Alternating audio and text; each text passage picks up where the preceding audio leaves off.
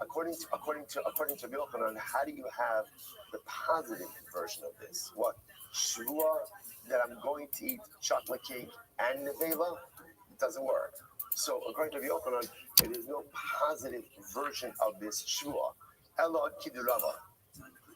Rather, Gemara says, what does that say? Amarava, shvua shelo ochal, va'achal apart, pater. Ultimately, again, the Gemara says that he'd have to set it up as a case of Rava, that the positive case would be shvua shelo ochal. I swear I'm not going to eat. And ultimately, again, he eats apart, then he'll be pater. Because it's in a roy laki. Look at Rashi's moment. Ela kidurava. Rashi says, "V'lo garas mishkachas avidrava v'aki gerusha. Lo tishni la kusha dereisha v'seifa kam b'stam farish ka'ela kula b'stam. V'oklin shein ru'in lachila." So it says there, but the Gemara wants to suggest that according to Rabbi Yochanan, we'd have to set it up as dealing with the case, dealing with the position of Rava. But Rava says shvua shelo ochal, and you eat apart, that you're going to be pater. Amrav Mari says, "Apana nami tanina." We also learn this. Konam ishti nenesi was his last case in the Mishnah. Kodev ishanisli imachalti hayom. Listen to this case. So we'll say this is thing. There's a nether case. It says Kodev ishanisli. Essentially, I take a vow which prohibits my wife from getting any benefits from me if I ate today. And what happened? That Ruvain ate, but he ate his wife is committed to him. So what do you see from here? That the consumption of Nevelut Sheva Shkachim V'Ramasim is what? Is a bona fide act of eating. Restream says, no, that is not a good raya. That's not a good raya. I'll tell you why. Hakli hashta hasam kiven the neikara achal v'hadr shtavle. Let's remember again. Remember how that case works. See, that case is a little bit different. Because what's happening over here? This is a retrospective statement. What does Ruben say? My wife is prohibited from getting any benefits from me if I ate the velas shefa. That's what he ate. So the Gemara says the fact that he ate keva demei kara alchal v'hadr shtaf, since he ate originally and then he took this shvua of a days chashuv shvei. That shows ultimately again that that for him this is considered to be a bona fide food. Since he already ate it, clearly he endowed it with the sense of kashi. Elahacha, but over here. Who ultimately has, since in our case, a prospective shvua, so who's to say he endows it with a sense of chashivos? Incredible. All right, so therefore, bottom line, what we're really left with over here is this fundamental machlokas of Yochanan and Reish Lakish about how to understand the case of the Mishnah. We're going to go on in just a moment, but what I want to say is both, so that focus still remains, with the Gemara pivoting a little bit, having to kind of rely on the position of Rava, that really the shvua shelo ochal is really going to reflect someone who's saying it's not fit for consumption, but the velas and shreifas generally are considered to be fit for consumption. In other words, the way the Gemara kind of ends up over here is by saying like this. There's a chiluk between foods that are what we'll call materially inedible or halachically inedible. It's two different things. The Havamina was, it's really the same thing. The Gemara is suggesting that potentially it's really two different things. There's materially inedible, which again, if you eat that shelo ochal, you will be pater. Versus things that are halachically inedible, which there could still be liability for. Okay, but what I do want to point out to you something very interesting, which is Rabbi Yochanan and Reish Lakish provide us very important pieces of information. So, for example, this idea of Reish Lakish was, example, generally, the halacha is, if I take a shvua, and I say, we're going to transition to a little bit of a different case in just a moment, but if I take a shvua, actually, okay, let me say this right. I take a shvua, and I say shvua, and I eat the daily v'shkatzim v'ramasim, generally I'm going to be pater. I'm going to be pater. Why? Because the concept of mushva ba'omer, I'm already under oath not to eat these items. However, again, it's very important to understand the sheer of Isser by Nevelas and Trace. Again, Shkatzim and Ramosim are a little different, right? Because remember, again, you get these insects where you're eating much less than it is called burial. And so even if we just, so let's keep focused on Nevela for just a moment. Technically speaking, if I take a shvua not to eat, and I eat Nevela, technically speaking, I'm not liable for that because I'm already mushava only. However, if I go and I swear not to eat chatzi shir, right? I swear not to even a mashu, even a amount of the vela, that shvua works. That shvua works because that's a new isser that does not exist, right? So what that's Reish Lakish's idea, and that idea is very important, and that is halacha l'maisa for us. Same thing with Rabbi Yochanan about an isser. Now that's what we're going to get into. I'm not going to focus on that. We're going to do this aside. Concept of you can take a shvua, and as long as it devolves upon something permitted, it can also technically devolve upon something prohibited. That's going to be true as well. Let's jump into that now. Says the Gemara. Says the Gemara. Amrava. Here we go. We'll say Chapter base 24. Second line down. Amrava. Big time of demand the Isla Isser Kolo. So we'll say let's go back to this. Right. So we open introduced to Isser Kolo. What was Isser Kolo? Shvua she'eni o kaplake, and the velas, trefas, shkatzim, bramos. Discuss this. And what was the logic? Since the shvua is a prohibited item, it devolves upon the prohibited item. You know what? The prohibited item is what? Already prohibited. Okay. So what's the logic? So the Gemara says, my time demand the Isla is the Kolo. So because essentially Isser Kolo is like an Isser family. So we'll say this is ridiculously exciting, right? You feel it coming out. I'll say listen to this. Because this is one of these things where we're going to get these concepts that are going to follow us. Oh, why is it Isser Kolo also? Let's Isser Kolo. You can look at options this morning. You just not have Isser Kolo. Very, very exciting. We just have Isser Kolo. Now, the rest of Isser Kolo Isser Kolo is right. Isser Kolo just died, so. Yeah, I'm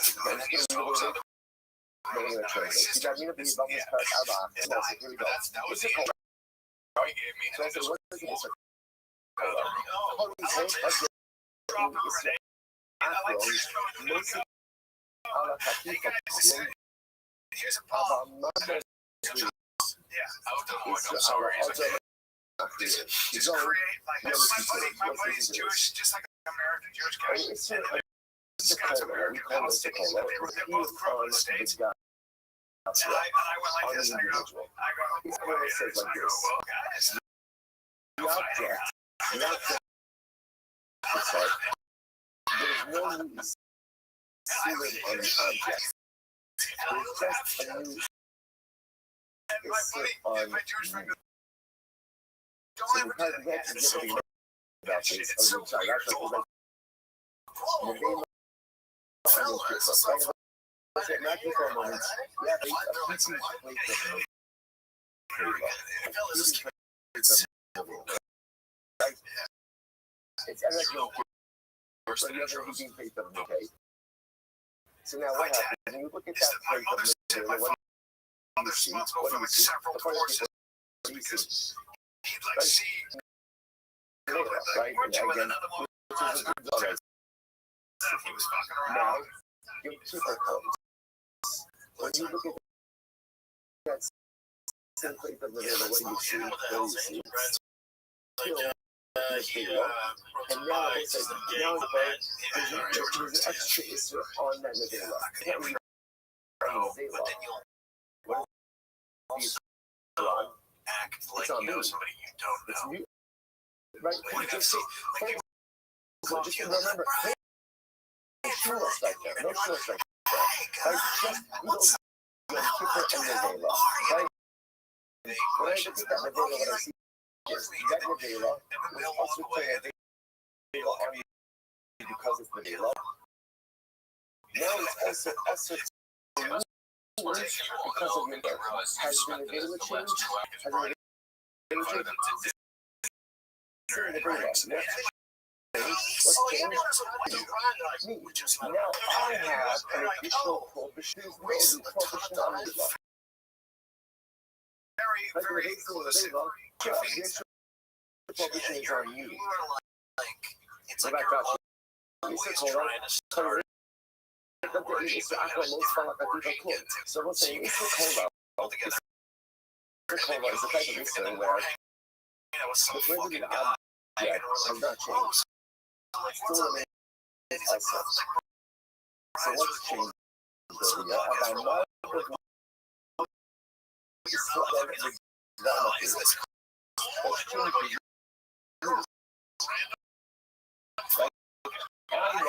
additional prohibitions because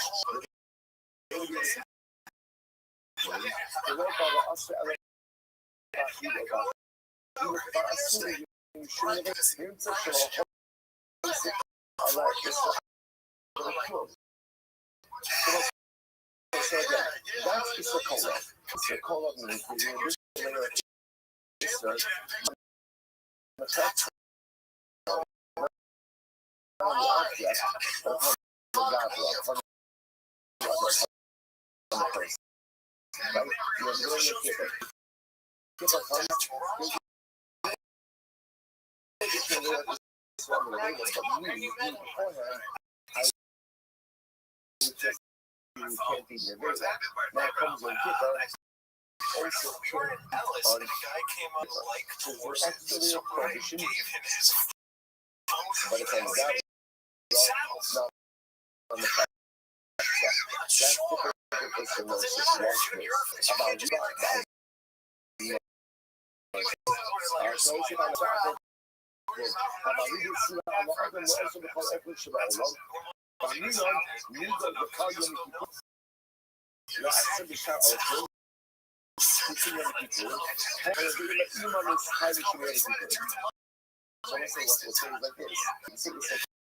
hold on, say like this. It's a hold on, say that the same way that I am not allowed to do anything, but look at this group on this, right? So again, the first even upon the day, lost time it us with me as well. And therefore, if I use the day law, it's a hold on, I will say like this. It's a hold on, that it was turned into beforehand, and since it's started, I'm going to keep working. Hold on. Includes everything, therefore including the day law. And therefore, when I eat the day law on the Kippur, there should be this dual liability for consumption of day law and for consumption of Yom Kippur. Like also, but that's Isra Kola. Isra Kola means there's an additional expanded Isra upon the Gavra, upon me, and the facts really remains the same. But Isra Kola will say is that since the Isra, these other items should also include the day law. That's Isra Kola. On the other hand, Isra Mosif, Kisha after Mosif al Chatika Asma, Davar Shalom, about Ayude Isra. The Isra Chatika when I saw some Mikael's Kozen Shabbat Isra Ahor. Is trying to keep it's like it's a dragon. I'll see if you can survive it. So the object is endowed with an additional dimension of prohibition, which did not exist beforehand. Once again, example of that. To go Ila Shal Kodesh. Also, that only Shal Kodesh. And what do the there? Once again, a great example. I was just a Caleb. I consecrated Caleb. Caleb had reached. Okay. So now, you know what I say? Now, look at this. allowed to be tailored right now. Like, can't be tailored like this. Now, that was fit to the Mizbeach. What happens? Naas and Yodar, now let's say, you go to the tailored past the person. Now that tailored becomes no side. Most of this in the Mashal Nutara. So, it's a lot right? Because now that same chela, which originally was fit to the Mizbeach, is now not fit to the Mizbeach and it becomes no sar. But after I mean, we talk Shechal Hashem no sar also Mizbeach. It's a rishon ma'akiv al milachol. Shein ze iser chalal iser. Chalal nami iser shein. Say, watch this. Most is a case where there's an dimension of Israel in the object. Now, again, we'll get into Israel in just a little bit, but it's most of things like this. That's it. Piece of chila, right? Piece of chila of hektish, sacrificial chila. So now it's fit is be'ah. Once you leave it over past the prescribed time, now becomes zar. So we'll say now there's an extra dimension. So now to eat that chila, what would happen? There's liability. What if there's liability? Number one, chila. Number two, it's coughing, Kabbalah, additional dimension of Isser is in what? Is in the right. And I just say that. This is tremendous. Absolutely tremendous. All right, so again, Rabbi, as I am, to the best of my knowledge, anything. No one really knows for sure. Elevate, Divrei, Elohim, Chaim. But this is the Mazor we live by. This is the Mazor I fucking live by. You do whatever the fuck you want to do. I really don't. Really? As long as you marry Jewish, obviously Jewish, I don't really give a fuck. But if you don't do that, there's the... Really? Get the fuck. Really? It's not a religion, then it's just some bullshit and a fucking map. Alright. Are you done? Bullshit on a fucking map. Are you done? How many days has it been? Really? Yeah, I'll never forget it. When I got this number, it was the second saddest work day of my entire life at that point. I was 10 years old, something like that. Moving on 11. And that's bad. Nothing's changed. What's changed ultimately again? With this box, puts it on the ground, opens it, and I usually didn't have names or anything on it, nothing fancy.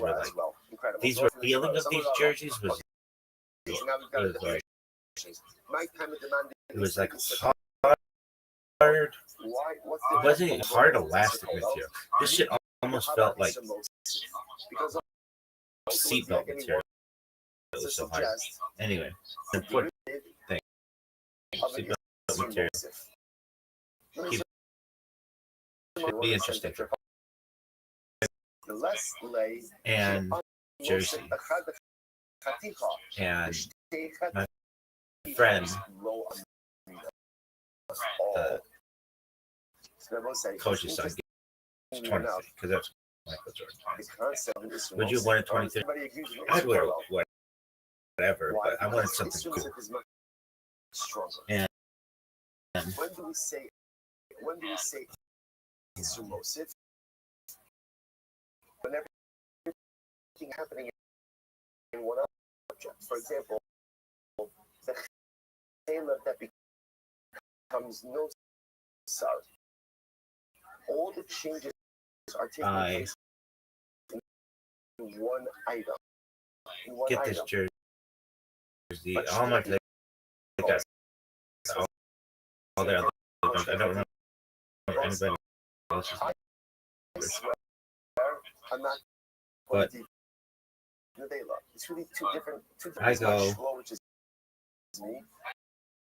And then there's another and so the thing that says it's the most important thing within one object.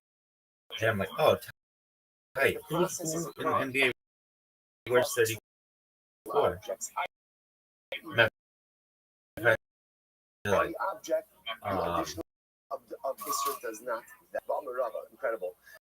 The man is like Isser. According to the opinion of the Isser Kol, they're like Magic Johnson, and like, oh, tight. I'm like Magic Johnson. They're like me too. And I'm like, oh, okay. And so it's like, oh, Larry Bird. And I'm like, oh, tight. I'm like Larry Bird. Like, no, he wears 32. Fuck. And again, the second shvur devolves upon the grapes. It also devolves upon the figs, which then means if I want to say, if I eat figs, I'm chayiv for violation of 2 shvuos. First thing where it says shita, that's obvious. At the time, Shaq wore 32. And they're like, oh, I think Shaq wears 32. And I was like, no, I apologize, Shaq wears 34. I'm like, oh, I'm like, Shaq. No, he wears 32. I'm like, well, who the fuck wears 34? I guess Charles Barkley wears 34. But I'll tell you what, kids. I am really about statistics, and in this league, I didn't have the most points. I didn't have the most rebounds. I didn't have the most blocks, but I fucking had the most steals. And I had this thing. I had a move. I could just tell timing and like body movement on them extremely well. Like I throw the ball and I fucking would dart for the ball and steal a lot of the time. I would have a clear breakaway, but that I had like 50% layup. It was like I kind of get nervous. Trying but man, I fucking had so many steals. I had the most steals, really. Yeah, even better than the best kids. I had more steals than anybody. I remember talking to this other friend of mine who was on a different team, and he was our player in he played like Division One for others. Very good, very good friend. And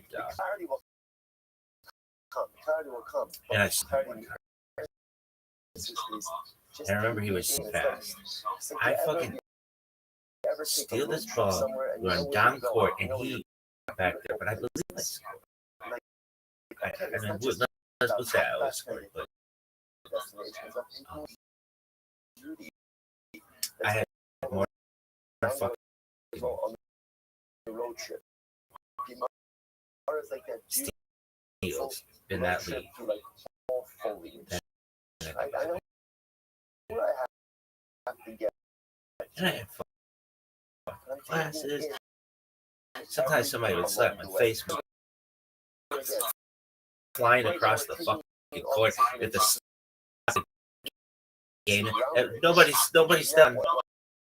Grab my glasses. I have to go fucking look around for glasses. Back on. And it weren't like Horace Grant. Like your parents thought you were going to be a serious basketball player if you had the Horace Grant. Not mine. I'm out there with the Bill Gateses. Oh, it was terrible. Anyway.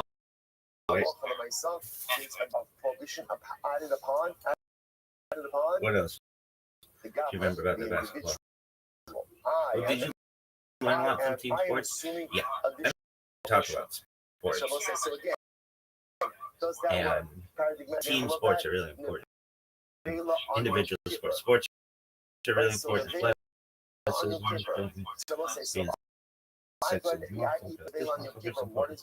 All right, so are you in a good mood?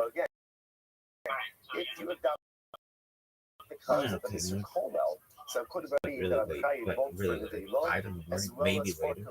And I wake up. What's not the same? What's not the same? I'm not the same. So we're looking for Ismosif in enough says the Gabra is the same, but rather again, what's changed? The Chefsa. Example of that, Nevela that becomes Nosar. I'm sorry, that becomes Nosar.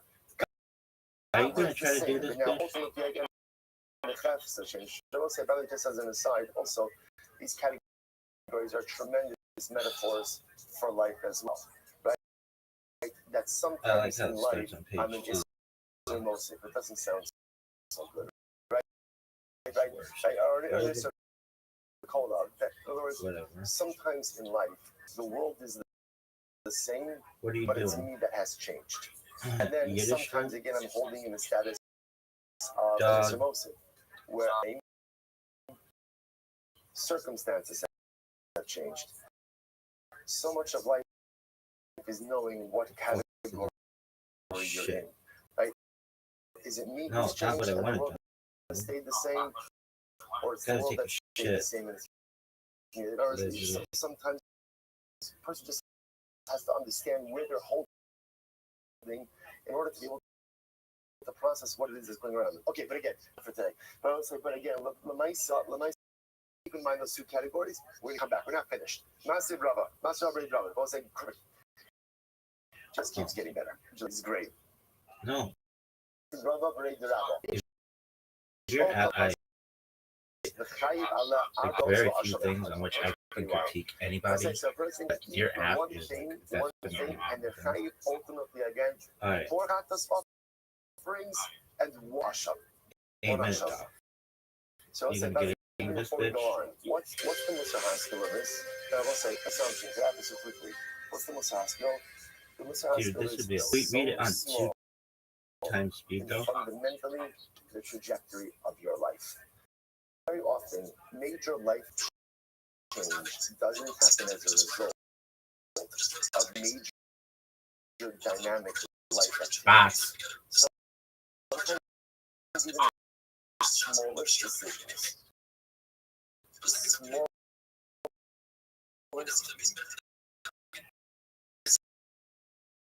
smallest actions. Scam. Because of fun. I forgot who I think it's ready. Like she said, Yish Kana Olama Shah. I think go ahead and acquire a little bit again. Olama acquire his world. Whether that's in down meaning into this world, right? Or in down meaning or which we usually translate to mean person could give meaning to his entire life in one moment. You both say the same idea. If you look at that word Shah, often translate Shah as a moment. You go back to gracious. What does the pasuk say? Give me subtitles. No subtitles? Low Shah. So if it doesn't have subtitles, it says Hashem Binat Shah. What does Shah mean? Shah means turn. Hazal would not turn his attention to Cain and his carbon. That's the Hashem Binat Shah. What does it mean? The Shah Ahas. Sometimes make a little turn. You just make a little pivot. You just make a little adjustment in your life. And everything's fundamental. Sometimes you don't have to make big pivots every time. You should kind of the shot. One little movement, one little pivot, one little change to make a dramatic difference. That's our game. Right? Sometimes you eat the one little wrong thing. And what happens? Okay,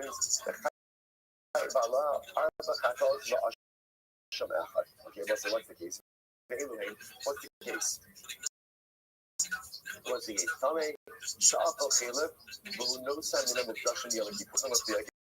means, right? Someone who is coming, listen to this. Someone who's coming and eats Caleb, that was no suffer from Hagnish on Yom Kippur. You guys got a lot of problems. Let's say about the nice again, so what happens? So here's the breakdown, right? If you look at Rashi, coming shop off Caleb, it's 4 lines down into the white lines of Rashi. Coming shop off Caleb, Kai you should be Caleb. So first of all, you Kai because you eat Caleb, right? For being fast, right? Number one.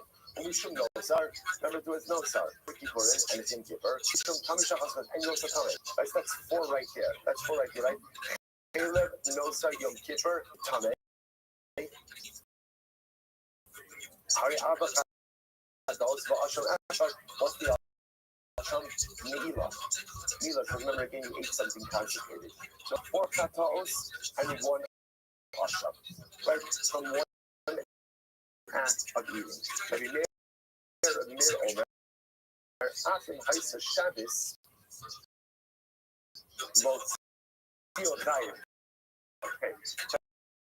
And by the way, if it was Shabbos, to clean it out.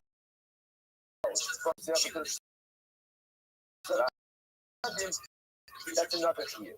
Here's the thing says, I'm gonna come on, it's ridiculous. I'm gonna ain't no shame. It says, no, that's not what we're looking for. In other words, what we're looking for, multiple levels of liability that stem from the same act of consumption, right? Because obviously, if you just want to pile on, so you can do that. He was also, shot back.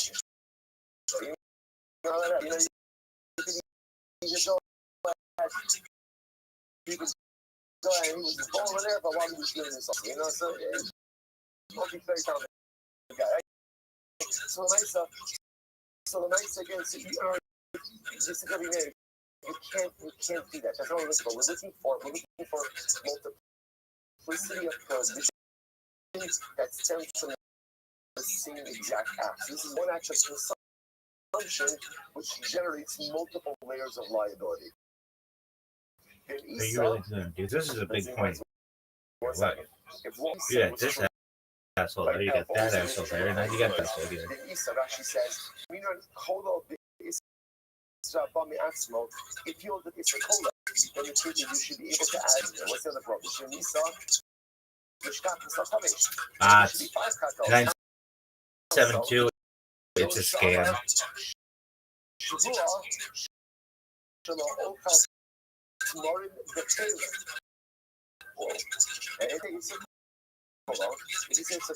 Then the truth is there is a way to go ahead and generate another prohibition. How so? For this guy,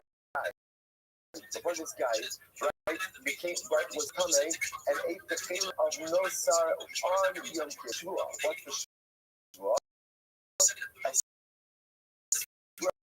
I'm not going to eat dates and Caleb.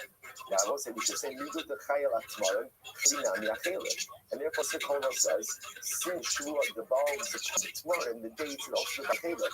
Therefore, when he ate this guy eats the Caleb, that's no sir. On Yom Kippur, and his son should also be Chayel what? By the Shua, which then makes him incur what? A 5th layer of liability. So why not add that in? And that's all from the same act of consumption. But I say, no. He comes up on the Elo. It's about the answer, we're talking about prohibitions that occur on their own, not prohibitions that are generated by an individual. Hagdish has been generated by someone, to which the Gemara says, big heart. If you trust me, Rachem, the Hagdish are talking about to us, that Caleb actually belongs to a Bachar animal. Right? Bachar is not created Hagdish, but rather again, it's innate Hagdish. Another possibility is Kikatoni. Says here the Kasha. This one's in the continuation, right? Gemara said, we ended off by saying there's such thing as Isra Kola. What does Isra Kola say? It says that although you can't make a Shavua prohibiting something that is already prohibited, and if you try to do so, it doesn't work. If you make a Shavua something that is permitted, and also items it works. So if I swear I'm not going to eat nevela, does that shua work? No. Why? Because nevela is already awesome. I swear I'm not going to eat chocolate cake and nevela since the shua devolves upon the chocolate needles devolves upon it. Okay, well, let me ask Kasha. Then Mark brings up this case, right? The guy who goes ahead and eats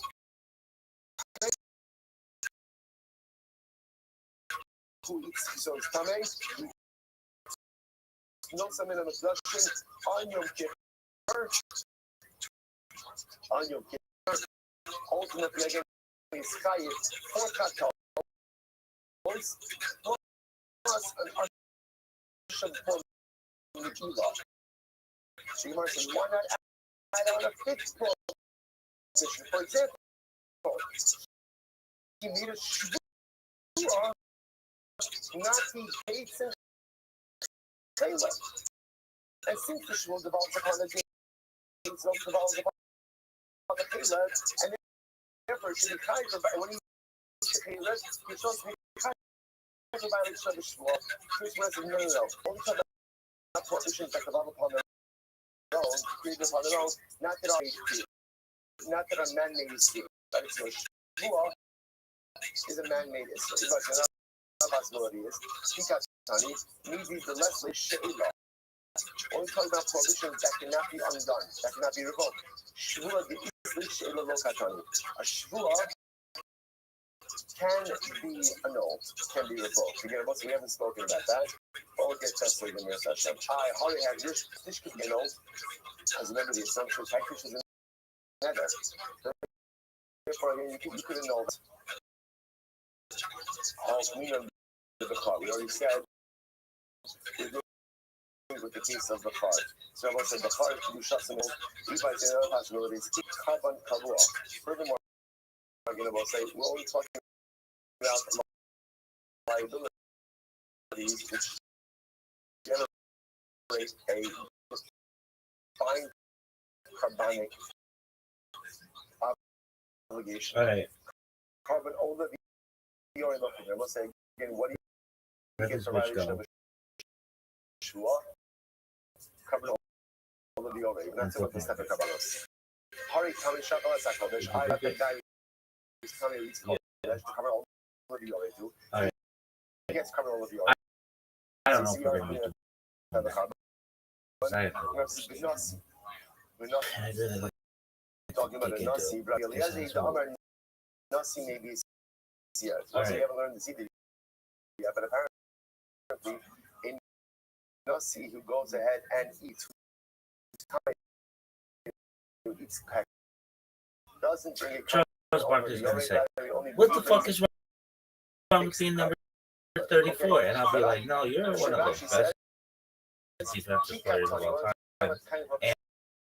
And a hilarious trash talker. So, I mean, that's cool. But it's just like, I could Madden or Shaquille O'Neal, he'd be like, fuck Shaquille O'Neal. He gets it. No, Charles Barkley. Anyway, but he was always kind of like a bad guy. Like, what makes me a bad guy? I'd be did talk to David Stern, dog. Anyway, but when he was a female son, don't know cards. Original prohibition.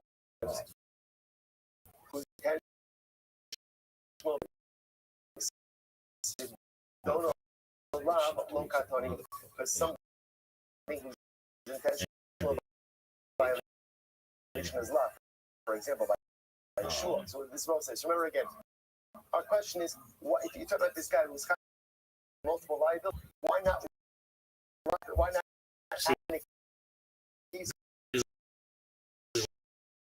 So we're just explaining why we're not including Shua. Because again, all the time in our cases, where intentional violations get covered by Shua. That's right. Is what? Is a love. Because he had shut up in jail, which was a tight If you game. don't know love, what about the case of Asham, which is only brought for a case of love? The Katani, and it's included.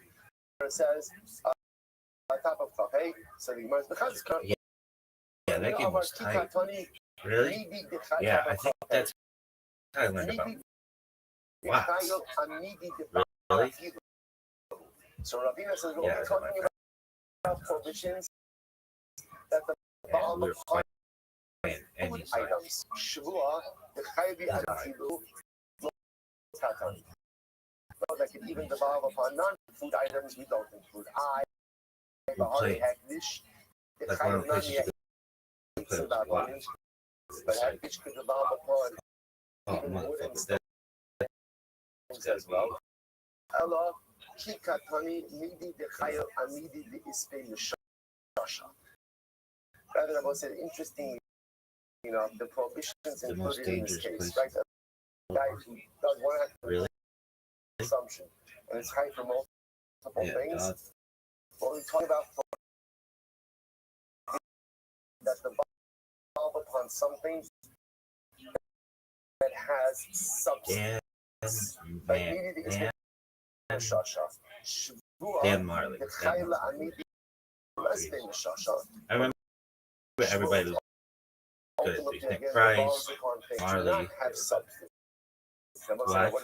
Because those are more points. I don't know why everybody doesn't understand.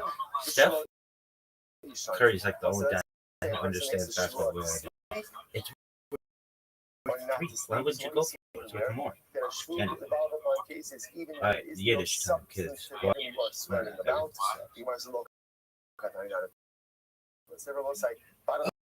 Understand why was this case brought up here? This case was only brought up here to finish the What did we learn yesterday? The other day, yesterday was what? Means that although Shua to prohibit something which is only prohibited, but if you take after Rabbi, fuck you, Kalawai. That's when you want to get fucked. If I swear I'm not going to go ahead and eat the such an oath is meaningless. Brass tacks, motherfucker.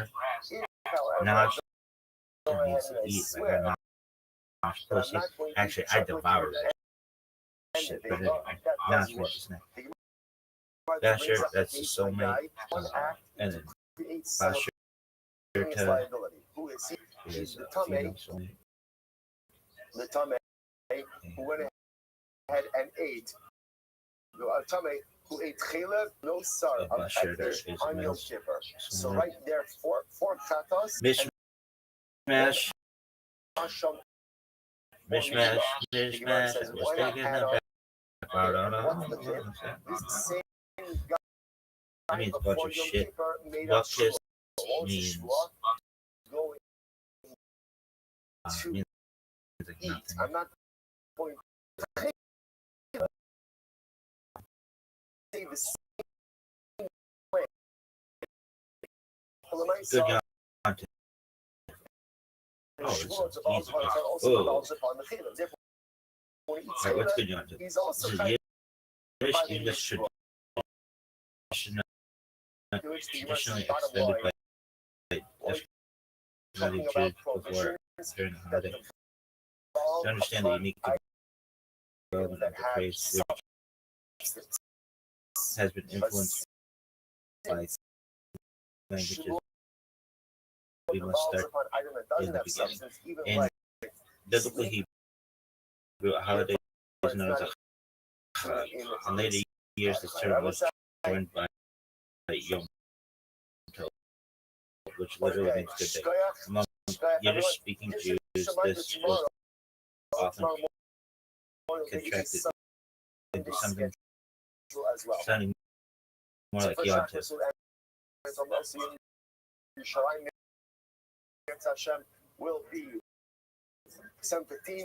And when one wanted to wish his fellow a good Yom Tov, they would say good Yom Tov, which was contracted into Guchontif. All right, Exported into the U.S. at the end of the 20th century. Guchontif was Anglican into Guchontif.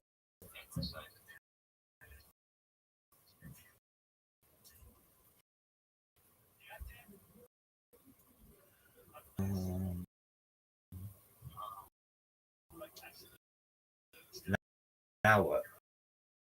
Because everything sucks. All right, we've got to go to Kabbalah, Pip Kabbalah, Pip Kabbalah, Kabbalah, Kabbalah, All right. Good morning. You think everybody's gonna ever watch this? Nobody watches this asshole. Go watch mine. Our annual Well, that's cool though. He doesn't talk about this year as his host from our classes for the month of year Habali Raman Karak. Now, L'Oreal. Excuse me, of Shmuel's father. Lipa Ben Yecheska coins upon the and a week of learning sponsors, meaning the many of her daughter upon the fast. Anna Dina. I got two sponsors for them, raising Eskin. The Zecha Nishmas, her husband, Yoel, Yisrael, Ben Mordecai's own Rafa. His yard site is on the 23rd of ER and to America. All of the Shamasad Aliyah, the families in the all the travel together with all the Israel. All of our hostages, all these soldiers to be successful the whole match for 8 years. First, back when Junior of Alaska group is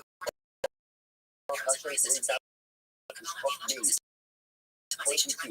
We have to up and rest on some on above 21 lines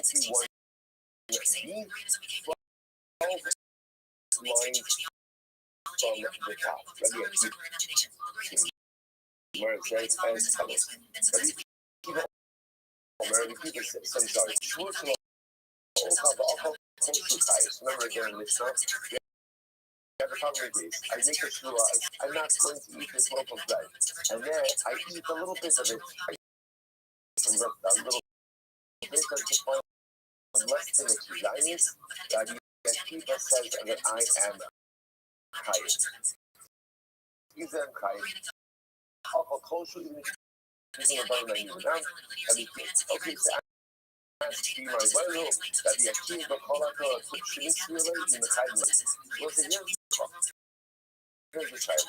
But not the Akiva is very unique because in general, whenever we have an interaction of publicity, in general, here is Akizayas.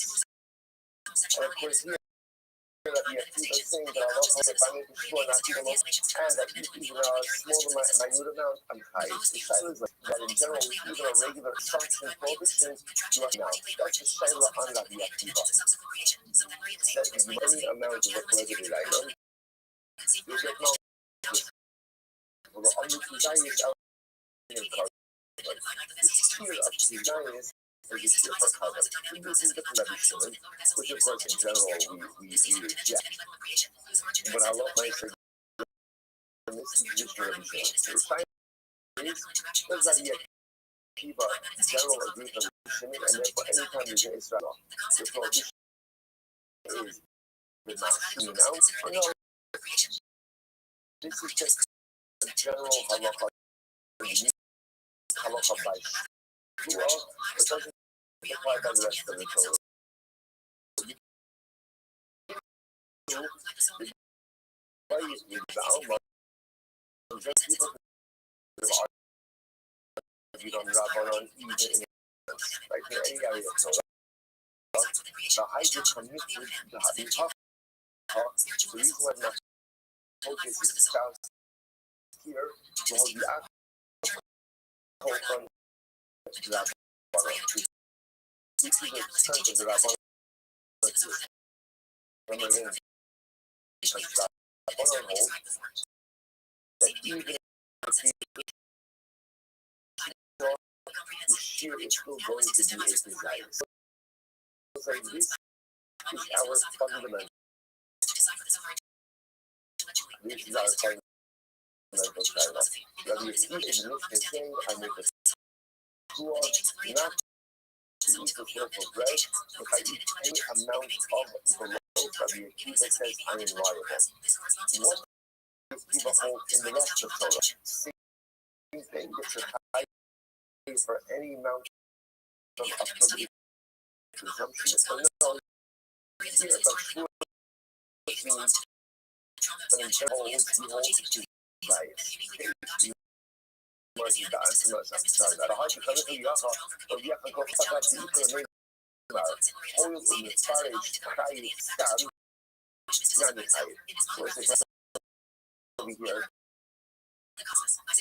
That's the entire Torah, and the reason over here is that it's to highlight to us the strength of the According to the Rabban, unless of course you go into this. Now let's see.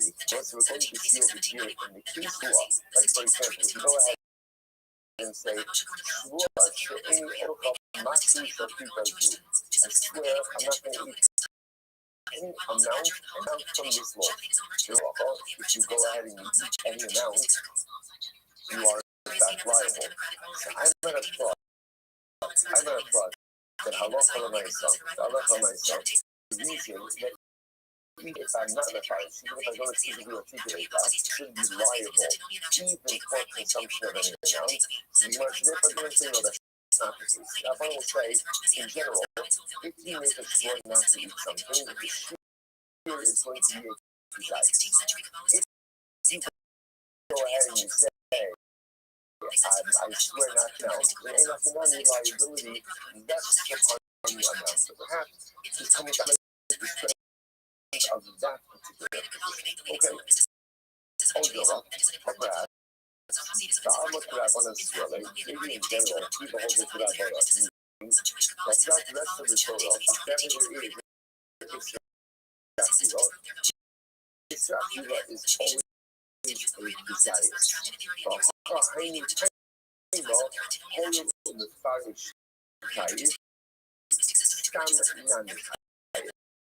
And here, like people give the witness and said, both say, this idea, general that the Akiva holds, that it is still Akiva is a desire. So why in Shua should you be hiding that you can say even on a new count? The last final idea is follows. Since it is a Shua, the ability and prohibits even a master. Perhaps what that does is that pieces of Shua, by definition, are that's the logic. Since there's a contract where master could be where even a minute amount can be contributed, that becomes our default setting in any case of Shua which prohibits consumption. Okay, so this is our Shiloh. These are Shiloh.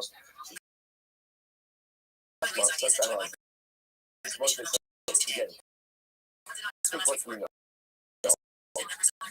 We know that by Shua, the Yeshiva holds that if I swear not to eat this loaf of bread, then what's the halacha? If I consume even a master, any of them, I am liable. What's our Shiloh? Is this like by Shua? But by the rest of Torah, he agrees that the Shia is a desire, or perhaps no, you're going to be sinning even by the rest of Torah, and in general, prohibition of consumption is a master. All you need to consume is a minute amount from Malchus. But when design is before Habanah, that's our Shiloh. Let's analyze the Tashma. Yom Rabbi Akiva, they said in the Mishnah. So this is now recording an actual conversation with Mishnah.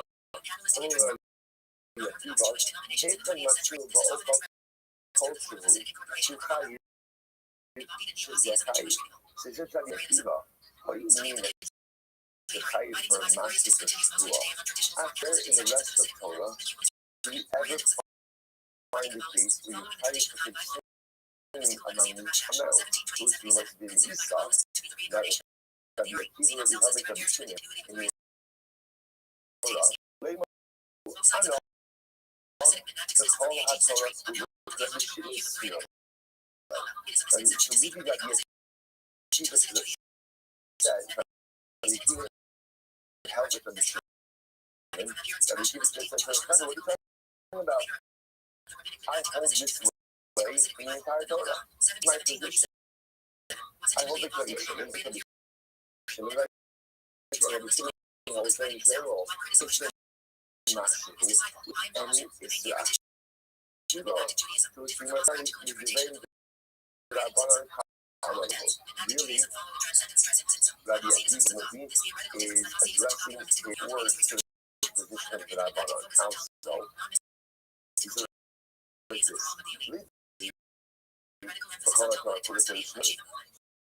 But he gives like this. Really, you're asking me that I hold the entire Torah, and then for every for Akiva is the master, any amount. However, you might say, the Bidaku only in the parish chayiv stand on the chayiv. So he keeps his Rabbanan are going to disagree with me in the rest of the Torah, but at least in Shuvah agree with me. Why? Let's agree on stability to explicitly articulate a mashru, right? That even a minute amount should be also and make that the default setting in Shuvah. And if at any time you swear that's something by definition you prohibit even a minute amount. The Rabbanan say no. The Rabbanan say no. We don't hold that way. We hold that the yeshit in all areas of halacha. Okay.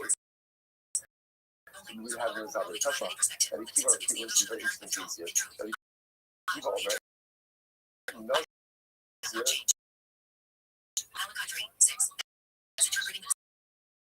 Shara Ita Bayai. Yish Bas. Being a starry tree. She was very interesting. You have noted. Obviously, nurses are able to go ahead and drink wine. So look what our nursery does. Our nursery goes ahead and here's wine, soaks the bread in the wine, and the bread and wine combination combines to form the pizzitis. So there's not enough wine to generate liability, right? But the bread combined with the wine creates the pizzitis. Look at that. Rashi says, "Each pakadei lecharet pizzitis asiyayis." The last, second to last short line in Rashi. They had to miscarry with it. So again, you have there was things about this, and this piece over here, bread is totally fine. But if you get elements of the bread combined with the wine, forming the sheet. It says in the Risa that the obligation is really sorry. That's like people hold the tradition. Right? Meaning that what? That any time you start it's always the national, it's always even amount, and why we need to combine. Right? In other words, that you give any minute amount of wine, and leave it to the rest of it. Why do I have to get up the threshold of science to combining the better wine? Furthermore, both none, shul shulchal. Where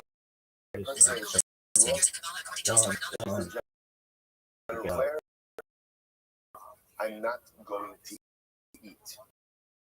I'm not going to eat. What happens? I think that's a misnomer.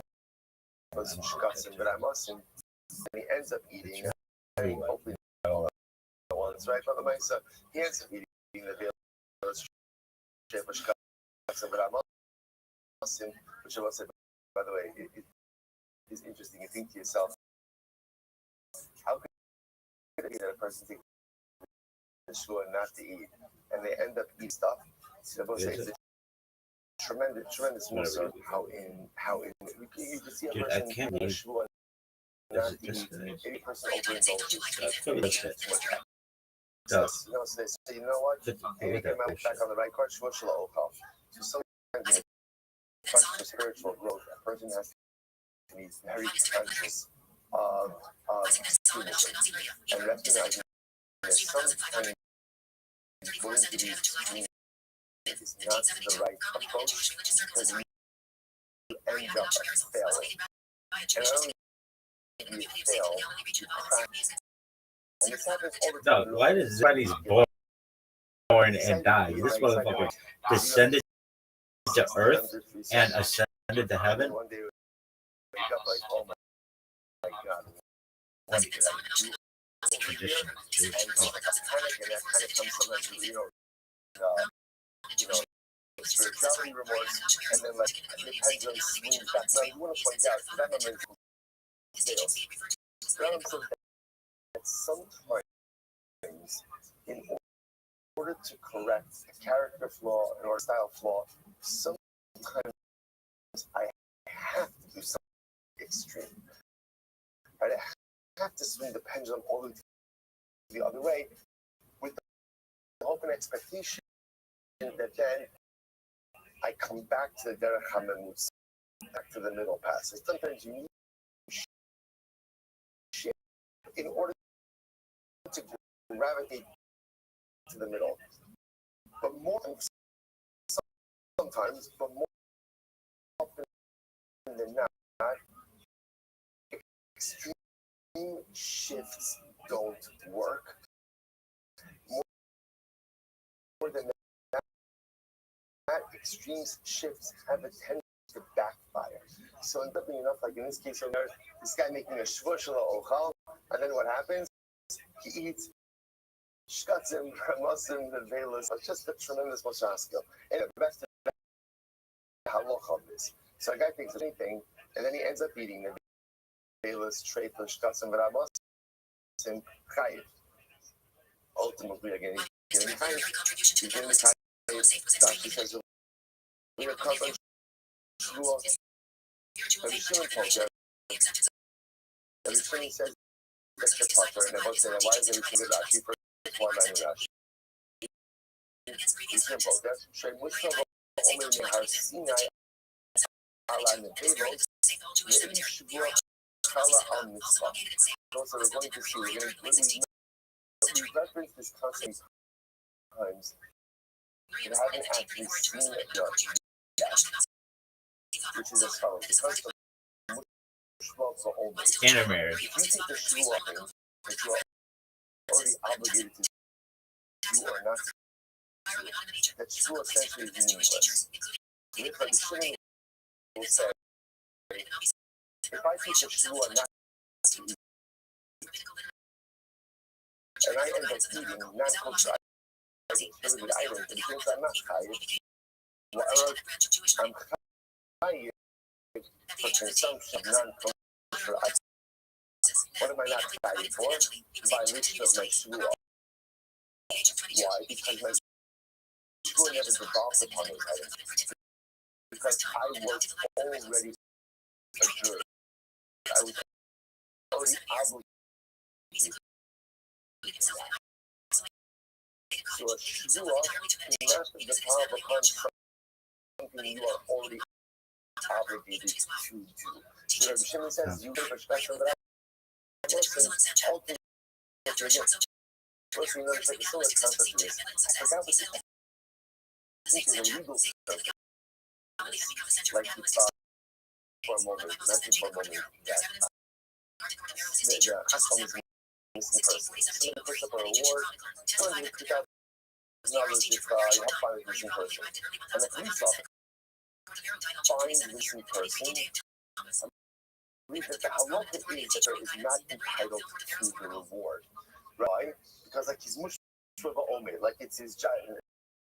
that's not the technical term, but again, it's the same. So if you're already obligated to do something, you're obligated to do something, then halacha l'maisa, the external pressure doesn't develop upon you. So therefore, I can take a shua not to eat, but I must live. I'm chayiv. I want to be clear. I'm chayiv for violating Allah, eating non-kosher items, but I'm not chayiv for violating my shua because my shua never developed upon those items. Okay. The Gemara says this follows. The Gemara says that. But we said why?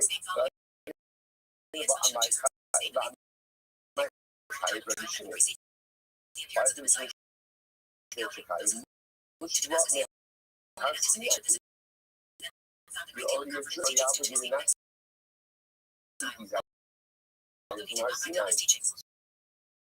The Rabbi Yochanan David Tabayu, the Kolo Ton Hamutarim into a different time. Yes. You're right. Had a person just said, I swear not to eat, the neighbor's trait was second that I'm not sure. Such a shua would be essentially, meaningless, because I'm always privileged not to eat those items. However, we suddenly call a shua kola, which means that halacha l'maisa, if other committed items, so then the shua could develop even upon prohibited items. In other words, since when I say what am I including in that? Including what? Foods. So it's saying once the shua could devolve upon committed foods, it could also go ahead and devolve upon prohibited items as well. Rashi says over here, the kol hamutar. Second. But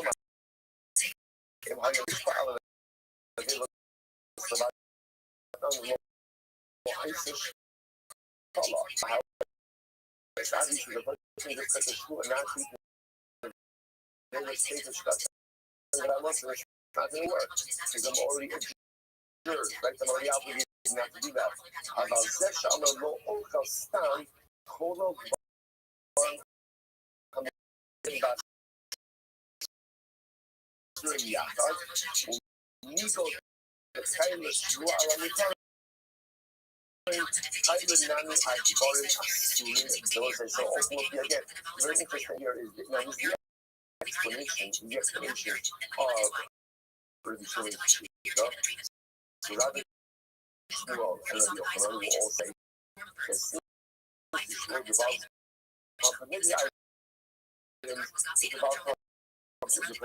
it's about complicated items. It says, yeah, come on, so let me just this case, it's LFE, the mechanic, sure about the drag. So we'll say, could very well be the way we set up this case to prove by word is as follows. I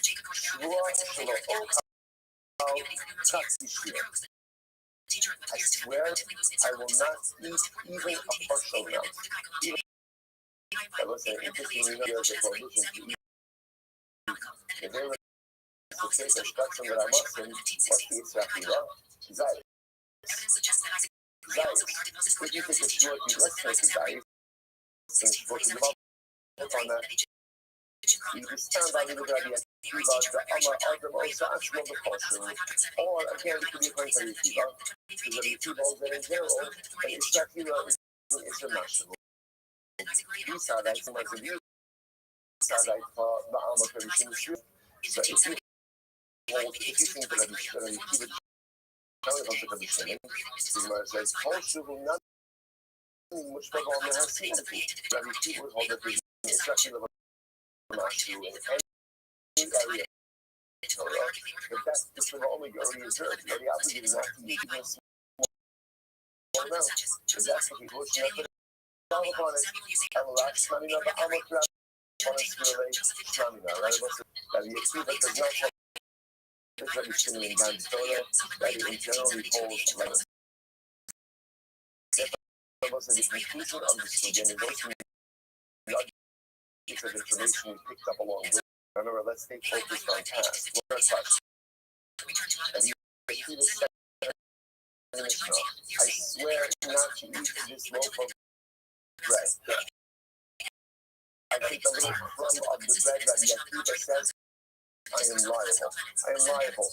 So the Gemara says, Rabbi Akiva, is that your position at your highest match was just you hold that in general halacha. So all these Akiva. Now there is a position that holds that Mashahu all prohibited consumption. That is the position of Rabbi Akiva.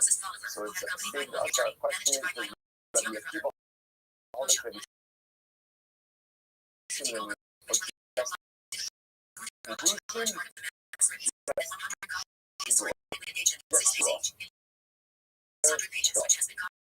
you can speak with a master therefore create that as the default that any distraction of a will always be a master and you don't know. But in all other cases of the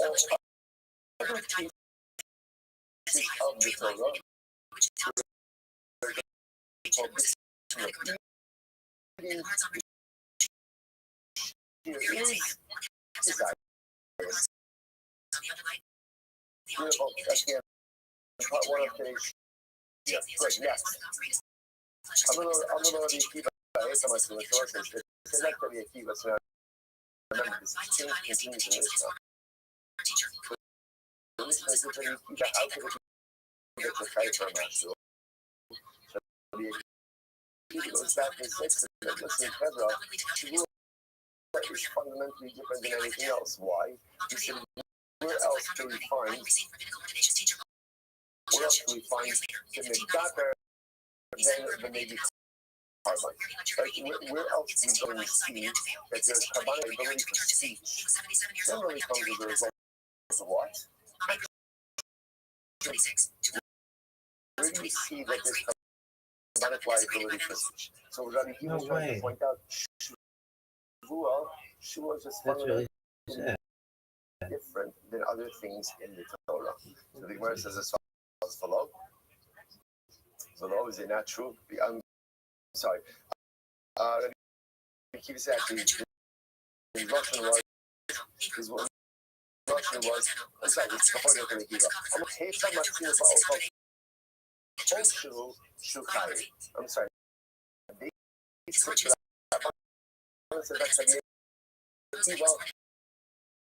Where do you ever find that there is liability for consumption of minute amount of prohibited substance? Now the Gemara says you must know below or by hand.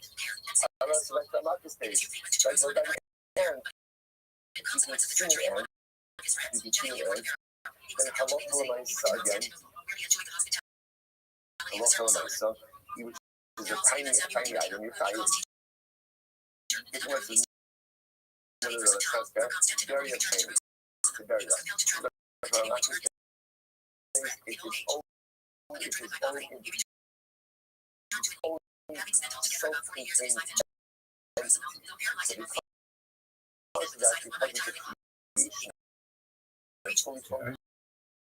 Fred, I've never heard it like that. Even though it's very small. Bahari had dish. What about had dish? Because of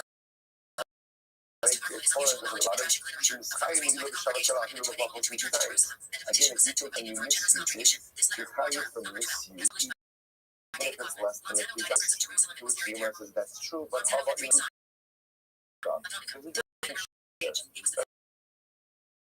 The shear from the Elon, a fruit is worth of use. I have a hard Mithari. What about Mithari? The person says, what any speakers which are not to be very serious. You say, I'm not going to eat them, I need to know. So again, you see where the public involved even on any amount. No, the fire is coming to go your family. The fire is different. The fire is like that. Right? When you articulate something, this articulation makes it like an ant.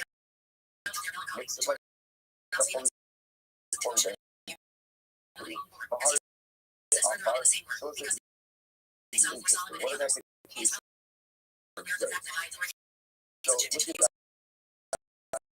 that. However, she was offer person swears, I will not eat dirt. I won't eat dirt. Take us out of that. But the big one below, we'll try to take care of the type of culture. So the person says, I swear I won't eat dirt. The assumption is she is not a good giant. That's what we're assuming. But the sheer ultimately is, even a culture, which the Gemara is about Yafar, hello, okay, I'm a Kisha to Bayava. Rather go ahead and experience based on what happens. I said, this Shua Oka for our Kama. Listen to this. So the Rav asked, if a person takes a shvu, I swear I'm not going to eat. I'm sorry, shvu shelo ochal, excuse me. I swear I'm not going to eat. That's the shvu. I swear I'm not going to eat. Bachal afar. And I eat dirt. Right? So my shvu didn't contain dirt. My shvu was just, I'm not going to eat. End up eating dirt. Becamo. How much dirt do you have to eat in order to be in violation of your shua? So the Gemara says, Tifsha.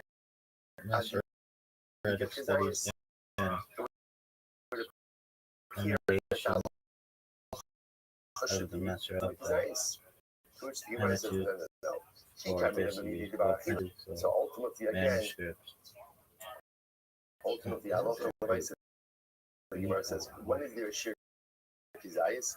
Only by something that is. It would appear to be that everybody would have been by since dirt is not food. Very valuable. Even the authors of the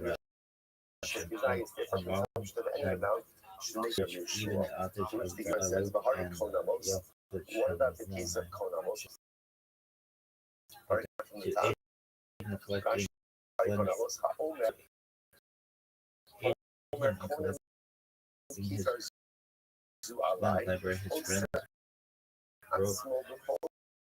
To the community of Jerusalem.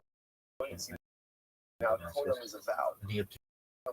So if a person says konam, alive, is this should be konam to me? On the strength of now, one of which to which the Gemara says, so you see from it can be instructed even by Mashu. So since very interesting,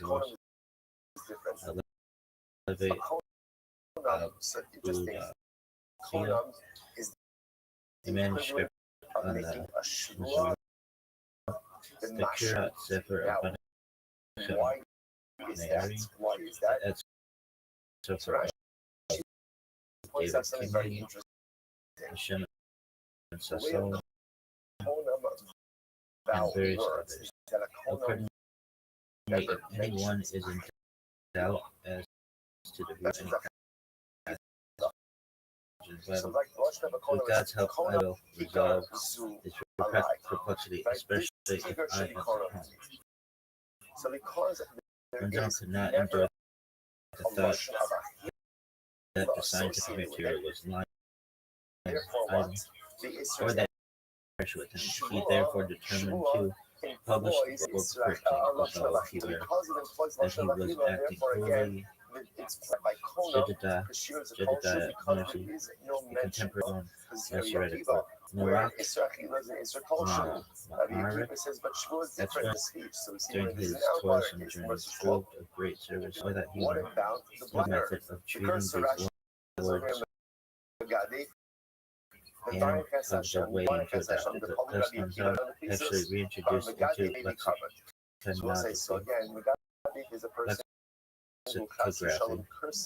the rational science, the rational scientific spirit of the old class, the very Arabic philology, is the opposition of his contemporaries against the authority of old recognized teachers, including even the author of a valuable summary of the Ma'arif by Philip King, Paris 1629, has been published by times by A. Jawad, 1853, and printed in the Leonard's edition of the Nation Band of Rome under the title Arba Safrarim Tahim. Their kind are reprinted with additions from his great work mentioned above. Al-Dash was published also by Judah Perez. Donation by Jacob Pendleton in 1967 by Azrael Vilna per and Venice at 16th century. Tova Tokaha dead poems written at the house of Solomon, his patron in Constantinople, Proverbs entitled Seizel, Ayim, Moses, Ben, Nathaniel. He was trying to say just like you can that way, so unique in that it is kind of creation. I have a heart of haggish. What about the case of haggish? So let's say from the moment that he makes the haggish, Allah says again to go ahead and let's say benefit from the haggish, you have a call for generates obligation for carbonate. It does two things. Number of speech prohibits something because by making something teach there is carbonic liability. The Gemara says no coming on by also on kulo. So we're looking for a case where your speech creates something, but only for in the case of hectic, we need something hectic so it's everywhere. So it's not a harikona. What about the case of konam? He says that harikona, ella alog, maybe carbon those are going to see. We'll talk about this more. But also, what about a konam? Right? So again, there's a case of speech. Creates carbonic, which creates and it also creates carbonic. It says no, kasam.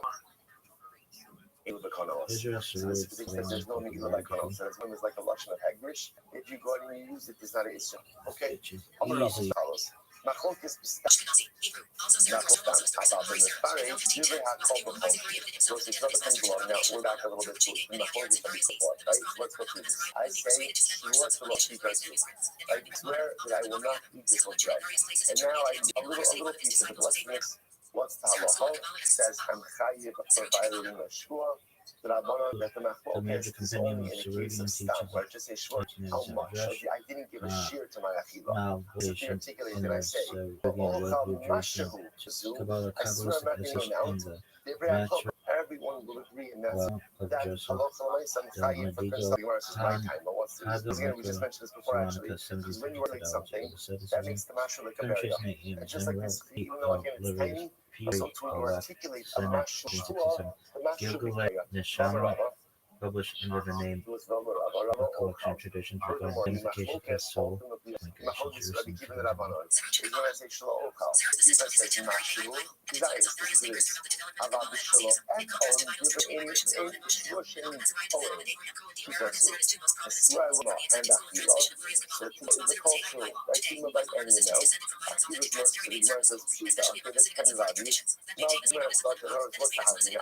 migration, when people say taste, eat. Like many a meal has begun tasting something, right? Another taste, a little less, right? So again, I might have thought that vernacular tasting means eating. and then he No, in halacha means tima. You should just know the semen in Hilchos bracha. Right? There's a lot of interesting halacha. You have to make a bracha before, right? Again, taste something on a fast day. Is tima by shvua? Rabbi Shimon will agree. Why did Rabbi Vidal and that fight, why did Lanzano denounce his work? I'm going to point out that the rabbi is just important to understand that Halamaisa Why myself bullshit? that Like between the way Rebbe you with take a shvua, we'll see it. We'll get to it in a minute. no That Anza. halacha myself in the shvua case, you will see in the shvua case if it's a kizayis or a mashu to that. But in these two cases, everyone agrees. Here's what happened with Menachem today. And my people sometimes talk about him criticizing and announcing the book of others like that. Who runs out of Menachem ben Judah ben Menahem de Lozano was a 16th century rabbi, Vedic scholar, lexicographer, poet, and Kabbalist. He lived roughly around the mid-1500s until about 1618 to 16 was like in Jerusalem and elsewhere. What he did, Lozano wrote important works on the Torah, Hebrew language, Arabic, Midrashic language, and Kabbalah, including his major compilation. Should tell you about why he clashed. He wasn't known for physically fighting with other rabbis, but he frequently argued against their ideas, and this is like where your question comes from. Zan was very critical of writing of several predecessors and contemporaries. Here's why. Strongly voiced critiques, Zan challenged the works of a number of scholars, including those involved in Kabbalistic teachings.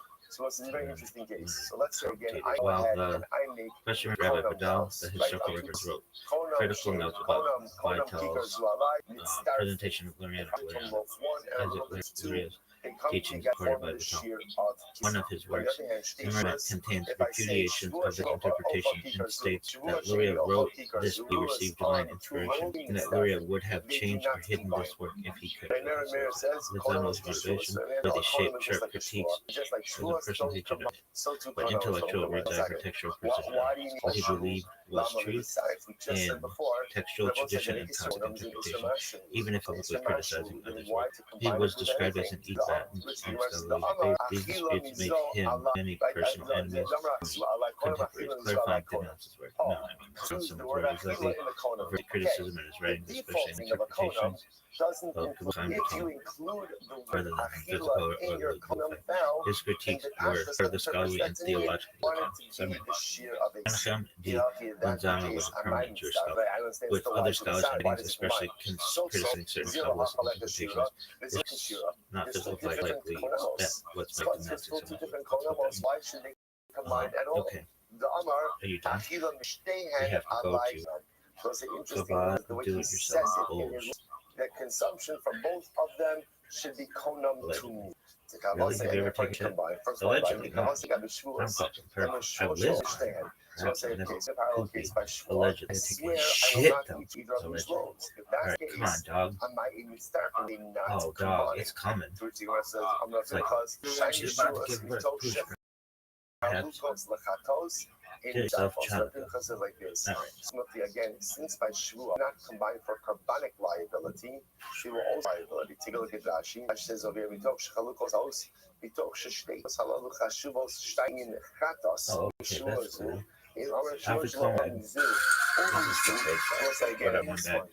He's nuts, allegedly. Oh, fuck it. No, that's the shit, though. I would rip you a new fucking asshole right now if I didn't love that name so much. Right? Why not? Because you're the what? Since there's distinction in Kornamos on my law, but switch to the switch around the sheet. Shvuos Tikonamos, but Shvuos are like Kavaros, and ultimately, again, he does not hold life to Shita than Malchus. His purpose is Titania Hasi, what you make this last statement is Malchus, is a type of a cult, but ultimately, again, by God requires some higher shear. Okay, either, and if it's by a Fila, it's going to be a Kuzai. Dude, I fucking love Matza. Sure, Matza. Remember again, there, but Konam is a lavish. So when a person says Konam Kikar Zu Ali, a hektish reality, the Shaila is that real heaven? It's not real heaven. What's not real enough? I mean, will be, is there an Isra Ilah? If you use something to say that the Ramban on hold, ultimately, Shmila the Konamos, that there is an Ilah, and you learned. Are you fucking serious? Oh, we were learning about. So say if I make a loaf of bread hektish, and then whether I, and because there how do you do it? That shows that what is real should also be redeemed. To Allah hektish. If I say this kika to me, essentially what I'm doing is I'm creating a parallel ma'al. If I use it, okay, I've committed milah. I think we could do both. What the fuck? That's a manila envelope.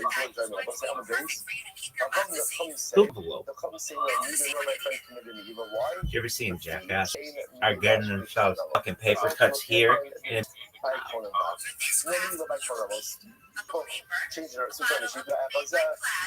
Mod Podge is giant. He just wasn't fucking Martha Stewart. Now, what up hints from Heloise? All those bitches.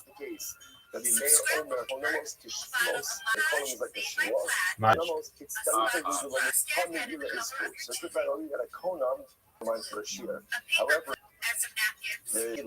when we were kids, we took that Elmer's glue and peel it off, and then the gel comic was a changer.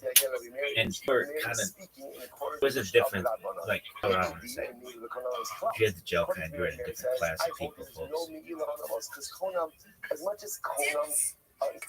Why? Because it really. Because it's not real hectic, but there's no Megillah. According to me, Megillah, and be with me that a couple is like a shua, but I want on a shvuos, like the Pinchas, Konamos, the Pinchas. Ultimately will hold, ultimately again, hold the Pinchas, and Konamos, the Pinchas. Almost I saw again, bottom line, again, interestingly enough, as much as we've not done the city of Konamos, we're picking up like a lot of it's about Konamos. The Konam, yeah, that was crazy. It's sort of the Mashu.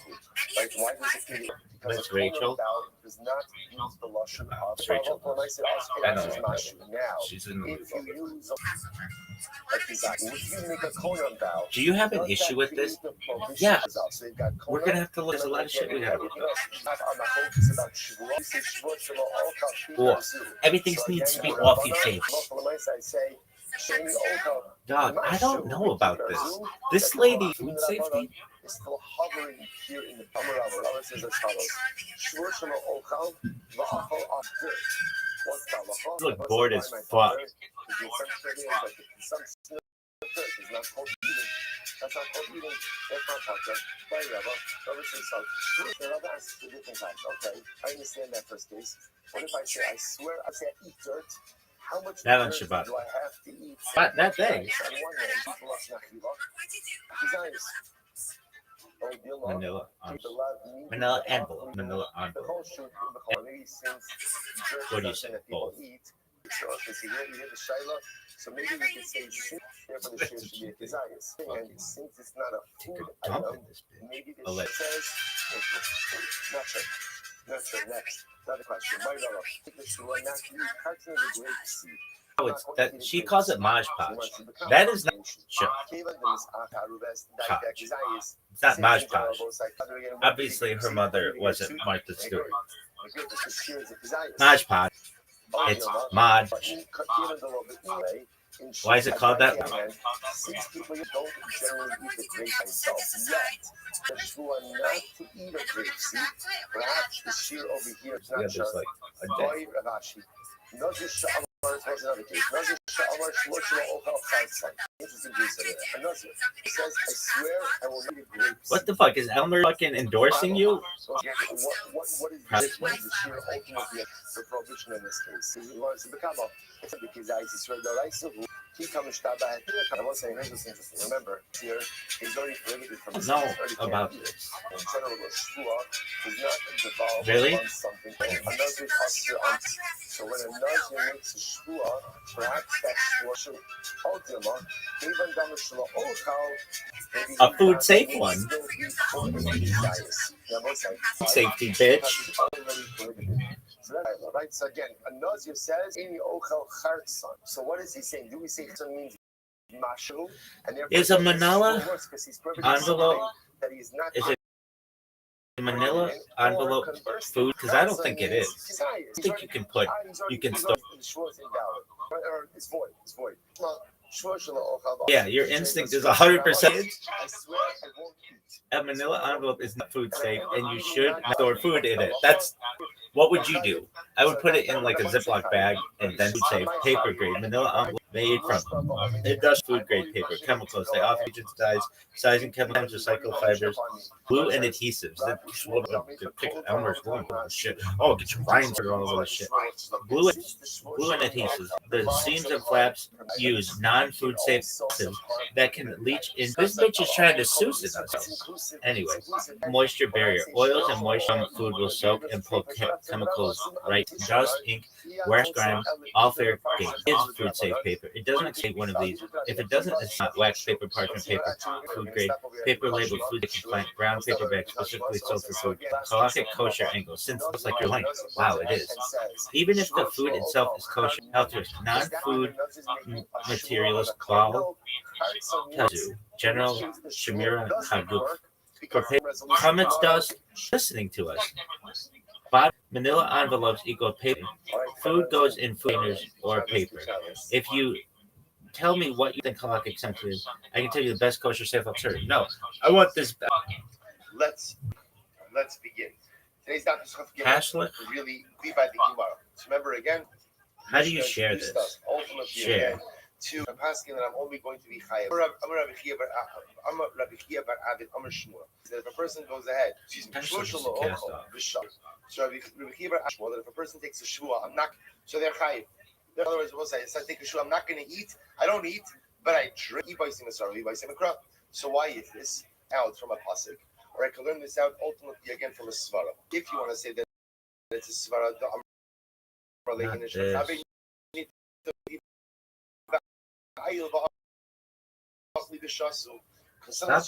a person says to his friend, let's go eat something. Conversation about being a Jewish woman. They end up eating, so we see ultimately that what? Tactless. Down to tactless, bitch. Please watch this out of a manila envelope, food safe, and it runs into all kinds of issues.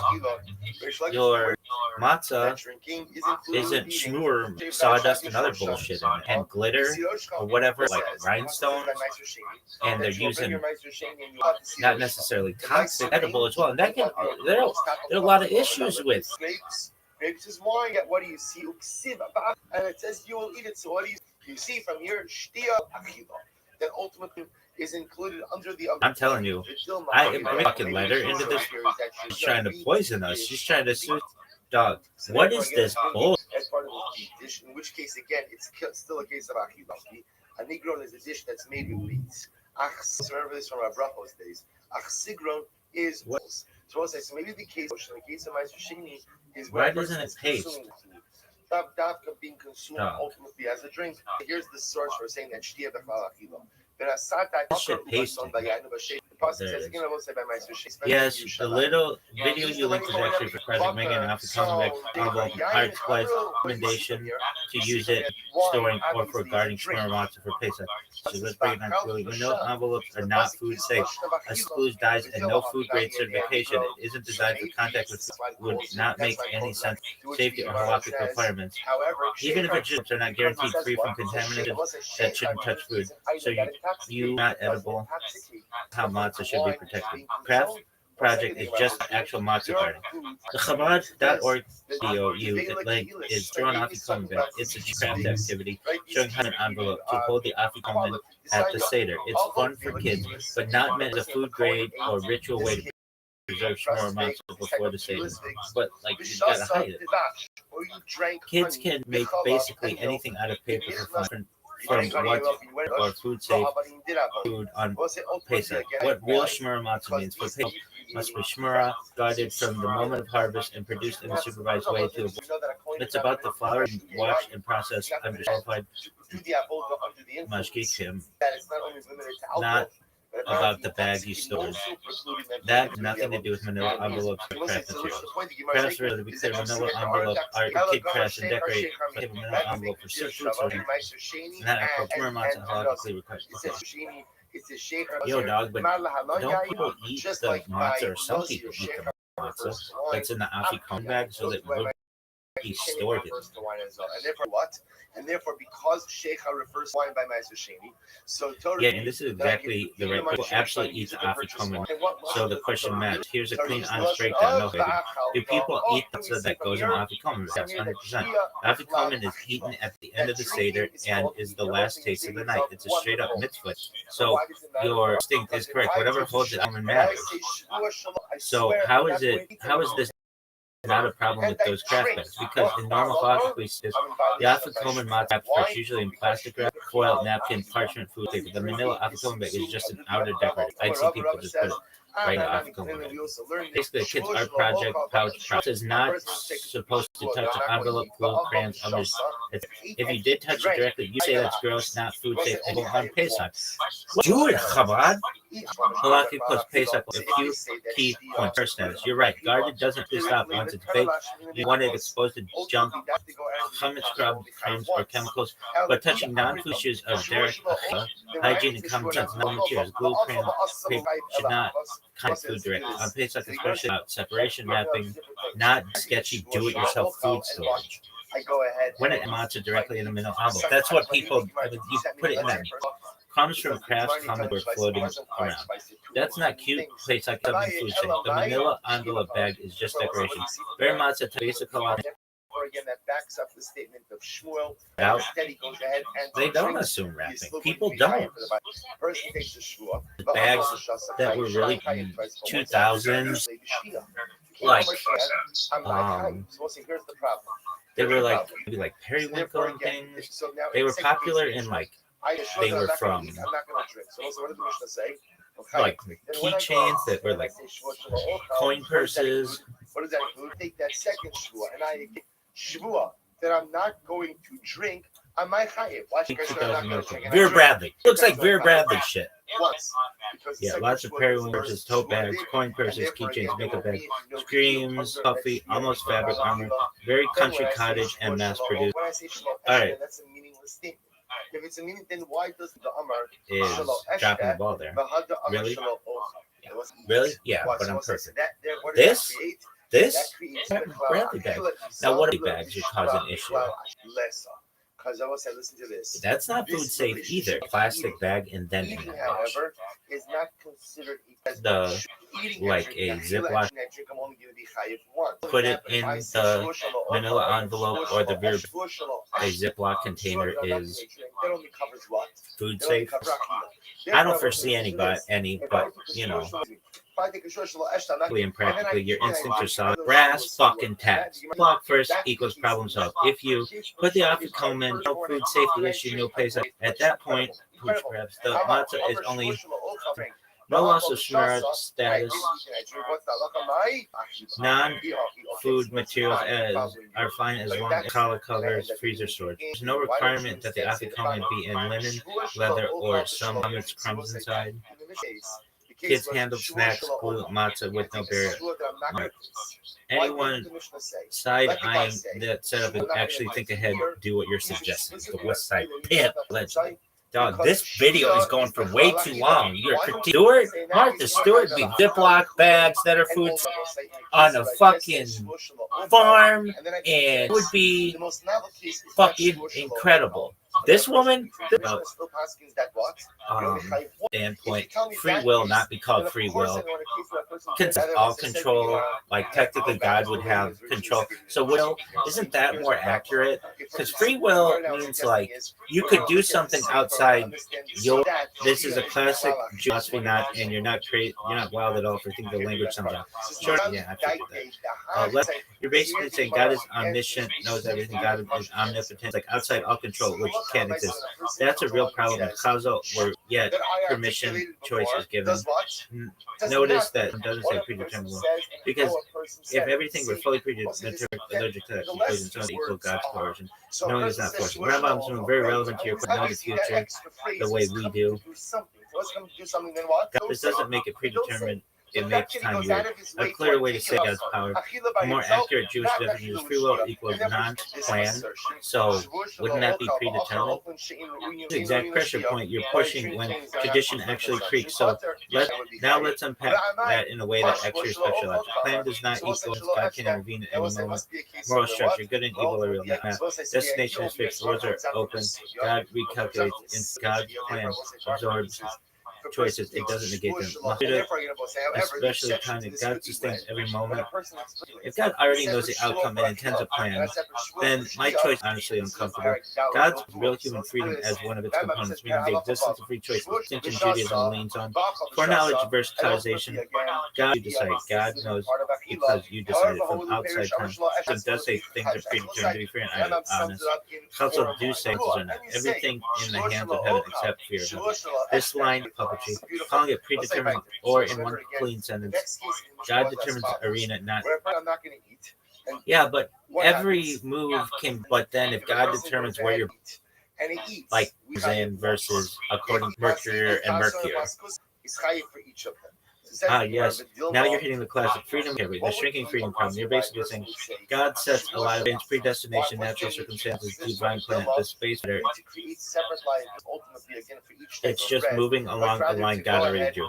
It's in between Hashgacha, Pratit, individual divine providence, and doesn't resolve it in Leibniz or Kant might. Instead, the paradox roughly like this. Humans not. God does not control that. Plan absorbs your free choices. God's plan is like a rubber band around the river. Dimensions, circumstances, abilities, but remains intact where Mercury and Mercury. Not Mercury and Mercury. I meant Mercury and honest here. If you're saying God's all powerful and all knowing and everything, then you can't say that humans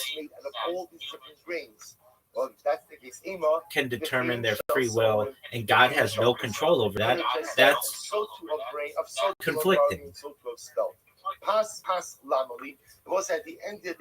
Got you, and you're right to call BS on any answer that tries to sneak past the contradiction. Let's be brutally honest and clear about it. You're saying correctly. If God is all powerful and all knowing, then saying humans determine their free will, and God has no control of that, is logically inconsistent. That's not a vibes argument, that's a hard logical claim. And you're right, taken literally, the statement cannot be true. So here's the honest truth position with that apology. You're right, absolute free will is impossible. If God creates every moment and sustains every action, God knows every outcome, then nothing can be outside God's control. Free cannot mean independent of God. Any rabbi who says otherwise is either speaking loosely, speaking pedagogically, or not thinking carefully.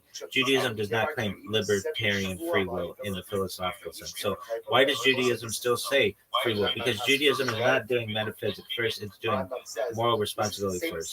The claim is not humans are metaphysically independent agents. The claim is humans experience real deliberation and are held morally accountable. Those are different claims. The honest Jewish move, this is key. Judaism says God determines that there will be beings who experience themselves as choosing, and God judges them as such. Meaning God controls the system, God controls the rules, God controls the knowledge. God voluntarily does not override human decision making, not because he can't, but because he chooses not to. That's not a contradiction, that's self-limitation by an omnipotent being. But doesn't God still know the choice? Yes, and that is part that people hate because it's unsatisfying but honest. God knowing does not remove the phenomenological reality of choice. Phenomenological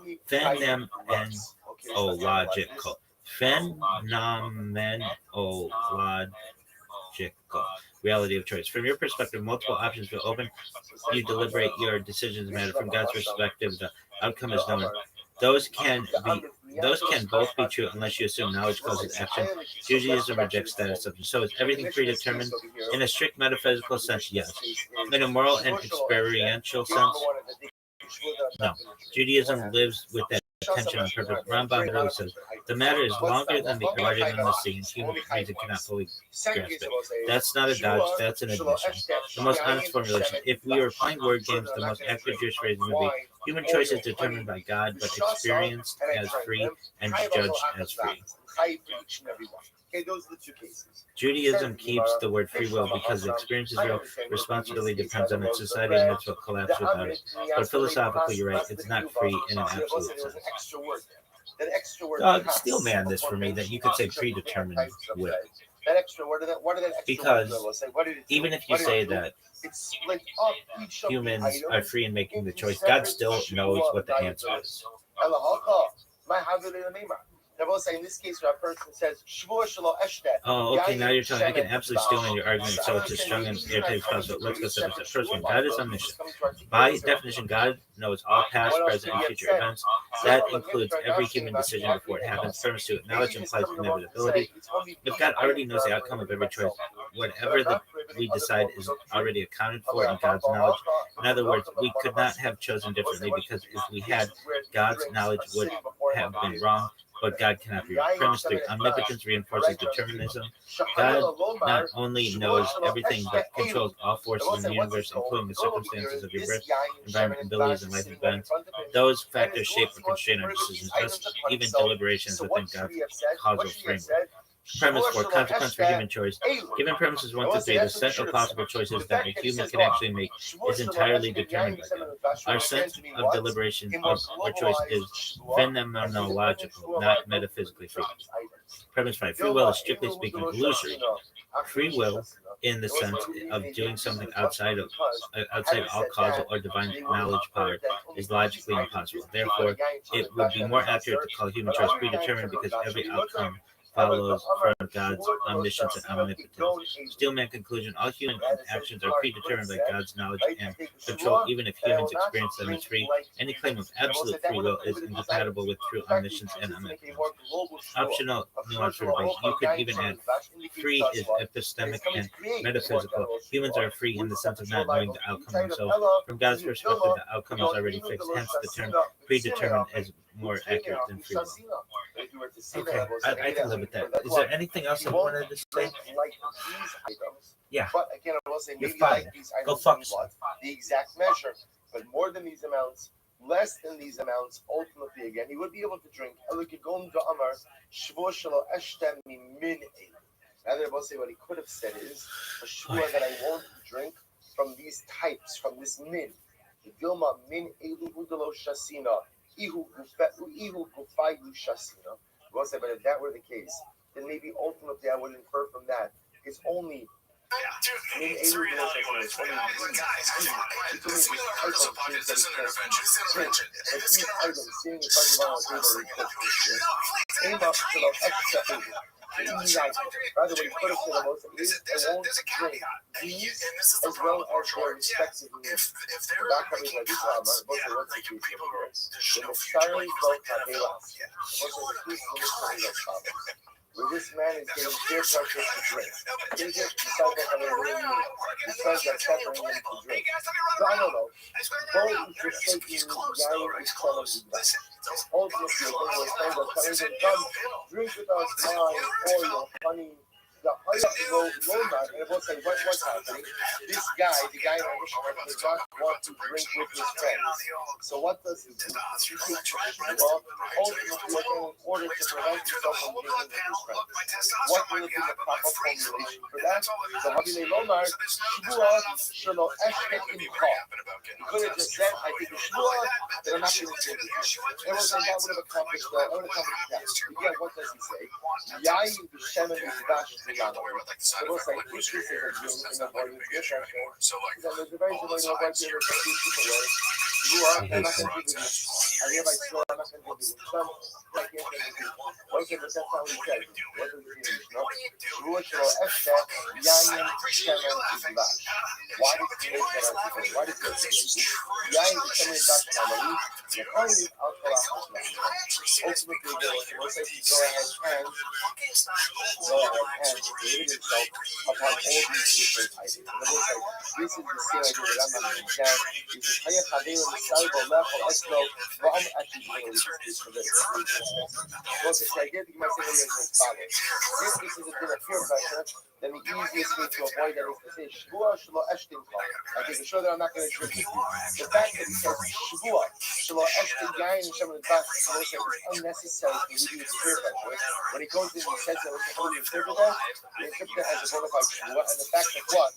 That he articulates each independent item tells me what? Tells me what? That it's creating separate Shvua liability for each of these items, and therefore, if he drinks Yain Shem L'Dvash, he'll be chayiv. Incredible. Incredible. John Hustle. Henry Ethan reached the order that was listen to this case. There was transition to this moment. So it's called Shua Safikagin. What does Shua Safikagin mean? That if I say that I deposited something with you, and you claim you don't have it, I could force you to take your Shua. It's not helpful. That's what we learned there. Can you return the person who is the other? I go to Ruvain. I gave you my body and my spell to hold for me, right? To hold for me. And what happens? Shmuel came to Rabbi Yodi. And what the Ruvain says, I swear I had none of your property. I had nothing of yours. And once it turns out that Ruvain was lying, even his lying, not halacha, ain't no tight halacha. You don't be tight enough. Once it's selected, the piece of the period, I could argue, keep us to Oren and Susma with Ruvain. So Ruvain, give me back my body and my spell. And what happens? Ruvain says, I have nothing of yours. And then it turns out that he's lying. He's only chayiv once. He's only chayiv once. Most of what's the novelty in this? The novelty, of course, is Jewish Kokar, he ultimately denied three different things. Right? Wheat, barley, and spelt. Yes, he's only going to be chayiv once. However, if Ruvain says, Shmuel She'im L'Chabi Yadi, wheat is or the Christmas. Well, let's say if Ruvain were to say, I swear, I don't have your shita, I don't have your seorah, I don't have your Christmas, then what? A chayiv harko achas v'achas. Then I will say, you will be chayiv for each and every one. Why? Because in that case, what's happened? He's specifically articulating the denial of each and every item independently. This is the general denial. General denial, I have nothing for yours. Okay, it turns out that he's lying, he's chayiv one. If he makes the item specific denial, I don't have your eating, I don't have your seorah, I don't have your Christmas, then it's going to be chayiv for each and every one. The Amar of Yochanan says, after the pizza with kulam mitzayah. It was even a pizza from each of them, ultimately combined. Pizza is actually what it is. Pizza from kulam mitzayah was actually by the top of back, only about 5 lines into the first line. Pizza with kulam mitzayah. What chayvo al shua, the law al kol achas v'achas, el chayvo al kol achas. This is actually quite interesting. The Gemara in Rabbi Yochanan says that even if there's only a little less than a pita from each of them, when you combine all of them, it turns out to be a pita's worth of a claim. They ultimately combined. So what the Gemara over here is, even though each independent item of each denied was less than a shava pita, if combined they become a shava pita, then ultimately again we will be tired of the denial of that pita. Pligi barak acham rabbi. So that's going to be the idea. Not Amar, Akshati, Mekaya, Makbali, Ramakayu. The time Amar Akbali is not even Mekaya. What's the reason for this? So what came out of this? So it was like, when a person goes ahead and says, so let's play out this case. I go to Ruben and I say, Ruben, give me back my Christmas seorah and Christmas. And Ruben says, I don't have your Christmas seorah and Christmas. So what is Ruben's Kaya? Listen to this. So there's an approach to Ravaka and Ravika. One says, let's analyze what the possible number of violations. At the most, how many violations are we speaking about? 4. I'll tell you why. Right? No, sorry, right? 4. I'll tell you why. The 3, denial for wheat, denial for eating, denial for sorin, denial for kusma. There's also possible of 4, which is what they will say, a general denial that I owe you nothing. So we'll say, so the shayla is in this case where Reuben goes in and says, I don't have your Easter, I don't have your son, I don't have your Christmas. What is he chayiv? So one says, he's only chayiv for the specific denials of wheat and Easter on Christmas. But a clothing, the quote-unquote general denial, which is about the denial that I have nothing of yours, ultimately, again, he's not going to be chayiv. But rather, on the other opinion says, a clothing is not chayiv. The other thing also says, but no, he's going to be chayiv 4. 3 for the specific denials and 1 for the general denial. Now the ideal here, the interesting solution here is the general denial is not being really articulated. It's just understood, right? If Reuben says, I don't owe you Easter, I don't owe you son, I don't owe you Christmas, what he's essentially saying is, I owe you nothing. I owe you nothing. So if the chayiv 3, the chayiv 4 is something my clothes. What do I say? I think you're back.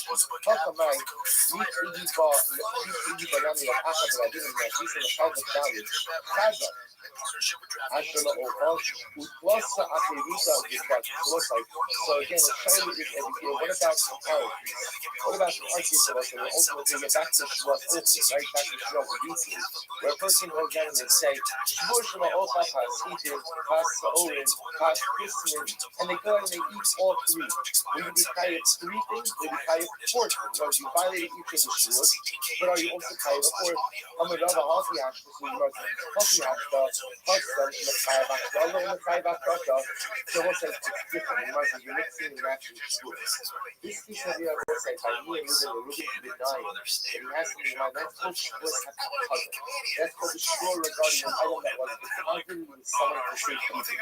I gave Ruben my Eden, Sa'orin, and Kushman. I demanded back. He says, I don't have your Eden, I don't have your son, I don't have your Kushman. So it's in that case, Hassam, Mechayev Akala, or Mechayev Akata. It's only if you just feel something kadon, where a person with a shoulder, Ruben can be chayev for the cloud, in general denial, I have nothing of yours, and Abstrata, and the individual or specific denial of keeping certain Christians. The whole, see Mishtaba, Bahadu Mishtaba, Mechayev Tarki. The Lord say in that case, if Ruben swears, I swear, I don't have your Eden, I swear, I don't have your soul, I swear I don't have your Eden, and then what's the most right? He's hiding close to it. Isa Gadaisha, Isa the cloud, Afatia, my Mechayev, Mishmaga only. What's like here from the source of our Mishnah? If we say that there's a general Shua, then by definition, all of these specific items are included in the general Shua. In which case, again, then what's the most right? Then we're going to go ahead and specifically articulate as Eden, as Kusman, as Sa'orin. What you're doing is you're swearing upon something that is already what we call Mishmaga only. In which case, one would not be high. So look at this is actually a so distinct distinction of what the Gemara is making. This incredibly profound distinction that was that the mice again when it comes to Shvuah Sakishaga, when it comes to a Shvuah ultimately again regarding an item that was deposited in safekeeping, so we'll say in that case ultimately we can say that a person can be high for individual Shvuahs and a global more general Shvuah as well. But what we call Shvuah deeply, which is the Shvuah ultimately again of our Mishnah, we'll say once you get considered as a general Shvuah that covers everything, then by definition what? There is no room for individual Shvuahs to evolve upon that original global Shvuah. There's a much different machlokas about what we call the Shvuah and Tati by Shvuahs. That's not machlokas by Shvuahs happy kadon, but does not apply by the Shvuahs deeply of our Mishnah. But says the Mashur Shvuah, I'll do the what you just said seems to be inherently contradictory. On your traditional opal, the alcohol open should be in so we just said before as well. If a person traditional opal, if a person takes a shua not to eat something, the alcohol open should be in akila, the shasana should be in akila. Okay, what did he say? First case the Mishnah said, if I take a shua not to eat, and then what? What happens? I end up eating or drinking things they're not good for consumption. What's talacha? What's talacha? Potter. But then I see you said later on, Shavut in the Mishnah, Shavut shall ocha va'ocha ledewa shkeva tzatzim v'ramasim chayim. But if I take a shua not to eat, or then what I was saying, I go ahead and I eat ledewa straight for tzatzim v'ramasim, all these non-kosher items, then I'm chayim. It says the Gemara, my shna neisha the potter, and my shna seek the chayim. What's that? The assumption is that ledewa straight for tzatzim v'ramasim are what? Also, inam lu'iyim are not fit for consumption. So that's the reason why not high. He said before, in the first case, there are really one of the so I could before not eat something, and I eat something that's not fit for consumption. I'm covered. When you went on and said that I think it's for not to eat, and I eat something that I'm not from the daily table, then I'm fine. What's the matter with my case? You might say, nice place, it's harder, and my place, but the time to which you might say, what you got, my place, like I said, they would say, Nami open to the meaning, Holokasha, Lisa, Bistam, the safe of the Messiah. Lord say, what's the case?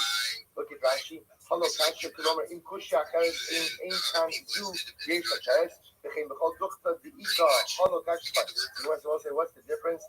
The difference over here is, The Reisha is Bistam, right? We're going to see in a little bit. The Reisha is a case where a person makes an unqualified statement, and he goes and eats foods that are not ultimately fit for consumption, then he's potter. The Sefer Rabosai is where he's mefarish, to which the Gemara says, mefarish nami kupitikse, amai musha mehar sinami. So it's like, even if a person is mefarish, even if he articulates, still, I don't understand why I'd be chayiv here. If I take the shvua not to eat, and I end up eating a daily shape of shashim that I must, I will say, ultimately, again, I should be potter. Why? I mean, you say differently. Why should I be chayiv for the shvua? At the end of the day, I'm chayiv. We'll say, why am I chayiv? Why am I chayiv? Because I eat something that is already prohibited. That it shouldn't be chayiv for the shvua, because at the end of the day, these items are already ushered out of the shvua. To which the Gemara says, oh, we'll say, this same answer again a number of times. The Gemara says, Rav Shmuel, Rav Yochanan, Amri, the Kolo Dvarim Hamutarim in Devarim Ha'asiri. We'll say, what's the case over here? The case is where ultimately, again, I am including permitted items together with prohibited items. We'll say, we've seen this concept before. If I take the shvua not to eat, and I eat in the daily straight on shkasa but I'm not, I will be punished. Why I will say because ultimately again those items are already usher. But if I take the shvua not to eat permitted items, I can include in that shvua what?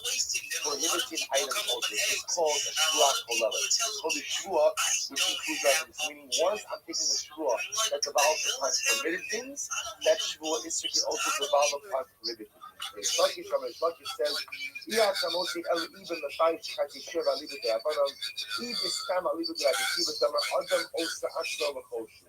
What's the other possibility is that lamaisa, the case of wearing a velos, shkatim that I'm also can become chayiv because shavosai is when we have an isra nevela medoraisa. We spoke about it 2 days ago.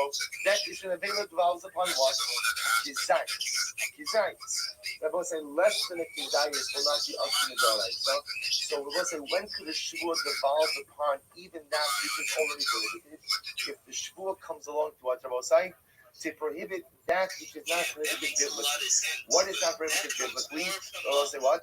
Either cut the shear less than the shear, or in this case also a culture, any amount. Well, so that'll be a case ultimately again where the shvua could even devolve upon that which is prohibited. So we'll stop over here for today. We're going to pick up with this discussion. Remember again, we're still in the middle. Ultimately, we're trying to figure out when and under what circumstances can a shvua devolve upon that which is already prohibited. So again, we now see there's a possibility of casting here. There's a I lost the track. What's happening today? We'll continue with this tomorrow. Yeah, I know.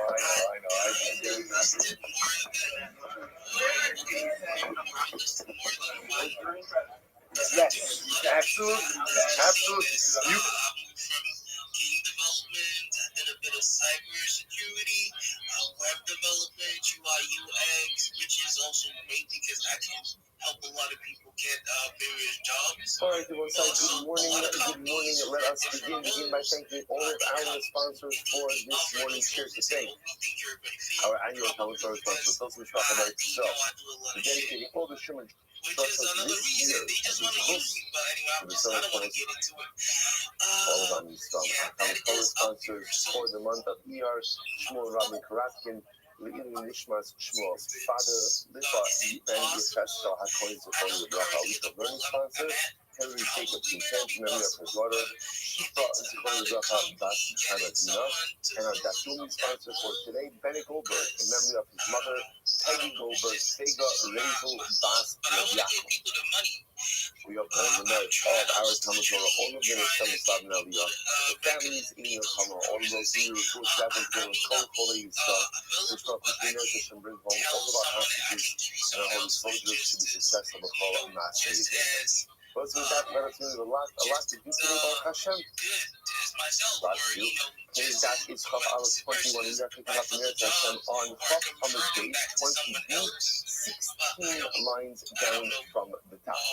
So again, I'm hoping that Meretz Hashem also have a little bit of time today to delve a little bit into the Rambam, because the Rambam actually in the beginning of Hilchos Shavuos, literally again, Parak Aleph, gets a lot into these figures, and I think provides a tremendous amount of clarity, which is going to be sorely needed. I also want to clarify something yesterday.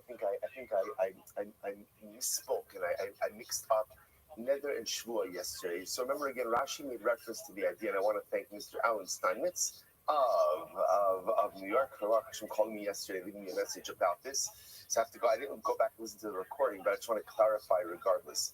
We spoke about, Rashi pointed out yesterday, the chiluk between a Nether and the Shvua. And so just to clarify, because I'm not sure how I said it yesterday, a Shvua is an Isser Gavra, right? A Shvua ultimately creates a prohibition upon the individual, and Nether creates a prohibition upon the Cheftza, right? That's why, again, when you make a Shvua, ultimately, again, the Lashon of Shvua is Shvua Shelo Ochal Kikar Zu, like the subject is I will not eat, as opposed to Lashon of Nidarim of Kikar Zu Alai. So again, we're not really getting into this topic right now. We'll get to this topic, but in the event that I said it incorrectly yesterday, just wanted to clarify. All right, we'll say 16 lines down from the top. Ki Asur Avdimi, thank you to Mr. Simons. Ki Asur Avdimi, Amar Yochanan, Ochal V'lo Ochal Sheker. So we'll say, so now remember again, our topic is Shvuas Bitui. Our topic is, remember again, the specific type of shua called a definitive or declarative shua. A person is making a statement. So now Rabini comes along and says something very interesting. Ochal v'lo ochal. So let's say he says is sheker. Now what does that mean? Shua sheker. What does that mean? I think a shua. I will eat something, or I won't eat something. So let's just take a simple example of this. I swear that I won't go ahead and eat this loaf today. And then what ends up happening? I eat the loaf today. I eat it. So now what? What have I done? So obviously I've been in violation of my shvua, but Rabbi Yochanan comes along and says that is what's called a shvuas sheker. That's called a shvuas sheker. That's called a false. That's really impressive. Muscular tone and amazing. And again, this prohibition, the law against the shvuas sheker is here. Lo sishabu b'shmida sheker. Do not swear in my name for falsehoods. Achalti v'lo achalti. What happens if a person says, I swear that I ate the loaf, but he really didn't eat the loaf? So remember again, in Rabbi Yochanan's model, a future, right, a prospective shvua that you violate is called a shvuas sheker. In his model, a retrospective shvua, I swear that I didn't eat the loaf, but in fact I ate the loaf, shav. That's called again a shvuas shav, right, a shvua in vain. So again, Rabbi Yochanan making this very interesting, and a lot of this from here. Again, do not take the Lord's name in vain. So it's a very, very important model over here. So again, if I go ahead and I violate the Shvuas Bitui, that is prospective, future-oriented, that is called the Shvuas Sheker. If I go ahead and I violate a retrospective Shvua, I swear that I did not eat the loaf, but I did eat the loaf, that's called a Shvuas Shav. Now, what's the difference between a Shvuas Sheker and a Shvuas Shav? So, of course, on the most basic level, it's just the nature of the Isser. Like, where is the Isser derived from? We'll see whether or not there are other chilukim as well. Now, I will say, you already know, because we've learned this before, that obviously this is going to be hotly contested, because we saw a dramatically different definition for a Shvuas Shav beforehand, right? Lishpa Lishana says Hayadua. Try to go ahead and change something that everyone knows to be true. So again, just keep that in the back of your mind, but this is Rabbi Yochanan's model. Konamos are nedarim. So what about a konam? Oh, so if you make a neder and then you violate it, over below yakal dvaro. So again, you violate the law. Do not profane your word. So the Gemara says lo echad dvaro meisvei. All right, so this is Rabbi Yochanan's model. Then Gemara raised the kasha meisvei shav v'sheker echad hein. Oh, the Brisa says, not the Brisa, it says shav and sheker are the same thing, effectively the same thing, which is another way of saying that l'maisa, there's no difference whether you violate a prospective shvua or a retrospective shvua. You're in violation. You'll call it a shav, a sheker. Who cares? It's all the same thing. Gemara says, my love, remember, my love, the shav l'shavar, af sheker nami l'shavar. Now, the fact that the Brisa is saying that shav and sheker are the same thing, is they're not saying in the same way that shvuas shav is retrospective.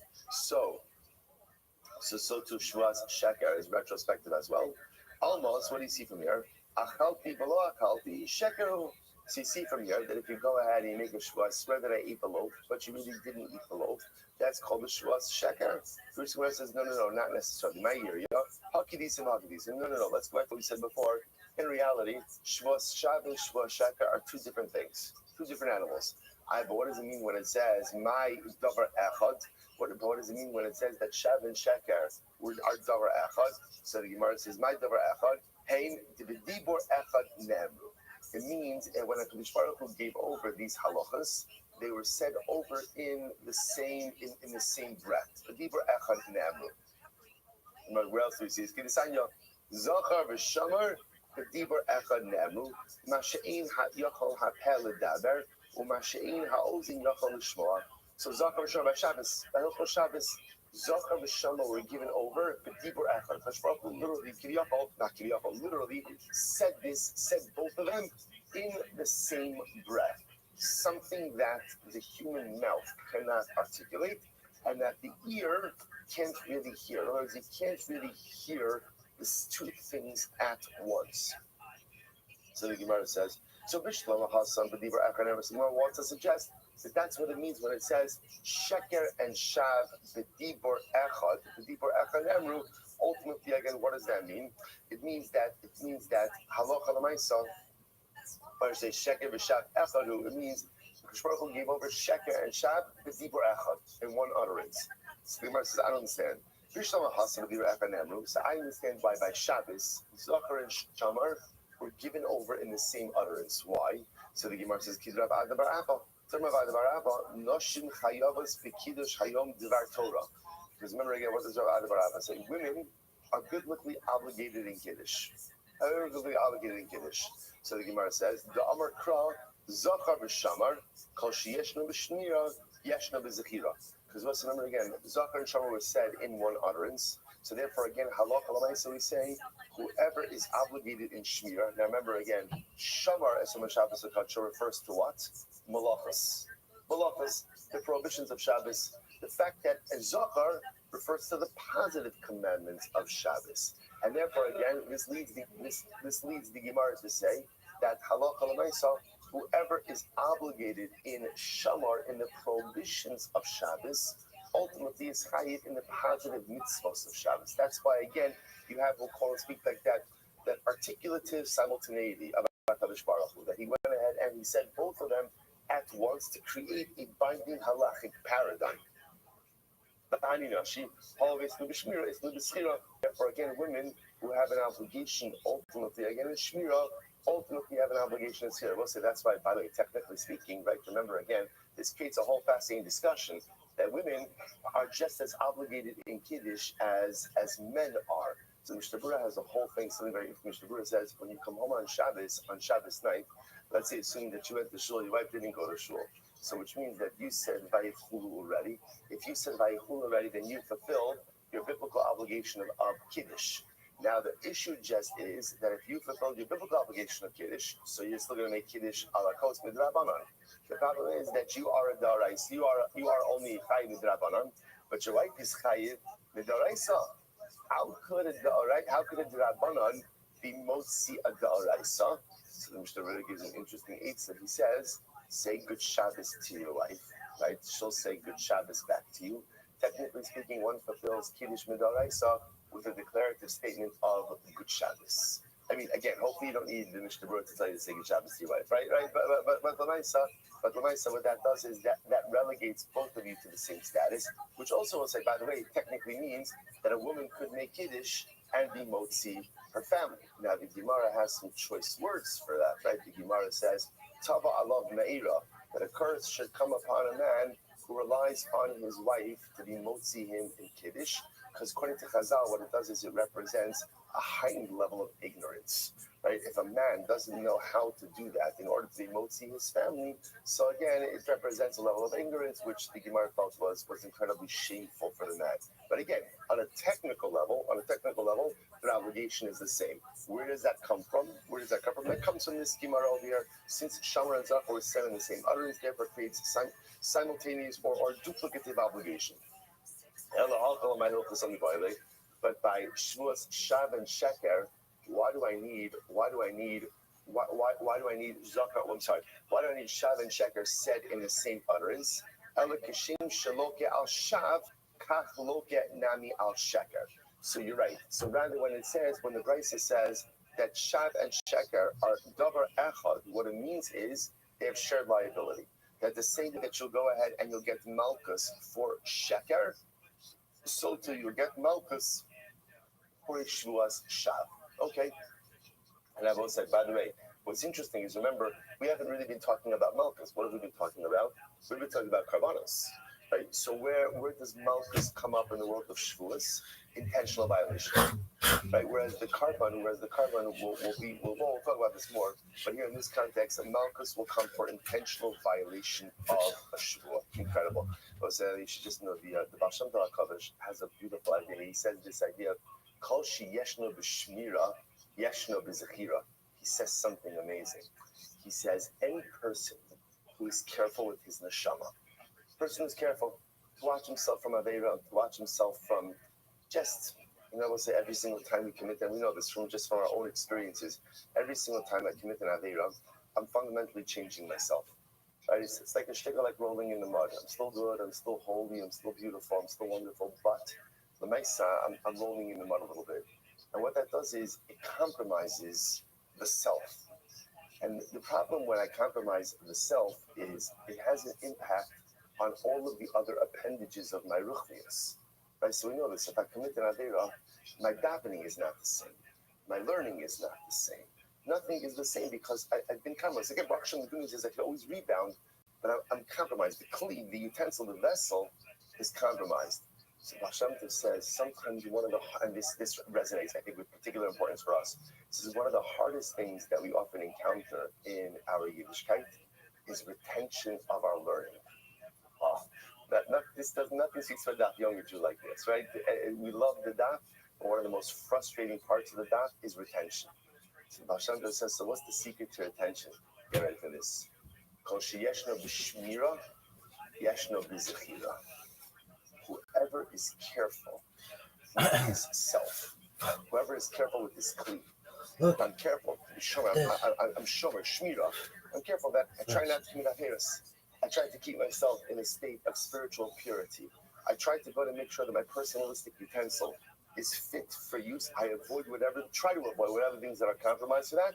Yeshna b'shmira, yeshna b'sfira. I'll have an easier time retaining my learning. Why? Because the personalistic kli, the personalistic utensil, is in the right state. So incredible, right? We're all looking for all of these memory tools, all these different things, and the Rebbe says, meanwhile, just stay away from hate. Just yeshno b'shmira. Just try to preserve your own personal spirituality by not sullying myself with all of the negative influences of hate, and ultimately, zikira, remembrance and retention of what I've learned will ultimately follow. Incredible, just incredible. So the Gemara says, I can say this just the opposite. Rather say the same way that you get malchus for a shvua sheker if you intentionally violate it. So too again, if you intentionally make a shvua sheker, so too you get malchus on a shav. So the Gemara says, cheaper, that's obvious. High love of a high love. Of course, again, essentially, I will say, I want to point out, remember, we have yet to create agreed upon definitions for sheker and shav. Remember again, so far all we have is Rabbi Yochanan. And Rabbi Yochanan said that essentially sheker is prospective, shav is retrospective. So again, we'll get into this more, but the Gemara says, of course, they're both going to be chayv and malchus, but if you do either of them, you're in violation of a law. Like Rav said, wow.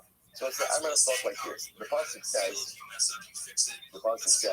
when it comes to when it comes to a shvuas shav, lo sisha Hashem Elokecha lashav, ki lo yinaka Hashem. I might have thought that for a shvuas shav, there's no cleansing. Lo yinaka. The pasuk says you will not be cleansed. Now, if I'm not cleansed, that means what? There's no malchus. Because you also remember again, what's the role of punishments in Judaism? They're supposed to be cathartic and cleansing.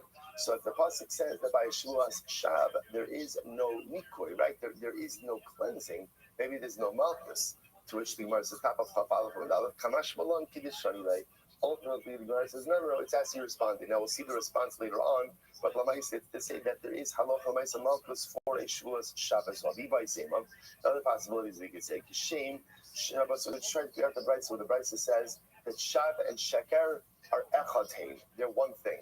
So what does this mean? Viva Sema Kishem Shemevi Karban al Sheker Kaf maybe Karban al Shav.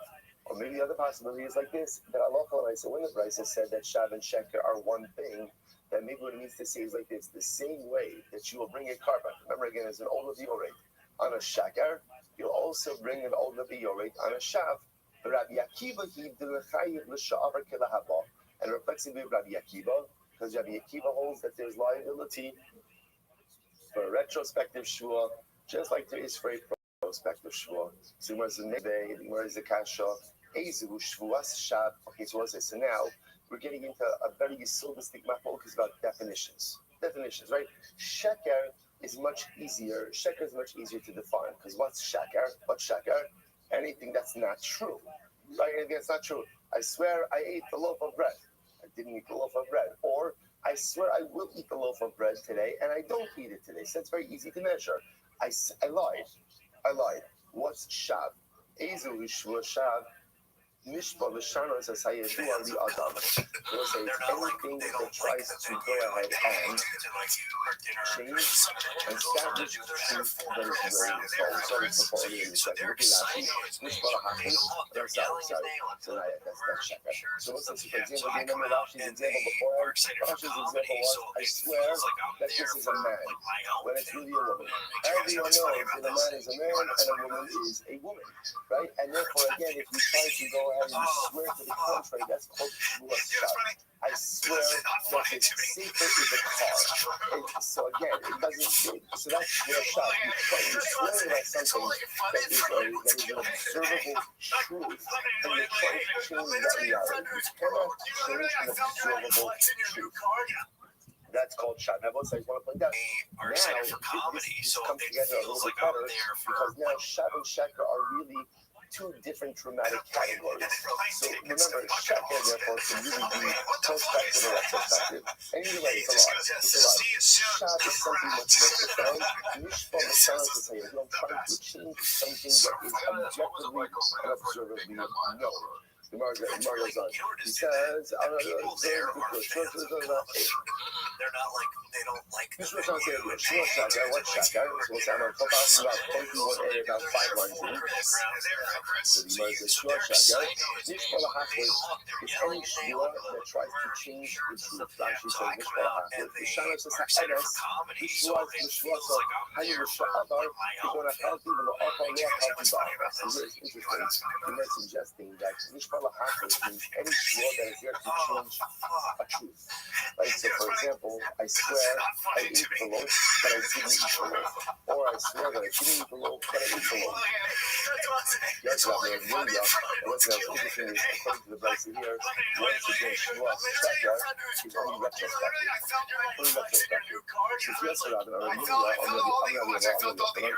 yes, Rabbi, on the retrospective Shvuas, I swear that I ate, but I didn't eat, or I swear that I didn't eat, but I ate. That's called a Shvuas Sheker. That's how I say, where's the lie? So, you know, see, Shvuas Sheker. Anyway, it's a lot. Both lies, we swear.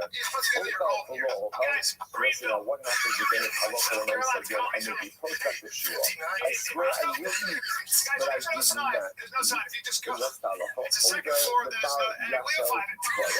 Ultimately, again, he violates Lo Yachal Dvaro. Interesting enough, the Lashon of Lo Yachal Dvaro is actually putting in the context of Ish Tzidka Neder Hashem, Al Shava Shua La'asor Isan Hashem, Lo Yachal Dvaro. So it's interesting because more often than not, in the Neder, right, a Neder is prospective. So here, interesting enough, you have Shua mentioned in the context of Neder. So he's not suggesting, these Lachanim of Yochanan is suggesting that refers to a different, that refers to a prospective type of shvua.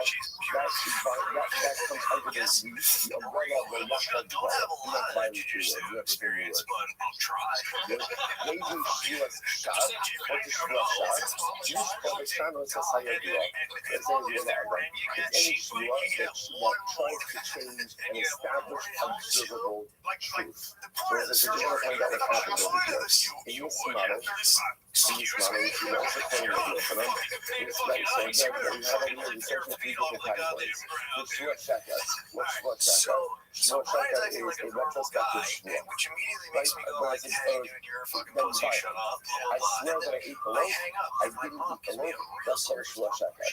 Category 2 is what he calls lo yasa. Lo yasa is prospective shvua. There are different, he does not go ahead and give that like a different categorical name. He just calls that a violation. He's like, I swear I will eat the loaf today, and I don't eat the loaf today. I'm in violation of lo yasa. And then category 3 is shvuas shad, and shvuas shad mishpad of shana says hayatah. I take something that is objectively, observably seen as a truth, and I go ahead and lie about it. Okay, those are categories. Again, we'll see how that one saw which category we got. I'm not about that. So, how do we have all complicated? But I'm not going to not. So, Papa says this thing with the Rabbi Yabal, which is the thing we just made over here. Right? The thing with Rabbi Yabal, in these three different categories, was not set exclusively. Rabbi Yabal wasn't third. Where was it third? From here we go. He mentioned the Amr, these are Amr, Yehuda, Amr, Yeshua, those get rooted. Long succession of Torah. Not Shish, but nice and local. This is one of these nice prices. Probably a good price. So, what do you say? Any low sassy in the Torah, right? Any prohibition in the Torah is that is a lot Shish, but nice. That's what it's back to our market space. Any lot Shish, but nice. Any lot that has with it an action, what's that love? You get my crickets. They're all straightforward, right? I eat the cheeseburger. It's not. It's a lot of meat for myself. Okay, pretty much the machine for myself. What if you do a live ultimate program that doesn't have a nice? So, you know, and that is the general reason. Any live machine for myself, any looking at love. There's no markers for the prohibition of the violation of such a lot. There are a number of examples. Number one. Unless you do it to yourself, swearing. Because remember, swearing has no license, very falsely like no license. But yet, nevertheless, again, there's going to be malchus for intentional violation. You may marry, right, which means substituting one sacrificial animal for another. Again, no technical myself, but again, still malchus. Mikala escavero b'shem. Or you curse your friend, you might say good friend, but you curse your friend with the name of HaKadosh Baruch. Okay, so it's using exceptions to the general. The principle is la sheyish for myself, la she'im for myself, with the exception of these cases. Now you know what this is. How do you know that if you swear, right? So it's in the case where I swear and I either intentionally falsely or intentionally violate the shvua. How do I know that halacha l'maisa?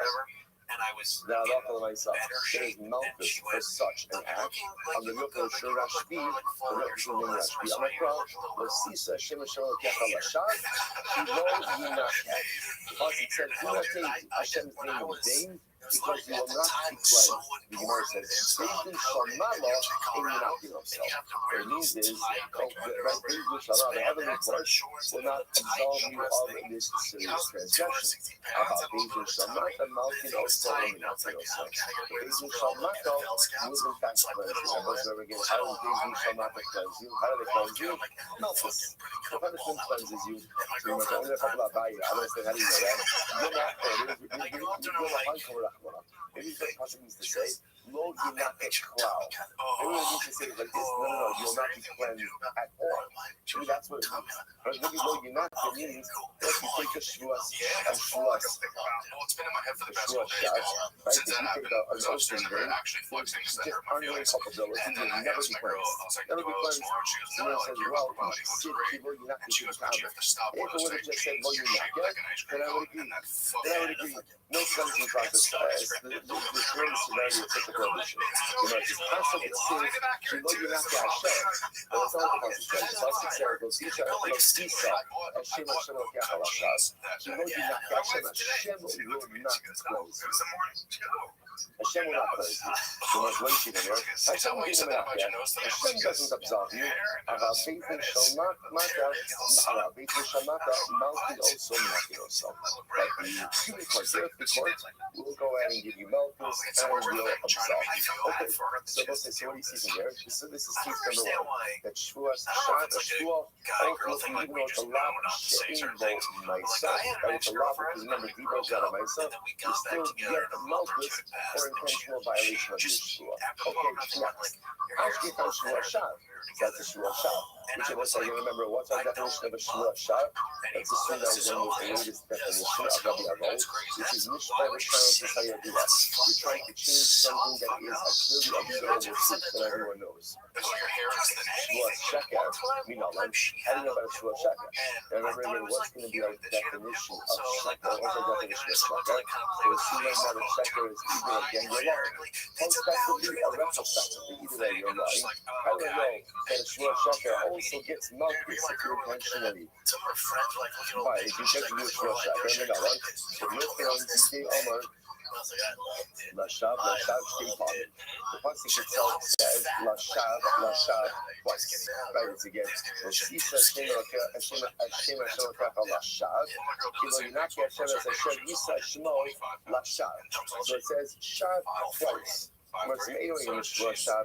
So again, I only need one Shav for Shvuah Shav. That's just what I do the other way. Today, we use the Shvuah Sheker.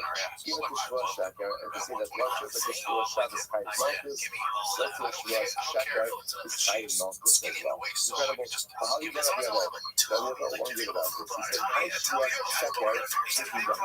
What is the case of Shvuah Shav? So remember again, just right now, definitionally, we're just trying to figure out ultimately again what all of this is. The high Shvuah Sheker has been done. If you want to say that it's a piece of, I swear that I will not eat. Prospective share.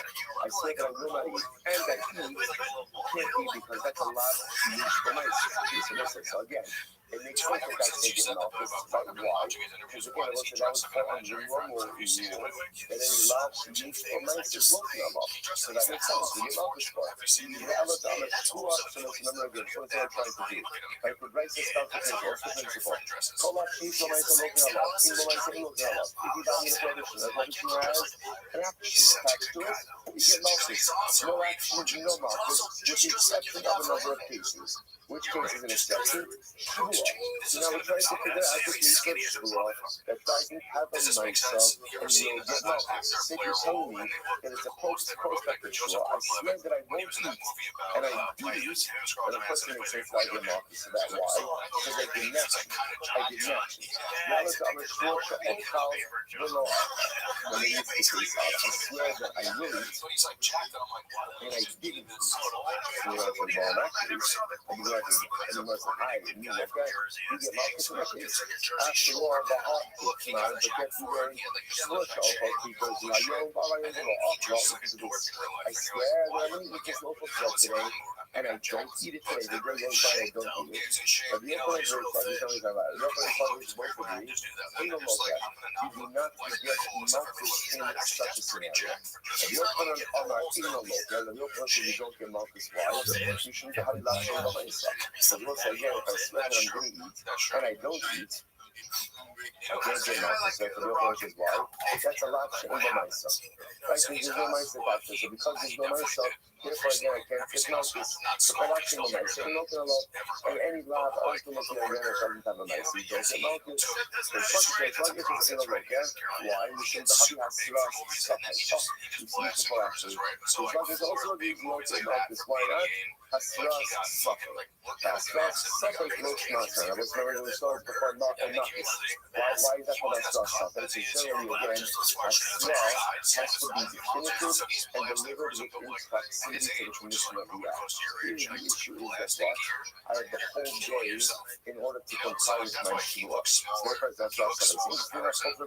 So no malchus, but they agree for different reasons. So okay, so again, so what's going to be the case of shua where it's a lot she'in b'maisa and I'm getting malchus? So again, remember, if we're telling you that it's a case of I swear I'm going to eat and I don't eat, I'm going to use don't get malchus in that case, either because of lot she'in b'maisa or asra safek.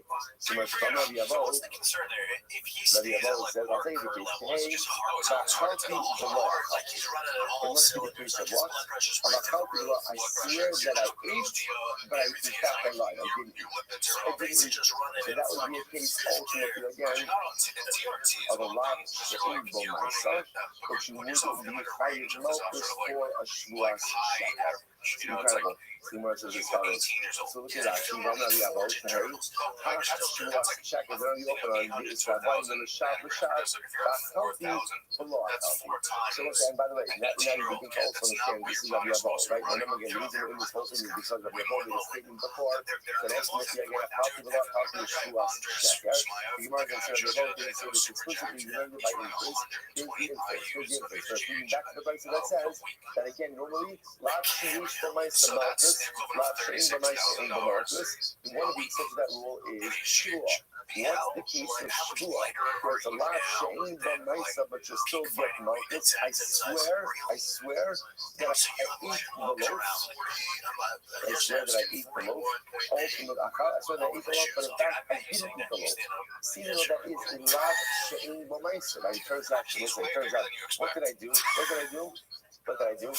I didn't do anything. Like in other words, I swore falsely. It was a shua sheker. I swore that I eat the loaf, but it turns out I actually didn't do anything. Rabbi Avo says, that's the case of malchus. Even though it's a lot she'in b'maisa, that is going to be the case of malchus. The Gemara says, in my shua. So ultimately, again, so why is this case better? Right? So it's like, if this is a lot she'in, what just happened right here? We just look over everyone agreed that in the case of I swear I will eat and I don't eat, everyone agrees there's no malchus in that case, right? Either why, either because of lot she'in b'maisa or asra safek. So the Gemara says, I don't understand why in this case of I swear that I ate when I didn't eat. Everyone agrees in the case of shua she'ocha. I swear I will eat and I don't eat. Everyone agrees that what? No liability. Why not? Not because either because lot she'in b'maisa or asra safek. The bottom line is everyone agrees that there's no liability. Now Rabbi Avo is coming along and saying that in the case of shvua she'achalti, I swore that I ate, but I didn't eat it, that there is liability. But why? There's also lot she'in b'maisa. In other words, why is the liability in that particular case? So the Gemara says, in my shua, Amarava, the famous lips the Torah, shvuas sheker, in the lishab. Because the Torah exclusively equates shvuas sheker, which again in this case is this retrospective shua. I swear that I eat the loaf, but I didn't eat it. And so it explicitly compares this shua to a shvuas shab. Not shab l'sha'avar, a sheker nami l'sha'avar. Just like the most of them. By the way, a shvuas shab is inherently a retrospective shua. Why? Because if you go with the idea, let's say, what's shab? Shab is nishpa l'shalos es hayadua. Right? That's what it is. Right? Shab is nishpa l'shalos es hayadua. Right? Shab is nishpa l'shalos es hayadua. Right? That's what shab does. Shab is nishpa l'shalos es hayadua. Right? So what am I doing? I swear that the secret is a call. That looks like, so my definition that is always retrospective, because what I'm swearing about is something reason has been a certain way, and I'm swearing it's separately. So therefore, it's very interesting. So the Gemara says, or Rabbi Avo says, the third ships of Torah, shua sheker is the shab. That a shua sheker is like a Shvuas Shav. That was like, where does the Torah explicitly go and equate a Shvuas Sheker to a Shvuas Shav? So think about a reason of lesson we just made before, that it's Shav twice. One Shav is for Shav, one Shav is for Sheker. So again, the same way that a Shvuas Shav is retrospective and retired Malchus, so to a Shvuas Sheker will also be retrospective and you retired Malchus. That's the drasha. Incredible. So the Gemara says, good. So it's like, referring to Satorah Shvuah Shav as doing yourself, Mashav the Shabbat, Asheket Nami the Shabbat, just like a Shvuah Shav is retrospective, right? And your tired Malchus. So to a Shvuah Sheker is retrospective and your tired Malchus. Incredible. So for what's like, just going to assist me coming out over here is that halacha l'maisa, we're going with these three categories of Shvuahs. So what we have over here is Shvuah Sheker part 1, which is what we call a retrospective Shvuah. I swear that I ate, but I didn't eat. So I Yeah, what up, Zerd? I didn't eat, but I didn't eat. Zerd, how you living, Pam? Retrospective. That and Chayiv no. Case number two. How long can you perform? I swear that I will eat or I won't eat. Interestingly enough, Rabbi Abo doesn't really title that. What he just says is that issue of Bal Yachel. That's the type of show that's mentioned in the context of Nidarim. So that's a show that's like. Are you nervous? Like an Neder's prospective. So to this type of show is prospective as well. Now, is that called Sheker? Is that called something else? Okay, here's my real question for you, and it's really the only important question in the world right now. Are you ready to lose? What Shvuah Shav? Oh, yes, for the Shanos Es Hayadua. Where you try to go ahead, you swear to change an established. Let's get all the losing out of your body right now, and then when you go there tonight, you win. Sound like a plan? What up, baby? It's one of the exceptions of Lashem Ramaisa that even though normally Lashem doesn't get Malchus, you get Malchus. Incredible. That's what you're about. I would go to the school administration and make them aware of the situation. I would go to the school administration and make them aware of the situation. Let's listen to this case. It's actually very interesting. Again, we're going to talk more about these Yisodos and Eretz Hashem as we go on. Generally, no, if they were defending themselves. They were actually just a couple of days from now. I swear I will not eat this loaf. If they were defending themselves, no. Are you going to accept the invitation that I sent you? What is this? No, especially if they were defending themselves. Type model, like quantum type model, Neder type model, a prospective Shvuah. And not all fights are like it depends how you define it. Some people might define when two guys who are teenagers wrestling, they consider that to be a fight, but that's not really a fight. And so no, I wouldn't. I eat it. I'm gonna try it once. Really fucking dumb. Okay, well, again, as I previously said, especially if the child was wrestling or defending themselves, I'm not going to. That's generally normal instinctual behavior. The locus prohibited, or obligated, whichever case you want to frame it as. Why would you go that way? You're right in front of the fucking door. So let's say I swear to put on tefillin today. Such a shuvah is meaningless. Why? Yes, you can. Because since I'm already obligated to do so, I mean, you just helped me, big dog. Obligated to do is a meaningless shuvah. So no, I didn't actually. I made it right through. And now you're fucked. Commanded, so to speak, not to eat that loaf. And then for any subsequent, you're done. No, it's over for you, baby. Zoot, it's over for you. Yeah, man. You're done. That was fun. Example of a declarative shvuah. Where if you violate this how is who? Intentionally, you'll get malchus. And if you go in and violate the shvuah unintentionally, you will have. He does a lot of arenas, and women think he's good looking. And good looking plus funny is a deadly combination. Interestingly enough, what is the paradigmatic example? is a prospective shua. So, what do you see from here? Zogi, when it says this is the. All right, well, I didn't say you had to suck his dick. So, the low lucky. First part on the bottom, it must be coming to exclude ultimately again a retrospective shua, where if you were to make the shua eventually violated, you might get malchus. Yes, sir. So what do you see from here? That a retrospective shua is not chayiv malchus. Dude, I'm just telling you right now, that shot sucks. Dude, do do you ever see the hole in the middle of a corner like this? That a retrospective shua, if unintentionally violated, is not I don't subject to a think so. carbon. So the Gemara says, Zohi, it's only a prospective shua that if you accidentally violate Okay, the carbon. I mean, but only on this hole do I ever see it, like right in the corner. Accidentally make a false retrospective shua, Dude, you are not chayv a carbon. Intentionally, that was a terrible shot, and I knew it was going to be a terrible shot. unintentionally That's a terrible from shot, a too. carbon. Which the Gemara says, Rabbi Shmuel, Well, since mine went in the water, there's an argument to be made, not mine. But with the in combination with that second shot, you're not going to have a shot that good. Oh, you did. That was great. Nice job. Impressive.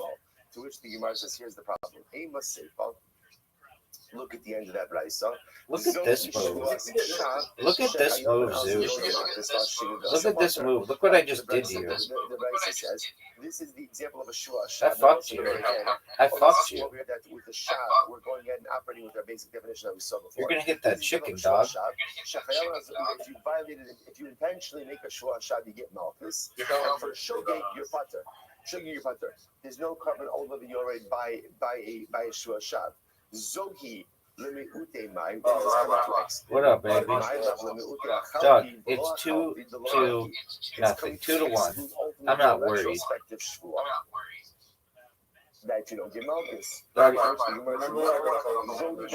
no one remembers that. That's never happened. No, what it means is No, not to. Maybe I think I did one time. Retrospective shua. Maybe. Hit my ball. Hit my ball. Accidental violation, you will be chayv. Stop. Too fast. Whether or not one is chayiv What are you for talking retrospective shuas. Rabbi Shmuel says you're not. Rabbi Akiva says you are. Mercy, 1 second. Here's the problem. It's now based on as you just said before that the Reisha reflects Rabbi Shmuel. So the Gemara says Rabbi Shmuel say Rabbi Akiva. Your shot was garbage. We never like attributing the Reisha and Sefer to two different opinions. The Gemara says no, not a problem. Kulu Rabbi Akiva. In reality, both the Reisha and Sefer Rabbi Akiva. Dude, why would you have such a bad shot? The Reisha is not coming to exclude a retrospective shua from carbon. Dude, are you ready for one of the greatest shots in the history of humankind? It's coming to exclude ultimately again the case of Ochal, and I didn't eat from the case of Malchus. About carbon, Mechayit. But ultimately there was still carbonic liability. So why the difference? In other words, why the distinction between the two cases? Because it makes sense if we're dealing with the prospective shua, then she comes to exclude the case of prospective shua from liability.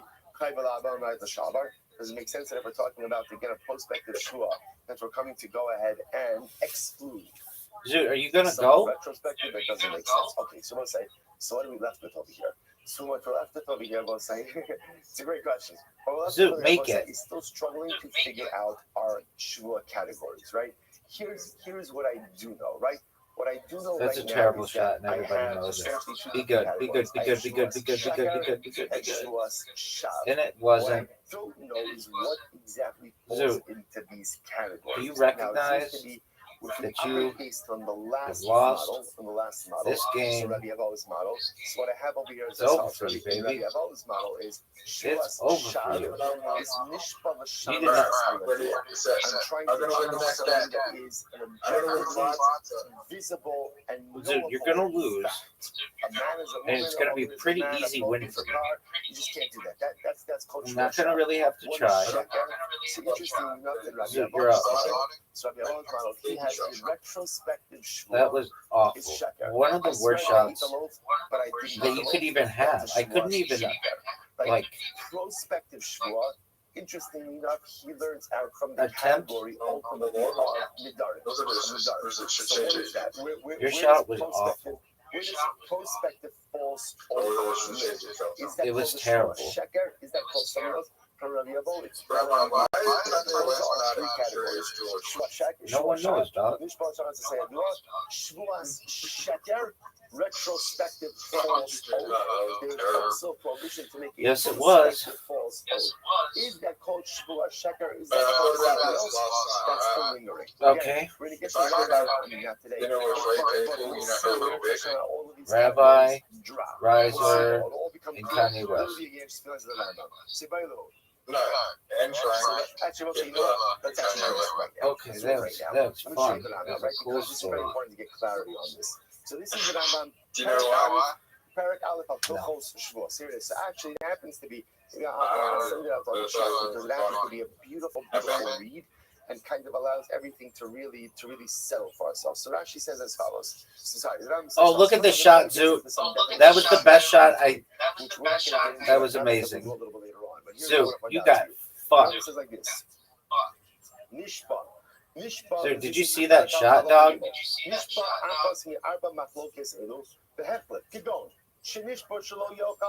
Hit my ball.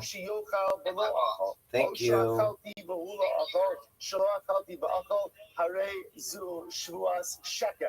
So Rambam says, definition of sheker Dude, is what the you fuck are lie. you saying? Whether you're How about lying you go? prospectively or you're lying retrospectively, that is called ishvuas sheker.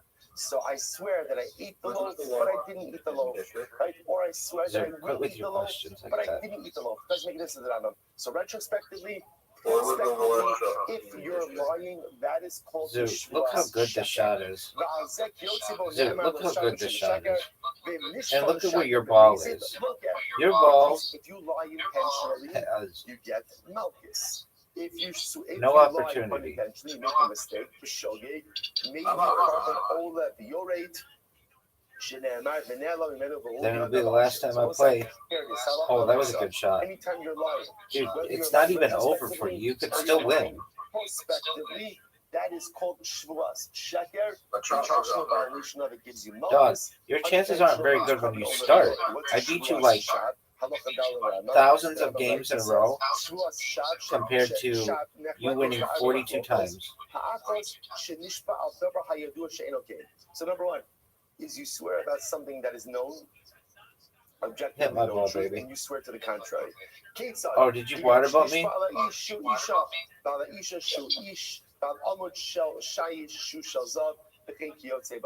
So that's our approach as well, or the Gemara's approach as well. That halacha l'maisa, again, anytime you have something that is an objectively known truth, and you swear to the contrary, that is called ishvuas shah. So Moshe says now we have a definition. Are you proud of that shot, Zoo? Anytime you lie, whether you're lying retrospectively or it turns out prospectively, halacha l'maisa shvuas sheker. That's short. Intentional violation of shvuas sheker. Malchus, unintentional. You ready for the greatest shot you've ever seen? A lot more here. Oh but for man, now, that was it gives close. us our categorical clarity. Why would you doing that? Back to the Gemara. All right, you know what I'm saying? We stop over here. Back to the Gemara and stop over here. Okay, so let's say we're fine. We're absolutely on target. We have to get in that Rambam, end up there with clarity. Shkayak, everyone will pick up here tomorrow. More exciting sugyas ahead. Look how sick this shot is, Zoot. Zoot, are you seeing it? Did you see how good that shot was? Yeah.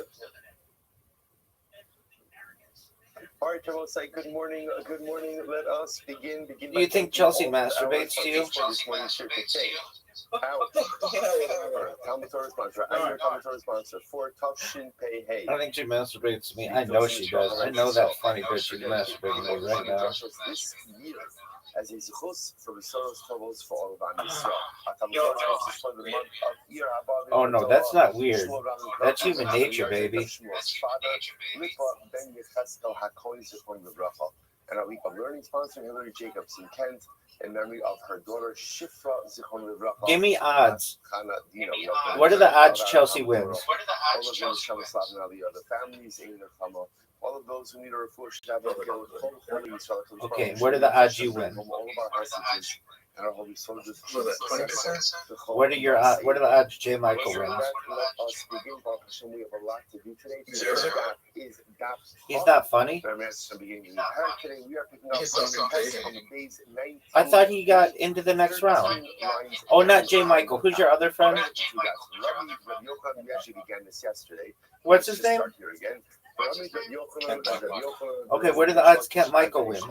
Let's contrast the two opinions of Rabbi Yochanan and Rish Lakish. This is how we remember again. We ended off. So you got a better chance than Kent Michael? Rabbi Yochanan said that in this context over here, Does Kent Michael know that you think you're funnier than he is? Possible knowledge is like definitive knowledge, and Rish Lakish ultimately chose to interpret. Who says that you don't. Does Kent Michael have any material on Amish orgies?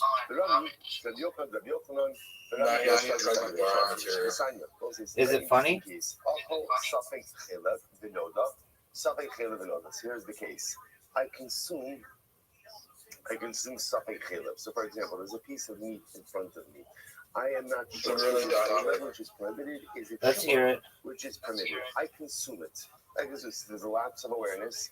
I eat it, right? And then afterwards, I know what I did. I realize what I did. Now, under normal circumstances, what would be the halacha for such a situation like that?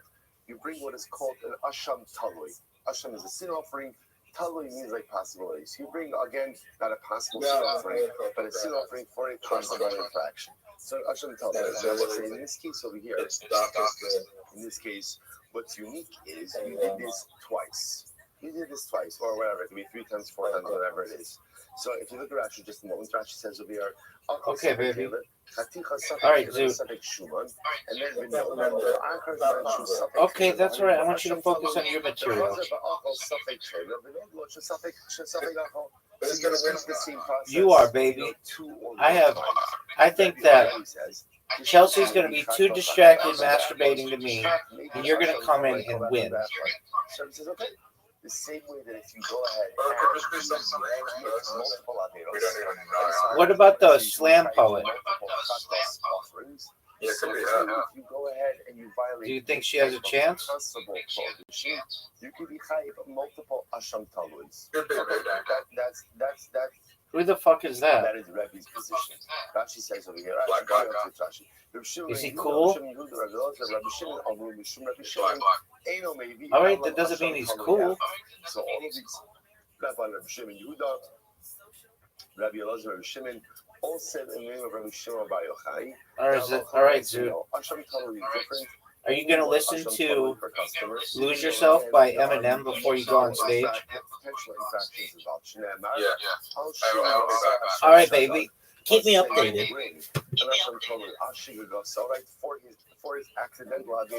Is Zoot going to win? There is no fucking way. So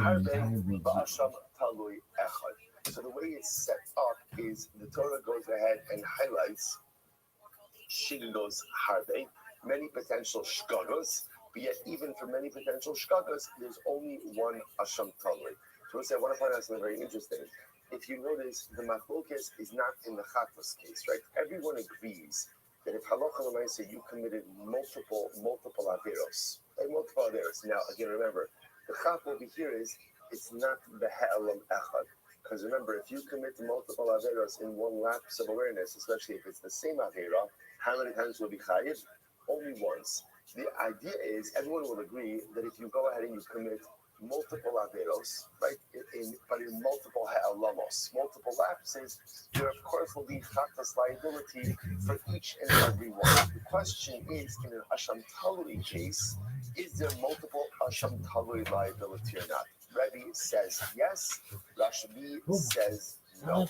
Rashbi says no. One asham talui per customer. Rish Lakish says, "Tan shararevi gidios seikos mischalkos lechatos." Here Rebbe is saying that ultimately again gidios seikos, which means possible infractions, right? So multiple possible gidios. to generate multiple carbonic liabilities. Rabbi Yochanan says, Kishim Shidias Vadai Ba'alma Miskafos Vakatos. Rabbi Yochanan phrased it a little bit differently. He says, we're seeing within the world of Katos, definitive knowledge creates multiple independent carbonic liabilities. Half Yedios Suffolk Miskafos Vashalos. So too, even Yedios Suffolk, the knowledge that constantly violated something, could create multiple asham probably of the obligations. Whereas the Bishop of Rabbi Yochanan Kasha was a previously espoused positions. The Bishop of Rabbi Yochanan Kasha, she could say, the Rabbi Yochanan Kasha, in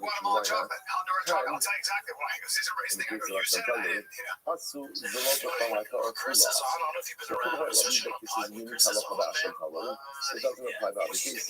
Halakha, did you see his so do not see the idea because it's really the case of Asham Halakha that there is no idea that is meant to be explicit. Because why moving out of the class? Remember again, it's named out from the face of the Ne'alam, because concealed from it. The law of the Halakha is the lost. Right? Because the rest of the Torah, all other cases are going to be different. Why? The sake of the Elav, the past explicitly says it became known to him, or it became known to him. Yediyah Ma'al Yasa Ba'ina. One requires definitive knowledge. However, it's Lakish, but according to Lakish, and the multi-most Rabbi Yishmael, look Mokrebi, by Lakish, instead of setting up a Rabbi Yishmael, why not establish a flag Rabbi? Hashemashon, the Rabbi Yishmael will buy you the Kula. To highlight the idea that Rabbi Yishmael does not require definitive knowledge on the front end in order to generate liability. Gemara says, okay, so cheap, that's obvious. The Lord buy you the Rabbi Yasmi, the Ne'alam, the Nechayva, no, sorry, the Rabbi Yasmi, the Ne'alam, the Nechayva, the Nisa. Okay, so again, obviously, the Sanders are probably we already established that beforehand. Which was Malcolm or Oju, I thought. He left in the cry. Maybe the Shmuel doesn't want to need to be the Kira for a concept, but about the Gemara to say that maybe he has a tradition, like the Soda, that you still require to be the Kira, which the answer is Kamash Malon, no, that the Shmuel does not require you to be the Kira. Okay, so say, so I love for myself. So I love for myself, just in this case, just you know, the way usually two business as in this is the year your team finally stops collaborating like a group chat with commitment issues. Nothing kills me more than my business fell so every opportunity slipping through the cracks because everyone assumed someone else was taking care of it or they're on it. 2026 misses that. The customers are already trying to give you money. Eventually look at the chaos aside and think less. Again, interestingly enough, in the case where I know I go down both paths, even if I pretend that I went down the second path, I forgot about the first path. I love Colorado, so there will be some trouble. There will be other actions that can be covered over the other. They'll be covered over the other liability, right? Why? Because Suffolk Yediyah is key Yediyah. So this extra, and to couple that, we require that in order for a component covered over the other, like 2 months, right? That you have the Yediyah of the Yediyah. So kind of the make reflect here. So on one hand, you must have the Yediyah of the Yediyah. You must have knowledge about the fact that you became coming, and then a lapse of awareness, and then knowledge again, in order to be highest a carbon over the Yodel. But again, we merge that concept with the Yodel. What I'm saying is that the definition of definitive knowledge doesn't have to mean that you possess all the knowledge at all the time. It just means that at some point you realize that now you're actually coming. So for example, in the case of the 2 paths, even if you forgot about the first path, you come off in the second path, and that's when I said that is still called the definitive knowledge as well. So that's when you need to be able to feel out, but you also constantly need to be able to feel. It happens to be also in this case, also that I'm talking about Rabbi, namely that in order to be hired for multiple Asham companies. So in this case, where I ate Suffolk Taylor, right? I ate Suffolk Taylor, and then I forgot about it. Then I ate Suffolk Taylor again. Right? So I had multiple cases of Suffolk Taylor consumption. Not the hell of effort, not in one last. But over time, a lot more than so one can be carried from multiple Asham companies. Okay, good. Okay, how can I lost? Oh, sorry. One more piece. but I know again it was triggered from the way that we were learning, but I just wanted to explicitly speak it out. We also asking, I think I mentioned this yesterday, like Rabbi Shmuel in the Mishnah, right? That they covered all the remember again the Mahmoud Hussein Mahmoud in the Sabbath Rabbi Eliezer, Rabbi Akiva, Rabbi Shmuel. Hamdram is Rabbi Eliezer and Rabbi Akiva is that made over to Chayit for Helam Mishkash, but not for, I'm sorry, they hold it to Chayit for Helam Tumah, but not for Helam Mishkash. That you're trying to cover over the Yoreh if you forget about the Tumah, but not if you forget about the Mishkash or Kodash. If you small holes, but you Chayit both for Helam Tumah and for Helam Mishkash, you asking like Rabbi Shmuel.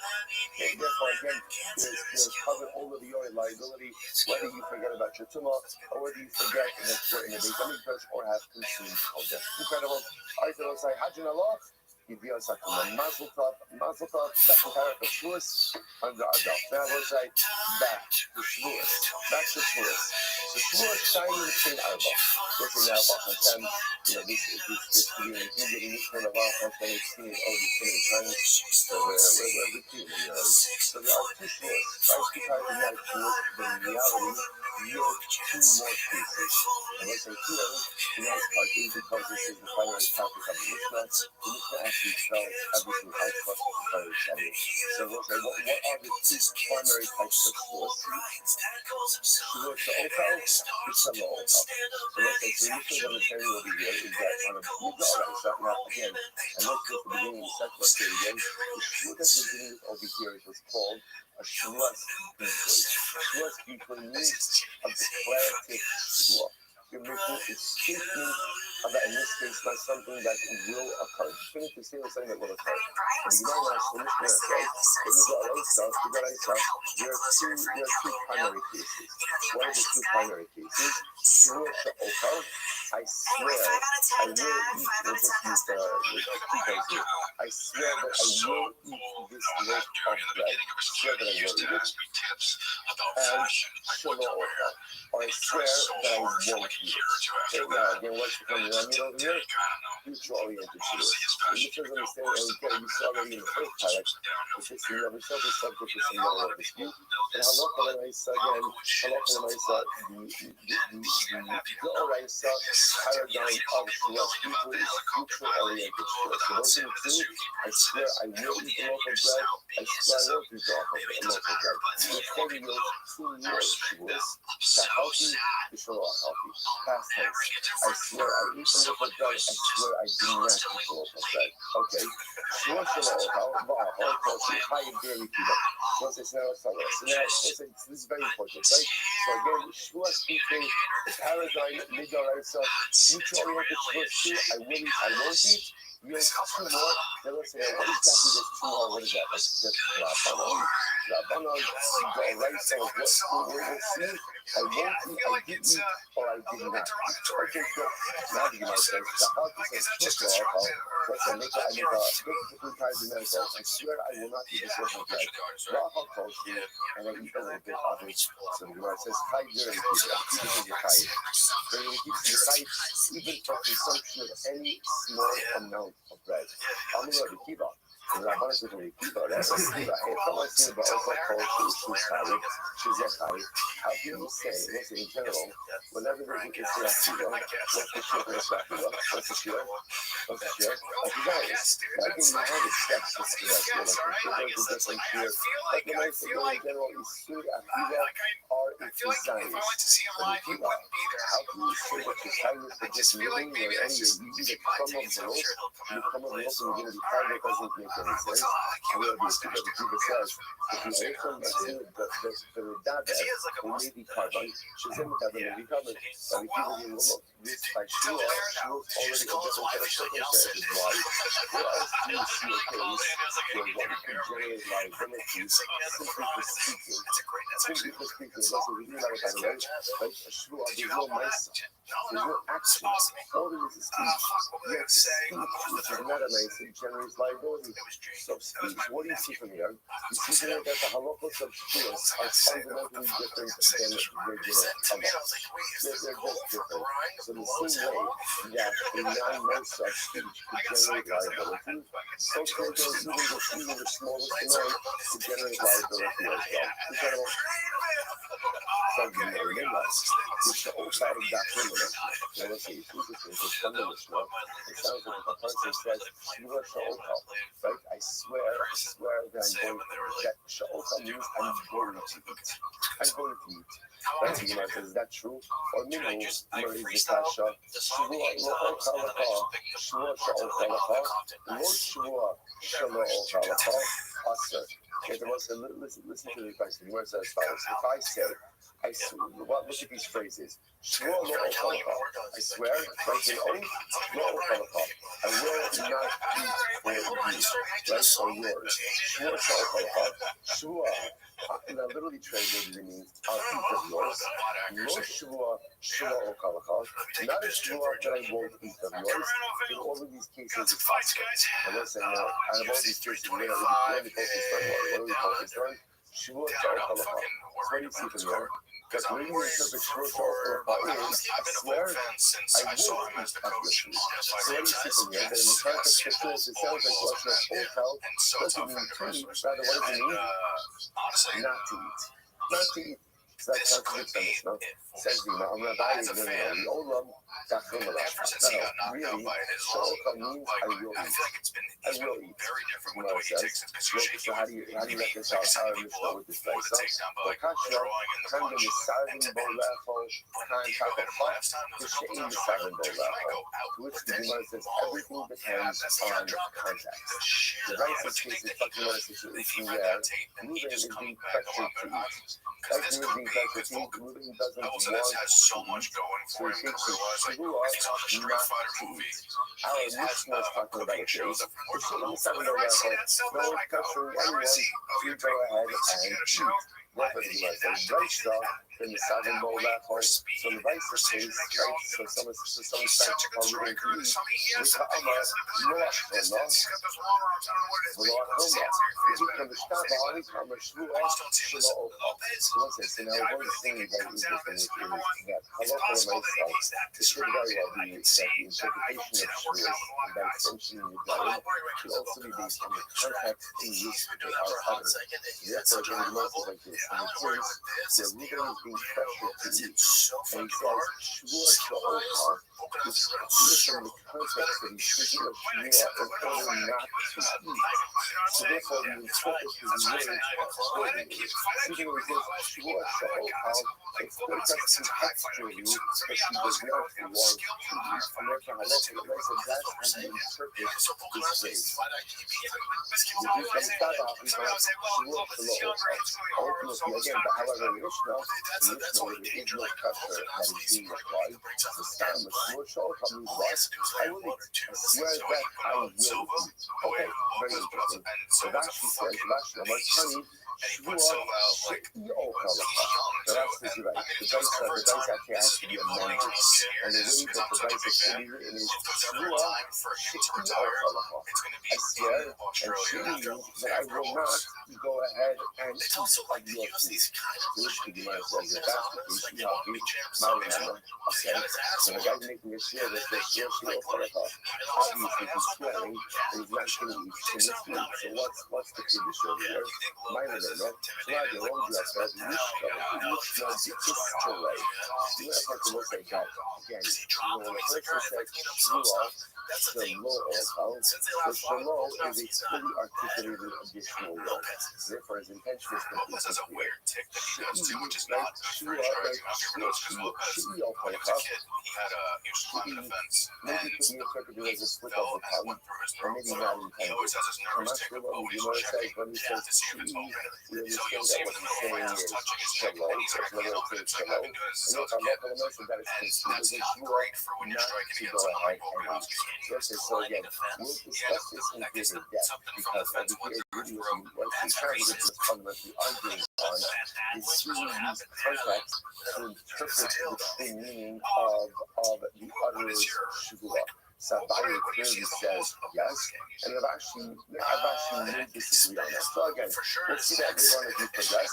For our purposes, the thinking will be as follows.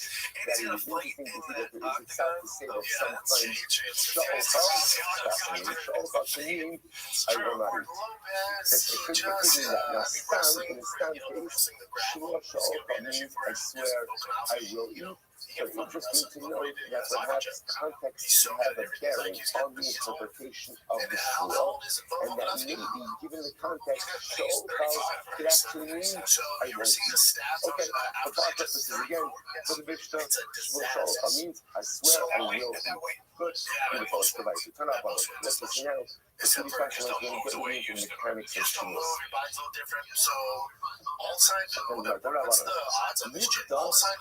we're going to speak about different expressions that could mean shua. So, the classic is how do you think of shua? Classic is how do you think of shua? Right? I swear, shua sha'ani oka. I swear I will eat shua sha'ani oka. I swear, I will eat this loaf of bread. Right? Again, using the Mishnah, the paradigm is huge oil of Yeshua's. First, we have the thing are different expressions that can also mean shua. For example, let's see, first it says,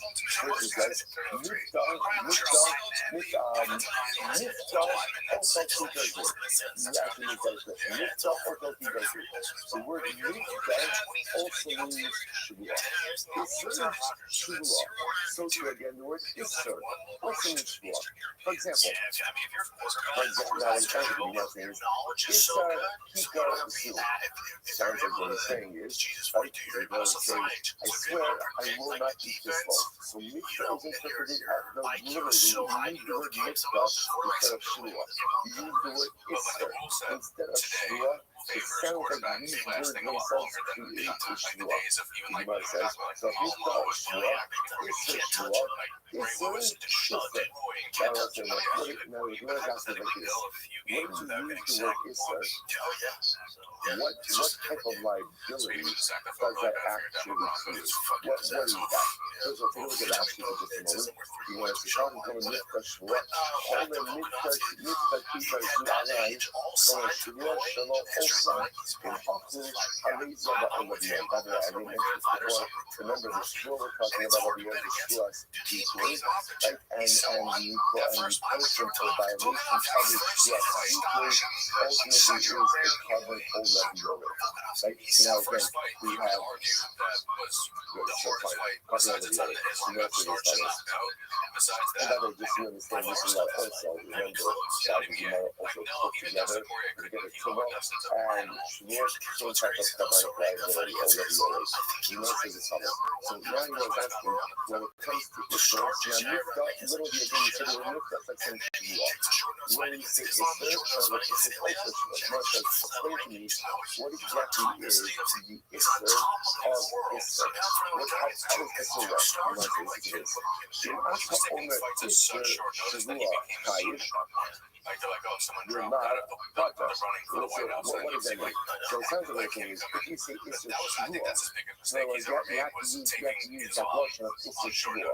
So Isra Shavua will create liability, but if you don't use that notion of Isra Shavua, then that's not a Shavua, therefore you'll be Pata. In Aka Omer Isra Shavua, if you say Isra Shavua, Baha Omer Isra Shavua.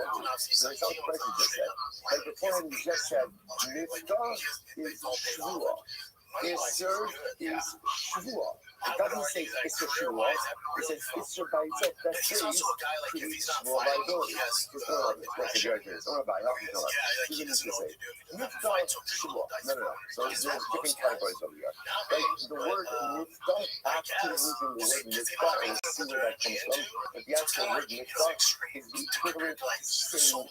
So halachically, there is no difference in saying Shua, Sha'ani Oka Kikazu, I swear, I will eat this loaf of bread and say Mifta, Ani Oka Kikazu. I swear, Mifta, I will eat this loaf of bread. Same exact thing. In both of those cases, you are swearing to eat loaf of bread. But listen and watch this. Abai says, however, Isser, not this Mishua. So listen, this is very interesting. Isser works a little bit differently. Isser works through a principle of what's called Atfasa. This is very exciting. Atfasa is the process by which you make something prohibited by linking it to something that is already prohibited. Like as if you not police something. This is actually a moment. Isser with this Mishua. Isser I like to do. So the person says, use that Russian. Isser alai kikosu. What are they saying? So Isser this kikar, what are they saying? Kushushin ishpa alai kikar, because of the Amma alai kikar, after arei zeh kizeh, so this is essentially so let's say, so the way it works is like this. So the person says, essentially what they're doing is, Kibiyafo, they're linking the loaf to some already previously established prohibited item. It could be another prohibited loaf, it could be a prohibited something else. But that's the way this will work. So let's say, you know what's happening over here? So as opposed to on one hand, you have Shvua and Mifta. What does Shvua and Mifta do? It creates new prohibition. So Shvua Shani Oka Kikazu, right on reality. I swear I will eat this loaf of bread. Mifta Oka Kikazu, concerning reality created. Isser Kikazu, or Israel Live, Kikazu, ultimately goes ahead and says, I'm linking this loaf to a previously established prohibition. That's what Isser does. Atfasa. Again, we're going to double this a little bit more. So you know what it says. Sabai I'm not going to eat the shua. Isser nitfis the shua. Isser. So the Gemara says, Umahu Isulo she Isser. What is the nature of this Isser? And Atma Omer nitfis the shua. Kimotzi shua nitfis the Mechayiv. Nirma Potter. So you know what it says. Then it comes into a fundamental issue, which is does Atfasa work by shua? So the last should be formula someone says. Does it work to make a shua? Doesn't it make a shua? Or can you generate a shua by linking a presently unprohibited item to a previously prohibited item? Is that answer? Does that work to create shua reality or not? So again, I want to answer the answer to that question will determine whether or not there's actual liability. We might, so okay, so now we have our colors. Now that we have them, we're going to go ahead and expound on it. So remember, on one hand, remember I have Shua and Mifta. Shua and Mifta themselves are actual expressions of an oath. Actual expressions of an oath. So I love Kalamais again. When you say Shua, you say Mifta, you're creating the oath. Creating reality for this aspect. Isser alai kikazu is Atfasa. I'm linking this loaf right now prohibited to something that's previously prohibited. And again, by linking it to a prohibited item, I'm now generating Isser upon this new loaf as well. Okay, now that those are categories, let's delve into it. When we might the mitzvah shua, how do you know that? How do you know that the Russian of mitzvah is the actual Russian of shua? This is Onefesh Isi Shabbat Levatei Dispasai. Okay, so listen, and by the way, the Russian of Levatei Vitui. Vitui means articulate or expression. Therefore, you say that the word mitzvah is used in the context of shua. Therefore, it is proper synonym for shua itself. This thing now means, but if that's the case, you can say it's in the addition. It says, Omega, the first shua, again, so it is also used. So why don't you say that mitzvah was here is shua? It's also extended shua. Ella, Iman, it's a mitzvah for shua. Rather than reverse the question. How do you know? As Lashon of Isser is Lashon of Hashfasa. Oh, Asa Isser al Nafsha Isra. Look at the part that says, oh, Asa Isser al Nafsha Isra. So again, it's a little bit actually right. It's much more Sashi like us. Oh, Asa Isser Isra. Much more Sasato Shikafasto B'Jabay Shenishka Alatva. You'll say it's actually interesting. Just from the passage itself. itself. Oh, Asra Isra al Nafsha B'Shvua. The Gemara says, do an Isser. when you're rich like me, I I should am completely Lashon of Isser. I'm creating a prohibition with something that was already previously prohibited. It's very interesting. Niftanan Yatzir L'chol Hashani Bata Adam B'Shvua. They say something by Nifta. It says anything that a person wants to go through a shua. So you make the same argument. Maybe he's talking about something. Linkage is something that was already previously prohibited. Rabbi says, well, the fact that Nifta is an expression of shua is not from here. From Hayon Sihiya L'Ish, Umidareha Aleha, O Nifta Sifasa Asher Asra Al Nafsha, Shvilu Shvua Lo Chama. So listen, what do you see from here in this concept? In this concept, literally, Nifta is used as a synonym for shua. Better synonym. It's used as a replacement for the word shua. Right? It says neder, it's like neder, and remember again, we're going to talk about this more. The neder and shua are sister concepts, but they are sisters who are nothing alike. Right? They're a little bit alike, right? The sisters, you know that's still related, but very different sisters. Right? So we're going to see that shua. So what's interesting is it's very common in Torah wherever you're mentioning neder, you're also going to mention shua. What's fascinating about this concept is there's a mention of neder. Clearly, we're going to instead of talking about shua, it doesn't use the word shua. Instead, what does it say? Mikra. Mikra. So from there, you see that literally again, the word mikra is an actual synonym for shua. So the Gemara says, "B'may asra." So what is the prohibition here? With the mikra, ultimately with mikra. So see from here, you see that the word mikra literally works in the same way that the word shua goes ahead and works. Incredible. Lava Amar. So was the owner of the call. Mikra shua not to make shua. So Rabbi wants to say like this. In reality, Hachasa is not worked by shua. In other words, if you want to create a shua, linking a currently permitted item to a previously prohibited item is not going to be enough to create a shua. So that's going to be created in a different way. So there's no sense. What's going on over here? And if you try to do that, it does not create a reality. Babi Kamar, Nifta Shua. So we're going to say at the end of the day, Halacha L'Meisa, Nifta is Shua. Okay. Isser Nami Shua. Isser is also a Shua. So again, now what Reb is coming on to say, that Shua is Lashon of Shua, obviously. Nifta is Lashon of Shua, and guess what? Isser is also. So it's like, what do you see from here? We do not focus about how Isser works. Because Isser works through Hatfasam, the Lashon of Isser, essentially saying, I'm taking this currently permitted item, linking it. Is that how Isser works? Or no, Isser is an actual Lashon of Shua as well. So the Gemara says, Ashrei Isser, the Tila Kasav Bein Neder L'Shua. Okay, so let's say, now when it comes to the prohibitory nature of Isser, the Torah... What up, Iceman? Okay. Now, what does that mean? They both say, just hold on. How you living, Pimp? Right now, which is always very exciting. What's going on? Because now you're going to have all the information you need to be successful in the next 5 minutes, at least when it comes to can you repeat that, please? Right, because we're going to see some fundamental use. So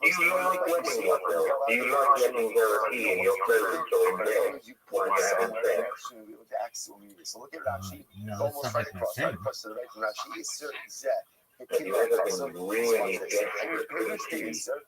Yeah, dog, a lot of times.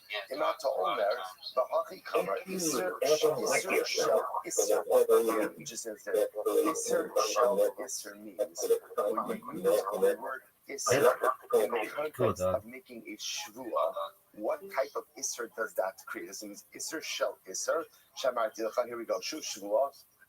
Man, but speaking of which, you're gonna take a whiz, dog. So you kind of hit the nail on the head. All expressions of isser. Why? The same oh, because my fucking bladder is full. What do you want me to do about it, baby? Oh, it's very interesting. The word Isser itself appears in the context between Neder and Shavua. The Gemara says, now what is the difference between a Neder and a Shavua? So say, it's easy. Right? A Neder is a vow, a Shavua is an oath. Right? Now, mechanically, or right mechanistically, was this? Hold on for just a second. Im amrisa b'lashon shavua kigon iser shelo ochal kikar zeh ki lashon hanishba in omrim shelo ochal af ha-iser shotziu b'lashon zeh shavua b'chayiv karban. V'imad, just gonna read one second. V'imad elo tziu b'lashon neder she'ino iser kikar zu alai. Okay, so let me tell you, this is something very interesting. And this is perhaps one of the most important statements we're going to make during the entire Masechta. The fundamental distinction between a neder and a shvua is ultimately, again, a shvua is ultimately an issur on the chefza. Right? The prohibition of a shvua devolves upon the object. A neder is an issur gafra. The prohibition of the neder devolves upon the individual. They'll say that distinction is core to everything we are going to learn for the next couple of weeks. So again, that's why if you even see the Lashonos, right? So remember again, the Lashon of a Shvua is Shvua, right? Shvua she'eni ochal kikar zu, right? I swear I'm not going to eat this loaf. By neder, you would say kikar zu alai. Kikar zu alai. This loaf is prohibited unto me. Now you'll say to yourself, who cares? Like at the end of the day, the loaf is prohibited. We're going to see why it makes tremendous distinctions. But again, just remember that. Shvua iser chefza, the prohibition devolves upon the object. Neder iser gafra, the shvua devolves upon the individual. So now watch this. Now the Gemara says, so what's iser? So let's say here's the beauty of iser. Sounds strange, the beauty of iser. Right? But the beauty of the expression of iser is, it all depends on how you use it. So now go back to Rashi for just It's a bitch. He says over here, watch this. But it says, "Shari fila kasu ve'nei do shvua. Im amrisa b'lashon shvua." This lettuce doesn't know. Iser in the lashon of shvua kigon. Iser shelo ochal kikar zeh. Right? I say, Iser, I will not eat this kikar. So I'll say that's an expression of shvua. So came the lashon hanishbar or mushlo ochal. Afa iser shotziu b'lashon zeh shvuahu t'chayiv karban. So we'll say, if you use, literally again, if you use Israel's notion of Shvua, so the same way, Shvua shelo ochal kikarzu, instead you say Isser shelo ochal kikarzu, then that's an expression of Shvua. On the other hand, the Imad elo tzio b'lashon neder, shamar Isser kikarzu alai, shulashon anotrim, but if you say again, right, Isser kikarzu alai, Isser, this loaf on me, Isser gavra, so I'll say ultimately, and I remember we're going to see violation of a neder does not create liability for covenant or levy. Or a different liability. A violation of a shua creates liability ultimately again for covenant or levy. So now watch this. This is actually quite interesting. Now the Gemara says over here, Rava wants to suggest like this: shua is Russian shua. Mitzvah is Russian shua. What's this? Not hashpasa. Right? So Rava is dispensing with hashpasa. Rava says that Isra is a bona fide Russian, but Isra is unique. Why? To show me it's used in either context. If you use it for Russian shua, if you use it shua, or neder, all depends on how you use it. Incredible. You know, where do you see that the Torah places Isra in between neder and shua? In base Isha Nadara, Asar Isra al Nafsha, Vishvua. Wow, there it is. It's actually talking about the context ultimately again of a woman who makes Nadarim or Shvuos. And they're literally right in the middle. You have Nadar, Isra, and then literally right afterwards Shvua.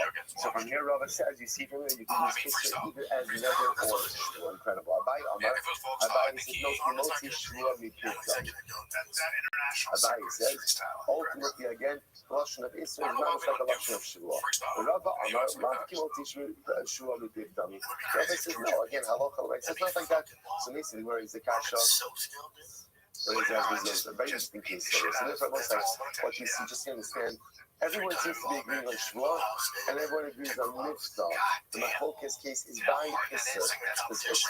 Is Isser a function of Shvua that ultimately works through Hashpasa, or Isser is a unique function that can be either Shvua or Neder, depending on how it's used in the scripture.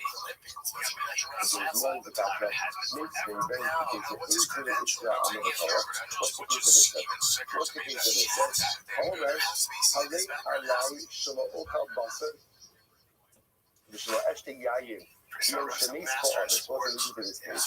And the person says, Ruben says, Harei Alai, right, I hereby take upon myself that I will not eat meat and I will not drink wine. Kiyom Shemis Ko'anis, like the day my father died. Kiyom Shemis Ko'anis, like the day so-and-so died.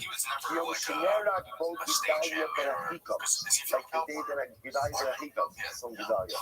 Like the day that Gedaliah Ben Ahikam was assassinated. Kiyom Shelo Yishal B'Korbanos, or like the day that I saw Yishalayim in a state of destruction. We'll say in all of these cases, a person has created a binding prohibition upon it. It's like not to eat meat and not to drink wine. Now let's look at actually this mention is called alive. Thus have the Yom Shemis Ko'anis Olam. So let's say now a little bit of context over here. You might assuming over here that on the day that Reuben's father died, Reuben took upon himself not to eat meat and not to drink wine. Okay, yard site. He took upon himself again not to fast per se, but not to eat meat and not to drink wine. So now what he's saying is his father died on the whatever, on the Chodesh Nisan. Now it's the 25th day of Iyar. Right? So now he's coming over and saying the 25th day of Iyar, I hereby give myself a meat and wine like the day that my father died. Right? Or like Som Gedalia, or like the day that the Mikdash was destroyed, or the day that I swast Allah. What? And it's a prohibition to eat meat and drink wine. Shmuel says, this is presupposing that there already was a pre-existing neder. Now, of course, I want to point out that this was from Shmuel to Rezarim, which is fine, not a big deal for this context. Shmuel says this presupposes that he already had accepted upon himself the prohibition not to eat meat and not to drink wine on any of these previous days. You know what Rashi? Which neder Bani Yosayim, Shekiba Allah Kvar Not Kvar Neder Shal Yochal Basar Yom Shemis Ko'anis. We all know that in Yom Shemis Ko'anis, in Yom Shemis Gedaliah, Saturday, so again, we're seeing that he has already written upon himself his father's yard site, or Chloe's yard site, or the day that Gedaliah was killed. The Hainu, not this together. So just to be clear, this is a case of Hatchasa. This Hatchasa. So I'm standing on a random Wednesday, and what I'm saying is, I take a neder that meat and wine should be permitted to me like the day that my father died. And again, presupposing that I already made a neder not to eat meat wine on the day my father died, I'm being matchless. I'm connecting today to the yard site day of my father. It is Rashi. The Katani is with Mr. Allah Torah, Shuvah Yaakov Gvaro. I'm not just the neder, Harim Below Yaakov, neder Atzmo, but the not just the neder, not just Shua. So what's the purpose of here? What do you see from here? What do you see from here? The Hatfasa works. Right? Again, there's a whole lot of things that Hatfasa work or not.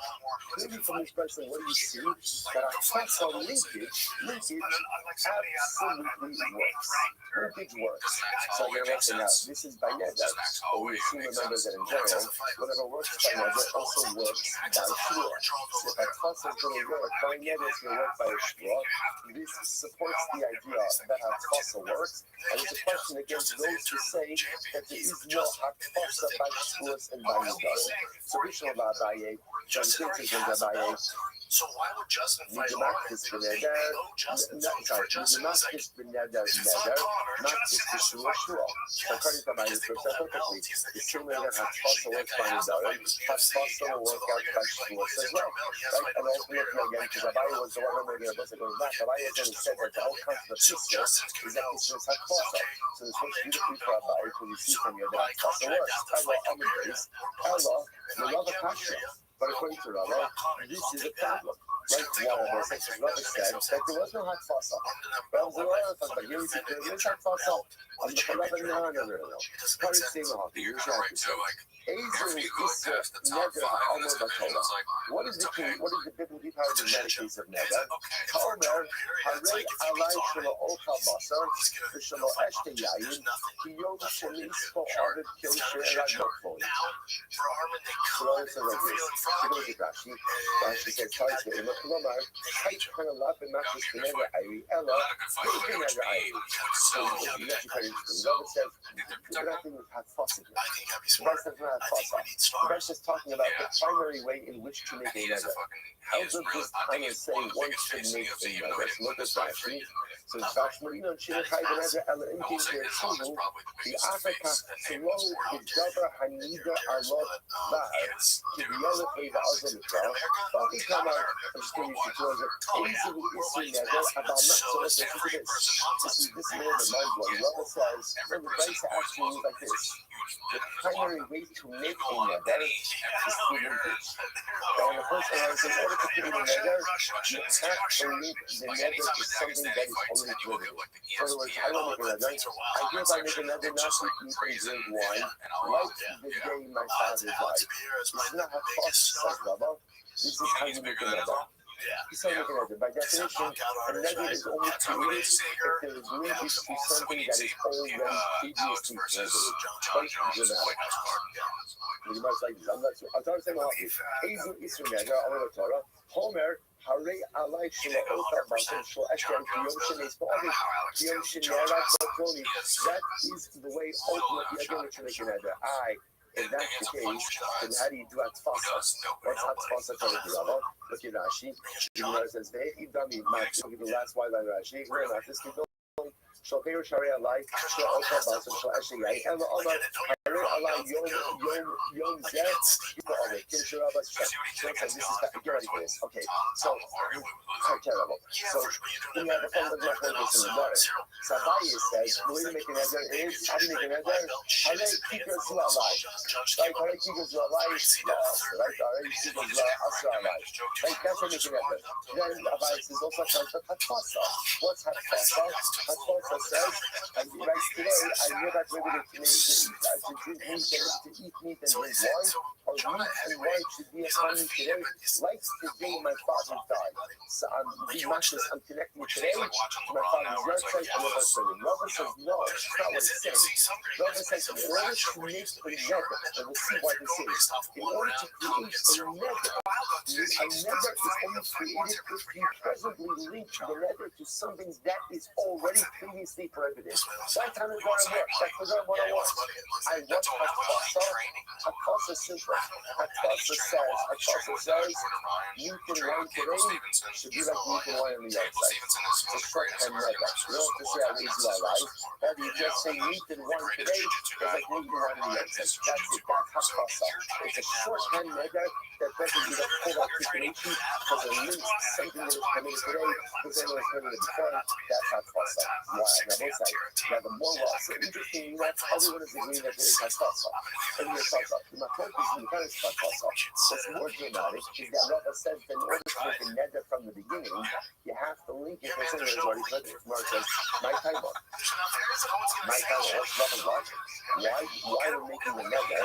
You have to link to something that is already previously prohibited. On the front, the Pasuk says, "Ish yiga neder la'Hashem." As the Pasuk says, it's a person, it's a double Lashon. Yiga neder la'Hashem. Ashe yiga to gazer and neder. So that's like, it's pretty wild. So like I said, the Pasuk itself says, it's a double Lashon. Yiga neder. When you make a neder, you must link it to something that is already prohibited. Like the only way to make a neder is when you link it to something that is already prohibited beforehand. Terrible. Yom shemesh ba'ofen pshita. The Gemara says, now if you're moving, the day that your father died, that's happy. And if that's what is prohibited by another, you know, if it's Yom Shenera, it's strict. The biggest city is linking it to a day of that the value of an activity of the sense. Some of that time when you look at even if you learn the usher, since you look at some guys also in the market talk about that, you know that Nami lo havi aledis, the high lab matris benevolent. I thought that the only way to go ahead and accomplish Hatfasa is if you link that which was previously in your present related to something that was also prohibited through another. It's something that was previously prohibited not through another. Maybe it doesn't work with Hatfasa, I'm not sure on that. I'm not sure that I love for myself. As long as the item was previously prohibited, it doesn't have to be prohibited to another. can still do like possible. So it's not only for today. So what the Halacha will say something profound. Everyone is agreeing that Halacha will say most Rava and the Bai are agreeing that Halacha will say again that there is constant measure and constant Hatzfasa.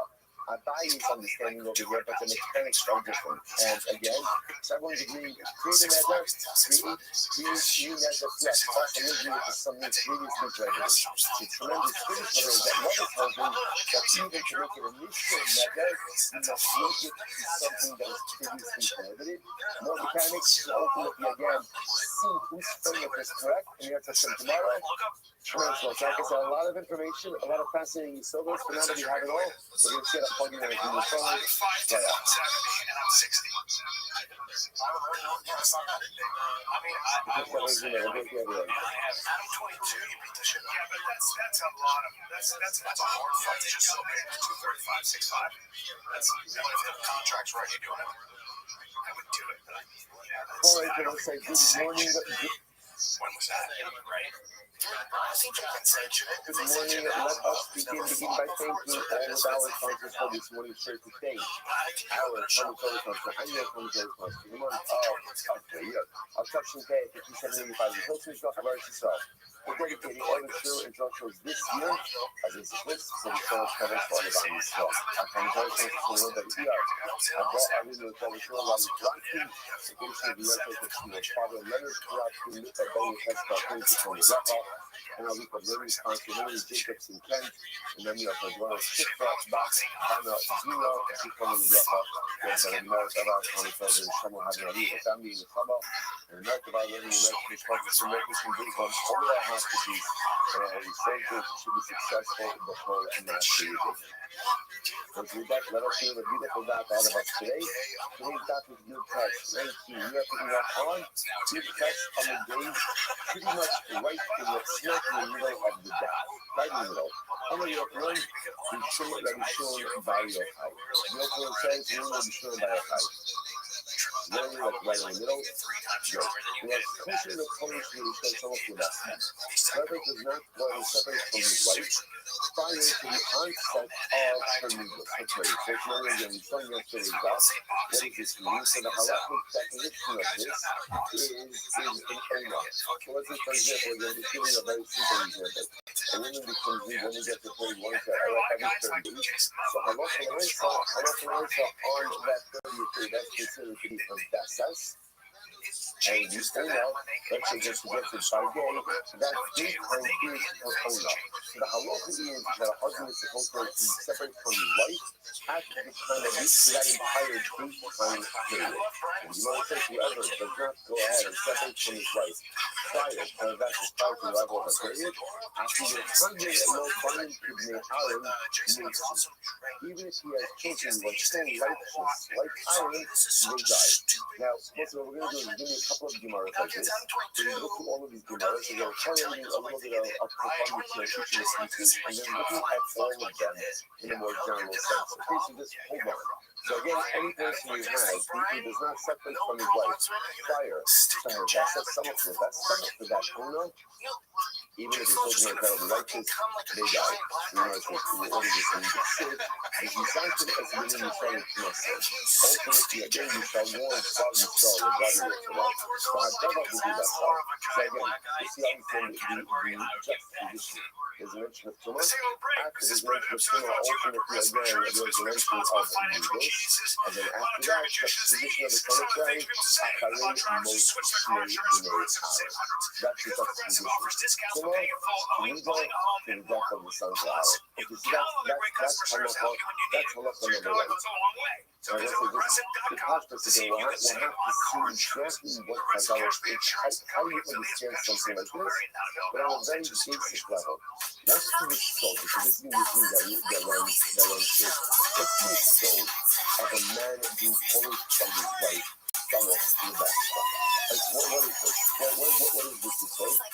This is the soul ultimately of giving up something that technically should be committed to you, but for the sake of achieving a higher level of tradition, you're willing to engage yourself that.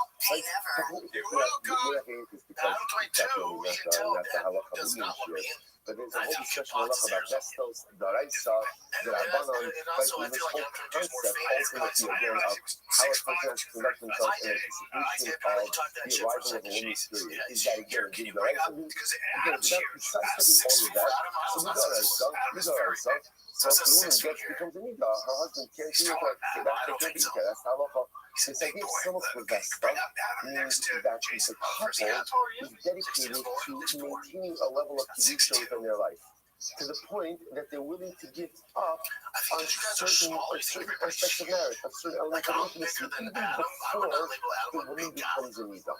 When a couple has that drive and has that motivation in their home, in their life, that creates a heightened level of kedusha. Failure to do that creates a diminished level of kedusha. We've seen this before, that sometimes when Chazal say that children die, Chas v'shalom, that's one of the times, it doesn't have to literally mean that children die, but rather what it means is that sometimes is used as a metaphor for non-actualization. That one of the greatest ways to stymie, to stunt the spiritual growth of our children is to be parents who are not devoted to spiritual growth. So if I was a parent, I'm not willing to sacrifice for kedusha. If I'm a parent, I'm not willing to push myself for a heightened spiritual level in my marriage and in my home. Guess what?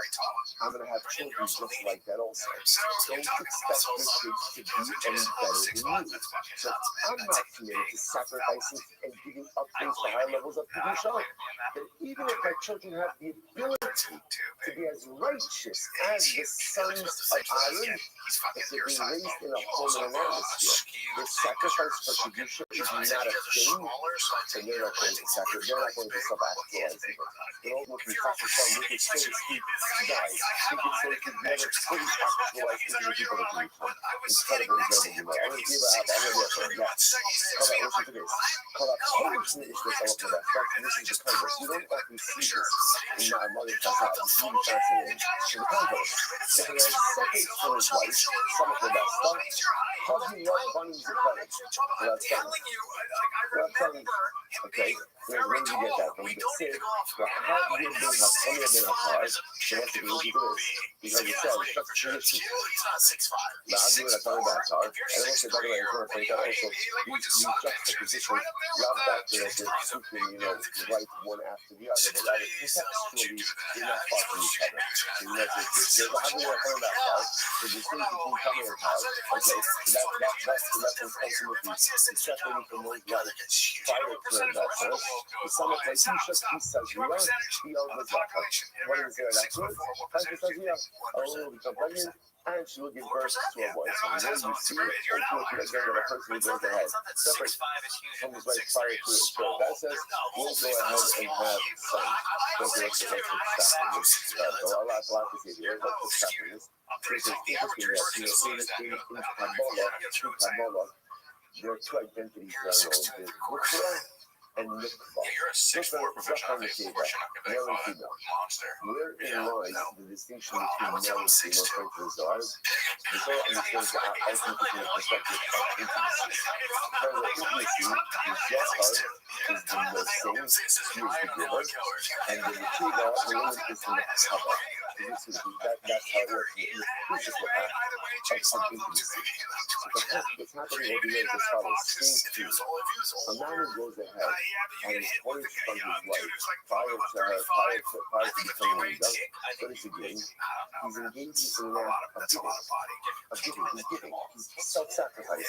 I'm giving up something that, technically speaking, is a right? So to speak, it's a right that a couple has in marriage. They're giving up that right. They're giving that right for the sake of achieving a life of kedusha. So what do they have? Banim Zacharim. Banim Zacharim mean boys. Banim Zacharim means Zachar. Again, like I said, in Kabbalah, Zachar means that identity of a giver. That's why again, the Zohar uses it, because the Baruch was sometimes referred to as Mikvah and Mikvah.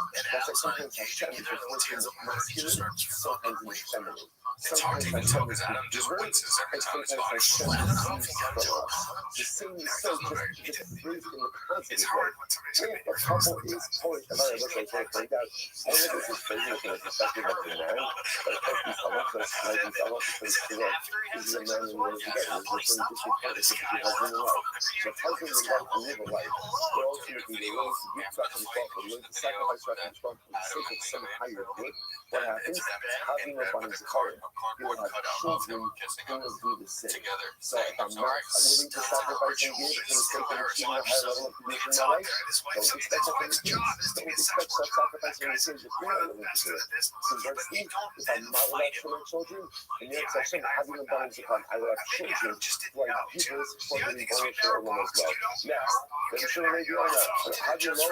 Body will you know Allah? I mean, the Torah says not only will you have children, well, like the sons of Aaron, but also or just born into Kohen, but you will have sons who are Ru'uyin Lahorah.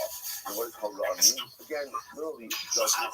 And again, what it means is higher level of giving. You will have children who themselves commit themselves to Klal Yisrael. So there's the highest level of giving that we engage is the sense of self-sacrifice to our people. So not only will you have, so to speak, bodies of Kohen, male children, good girl, but you'll also have children who are willing to give for Klal Yisrael. You see, Lahabdu Lahorah.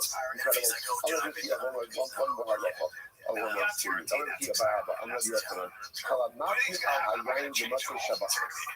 However, that will not fit to make Havdalah and wine on Matzah Shabbos. Have you no bunny in the fire? Ultimately, a red will have literally translated voice. It says, Lahabdu b'Achodesh Shabbat. Is to make a decision to not hold it to hold. It's the outcome. Lahabdu b'Achodesh Shabbat. The son of Clay, the great Shabbat Lahabdu, and then the juxtaposition of Ishas Isazia, he has a zakat. Because when you see the halacha, if you think Havdalah and wine, you will have bunny mitzvah, you will have sons. What's the practice? So it could be along the same lines as well. We will say, for many of us, by the time you get to the end of Shabbos, like, what's the last thing you want to really receive? Is a glass of wine. I don't know, it's in my house. Right? The heart on Shabbos. Right? So again, by the time you get the rest of Shabbos, that's like in the halacha says. You could use Kama Medina, you could use orange juice, you could use beer, you could use all different kinds of things. Now let's say that at the end of the day, a mitzvah deserves wine. A mitzvah deserves wine. A mitzvah doesn't deserve beer. Beer is what you use if you have anything else. Juice is what you use if you have anything else. A mitzvah deserves a glass of wine. Not even a glass of grape juice. It really deserves a glass of wine. That's what it deserves. So again, I don't have to do it. There's other things that I can do to fulfill the obligation. So all the same thing. How do you approach a mitzvah? How do you approach a mitzvah? Like approach a mitzvah says, look, it's mutter. It's mutter. It's halacha. But it's working is mutter. Again, you're allowed to use the common Medina. You're allowed to use honestly a good whack that they don't just go, it's fine. You do the same. And you know the obligation. Suck. So if you live life like that, just know that that will translate into the type of family that you're raising and the type of children ultimately that emanate from your household. Or the kind of person who's going to follow you. Maybe I don't want a glass of wine right now. I don't want it. And Havdalah deserves it. Havdalah deserves a glass of wine. If I'm the kind of person who's going to push myself to do the mitzvah, on the highest level, and ultimately what results are children who live in that same way as well. Incredible. That was I just point out. Rabbi Shimon Maybe says, ultimately, again, so again, Rabbi Shimon takes it a step further. Now, wherever you see Ru'uyin Lahorah, so what that means is that's even higher. So Baruch Shecharim represents for us again the idea of givers. Right in Kabbalah, the giver, the giving personality. Horah is even a higher level of giving because Horah in this context represents a commitment to the cloud. The highest level, or not a perfect knowledge, the highest level of giving that we achieve, yes, is with our money, but it's also with our time, with our resources, for the benefit of the community. With everything that's the highest level of giving. Incredible. I'm gonna be on by that. I'm gonna Roger. What's a really funny? I want to point out there's so much more to scan all of these emails, but we've already ruined the clock of HDS. So we'll save it for a different time. But just to understand how much more there is here. One more piece. I'm gonna be on by that. I'll just point out. I'm gonna be on by that. I'm gonna Roger. Colin McCarthy is absolutely shocked. David will get and sanctifies himself at the time of intimacy. Cotton low binding ultimately again will have. So once again, ultimately refers to children. It refers to children. But the nice again, remember, I think we're globalizing that concept to mean children who are givers. Shenya and I, we skadashkan visem kudoshin. Pasuk says, sanctify yourself. Some of what you said, he says, we are. And it juxtaposes it ultimately again to if a woman will have a son. That's who plays out over here. The Kaddish actually be passionate. That doesn't mean to sanctify oneself ultimately again during intimacy. To be modest. And also, there are many different halachas that govern how a couple should be intimate. Again, halacha is very permissive in terms of ensuring that the act of relation between husband and wife is pleasurable, enjoyable. But the nice there still is a certain element of truth, an element of modesty that is possible. So let's say it's incredibly safe, same idea. You can torture to be seen as an animal. As an animal seeking to gratify an innate carnal desire. And doing that, like I don't care about anything, I just want to satisfy that desire. You do that. Or a person can say, I'm willing to give up certain animalistic aspects of this to make this the double shebekisha, to make it holy. To make it holy. And I was like, I want to be clear. Right? Sometimes when we speak about like this, we have this little chazal where like, you know, a person has to say, the husband has to say, the wife has to say, and then the husband has to say, to make it holy. And it's a simple thing. He's Kardashian, he's in Kedoshin, and maybe for some people that's what it is, right? But the nice self, like the nice, that's not what we do as What's a high level and the truth is the act of relations, the act of intimacy, of course, because the act of intimacy with one's wife is supposed to be very nice, beautiful, and meaningful, and incredible, and enjoyable things. That's what's supposed to happen. That's what's supposed to happen. And it's usually not preceded by other things. There's the act of enjoyable, not by a complicated material.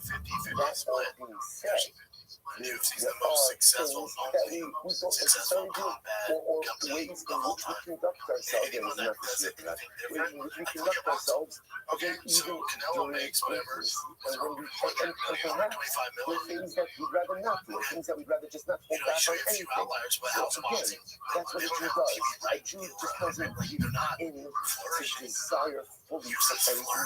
There's always a broad side. That guardrail is called that guardrail is called modesty. So if we live within that guardrail, which means a way to give up certain things for the sake of a higher kedusha. And ultimately, again, just understand that translates into the holy version, translates into the holy version. Incredible. Absolutely incredible. All right, back to Shabbos. So we're going to Omer. Back to we're going to Omer Shabbos ben Aaron.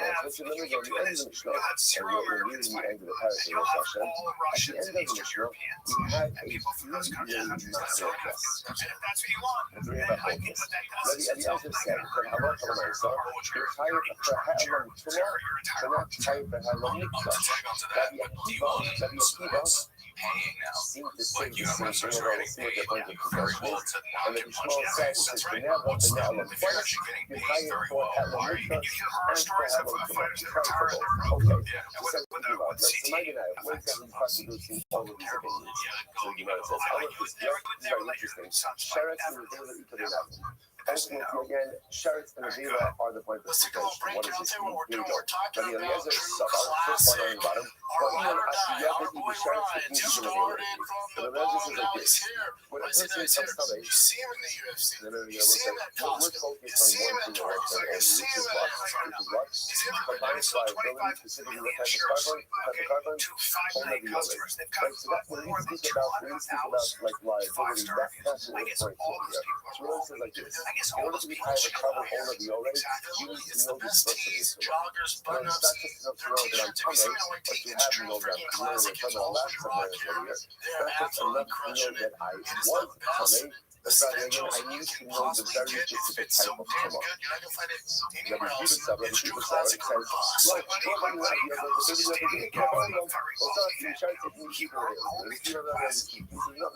not true. You don't have to know what type of tumor. As long as you know that what, you can come in, when you have to ask the Lord, you ain't told that you enter into the East, then you realize what you did, and it's come out by those people all never worried. But it's a halacha, and I say again, it doesn't matter if I know, was it a sheretz, was it a little bit of cares. If you know the Lord, you know, says, look, we try to do it, it's whether or not you have to know the actual source of your tumor. Yeah, so did you see this? We'll point out a contradiction between the positions of Rabbi Eliezer, and he reconciles it. I'm Rabbi Eliezer, and Mishani, you're Rabbi Eliezer, but even after that, if you start taking you to the Eliezer, really hold that in order to be trying to cover over the Eliezer, you really have to know the source of your tumor. What about the following? I'm Rabbi Eliezer, Monafsha. Either way, Monafsha, Caleb Arko, Chayiv. No, so awful kind of also let me point out to you what's happening over here. Take a look at Rashi just a moment. Rashi says, Mishmeri the Krisos, Caleb the notes on the funnel. Also, Echem and the Shogun, the hands, the Shabbos and the Kippur, what's it like this? That's when you have a case where you violate it. And it's just it doesn't really matter how you violated liability, you do the same. For example, I have a piece of Caleb, and a piece of Mesa in front of me. This is every guy on Nina John's music was married, by the way. And if you use it, kind of attack us. So the Lord says like this, listen to this. So back to the Gemara shop. Caleb also Chayiv, no Safal Chayiv. So there's two pieces, I'm not sure, there's two pieces. Caleb tells me no Safal Chayiv. I eat one of them. I'm not sure which one I ate. So the Lord says, who cares? Who cares which one you ate? Why? Because what do you know? You did something else and you hide the top of it. The difference is what's hanging on. So for example, Shabbos, you know, Chayiv, you keep doing Chayiv. Like, let's see what you did. You're not trying to violate Shabbos. Either way, you Chayiv. You Chayiv, right? Somebody says you Chayiv the top. Or Ishto Nido Baal Chayiv, Achosha Baal Chayiv. Actually, a little bit, right? So again, so like a man had a relationship with his wife, his Nido, or his sister. Not sure which one. But either way, it's usher. Either way, it's usher. Now, if you want to what does it matter? You need to know liability perspective. What does it matter? It's the same liability. So again, the point of what do you think of that? I think you have a larger hold, so you do not need to know the source of your liability, which contradicts what we just said. The point of Yeshua, how do you know that? Oh, God, you love Kaka slash Kaka. Actually, doesn't know the more Kaka. So Yeshua says it's not true. The passage explicitly says, oh, hold that love Kaka. So, when you have liability, when you know what you did, when you know, not just that I know that I did something else, but what? I know exactly what it is that I did. Well, first of all, that contribution now, we have the focus over here, which is quoted before the Eliezer saying, in order to try to cover over the Yored, you have to understand the Yitzilah. Now, in my person, right, so what the Eliezer seemingly says, it doesn't matter about the source of Yitzilah. So, Shani Hashem, and the Sally reconcile this, and Shani Hashem, I'm sure Chazal, or maybe I'm not going to. Please, culture is, you know, just hate culture. So ultimately, in general, all you need to know, you don't need to know specific liability. All you need to know is that you did something else. So that's why you keep the feelings and those things. Right? I don't know. I know that I eat something from you.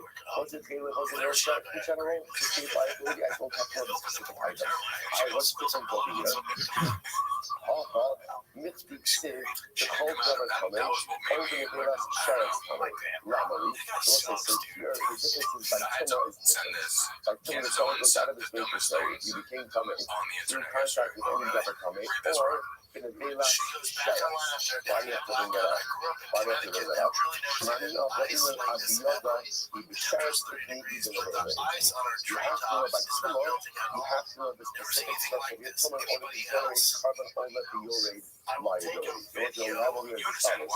Now, the Eliezer says he holds two different people in different ways. In the general world of liability, you do not have to know the source of your liability. In other words, if you are absolutely clear that she did something wrong, you try the chatos, hopefully you'll get everything you try the chatos. So again, I don't know if I ate Caleb or Yosef, but what do I know? What do I know? What do I know? I ate one of them. I for sure ate one. Like, it's not a case of like two pieces of meat, one is kosher and one is, one is kosher. This is a case of both pieces operated and know for sure I did something wrong. And even if I don't know exactly what I did wrong, I know it's one of these two things, I'm liable.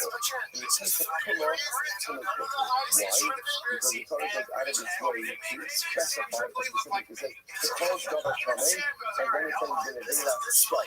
So the fact that it brings out the Yeshua that Shai indicates to me that by Tumah, because of the answer, by Tumah, in order to generate liability, I have to know exactly what the source of Tumah was. Now, that's what I remember again. Just keep in mind that you don't have to. That the says, as long as you know the definition that you're coming, even if you don't know the source of your Tumah, ultimately again will be liability. Good. Rabbi Akiva, now you can Rabbi Akiva, top of your test. So you mentioned Rabbi Akiva, I did the boy who mixed up the name of a Chayo. Look at the Rabbi. So now Rabbi Akiva captions the Pasuk differently. He says, no.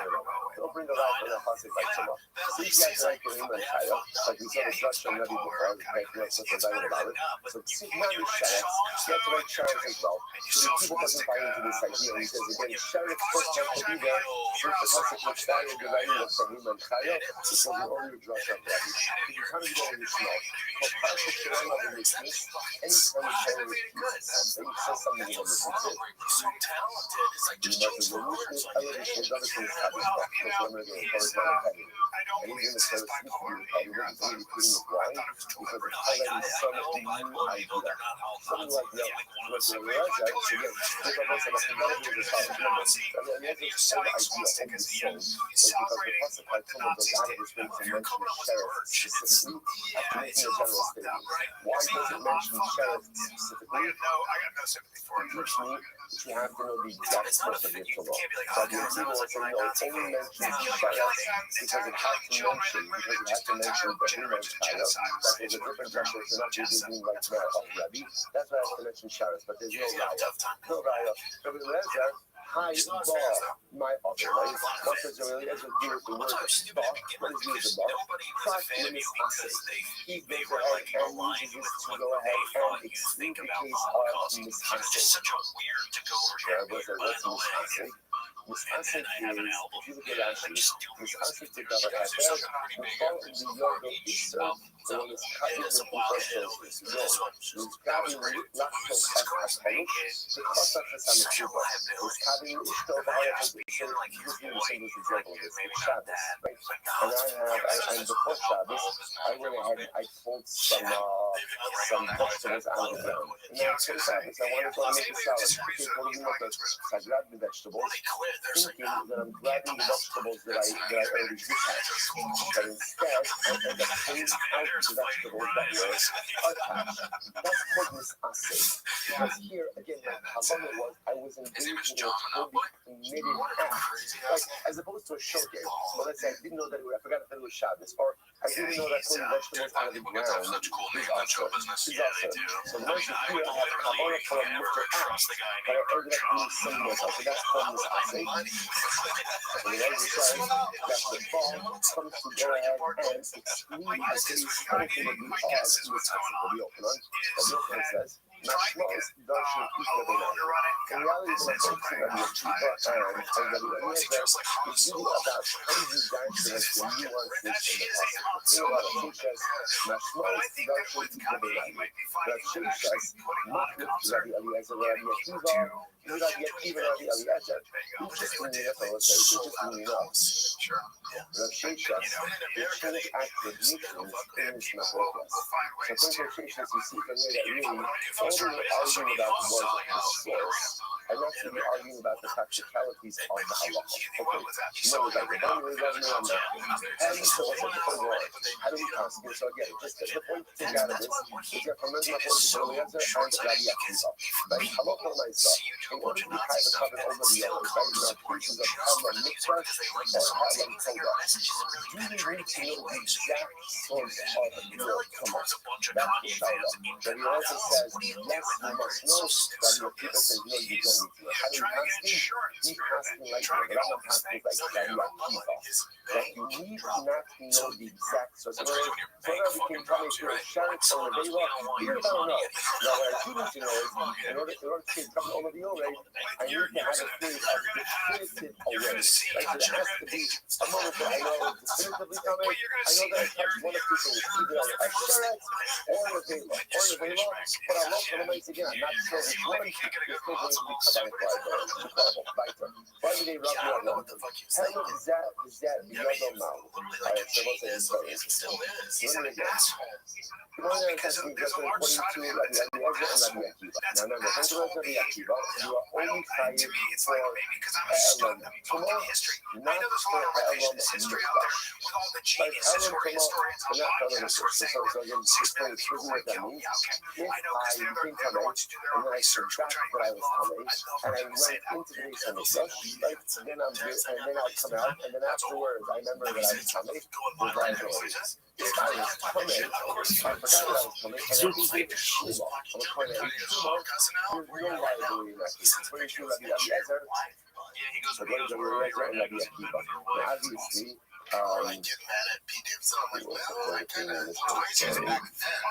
yeah, look, Shmuel is kind of the one. So the one person who touched the 22 Rabbi Eliezer and Rabbi Akiva who hold it to only carry for Helen Mikdash, not for Helen Tumah. Listen to this. So I made Rabbi Nachman, Helen, Zed, the other Nachman. What happens if I have a lack of awareness of both of these things? So I forgot about my Tumah, and I also forgot about the fact that I was eating Kodesh. What's the liability for this? I'm going to Helen from the other. Yeah, you're liable. Why? But even like your Akiva and Rabbi Eliezer, there's still a Helen Tumah in this case. Therefore, there should be liability. Helen Mikdash, the other Potter, actually, just the opposite. Because it's also Helen Mikdash included in this, and therefore it should be Potter. I'm going to ask you like this. Kansas, again, I just want to point out, this is only a kasha according to Rabbi Akiva and Rabbi Eliezer who hold that there's only liability for Helen Mikdash and not for Helen Kodesh. So if a person has a lot of awareness of both these things, I became Tamei, and now I'm eating Tshuva. So I forgot that I'm Tamei, and I forgot that I'm eating Tshuva. According to the Eliezer of Akiva, is there liability in this case? The person thinks, yeah, of course. Because after all, this Helen Mikdash over here. That's what I'm doing inside of the Mikdash as well. Like this Helen Mikdash. So the Gemara says, Helen Mikdash, butter, and Rashi, Hadina, Tumah Kaparish, Helen Tumah, the other Bakayis. So Rashi says like this, you only have awareness of law causes it to separate. If ultimately awareness of his tumah that causes him ultimately again to separate, then it's clear that this is a case of Halam Tumah and therefore his liability. Even Mikdash Kapar is how Halam Mikdash, the other Potter, if on the other hand, it's awareness of the Mikdash that causes him to separate. And this is a case of Halam Mikdash, and he will be Potter. I'm going to read Rashi, that doesn't make any sense. Will the punish me Mikdash? At the end of the day, obviously, any Kisha, any separation will do me because And there's a bit, I go, she lost the first 3 fingers on her right hand. I go, she lost the first 3 hands on her right finger. San Antonio, Tampa, San Diego. At the end of the day, again, these types of things, these types of awareness is like intertwined. The only reason is going to separate out because from the Mikdash is because of the Tamar. And the only reason is going to have awareness about the Tamar is because of the Mikdash. Hella emotional. That makes no distinction in Pasha. I'm sorry, Rashi says Pasha. Interesting enough, according to Rabbi Eliezer and Rabbi Akiva, in any situation where there is Helam Tumah, Helam Mikdash, even if there is also accompanying Helam Tumah, you will be exempt from carbonic liability. Again, you're exempt from carbon already. Fine. So I just want to point out, I guess this is a good time to mention this now. I'll mention it, although we're going to come back to it later on. We paskin like Rabbi Shmuel, right? There's a little anticlimactic. We've kind of known that because we've been operating that way throughout the entire sugya. We paskin like Rabbi Shmuel, namely that there is liability for both Helam Tumah and Hela Mikdash, right? So whether it's that I'm becoming Tameh, I eat Kodesh. I forgot that I'm Tameh. I eat Kodesh, and then I remember that I was Tameh, or I became Tameh, forgot that I was Tameh, entered into the Mikdash, left, and then realized that I was Tameh. It's whether it's Helam Mikdash. I forgot that about the business Mikdash, or I forgot about my Tuma. Either way, Halakha L'maisa, I am Tameh. I should say, there's liability. I'm sorry, not that I'm Tameh. There's liability for covering all Levioli. So once again, we pass in Halakha L'maisa like Rabbi Shmuel, that whether for Helam Tuma or for Helam Mikdash V'Kadoshav, there is carbon Ola Viore liability. Beautiful. Okay, let's go back to some very interesting cases over here. Tanabanan. Shnei Shevilin, Echatami Ve'echatar. Wow, what a Gemara. I come to a crossroads in life, and there are two paths in front of you. One is Tahar, one is Tameh. Story of our lives. Shnei Shevilin. So we'll say, the great part about the Gemara is that often it's not necessarily true in our lives. Is the case in the Gemara, right? The Gemara says, I know exactly which one is which. Right? The challenge of the human condition is I know that there are two paths, but often I do not know which one is Tameh and which one is Tar. And then Shnei Shevilin, Echad Tar. I come to a crossroads, there are two pathways in life. One is Tameh, one is Tar. V'halach b'rishon, v'lo nichnas, v'sheni v'nichnas. So I say, what do? I go ahead and Rashi says, the truth is, in the case of the Gemara also, it's not known which path is which. Right, but here's what I do know. I know for sure, just to frame this case in the right way, I know for sure that there is a grave on one of these pathways. Right, I know for sure that there's a grave. I don't know which path has the grave. So listen to the case. I walk down path 1. Okay, I don't enter into the Beis Hamikdash after walking down path 1. Then I walk down path 2, and after walking down path 2, I then go into the Beis Hamikdash. So what's the halacha? Chai. Now, by the way, just to kind of put the meat and bones over here, I go down path 1, I don't go into the Mikdash. I go down path 2, and then afterwards, I forgot about these paths. I go into the Beis Hamikdash. I come out of the Beis Hamikdash and I realize, I remember those paths. What's the halacha? I'm chayiv a carbon olevi yolet. Now, why am I chayiv a carbon? This is actually a pretty intuitive case. Why am I chayiv a carbon olevi yolet? Why? Because when I say again, I'm for sure tameh. Why am I for sure tameh? Why? I went down both paths, and both of those paths, right? I know that one of those paths is definitively tameh. Okay, beautiful. Rashi says chayiv carbon olevi yolet. Sheyish kan betchili yediyah vados. Because again, after I went down path number 2, I know for sure at this point, I am Tameh. Right? By the way, I just want to point out something very interesting. This harkens back, just like that word, harkens back to our previous machlokes, right? Where we see like Rabbi Akiva, we pass like Rabbi Akiva, that one need not know the definitive source of their tumah in order to be Tameh. So in other words, as long as I know that I'm definitively Tameh, even if I don't know exactly the source, I'm still Tameh. So now at this point, I went down both paths. Afterwards, again, I forgot about the paths. I go into Beis Hamikdash. I come out. I'm chayiv carbon olav yored. Okay, pretty intuitive case. However, halach b'rishon. Listen to this. V'nichnas. So then, what was in the second case? I go down the first path. After I go down the first path, I go into the Beis Hamikdash. Then, giza v'shana v'taval. Then I do paraduma. Go to the mikvah, right? So again, here's the progression. I go down first path, go into the Beis Hamikdash, then do paraduma, purify myself. Then I go down the second path, right? V'nichnas, and then I go into the Beis Hamikdash. Okay. Now what happened? I will say. So again, after I go down the first path, Rashi points out over here, I know that I'm Safek Tameh, right? I go into the Beis Hamikdash anyway. Now again, not anyway, but I forgot that I went down the first path. So I go out, I come out, then I go through the whole purification process, right? Halachah might again paraduma. Now I go down the second path. Now let's say I go down the second path, I forget about the second path, and then I go into the Beis Hamikdash. What's the halacha? Chayiv. Tanakama says I'm chayiv. Rashi says over here, Mach must be a rishona, Mach must be a shniya. Tamanavshach, over here rishona be a shniya, but Tamahaisa. So again, Tanakama says I'm tameh. Why am I tameh? Because either way I'm tameh, right? In other words, one way or another I'm tameh. Either I'm telling because I went into the Beis Hamikdash after the first path, or I'm telling because I went into the Beis Hamikdash after the second path. But either way, I'm chayiv. Rav Shimon Potter. Rav Shimon says I'm Potter. Now, why is that? Rashi says over here, this is incredible. Rashi says Rav Shimon Potter. The ain kan ba'achas mikulan yediyah vada is betchila. Sha'at yediyah tchila shel shvil sheni sekehu. So Rav Shimon says like this. I will say, in order to be chayiv and cover all of the Yoreh, you need yediyah betchila. Like you have to have awareness.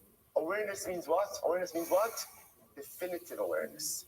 In neither of these cases did you have definitive awareness. Why? I went down path 1, and then I went to the Beis Hamikdash. After path 1, what do I have? What do I have? Possible. Possible. After path 2, what do I have? Possible. According to B'Shimon's fasting, according to B'Shimon, you never had a period of definitive awareness. Because of that, no carbon all of you. B'Shimon Yehuda says, Potter b'kulan, Yishra B'Shimon. Shimon ben Yehuda says that you're Potter in all of these cases. Now, interestingly enough, Rabbi Shimon says you're Potter even in the first case, right? Where you go down path 1, then go down path 2, and then go into the Mikdash. Rabbi Shimon says you're Potter in all of these cases. Why? Because of Rashbi, because of Rabbi Shimon Bar Yochai. Okay, so we'll say now we're going to analyze this. Here we go. The Kulan. Could Rabbi Shimon really say that you're Potter in all the cases? Batilu b'kamaisa. Now we'll say, now the first case, I'm a base. The first case seemed to be like pretty obvious, right? What was the first case? I go down path 1, okay, stop, go down path 2, and then go into the Beis Hamikdash, right? Then again, I will say in all of these cases, obviously there's a lapse of awareness, right? Lapse of awareness. I forgot about the paths. I go into the Beis Hamikdash. I come out. The Brisa said, I'm chayiv, right? Why am I chayiv? What was like? Why am I chayiv? I'm definitely tamei. So how could Rashbi, how could Rashbi say that I'm Potter in that case? Doesn't make any sense. The Marashach, tell me, because either way, in case number 1 was the easy case. Case number 1, I'm definitely tamei because I went down both cases. Who also Gemara says, Al Rabba, this is incredible. How come I ask you what's the case? Kigon Shahalach Barishon, which I went down the first path. Ubishar Shahalach B'Sheni Shachach Shahalach Barishon. Oh. I'll say, watch this. This is fascinating. See, we presuppose what was the case? The case was I go down path 1, okay, obviously I'm suffering. Then I go down path 2. But at the time that I'm going down path 2, I remember that what? I remember that I went down path 1. The piece says, no, that's not the case. The truth is where I go down path 1, and then at the point that I go down path 2, I forgot about path 1. So because of that, the website, I never had a moment of definitive awareness. So therefore, again, the Avirei Nishasivya. It's only a partial awareness. The website is interesting. In other words, if at a certain point in time after I go down path 1 and 2, I recognize what I did, we could call that definitive awareness. Right? Why? Because I know now that as a result of my 2 journeys, I am definitively coming. The problem is that at the time that I went down path 2, I forgot about path 1. I never have a moment of definitive awareness. If there's no moment of definitive awareness, what we call Yediyah B'Tchila, then there can't be liability for cover over the earth. How incredible is that? How incredible is that? So the Havilei Nitzas Yediyah. The only partial awareness. So like that. This I have like a little bit more time, but I can't just go back and let this go because it's too ridiculous incredible. You know what I said? In life, if you do not remember all the pathways that you have taken, that's only called partial awareness. So much of life is not just about planning for the future, but it's about having an acute understanding of the decisions you have made in the past and the pathways you've taken. Like the only way to live a better future is to know which roads you've traveled in the past and which ones work and which ones don't. But if I forget about past journeys, but I'm operating with a stunted awareness. That stunted awareness prevents me from making informed decisions about my future, right? That's what we say. Those who don't learn from the mistakes of the past are doomed to repeat them. If you don't know which path you've taken in the past, which ones have worked, which ones have not, that's partial awareness. Partial awareness stunts you going forward. Incredible. So how come here's what they're arguing about. stuff. Here we go. It's like, Tanakama Sava, I mean, this is the Tanakama hold, even partial awareness is enough to create definitive awareness. The Yeshua Sava, Roma Mina makes us need to call it. She disagrees. The Yeshua says, no. Definitive awareness means you know all the pieces. In other words, so look at Tanakama will say, it's okay. It's okay if you don't remember path 1 as tiny thinking path 2. That's fine. That's fine. The Yeshua says, no, it's not true. You need to know about all the pathways at the end of the day. So what's like, now what we see is, now we see ultimately again, even in case number 1, we have a fundamental machlokes. So again, the case number 1, if I understood this in a simple way, I go down path 1, then I go down path 2, and then I go into the mikdash. If we're talking about a case where I remember both pathways, everyone agrees that I'll be kind of covered all over the order. I forget, I go to the mikdash, I come out, now I'm kind of covered all over the order. Everyone agrees with that. What happens, however, when you're on path 2, and after path 2, I forgot about path 1. So Tanakama says that's called definitive awareness. You can be kind of covered all over the order. The Shimon says no. That's called partial awareness. Partial awareness is not definitive awareness. Lack of definitive awareness prevents you from being liable to a covenant over the other. Incredible. What about following this? Follow for Rishon, the Niknas. This is case 2, right? I go down path 1, then I went to the Mikdash. Then I come out. He's the Shon of the Tavo, the Chazal, Allah, the Shini. Then I come out. You know, after I come out, I remember, that first path. So what do? I go through the whole thing, I sprinkled on, 3 satin good, the whole zach. Now what happens? I go down path 2, the Niknas, and then I go back into the Niknas. What's halacha? Tanakama says, Chayiv. I'm kind of, Rabbi Shimon told me, Rabbi Shimon says that you're potter. Right? So I understand why would Rabbi Shimon say that I'm chayiv? Why would I be chayiv? After all, something, again, once again, it's non-definitive awareness. Non-definitive awareness. So this is what Gemara says. Now, we might do the single over here for the Tanakama. But the Tanakama, or not Rashi, no, it's not Rabbi Shimon. Tanakama is also awareness. Yochanan says, try us to suffix idea to idea. In these cases, we've made a suffix idea, suffix awareness, like a definitive awareness. Shaki says, Hamani Rabbi Shmari. Principally, in this Rabbi Shmari, the Amar, Lo Ba'in Yidiyah B'Tzilah. This really throws the wrench and everything. Who's the opinion like this reflects? This could be the opinion ultimately again of Rabbi Shmari. Rabbi Shmari is a dramatic position which we reject. Rabbi Shmari, you do not need Yidiyah B'Tzilah. You do not need awareness at the beginning in order to create liability to cover all of the other, which is sharp distinction to everyone else. We do not constantly like Rabbi Shmari. I will point out, so this case has two parts of interesting and more involved ones, but what I will point out is very interesting is that halacha l'maisa, we passing even the mitzvah yediyah, is to hold yediyah. So we passing halacha l'maisa partial awareness is like complete awareness. Therefore, in this case over here, in fact, the time that Reuben was walking on path number 2, he forgot about path number 1. Halacha l'maisa, there is still liability. So the way we passing in both of these cases, as follows. Is number 1, case 1, which let's just go through the partial way of it. I walk down path 1, walk down path 2. I don't know which one has the tumah, but one of them definitely has the tumah. I forget about it. I walk to the Beis Hamikdash, and then afterwards come out. Remember what I did. This kabbalic liability. Cover all of the already. Even if I forgot about path number 1 at the time that I walked down path number 2, that's case 1. What about case number 2? I go into the Mikdash. I go down path number 1. Forgot about it, going to the Beis Hamikdash, come out, realize what happened, do the whole Paras thing, go down path number 2, go back to the Beis Hamikdash, keep asking like the Tanakama, that there's liability for cover all of the other in that case as well. Incredible. Let's go back there. Rabbi Miller. So the Miller says as follows. The Rami, so Rami you can go ahead and literally again, contrast these views with one another. The sign of always suffix, suffix, so let's say this is very different. You can just feel this testimony as Hashem. I ate a piece of suffix caleb. Okay, so let's say, so this is a piece of meat, right? It's a suffix. Is it caleb, or is it shuman? Is it fat? Caleb is also shuman is committed. So I ate a piece of meat. I'm not sure what I did. So let's say, now I ate one piece of suffix caleb, and then I found out about it, right? I found out about it, and then ultimately again, and then I eat another piece. And I find out about it. Look at Rashi.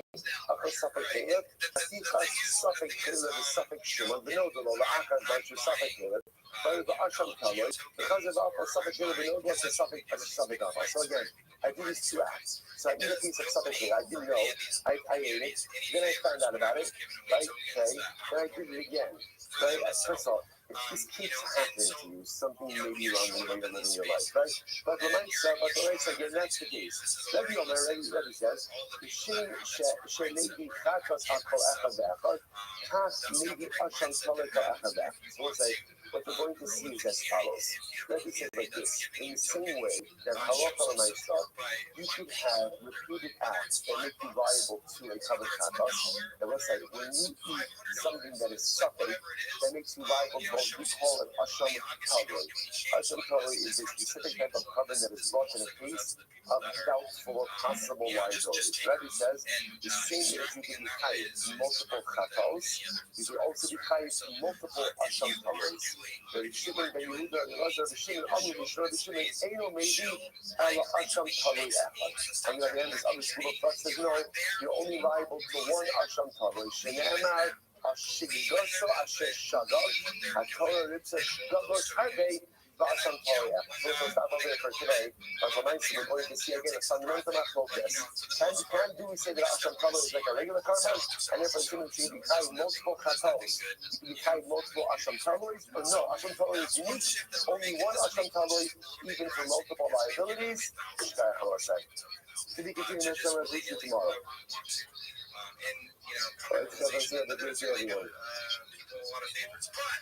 Enough of that. We have a fight going on. I'm gonna check in with Bob real quick. Can I get a someone will let me know how AI. How that's going?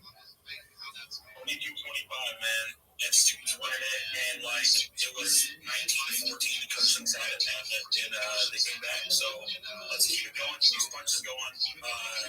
All right, so let's say good morning. Good morning. Let's begin by thanking all of our sponsors for this morning to defend our annual Talmud Torah sponsor, for dedicating all the Talmud dresses this year. And this list of the Soros Tovos for all of Am Yisrael. Our Talmud Torah sponsors for the month of Iyar, Habarim, the Tovos Shmuel, Rabbi Karakin, Mission of the Archite of Shmuel's father, Ripa, Ben Yecheskel, HaKohen, Zikol Bracha. Our week of learning sponsor, Hillary Jacobson Kent, in memory of her daughter, Shifra Zikol Bracha, Bas Hana Dina. That's the only sponsors for today. Yachmiel and Judy Middleman, integration of the yard site of Yachmiel's father, Yaakov Ben Moshe Tzvi, Zikol Bracha, and Michael Yansky's integration of the yard site of Michael's father, Shimon Yaakov Ben Baruch Elimelech, Zikol Bracha, the narrative of our Talmud Torah. All of them is Shalom Sabin Ali, the families in the Chama, all those who need us will Shabbat Kehil, Kol Yisrael, Yisrael Hashem, Hashem, bring home all of our hostages, the Shalom and the Karav, and all the soldiers to be successful with Kol Maaseh Yidin. First with that, let us begin with a great dot, really an incredible dot ahead of us today. Today's dot is discussed. We are picking up the Mitzvah Hashem on Yud Zayin on days 17b, 18 lines up from the bottom. So where should we start? Right at the two dots. Zohi Mitzvahs Aseh Sheva Mikdash She'ein Chayav Allowed. So Moses, remember again, in yesterday's dot, we were hyper-focused on the case, well, really two different cases. But case one was where someone was coming, had a lapse of awareness about their tumah, and then entered into the Beis Hamikdash. And then case number two was where someone became coming inside of the Beis Hamikdash itself. Those were the two cases we were dealing with. Now, the way the Mishnah phrased those cases was that this is an example of a mitzvah saseh, that if Beis Din were to rule erroneously about this particular case, there would not be what we call har ha'elam davar min hatzibur. There is a special offering, a special sacrifice that is brought when Beis Din delivers erroneous ruling, and the majority of the crowd acts upon that ruling. So we look at Rashi. Rashi says, Allah say, Ba'al Mosad Zechir Mikdash. Rashi says, Kilomar, Al Torah Tumas Mikdash V'Kadasha. If Beis Din were to deliver an erroneous ruling regarding, again, either something to do with the Tumah within the Beis Hamikdash itself, or the consumption of consecrated items, Ben Chu Shal Aseh Kidosh Mikma Ba'azara, the Hainu Aseh V'Shachol Ben Hu Shalom Saseh Kidosh Mikma B'Chutz. Now, listen, interestingly enough, there's two different cases over here. Right? If somebody goes ahead and becomes tame in the base of Mikdash itself. And then let's say Basin delivers an erroneous ruling. Let's say Basin said they didn't have to leave under those particular circumstances, even though they did. That's a violation of an assay, because the assay, if you become coming in the Mikdash itself, the assay to go ahead and get out is the Shalchum min HaMachana. That all like also goes up. Anyone who is coming is straight out of the Nachra. That's the obligation you have to if you're in the Mikdash and Tameh to get out. Bein shehu shelo saseh, you go nit of the courts, you go as far as Mikdash. On the other hand, if you become coming outside of the Mikdash, and then enter into the Mikdash, there's a losas, there's a prohibition. And the prohibition ultimately is ala Mikdash losavo. Don't go into the Mikdash. The husband first, let's say again, Beis Din delivered an erroneous ruling regarding either of these circumstances, right? And someone acted on that ruling. So the halacha is there is no par helam davar minat sibur. Why not? Rashi actually said earlier, he says, the husband first time Dein chayav mishum dein nevi'in par bahara ela al helam davar sheshigedasel chatos kvua miyachis. About too much mikdash covered all of the orders. Technicality. Halacha is the only thing a par helam davar minat sibur. So you're going to say, par helam davar minat sibur is a covering that is brought in a situation where Beis Din delivered an erroneous ruling and people acted on that ruling. So the people, Folks, look at this athleticism, and I'm really going to try to summarize this for you. Interestingly enough, Par Helam Davar is only brought for an infraction where if committed accidentally without the instruction of Beis Din, would have what we call a fixed carbon. But because when it comes to tumor in the Mikdash, we've already seen what carbon do you bring for tumor in the Mikdash. What carbon do you bring? Right? Ultimately, you bring a carbon oleviolate. So because you bring this valuable carbon, therefore, halacha l'maisa, there's no par on davar minat sibur. So it's a technicality. So now go back to the Gemara. So you want to take the kite. So what exactly are we talking about over here? So where are we coming from? So remember again, the Lashon of the Mishnah was, this is an example. So whenever you say that Lashon of Zogi, it makes it sound like you're coming from a broader discussion. So what is the broader discussion? We're actually coming again from the Gemara Seches Haris. The Gemara says, you're not chayiv al par helam davar minat sibur, on an asay and on a lo saseh in the base of Mikdash. Now again, what's the asay, what's the lo saseh? The asay is referring to a case where you became inside of the base of Mikdash. And the low saseh is referring to the case where you became coming outside of the base of Mikdash, but entered in under a lapse of awareness. You do not bring an asham talui on an asay and lo saseh in the base of Mikdash. Okay. Aval chayobim ala asay ba'alo saseh shebenida. Now we'll say, so now remember again, the Mishnah brought up the case of Nida. We kind of, blew through this case quickly in the Mishnah, but actually we'll spend some significant amount of time on it today. But you do go ahead and bring a carbon on an asay and lo saseh shebenida. Umavir asham taloi ala asay ba'alo saseh shebenida. Okay, fine. Rashi for just a moment. They mavir asham taloi. They even shabal yadam safek kares. It's you can achas of asham taloi. They mavir also safek tumas miftash. So let's say, so remember, asham taloi, like its name, is a carbon that is brought when there is the potential. It's doubtful liability, or not that, potential liability. That's what it means. Asham is a sin offering. Taloi means suspended. I may or may not have done something wrong, but the stakes are very high. If I did do something wrong, it's generally a kares bearing prohibition. So because of that, there's a special carbon that's introduced. Interestingly enough, there's no asham taloi that is brought when it comes to tumah in the mikdash, but there is asham taloi that is brought. There is asham taloi that is brought. Halacha l'maisa again for the case of Suffolk Nida. Now we're going to go close. So come up, V'ka'amar, so the Gemara says, V'ka'amar, Shulkin Yisach HaSeh Sheb'Mikdash, She'im Chayav Na'aleha. This is the positive commandment in the Mikdash that one is not chayiv for. There is a Yisach HaSeh Sheb'Mikdash Chayav Na'aleha. So by the way, this thing says, why is it that Nida and Tumas Mikdash are both brought in the same breath? So remember again, that's the case of Nida we're referring to over here. The case of Nida we're referring to over here is where a man is having relations with his wife, and in the middle of relations, she says to him, I've become a Nida. So we're going to see there's a number of complications in that particular case, but interestingly enough, what they both represent are cases of entry with suffix tuma. That's the commonality of these cases over here. Again, they're going to have reverse dynamics, but that's why they're mentioned in the same breath. So we must say, what's the example of a mitzvah? And I will say that the other thing you have to figure out is what do you mean mitzvahs asay? What's the positive plan? We're gonna unravel all of this. So what's the mitzvahs asay? What's the case of the mitzvahs asay by nida that one would be chayiv? Or what's this case? Here we go. This case in the Mishnah. A man was having a relationship with his wife who was tahora, not a nida. And she says in the liberations, I've become a nida who piresh miyad, and he withdraws immediately. Chayiv. He's chayiv for that. Why?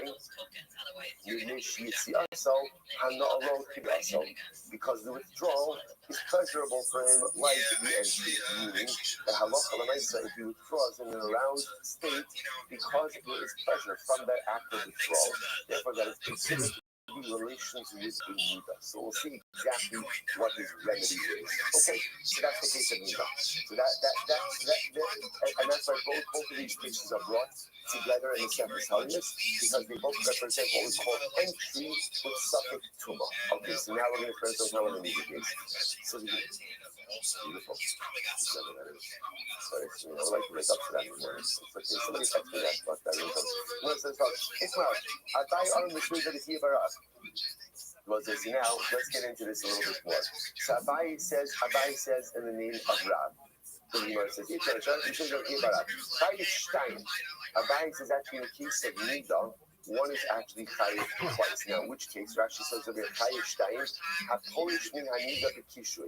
If a man goes ahead and, we're going to have to define the parameters of the case, but the Gemara says, if a man, in this case of Nida, man withdraws while still in a state of arousal, he's chayiv twice. Chayiv twice. If he's Amar Shmuel Bashua, Amar Afuna, chayiv shtayim. One of the two levels of liability. Chada Aknisa, the Chada Aknisha. One liability, like one here is for entry, and one chayiv ultimately again is for withdrawal.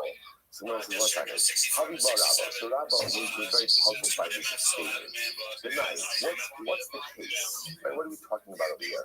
So Gemara says, even with someone with Vesta, if we're talking about a case where halacha l'maisa, the couple is having relations close to her Vestas, which means close to the time that she's expecting the period, so Gemara says, overnight. Now, again, let's say, there's a lot of halachas that are being thrown at us over here, and we're going to unravel them as they come. So remember, again, the concept of Vestas is that, again, a woman expects her period at a particular time. Now, again, in the world of Vestos, there are many different types of Vestos. We are not delving into the intricacies of what's supposed to go right now. The point is, we're trying to figure out what are the parameters of this case. So if we're talking about over here that it was close to her Vestas, which means, what does that mean? If it was close to a time that she was expecting the period, and then let's say again, they have relations, and in the middle of relations, she says, oh no, I became a nida. And if he withdraws while still in a state of arousal, I can understand why potentially there would be dual liability. Why the dual liability? Number one, why did he have relations with her in the first place? If he knew that she was expecting her to get, then they should have been sustained. And then furthermore, again, after she became a nida, he should have waited until he was not in a state of arousal to withdraw. The fact that he withdrew in an aroused state ultimately creates a second liability. Okay, so the Gemara says, listen to this. So now here's the problem. If we're talking about that it's close to a Vestas, and what kind of person are we talking about? We're talking about a Talmud Chacham. So the Gemara says, Vishama Aknisa L'Chayiv. So I understand why there should be liability, or what we call entry, for the initial act of relations. Why? Because we'll say in this case, actually, interestingly enough, he's a shogeg. Why is he a shogeg? Because he thought to himself like this, Kasavar, Yikolani Libo. I thought I had time. I know that my wife is expecting to become a leader shortly, and I thought I had time to have the actual relations before she would actually become a leader. Look at that. Even Tam Chacham, Sheodea, Shamishana Shemata Hora, Ba'amulon, Nisi Sakrahantin, Ashiyamos. So again, if we're assuming over here that this is a Tam Chacham, so therefore we'll say what? I understand on the front end of things, on the entry, he ultimately again would be chayiv, right? At the entry, he would be chayiv. Why? Because halacha l'maisa, again, that would be a shogeg. That'd be a shogeg case, right? Because again, he thought he had enough time. It turns out that he didn't have enough time. That's shogeg. The Gemara says, however, Ella Pisha Amari Chayiv. But if you're in a state of arousal, then ultimately again, you should be chayiv.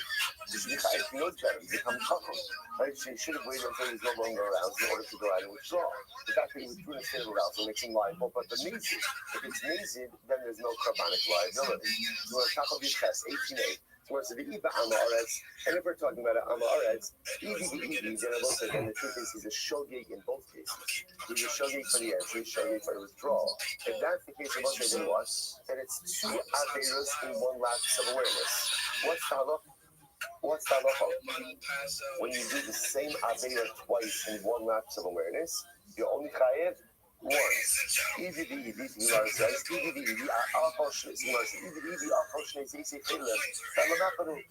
a person eats two pieces of chilif in one lapse of awareness, what's the halacha?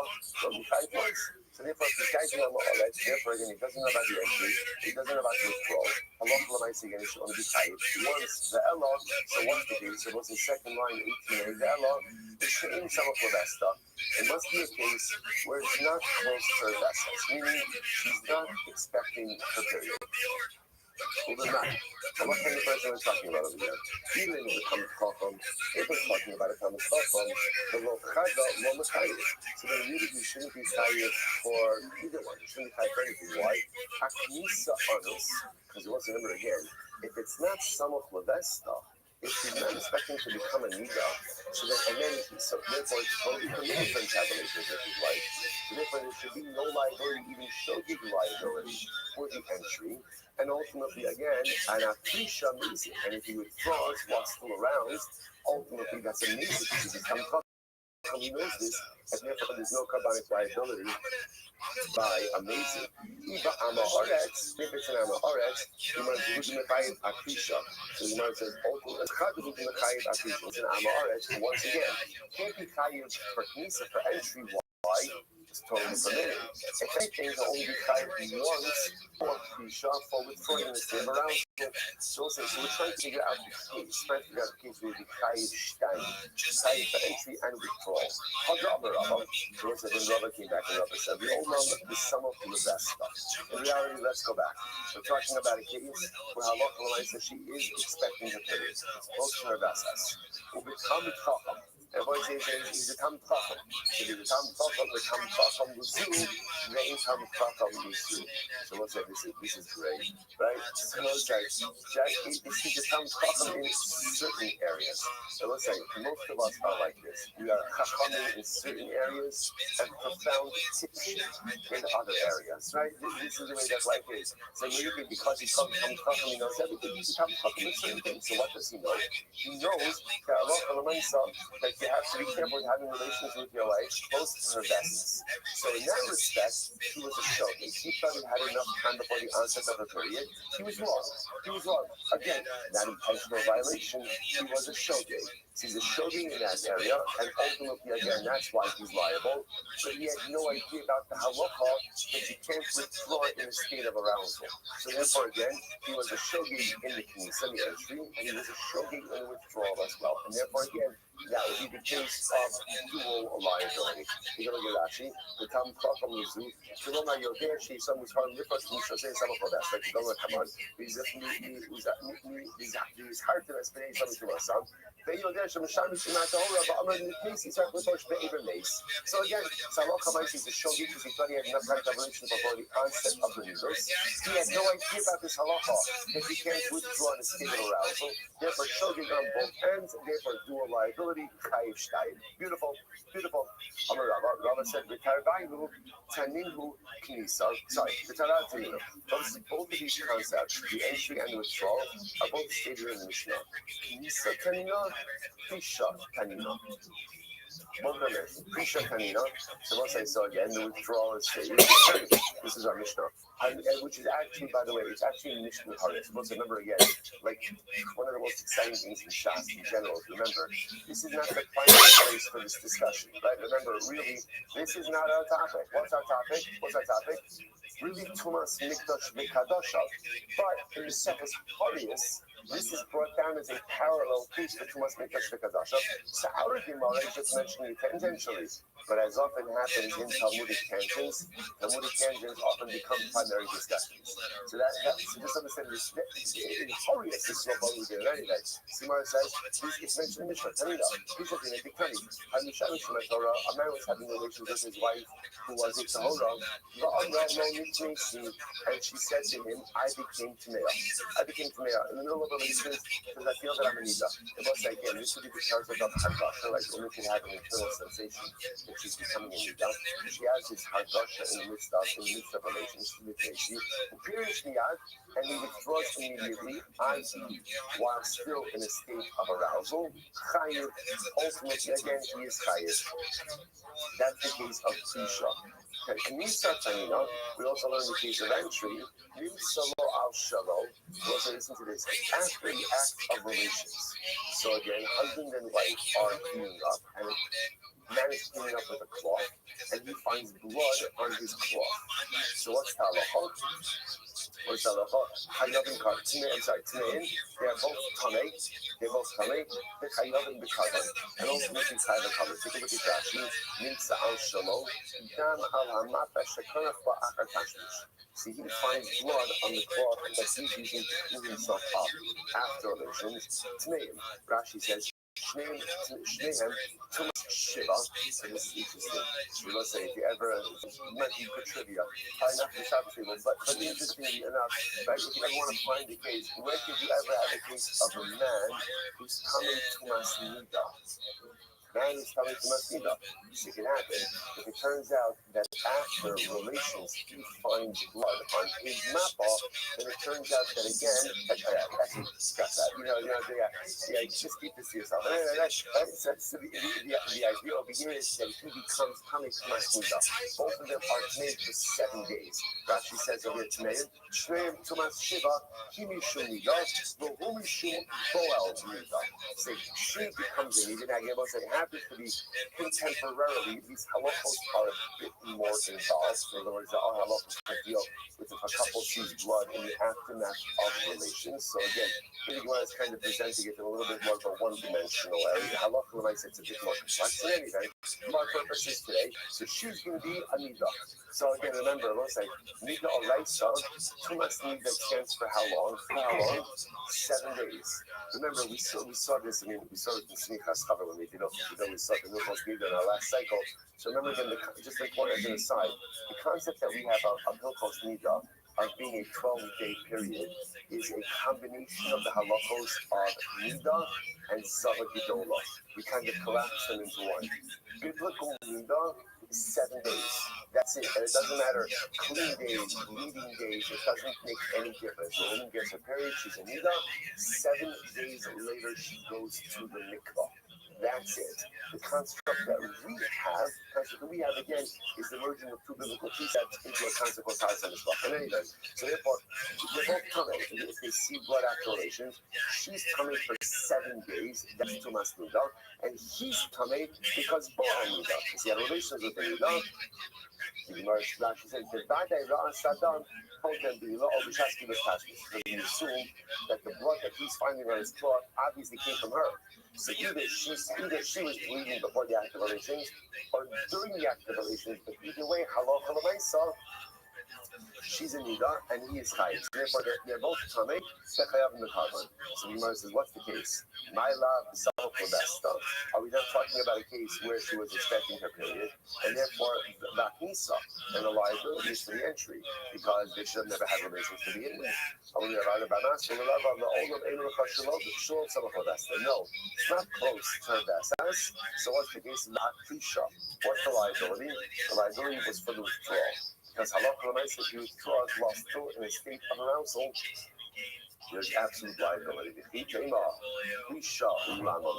the Gemara says, but why do we need the case of Pisha? We already learned it. So the Gemara says, no, I need to mention it again. Why? Nimsa al shalom tmeim b'safek. As opposed to being very interesting. All of this is presupposing that he's finding blood on his cloth.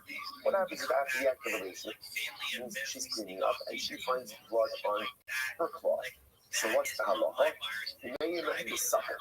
So we'll say in this case, interestingly enough, the tmeim b'safek. Now, why they tmeim b'safek? Because we'll say when she finds it on her cloth, it's possible that she was bleeding before relations, during relations, or after relations. So because of that, again, remember, she's the one finding the blood. Maybe it happened after relations. If it happened after relations, she may be a nida, but ultimately, again, he may not have any liability at all. The two carbon. Ultimately, again, therefore, they are both they are putter from carbon. The idols the boy missed the nimsa al shalom. Since the Gemara wanted to bring up a case of she finding blood on her cloth, therefore, Shmananani nimsa al shalom. Ultimately, we also brought up a parallel case of him finding on his cloth. I'm going to be is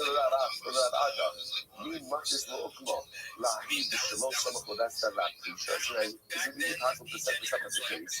When they're having relations, not supposed to come on the onset of the vessel, right? So this is not a vessel issue. And the liability that we're talking about is for the withdrawal. Maybe because he withdrew in a state of arousal, that's why halacha l'maisa again is going to be liable. Vaha nimsa katani, but that's not what it says. It says nimsa. Nimsa is talking about a case where they find it on the cloth. The nimsa, the basa hafi mashma. Nimsa usually means what? After the activations. So the Gemara says, the nimsa, I'm sorry, vaha nimsa katani, nimsa the basa hafi mashma. Via pisha meikara. That he was the Prisha Meikara. But let's say some case of Prisha that occurred beforehand. He punished by Meikara, Happy Ragitia. And ultimately, if that's the case, when you proved there was an awareness of this situation. Amar Rava, science might become Amaradha. Because it makes a lot of sense what they already said to you. Amar how can you come up with this case? How can you construct this case? You must design your Allah, Zogi Mitzvahs Asay Shebenida, Shechayav and Allah. This is the case. It gives you a quotation for a Mishnah. This is the mitzvah. I'm sorry. So the mitzvah says, then Isa, now if it's correct as the way you just set it up, mitzvahs mosas sehi. We'll say again, we'll discuss the asay and the los asay in just a moment. But this is not a case of a mitzvahs asay, but rather again, this is a case of a mitzvahs mosas asay. Amalei itanina chaser.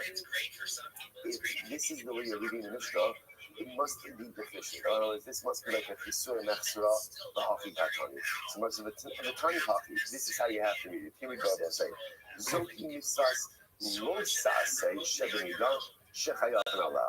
This is actually a case of a mitzvahs Losase, where if you violated it, you would be chayiv.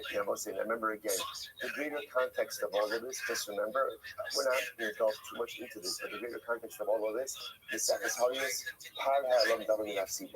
all of these are talking about cases where based in vague instruction, and ultimately, again, vague erroneous instruction. So trying to figure out when there would be liability in those cases. So many mitzvahs lo saseh shebeniga. This is an example of a mitzvah lo saseh that if based on what to give erroneous instruction, there would be liability. What's the case? A man was having relations with his wife who was a tahora. She said, I am tmeya,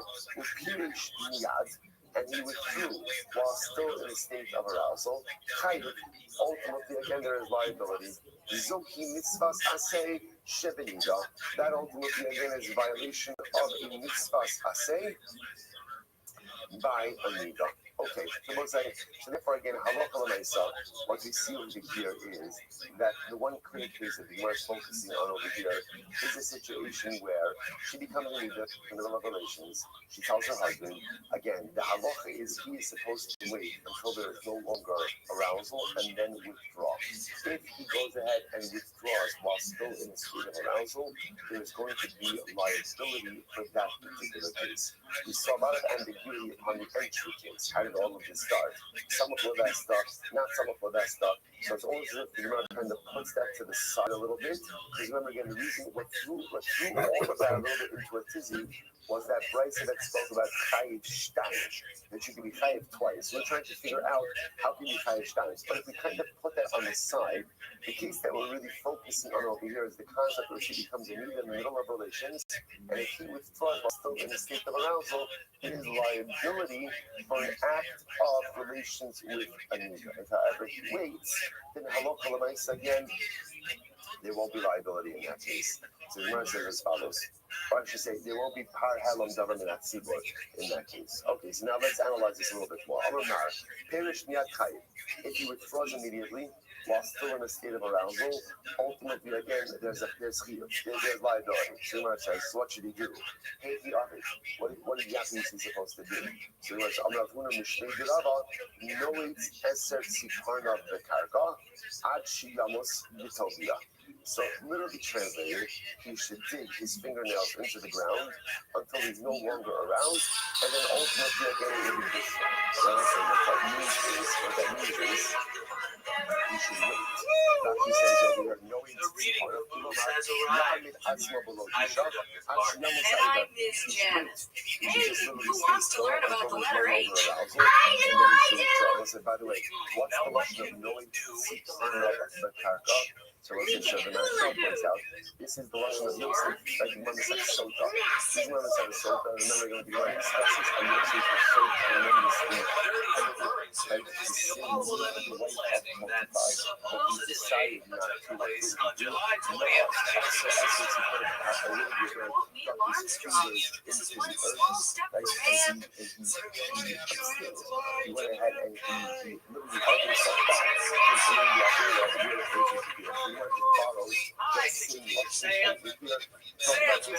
Rails ever since the Microsoft store was not go ahead and continue the operations. Sam, I hear you got a story for the kids. And then withdraw after that. It'll be good time. It'll be good for him. Which I love. It's also nice. So just by the way, this is actually interesting. He's also trying something else. I'm a shy the alarms podcast. So what's the Mr. what if a President, man can you has also promise relations civil rights? with a woman who's an Arab, but he's not allowed in the act of relations? Like somehow penetration occurs out around him. So you see from there that you're not viable. It's not viable, right? Where do you see that from? Because halacha l'maisa, if you withdraws, as long as he's not around, it's not considered to be an act, so to speak, of bria, right? So you see from the side, yes, if you were to extrapolate, but the man has relations with a woman who's an Arab, and he's not around during an act of relations, then there's not liability for that. I'm fairly We sure saw that this stuff. is not Right? all So you the halacha learn l'maisa about goes the to wicked kite, 2001 A Space Odyssey. but I'm saying Take a it's glance at with the With kite the for having Lord's relations help, with the an Lord Arab, gives me even the the Lord's man around his sound state. station. So this is Las where Vegas. something withdraws and he's not around to explain liability. That's why this is different. Why? He shows the honesty. Maybe this is because he was an old those are cases. Remember again, a man who decides to have relations with one of the alliance, like the one in America, and he's not allowed to be easier to engage in this. We are not also trying to understand. Nobody here started out with the intention to do remember, this was a perfectly fine act of intimacy between husband and wife. Something happened in the middle. So I love the nice The only real astronaut Dr. Timothy Leary. around there And hey, but that reminds me of a he's song. always he punished me not to do it. He's always a loving God even worse than the rest. He's always silent. He's always why does that mean he's wrong in the rest? So the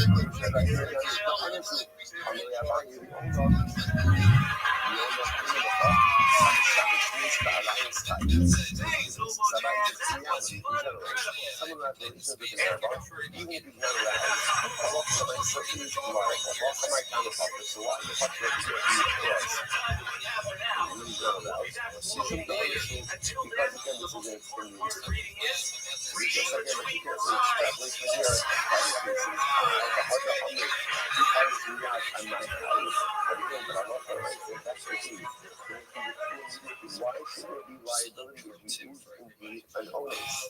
Shahayel Rifrosh Bahana Amulakas, Rifrosh Bahana Amulika. Because it should be drawn in a case where there would be diminished pleasure, but instead he would do it away with there would be heightened pleasure, because withdrawing in a state of arousal was to ultimately give him pleasure from this act. That's where the liability comes from. Amar Rabba Bar Kamaladaye. In case, it's very interesting. In case, Matsinu Aruka Ukitsara Bimida. So let's say something very interesting, right? And now here comes the parallelism. Remember again, as we spoke when we started the share today, why are we doing this? Why are we doing this? Because remember again, this is very similar to the Beis HaMikdash case. Both are dealing with cases of entry and then again Tumah. Right, entry and Tumah. Now again, and just like the Mikdash case, the Mikdash case is I entered into the Beis HaMikdash in a state of Tara, and then went inside became Tameh. Very similar to the case of Nida. The act of relations began in a state of Tara, and then in the middle, Tumah occurs. So we're just point that. Now remember again, what's the halacha about the Beis HaMikdash case? Right, you become telling the Beis HaMikdash. What's the halacha? What's the halacha? Find the shortest exit. Shortest exit. So it's interesting. By the Beis HaMikdash, you have Haruka and Kitsara, right? The long way out, the short way out, and now you have the big Kitsara. By Hilchos Nida, you also have Haruka and Kitsara, right? The short way and the long way. And what's the halacha? You have to take the long way. Right? Interesting enough, you have to wait. It's fascinating, right? So by the Beis HaMikdash, withdraw as quickly as possible. By Hilchos Nida, actually, again, you wait for the withdrawal. It's fascinating. So again, anything, Matsinu Aruka, something in the last Rashi, put Rashi on the dollar. Matsinu Aruka Kisara, Hilik Ben Kisara Baruka, Shimherif Bashar Potter, Imperius Kisara, Kilora Miyad Harukai. Now, once again, so I just want to point out, obviously, there's like so much information important over here in these cases. So I'm not going to again, here's the point to remember all of this, right? So remember the case in Mishnah, remember the case in Mishnah that there's liability for immediately. Remember that Allah ultimately again like someone who has stuff. And again now the parallelism between the case of the Mikdash and the case of Yehuda.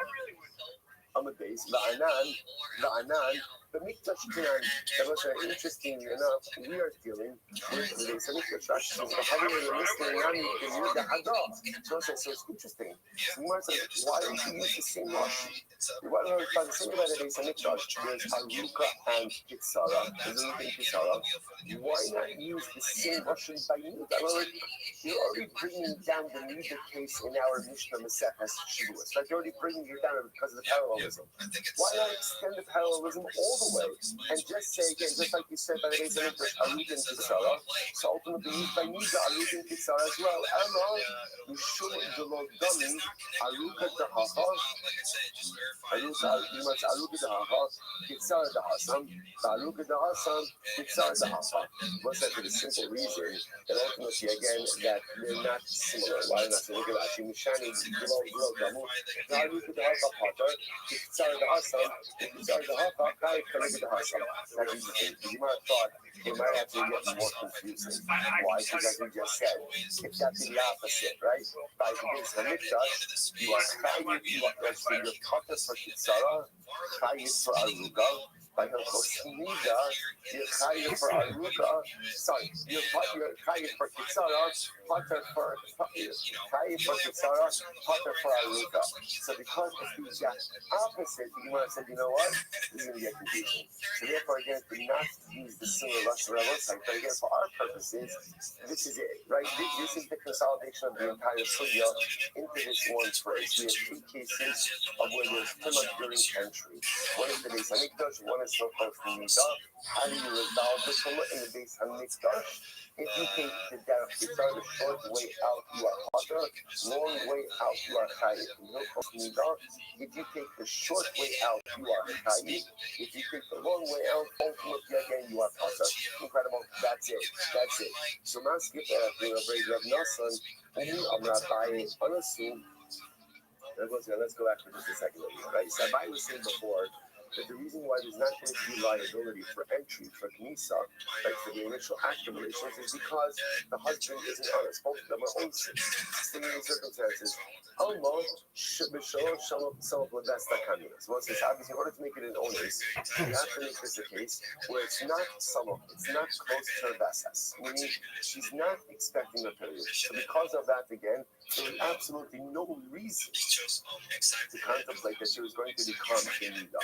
So the Gemara says, but Abai was one who constructed the case where there could be dual liability, one for entry and one for exit. So the Gemara says, Alma, the sum of the best tasking. Never saying that the only way to create liability for entry is how? Is if you set up the case as sum of the best stuff. Right? It has to be a case where ultimately she's expecting a period. Right? Because then she made a mistake. Now again, not exactly, but made a mistake. He thought he had time to have relations before she became a Nida, but he was wrong. He was wrong. That's a shorty. That's not honest. Right?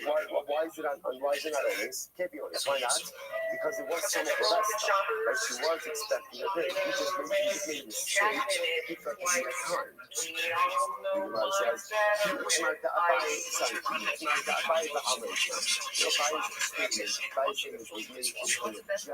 general situation, not necessarily referring to the case of our Lord. Okay, so what I was saying was essentially, you can construct a case of Chayiv Shtayim. How would you construct a case of Chayiv Shtayim? A case where the husband is having a relation with his wife, some of who does stuff. Ultimately, close to the line of a case, but that's not a Chayiv Shtayim in our Mishnah. Our Mishnah is talking about singular liability. We're talking about liability for withdrawal. Like you should have maybe went to the door and go around, and then withdraw. You should have around, so then there's going to be liability. That was the case of paying some of that stuff. So again, what she wasn't expecting was therefore there's zero liability for the entry. I was saying just now, if you want to construct the case of twofold liability, you can do so some of that stuff. Okay, so what's I say now? Now we're going to use this as an opportunity. Speak about some general mythos, which is by your system. The one you need that Yonasan, that Yonasan very clean up, and that is Shimon ben Yossi ben Yossi. Okay, brothers, I just said Yonasan ben Yossi ben Yossi. I asked him, Shimon ben Yossi ben Yossi. As far as all these are, maybe 99 Torah. What's his name?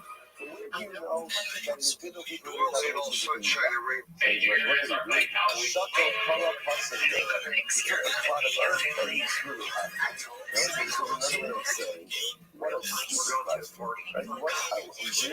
That's what you're asking me? What's the biblical prohibition? Now, listen, by the way, this is why I think it's also important to understand that they are related. Sometimes brothers have the ability to interact with each other, right? Because there's a law. Right? There's an underlying law that's there. Right? So it's like the equivalent of like being a baron. You know, right? Like, you know, like, you interact with you, brother, right? So myself, like, so that's how I think you understand that obviously you really do this with someone else, even if it's obviously every question is right? Sexual words up with family speaker, right? But myself, with a family member, with a brother, you take a little bit more liberty, but obviously with someone else you never have to tell them to do this. So you take a part of her, you throw it out. I'm talking about Rita. We're talking about what the biblical prohibition. It's a pasuk.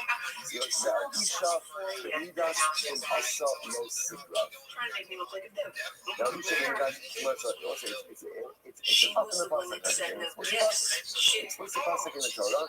To a woman, right? To a woman in the Torah often does not come close. Ella, as Haram and Shanish in Ashahora, the Amar will miss you for the refresh me at me. You know, refresh me out. No, so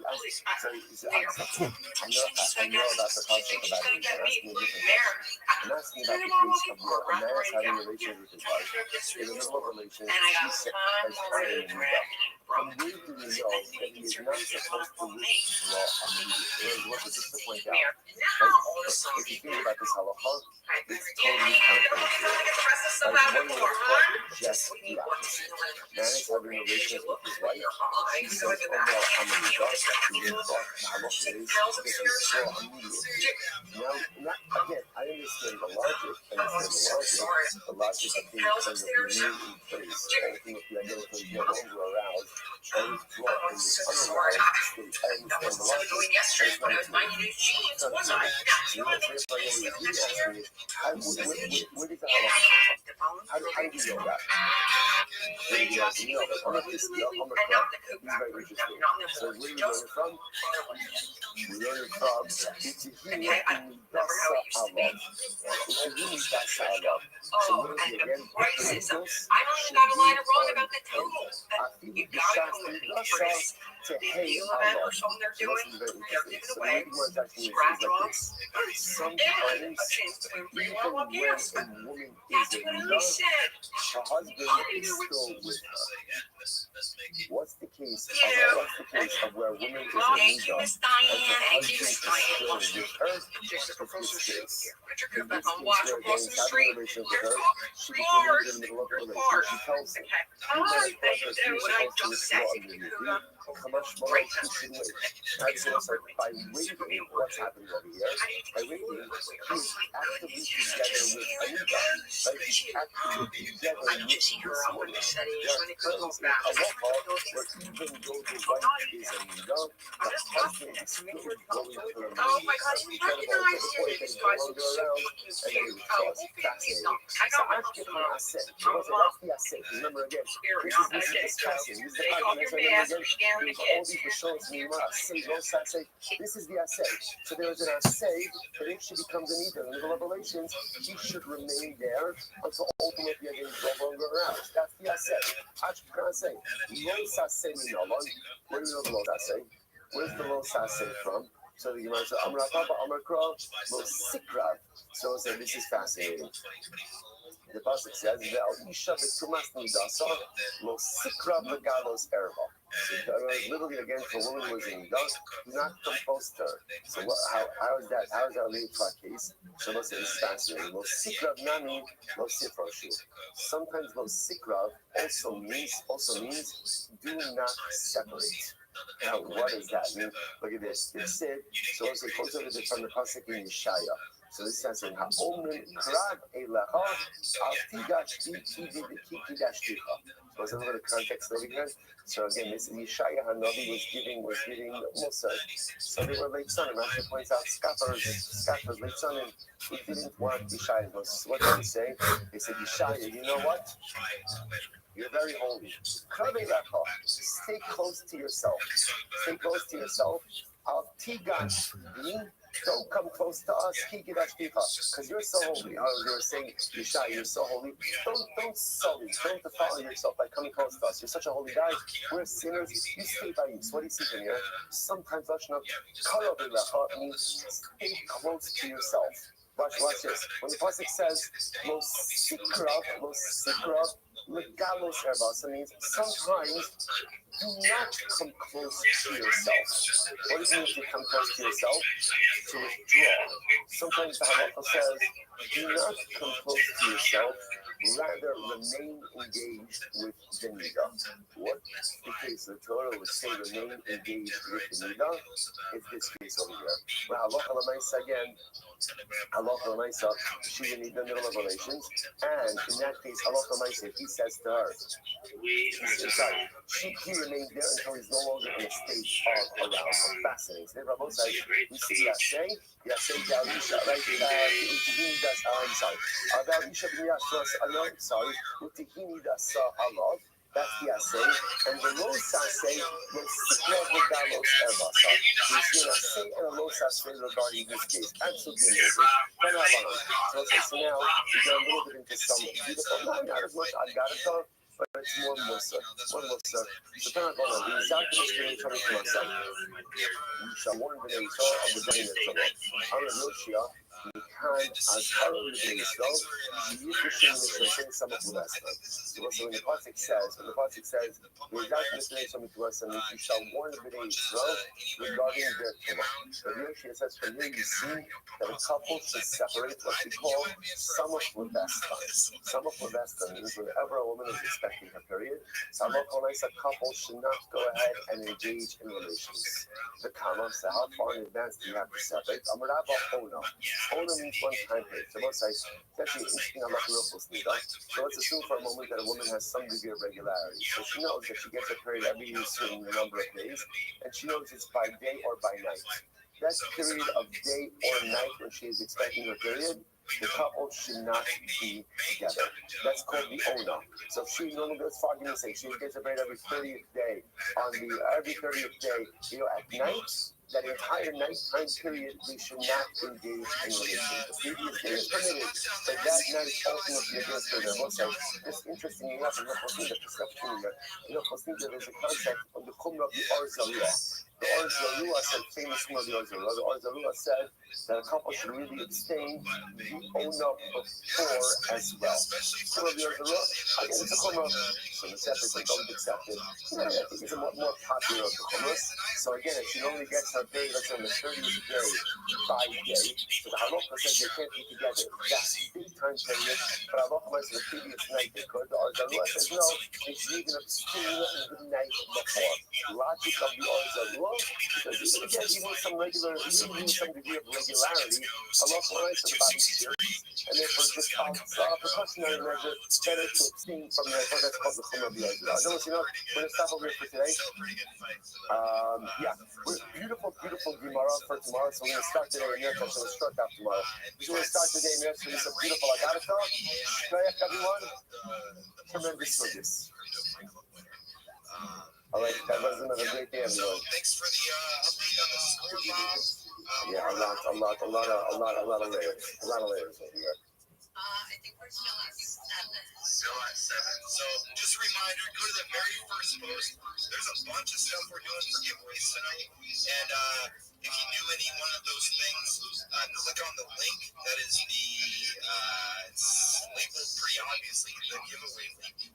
You do that, and you can submit yourself to get put on the wheel. All right, everyone, saying good morning, a good Shabbat. An incredible Shabbat to be able to begin a new week of learning together.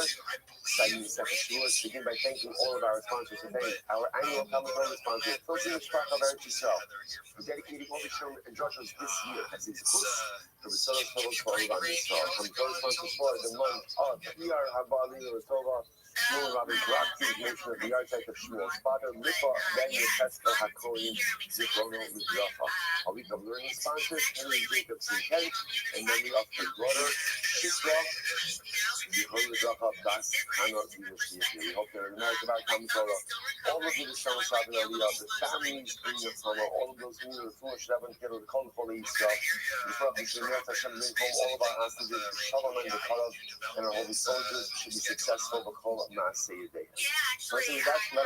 Exciting stuff ahead of us this week. It just keeps getting better and better every day. So today's dot is, this is dot 17.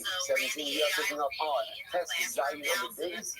We left off in the middle of on the days at the 2 dots. To see that begins so probably about 15 lines up from the bottom. Once you know, we can just reorient ourselves a little bit. So you're in the Mishnah, we up to 2 cases of tumah. Up until a few days ago, the case of tumah we were dealing with was someone becomes coming outside of the Beis Hamikdash, and then all forgets about their tumah, and then enters into the Mikdash in a state of tumah. What we then transitioned to was a new case, and in this new case, someone became coming inside of the Beis Hamikdash. So then what's the status of what's Kabbanic liability? So to that, the Mishnah explains it depends. What does it depend on? Do you tarry? Are you lingering? So if you become coming in the Mikdash, you take the shortest way out, then halacha l'maisa, you have no Kabbanic liability. If, however, then you tarry, now it's interesting because there are two expressions that we use with this tarry kite, right? With this tarrying. One was Kidei Shtachava, the amount of time it takes to prostrate yourself, and the other is talking about the idea that you take the long way out. So I'm going to clarify this a little bit. The first time we speak about bowing, you're only kind. So again, now you call up Reuben. Reuben is inside of the Beis Hamikdash. He becomes Tamid in the Beis Hamikdash. If he now begins to prostrate himself, he is liable for that. He's liable. Rubber qualifies this. The only type of prostration you're liable for is if you prostrate yourself kind of facing towards the Kodesh HaKadosh, facing in, facing straight forward. But if you bow down the opposite way, like the opposite way, with your back towards the Kodesh HaKadosh, right, so facing the exit, then halakha l'maisa, you are not liable for prostration, unless, of course, you stay in the Beis Hamikdash for too long. So we'll say, I'm going to tell you this now, and then we're going to, we'll see it inside this moment. We're going to see that essentially, there are two different shiurim. There's Ishtachava, which is prostration, and then there's Shehiyah, which is lingering. So if you bow down, even if you're a quick bower, and you bow down in the right way, there's liability. If you bow down the wrong way, that's not called bowing, and therefore there's only liability if you linger. So now we can learn from this, what is the definition of Ishtachava? Ishtachava means prostration in the direction of the Kodesh HaKadosh. Anything not in the direction of the Kodesh is not called Ishtachava. Not called Ishtachava. It could be called lingering if you're there for long enough, but it's not called Ishtachava. The Gemara says, therefore, if you bow down, facing away from the Kodesh HaKadosh, shaha'in, lo shahalo. If you linger, you're liable, but if you don't linger, you're not liable. You get the master la seifa. So others explain this on the seifa. If you linger there long enough for the amount that it takes to prostrate yourself, miklal, that makes it sound like even in prostration itself, you still require some type of lingering. So let's go. No. Moshe el ishtachava klape chutz.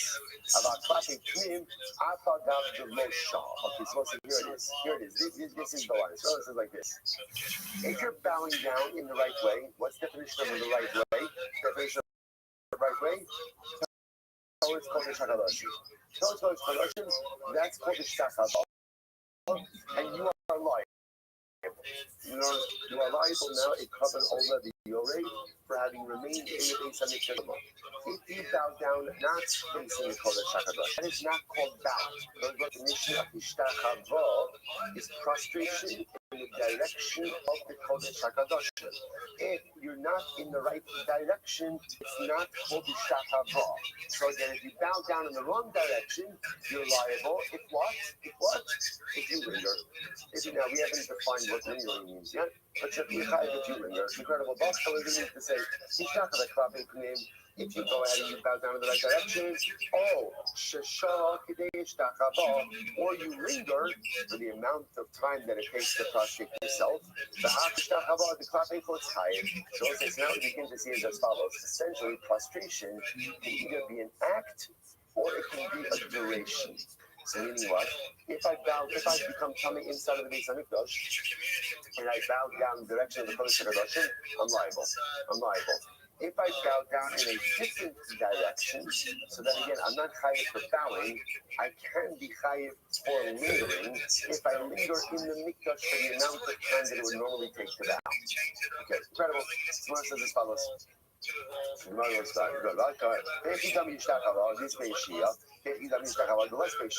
So say, give me an example. So now, explain to me bowing that has lingering, bowing that doesn't have lingering. The less Shia is Ukriya Ba'almas. We're going to be seeing the world of bowing. So ultimately, again,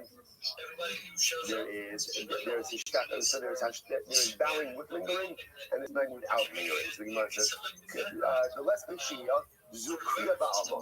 So literally again, so bowing without lingering, that's kriya. What's kriya? Both sides. So kriya is kind of like ba'anach nukarim, right? In other words, just a bow, a quick bow.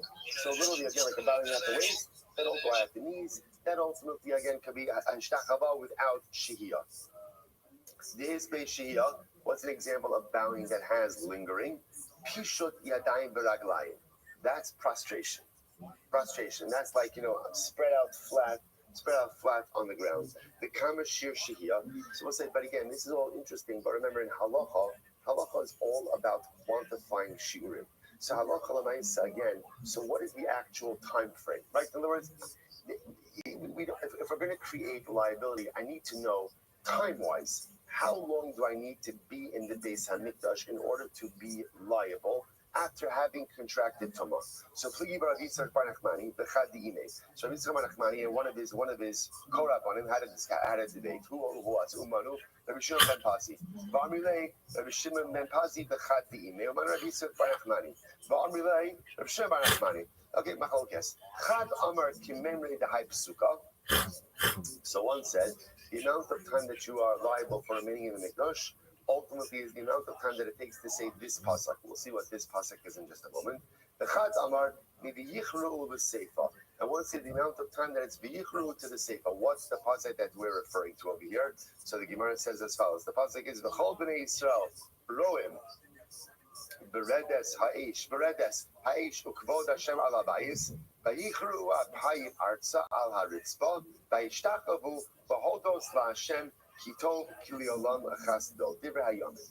So again, the Machlokes says, is it the amount of time that it takes to say the whole pasuk, the amount of time that it takes to say part of the pasuk? But that's the shear, which I will say you begin to see is a very short shear. A very short shear, which means that literally, in order to avoid liability, the moment that I find out that I'm tummy, I need to get out as quickly as possible. Incredible. So the Gemara goes right there. The Gemara says, good. Turn up on Kidas, now that the Gemara introduced us, someone says, so point out, first nugget of information for today, Rava. What does Rava teach us? That if I contract tumah inside of the Beis Hamikdash, so obviously my obligation is to get out as quickly as possible. How much time do I have? So I'm not allowed to remain there for the amount of time either of lingering or prostration. Now, what's the difference? So the definition of prostration is bowing down in the direction of the Kodesh HaKadoshim. Bowing down in any other direction is not called bowing. It's not called bowing. So in any other direction, I'm liable if I linger. What's the definition of lingering? The definition machlokes is the amount of time to say that entire pasuk or just part of the pasuk. Beautiful. Tanabana. Now that we spoke about prostration, the Gemara just talks about different forms of prostration. Tanabana. Kida alapayim. So we'll say what's called kida. That's called falling on your face, kind of like what we do by tachnun. By tachnun. V'cheinu omer batikot bashava apayim aretz. Kriya al berkayim. Kriya is bowing down on your knees. V'cheinu omer nichra al birkav. Ishtachava. That's what's called zukicha tadayim raglayim. That's called prostration. Right? Where literally, again, I will say, like a person is just flat out on the ground. V'cheinu omer havonovo ani ve'imcha ba'achecha l'shtachavo tzlecha arza. Okay. Abai Rava. So here we go. Another interesting case. So last two lines, test Zaino days. Abai Rava. Sarach Shihel Malkus. O ein Sarach Shihel Malkus. So Rava asked the following shayla. Do you require Filmakus? Well, remember again, up until this entire point, what have we been talking about? We've been talking about carbonic liability. All right, so now in other words, here's what I know. I know that if I'm in the Beis Hamikdash and I contract tumah, I've got to get out as quickly as possible. And if I delay, however we're defining delay, I am liable to a carbon olaviole. Fine. We'll say, what about the following? Let's say, look at Rashi. Actually, that's Rashi not Malkus. In Hisrubo, Shalolamo, Va'amad Pachos Mithdei Shehiyah. So let's say now watch this. Let's say I'm in the Beis Hamikdash and I become tummy.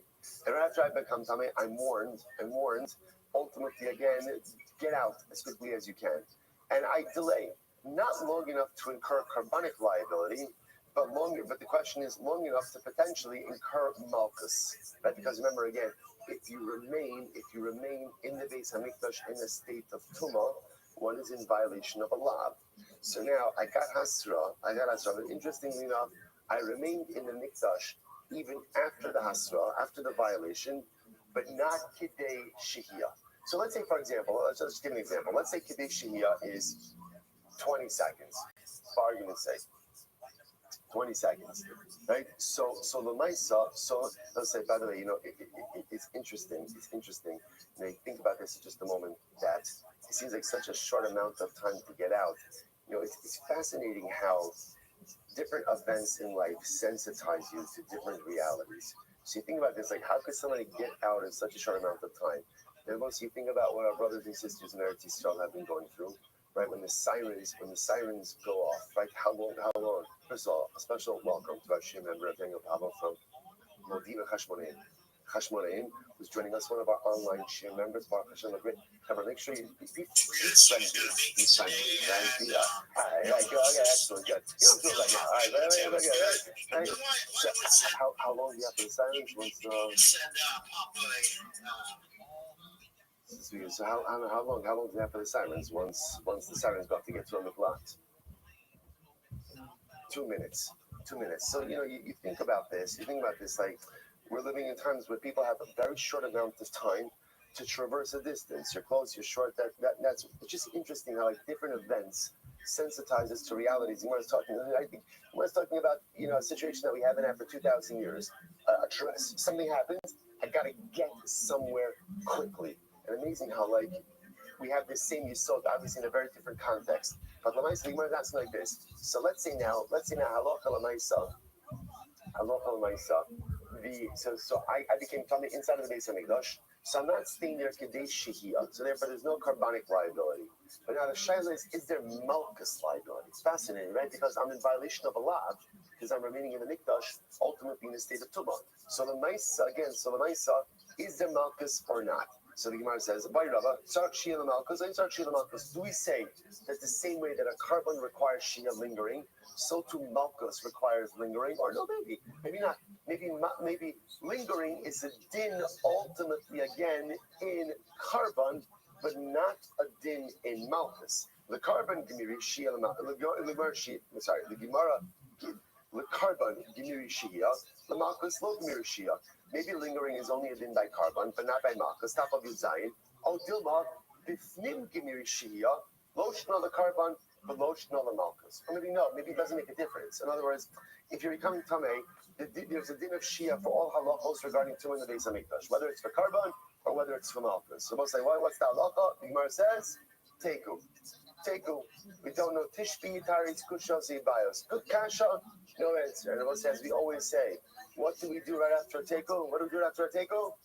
Move on, because Yiddishkeit conditions us that in life there are many questions, some of them really good questions, and some of them overwhelming questions for which we are not going to find an answer. So you have two options, two choices: perseverate, right, and just like focus on it and just hyper focus on it and lose yourself in the inability to find the answers to your questions, or move on.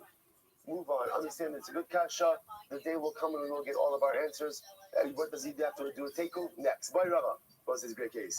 Tala atzmo ba'avir azara mahu. Okay, watch this. What happens if you suspend yourself in the air of the azara? You suspend yourself, right? You're flying in the azara. So Rava says, now this is an interesting case because what's happening over here? I become tummy inside of the base of Mikdash. But now I'm suspended. Remember,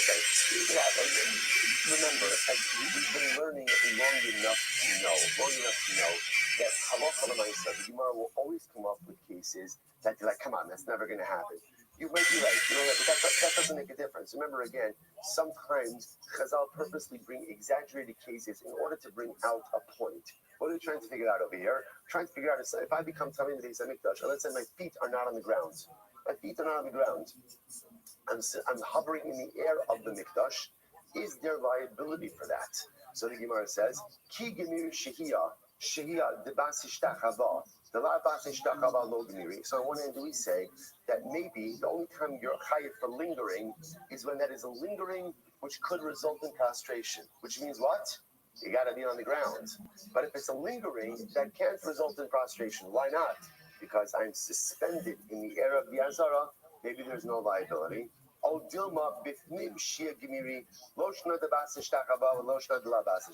maybe not. In other words, maybe lingering is just a din of lingering. So whether you're lingering on the ground, you're lingering in the airspace, there's going to be liability. We'll say, what's the question? What's the answer? Teku. Well, leaves this unanswered. I will say another. I was looking at this Gemara last night. I thought it was like such a beautiful metaphor that a person could be tamei but still soaring in the air. Right? So here, this guy, right here, this guy is tummy, but yet Lamais at the same time, he's levitating. It's not a stira. It's not a stira, right? In any given moment in life, I'm tummy and I'm soaring. I'm tummy and I'm climbing. I'm tummy and I'm growing. Most of us live in these two states simultaneously all of the time. So it's almost like what the Gemara is saying, so what's your status? Are you a growing person? Right? Are you literally a Ben Aliyah? Right? Are you going up? Are you going up? Or are you tummy? And the Gemara says, take them. Sometimes it's hard to tell. Sometimes in life, I'm not exactly sure. Like, am I going up or am I going down? But when I will say, you know what the ikar is? That even if you're tummy, make sure you're consistently and constantly a Ben Aliyah. Even if you're tummy, because most of you all have it. There are certain things in my life right now that are tummy. And the truth is, they're going to remain tummy. We all have those pockets of our life that I know I need to change, but the reality is, they're not changing right now. And all too often we assume that because they're not changing right now, therefore that precludes me from being a growing individual. And it's not true. You could be tummy in the Beis Hamikdash, but still find a way to lift yourself up. That is the essence of what it means to be a yid. I'm tummy, but still growing. Incredible. Let's go back there. By Rav Ashi, Nazir B'Kever. So it's another interesting case. Nazir B'Kever. What's the case of Nazir B'Kever? Look at Rashi. Nazir B'Kever is very interesting. Nazir Shnitma Ba'onis B'Soch Beis HaKvaris. Dunya Dinitma Ba'azara. Shalom Eschayid Dichnisa. So Kido Shenichna Sabis HaKvaris. B'Shida Teva Umigdal. Upacha Beru. Para Alavis Mazivas Gag HaOhel. So it says, listen to this case. Similar case we were seeing before. So a Nazir enters into a cemetery. Now, interesting, the way that Rashi is bringing the case is, he entered into a cemetery, let's say in a carriage, like in a closed box, in a closed carriage. Then his friend meets him. Now he's going through a cemetery. Now, because it's a closed carriage, he wouldn't contract tumah. His friend hears that he's going through a cemetery. He decides to surprise his Nazir friend. Right, pops open in the door of the carriage. Surprise! Right. So now suddenly again, the Nazir is in a cemetery. So this is similar to the case of the guy who becomes Tameh inside of the Beis Hamikdash. What's the commonality? In both cases, they entered in a state of Tara and only subsequently became Tameh. So therefore, again, that's what's called Nazir B'Kever. So boy Sheila Malchus. So this is very interesting. So once they say, now watch this case. So the Nazir entered into the cemetery in a closed carriage. So he was fine. Somebody propped open the door. Now he became Tameh. See, here's the Shaila. Do we say that the Nazir also only becomes Tameh if he lingers? But if he gets out quickly, perhaps there is no liability. Oh, wait, what's up? The din of lingering is only inside of the Beis Hamikdash. But outside the Beis Hamikdash, there's no din of Shia, or to become fully most children or maybe not. Maybe lingering ultimately again, maybe lingering is a din in ones, in extenuating circumstances. It doesn't matter in the reasons. I thought it makes me good. This Gemara says, take you once again unanswered questions. Next, Bama Baruka Chai B'Stafak. So now up to the next part of the Mishnah. So remember again, what did the Mishnah say? Same case. I'm in the Beis Hamikdash. I walk in Tahar. I become Tameh inside of the Beis Hamikdash. So now what did the Mishnah say? If I get out as quickly as I can, meaning find the nearest exit, then I do not incur liability. If I take the long way out, then ultimately I incur liability. I'm a Rava. So we'll say Rava, not the same as the Rava. I'm a Rava. Sarah Shamru, Afilu Akir B'Eit Mitzad Godo. This is fascinating. Rava says, as long as you take the nearest exit, even if you walk very slowly, you're not liable. Now let's say this expression of Eiket Mitzad Godal means literally like you're walking away where you put literally one foot right in front of the other. So like your big toe is touching your heel. Right? So you're walking one small step after the other. And even if it takes you the entire day to get out of the Beis Hamikdash, that's how slow you're walking. That's how slow you're walking. Ultimately, again, there's still no liability. Look at this wild. So another sense is saying, as long as you take the closest exit, the shortest way out, Even if the shortest way out takes you the longest amount of time, you are not liable. You're not liable. So, this is reminiscent of what Chazal calls the derech kitzara shehi aruka. Derech kitzara, we learned this in Tanya 2 weeks ago. Derech kitzara shehi aruka. There's a short path, but sometimes the short path can be very long. Conversely, sometimes there's a derech aruka shehi kitzara. And you get to see inside. So, Rabbi says as follows. Yeah, but just I said it right. So remember again in Chazal, the derech kitzara shehi aruka represents again that in life we try to take shortcuts. Now you see shortcuts. Oh look, there's a life path for this, or a shortcut for this. And what happens? It looks like you have to tell us, and more often in life, when you take shortcuts for meaningful things, those shortcuts often become incredibly circuitous, difficult, and actually don't get me where I need to go. That's called the derech kitzara shehi aruka. Shortcut, it should be a very long way. Conversely, very often in life, the derech aruka shehi kitzara. Very often in life, the path to choose is the long way, because the long way may take a little bit more time, but it's going to get you where you need to go. The Rabbi says that it's fascinating that if you take the shortcut, right, the shortest way out, even if it takes you a very long time, you're not liable. So by Rabbi brings down shios ma'ashir staku. It's interesting. So let's say, let's assume for a moment again that the amount of time for lingering for which you're liable is 30 seconds. So let's say, so the shaila is, if you linger incrementally, let's say I linger 5 seconds, I walk. I linger 5 seconds, I walk. I linger 5. Can those increments of lingering combine to form the shear or not? You want to say, today, Hart said, apparently not. Based on what Rabbi just said, because Rabbi said, as long as you're headed out, the right exit, even if it takes you the whole day, you are not liable. Which means, so obviously lingering does not go ahead and combine. Just want to say, no, how somebody below star. Rabbi's talking about an idea where Allah for myself, I'm taking a short exit, and even though it takes me the whole day, I never stop. I'm constantly moving, I'm constantly walking, I'm just walking very slowly. So by the way, I bind it up. So by following touch, so again, this goes thing with the brother. Shalom again, Rabbi says, as long as you take the shortest exit, true Kodesh says the closest exit, even if you delay, right? Even if you walk very slowly, but takes you the entire day, you are not liable. Which of us say also tremendous Mizrah skill. Right, as long as you're on the right direction. Coach Baruch is not looking at how long it takes. As long as I put myself on the right path to self-actualization and growth, even if the results don't materialize so quickly, but I'm headed in the right direction, that's all really almost once. Incredible. So by me, I buy me that box.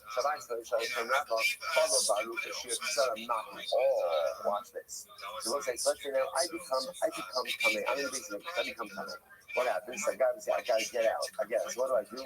I scan the exits, right? Exits to the right, front and back, right? Illuminated line, right? So what happens? I know exactly where to go. Here's the issue. I know it'll take me 10 seconds to go ahead and get out the closest exit. But the truth is, there's another exit that's further. But if I run, I can also get there in 10 seconds. So what if I could take the longer path, but I'll run, so I'll make it there in the same amount of time that it would have taken me to get out the closer exit. These are liability, and I do that. So I end up exiting the base HaMikdash through the further exit, but within the same window of time that it would have taken me to get out of the closer exit. So is there liability in a case like that? It's fascinating. No,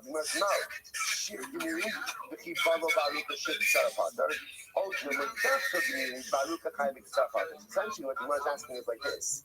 Is this a shear? Is this a shear in time? And therefore, as long as I get out of the base HaMikdash within the shear, who cares how you got out? Or no, this is a din in the closest exit. So again, I will say this is our case. So let's say, in my case, I know that to get out the closest exit would have taken me 10 seconds. It turns out I made a mad dash for the longer exit. I got out in 9 seconds. So again, if it's a shear in time, then I'm not liable. If it's a day, if Allah says no, you gotta take the closest exit. Doesn't make a difference how fast I get out the logo when it's taking the liability. To which the Gemara says, Amalei, look, Nitsna Aruka Lidakos Esla. Says the Gemara says it's a din. It's not a shear. Interesting enough, it's a din. What's the din? The din is closest exit. Closest exit. And everyone said, by the way, you can see this. I thought you could see this. You know why this comes up? I'm saying that because I say, that was exciting me a lot because any business knows what I'm saying. Like, imagine the innovation edition. Imagine the innovation edition. You become Tame. I mean, which is not exciting. But again, when you become Tame, right, so now what happens? You can see this, by the way, right? The closest exit, there's a lot of people there. The farther exit, no one's there. So I know that I think it's easy for me. By the way, even like without running, right? Without running, I know I can get out from the farther exit faster than the closer exit. So I said this. So the Gemara says it's a din, which makes sense. It's a halacha. What does the halacha say? Closest exit. That's the halacha. Even if technically speaking, not only can you get to the further exit, and you say that even get to the further exit in less time, it's a halacha. It doesn't make sense because the moment you give this to a shear is the moment that this whole halacha falls apart. That's halacha. Therefore, again, no matter what, take the closest exit, and if you don't, there is carbonic liability. Incredible. Let's skip it, listen to this. The claim alone, Tomei Shishinish Kamisa, was another interesting halacha. If you have a coin who is Tomei, so the halacha is, and he does avoid the innovation of fresh, he is Chayiv Nisa B'dei Shamayim. Just at the hands of heaven. So the Gemara says, I don't understand. How can you ever have a case where there's such, again, so it's like coin is coming, don't you have all this time to do the Gemara says, how are you ever going to find this case? Now, what is this? We look at Rashi. Rashi is the second one. I made in the Shkachas law. The Bakkaris. That was saying that generally, if you remain or you linger in the base, I mean, in a state of Sama, the highest Karis. Remember again, Karis and Nisabidi Shamayim are different punishments. Both bad. Right? Both bad, but different punishments. So the punishment for a Tari Kohen doing the Avoda in the base on the dust is Nisabidi Shamayim. The punishment for lingering in the base on the dust in the state of Tumah is Karis. So you must get this thing. So if a Kohen does Avoda while coming to the base, he's Chayiv doing Shamayim. But won't you automatically be Chayiv Kares? Why? Because if he's doing the Avoda, then what is he doing? He's lingering. So how do you ever have a case where he's not Chayiv Kares? He's a little short, he's Avoda. If he didn't linger, then how do you do the Avoda? Avoda takes time. And he's a Go ahead, baby. Rabbi, you there? Yes, sir.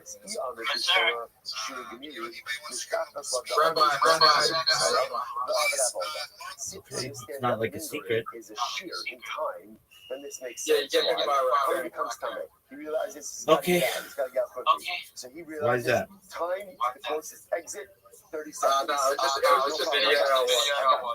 Dicey figures, you know Okay. what, I'm going to run. Did you I only happen need if I to run, I'll shave off 10 go seconds. to the And when club it's yet? done, you need 10 seconds for Avoda. Are you at the club? In a 30-second window, what is it? It's not like for another 6 hours. Yeah. But sometimes I'm in the area.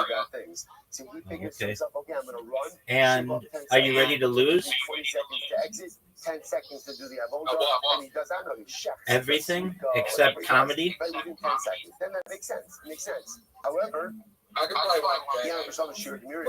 Dog, you're gonna fucking jerk yourself off raw. You know it. You're gonna be down 3 holes. And you're gonna fucking quit. I'm like a battered woman with you. Like I keep thinking like, oh, he's gonna improve. And it's the same shit every fucking time. Ass kicking.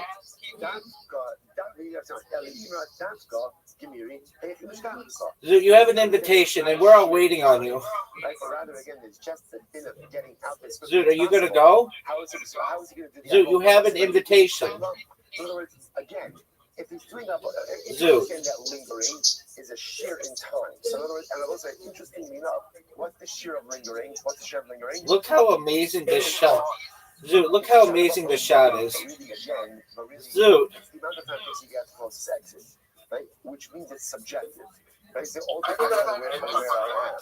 Thanks, so baby. Again, if you understand that it's a shear, it's a defined amount of time or a subjective amount of time, then great. Cohen can understand 30 seconds to get to the closest exit. If I run it to make it in 20, hit my ball. It gives me 10 seconds. I can use that remaining 10 seconds for Avoda. Then I can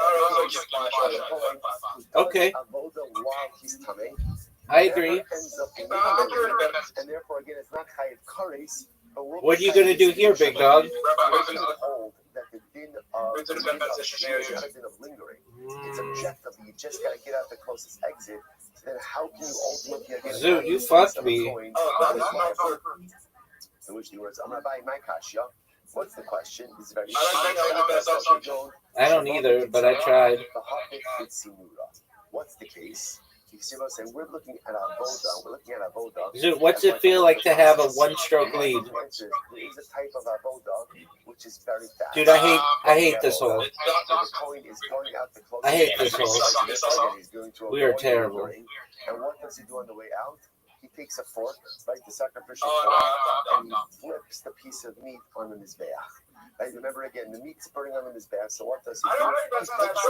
He flips it, and that's flipping the meat on the mizbeach and causing it to burn. Ultimately, is part of the avodah zarah. So you can imagine that's something you could do really quickly on your way out. We're imagining avodah as an involved process. As he's walking out, that's what I like to hear, Zoot.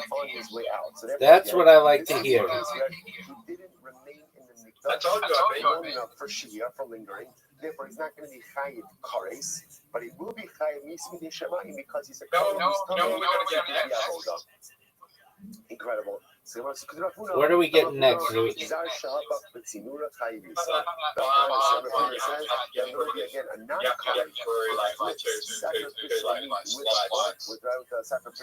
I don't know what you mean. So what do you see from that? What do you see from that? That it's an avodah.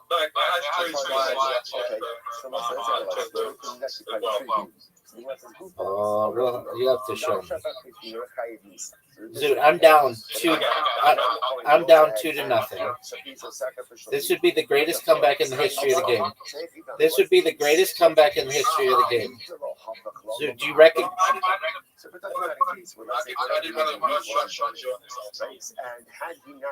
So did I. By the way, I'm using the word flipping, but it doesn't have to be. I don't know. The point over here is, I'm just going to use flip as the expression because that's hapa. If we're talking about that, had he not flipped it, the meat would not have burned. And pshita, obviously that's avoda. Obviously that's avoda, right? Because Lamais again, ultimately again to expedite this process. Now, if on the other hand, we're talking about a case where what? Well, even had he not flipped it, right? Even had he not flipped it, ultimately, I know. I want you to keep that mentality. The meat would have been burned. Then my coffee. Then what is he doing? So just trying to figure out. So remember again, just understand what are we trying to accomplish here? You're like, that's an excellent question. I have no idea. All right. What are we trying to accomplish? Besides coming closer to HaKadosh Baruch Hu, I mean, we're getting tremendous for learning his. Why not? I'm trying to find a very specific case. The Gemara said that a Kohen who does avoda in the Beis Hamikdash is chayiv nisa bidei shamayim. Okay, that's a fact. The Gemara just kind of threw at us. Zoot, you might have a perfect game. You might get a perfect game against me. If you're coming and you linger in the Beis Hamikdash, you're what? You're chayiv kares. So now the Gemara is trying to figure out, I don't understand. Have you ever had a case of a Kohen who's doing avodah Beis Hamikdash tamei and not lingering? By definition, he needs to be lingering. He's doing avodah. If he's lingering, what's the problem? He's chayiv kares, not mismidei shamayim. Kares was mismidei shamayim. He's chayiv kares and not mismidei shamayim. So as we're trying to figure out, how can you find the case where a Kohen is coming doing the avodah, but he's not lingering? He's not lingering. Yeah, baby. I got it. Here's the case. The case is on his way out. He flipped the piece of sacrificial meat with his fork. right? So that's fast, right? And you can see a Kohen doing that kind of like not even stopping, right? Not even stopping. He's got his fork out. He's, I guess, kind of have their own forks, right? He's got his own. Not good. Not good. I have to prevent a okay, so therefore again, he could be complete doing that but not loss. And therefore, he's high with the Shammai and not. Let's talk about this just a moment, right? When he flips that piece of meat, what is he doing? If the piece of meat would not have. Oh, I hate this one. His flippage, Is this the one you were thinking? Okay, I understand that's avoda. Would have been consumed without. Oh, you might have a chance at it. It's good. No, I think that's. I think it works. Right? Good. Without, right? If it would have burned anyway without his intervention, then Lamaisa, what is he doing? Then why should he be liable? His act is inconsequential. The Gemara says, think about it, it's such a profound yesod. Sometimes, like, how do you know what you're supposed to be focused on in life? How do you know? So, I think the answer is I don't know. I would think that's something interesting to look at. Oh no! Look for the things that no one else is doing, and if it's not going to get done unless you do it, that's a good indication that who wants you involved in that. If your efforts are duplicative, right? If your efforts, whatever. Zoot. Then it couldn't very well be that you have a 1% chance at a perfect game. If the meat's going to burn anyway, so the act of flippage is inconsequential. It doesn't mean anything. And on the other hand, if his flippage causes it. Zoot, we're gonna leave it at that. I want you to be in a positive mood. Sometimes we're like, it's fascinating like that. We're so drawn to like replicate and duplicate things that other people do. And what's there's a positive peer pressure. None of them. Also, that the Bible put us each in this world to accomplish something special and unique. Sometimes that's what you need to have your eyes open for. What are the things that Zoot, are you excited? That others are not doing, that others are not paying attention to. That's what the Baruch Hu perhaps wants to focus you about. You are a little tzricha. Once again, it's very interesting. Are you excited?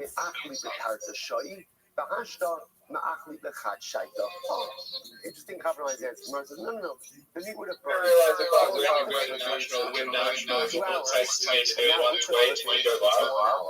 Yeah, dog. So the actions of the Kohen were consequential. So you're doing it for both of us, baby. And the Gemara says, what do you see from the earth? That any expediting is considered as soon as you tweet, baby. So it's fascinating, right? So the meat would have burned regardless, but it would have taken 2 hours. Now post flippage, it's only 1 hour. It's only 1 hour. Yeah, big dog. Come on, what is expediting the burning of sacrificial meat? What does it mean? No, it does mean something. Such incredible. Zoot, get out of here. You're not even a stand-up comedian like it's a profession. You've made exactly $0. You've made exactly $0 in being a stand-up comedian. So, like, you're not. That's not a career right now. That shows that alacrity in this act shows the chashiva. So the Gemara says, "What do you see from the earth? That expediting." What's up, baby? Doing something with greater resources. Incredible. Actually, more than you have. I do make some. What comes out from this? Through Rumble. Namely, that the halacha is you need to exit if you become inside of the Beis Hamikdash. Like a few cents per stream. We don't care. It's fascinating. We don't care how long it takes you. Did you to get to the closest exit, as long as what? As long as what? As long as you're moving. As long as you're $69. You don't care, right? You're literally taking baby steps. As long as you're moving, right? Even if it's a whole day, we don't care as long as you're moving. So I'll say a tremendous skill. Coach probably just wants us to move. Even if it's baby steps. As long as we're moving in the right direction, then a bonus of all of them is happy. Now we just saw this piece of the color. $0. $0 more. Does hold in a state of trouble. Ultimately, again, is going to be liable. You start a channel and then they start paying you for every hour you stream, depending on the viewers. And then if you put stuff in your profile, their advertisers pay you. piece of sacrificial meat. And specifically in case it causes the I piece am. of meat to burn faster post-flippage than it would have burned pre-flippage. And halacha Rabbi l'maisa, Rothschild. expediting of the burning of sacrificial meat is considered to be avodah as well. Incredible. Let's go back. No one knows who that is. This is a great statement. No, they don't. Do you want me to tell you what I think your top stand-up routines are? Right? What does this mean? I'm afraid I'm going to say something and everyone is going to jump down on my throat. I'm always like that. Right? But I really want to share it, but I'm afraid everyone's going to jump on me. So what does he want to say? This is great. So let's do this. Suppose you have a house with saras. Now remember again, what's the halacha? Have to have a home like a home that is declared saras. That's the saras home. So halacha. Anything inside of it, including people who enter into it, will become tamei. Listen to Rav Oshia's idea. He says he wants like this. What happens if a person walks into the house backwards? Derech hacholav. Person walks into the house backwards. And even if his entire body is in the house except his nose, right? So his nose is extending out. Well, obviously, what this means is the overwhelming majority of his body. Overwhelming majority of his body Dog. inside the home, but a part of his body, even if tiny part of his nose. Do you want me to tell you what I think your favorite subjects are? Why? Because it's great. Kanye West, children, Jeffrey Epstein, Lily Phillips, Bonnie Blue, autism, ADHD, Hitler, and Dave Chappelle. And Dave Chappelle. What were you going to say? Normal mode of entry. What's the normal way of walking into Yeah, I mean, you can kind of include all that shit. I don't know what you call it, like face first, right? Face first. Face first, right? So therefore, other ones going to say, if you're walking backwards, so the nice, again, you're not going to contract too much. Okay, so that sounds pretty logical. What was Rav Oshia afraid of? I'm afraid that my friends are going to say, well, Rav Oshia... Is that not accurate, Zoot? And why does a piece of your body have to store a minasa? The way Rav Oshia framed the halacha was, you walk Told the you, house dog. backwards, and your entire house is inside the body with the exception of your nose. There's a little piece of your body still extending out. So he was afraid that the friends were going to say, well, Rav Oshia, if you're right, then even if your entire body is inside the home, as long as you walk in backwards, so the mice say, again, you should be tired. Rav said, no, that's not true. It's not true. If your entire body is in the home, everyone will agree that what? Everyone will agree that you become tamei. Why? Because ultimately, they won't say because I'm sorry. Zoot, go get him, dog. You're going to win. Inside the home, what's the halacha? You're gonna do really well. You're gonna kill it, baby. What do you see from here?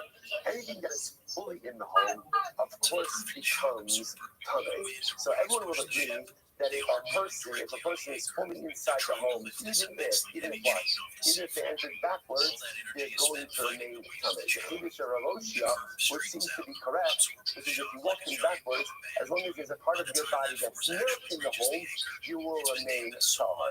Incredible. So along these same lines, the Gemara says, what do you see from here? What you see from here is that halacha l'maisa, sometimes when you're liability what we call geographic tumah, you're only going to be tamei if you enter into that space in the normal way. If you enter in an abnormal way, that could save you from becoming tamei. So we just saw this example by home of saras. So again, and I will say, by the way, the Rambam accepts Rav Oshia's idea. So if you walk backwards into a home stricken, condemned with saras, as long as there's a part of your body that's not in the home, you will remain tahor. Once your whole body enters, you're no different than Kiyah. So let's listen to this. They say, that supports this. Gagin halalu. So we'll say, this is actually very interesting. Look at Rashi. Gagin halalu, Rashi says, Sheba Azara. They both say, on the courtyard of the Beis HaMikdash, there were a series of chambers.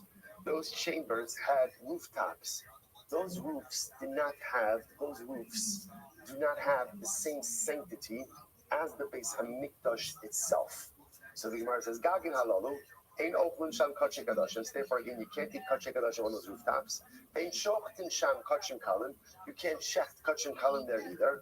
Betami shenichnas derech gagin lahechal pater. And interestingly enough, if you were tamei and keep from the rooftop into the heichal, you are pater. You are pater. Shneimar ve'ala mikdash. Not if the people have ears. The pasuk says, "You shall not come to the mikdash." I mean, I guess. Derech bia basra Torah. The Torah answers what we call normative entry. And what's normative entry, Mosai? What's normative entry?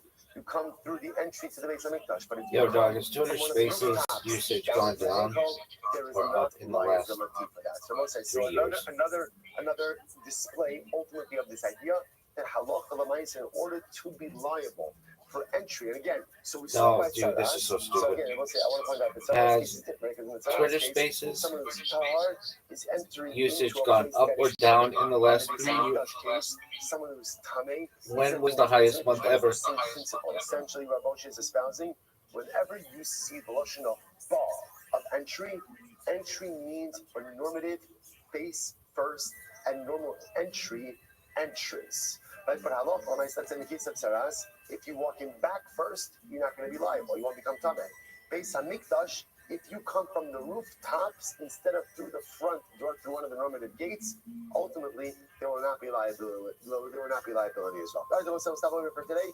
Next week is its own piece. What a way to start the week! Incredible aschava. Here's what we started this week. This Rizos va'ava, va'amkus b'eslavos and Eretz Hashem together this week and for many weeks to come. Shkaya everyone. Everyone's going to have a great day, everyone. Good morning.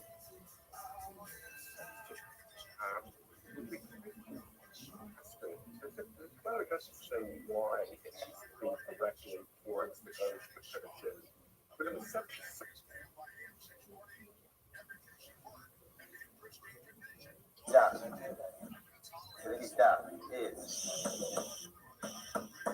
today's daf is Tesai. We are picking up on Tesvav Amud Days 15b, and we are picking up. We have a lot to do today. We're picking up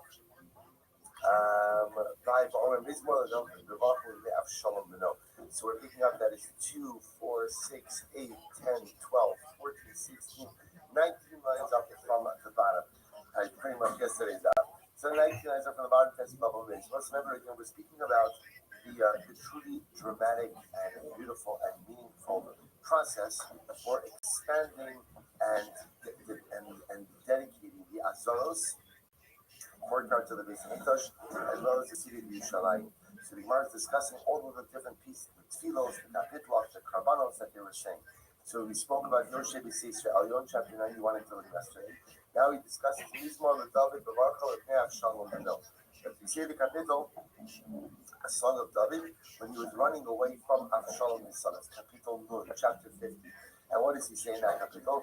Marabut Sarai, Ad La Hashem Ayishalam Chavecha Sechasel. He said from the pasuk of Marabut Sarai, how great is my suffering. Up until the pasuk of La Hashem Ayishalam Chavecha Sechasel.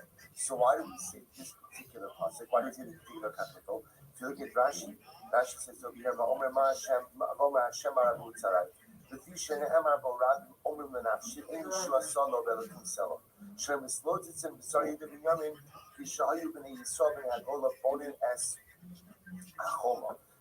amazingly enough, David HaMelech in this particular chapter discusses the idea that no one supports me. No one supports me. Everyone derides me. Everyone makes fun of me. No one supports me. When Ezra and Nehemiah, when they were coming back to rebuild the walls of Yerushalayim, people disparaged their efforts, saying, "Come on, what are you doing? Jerusalem is a destroyed city. The Jewish people are downtrodden people. Why are you trying?"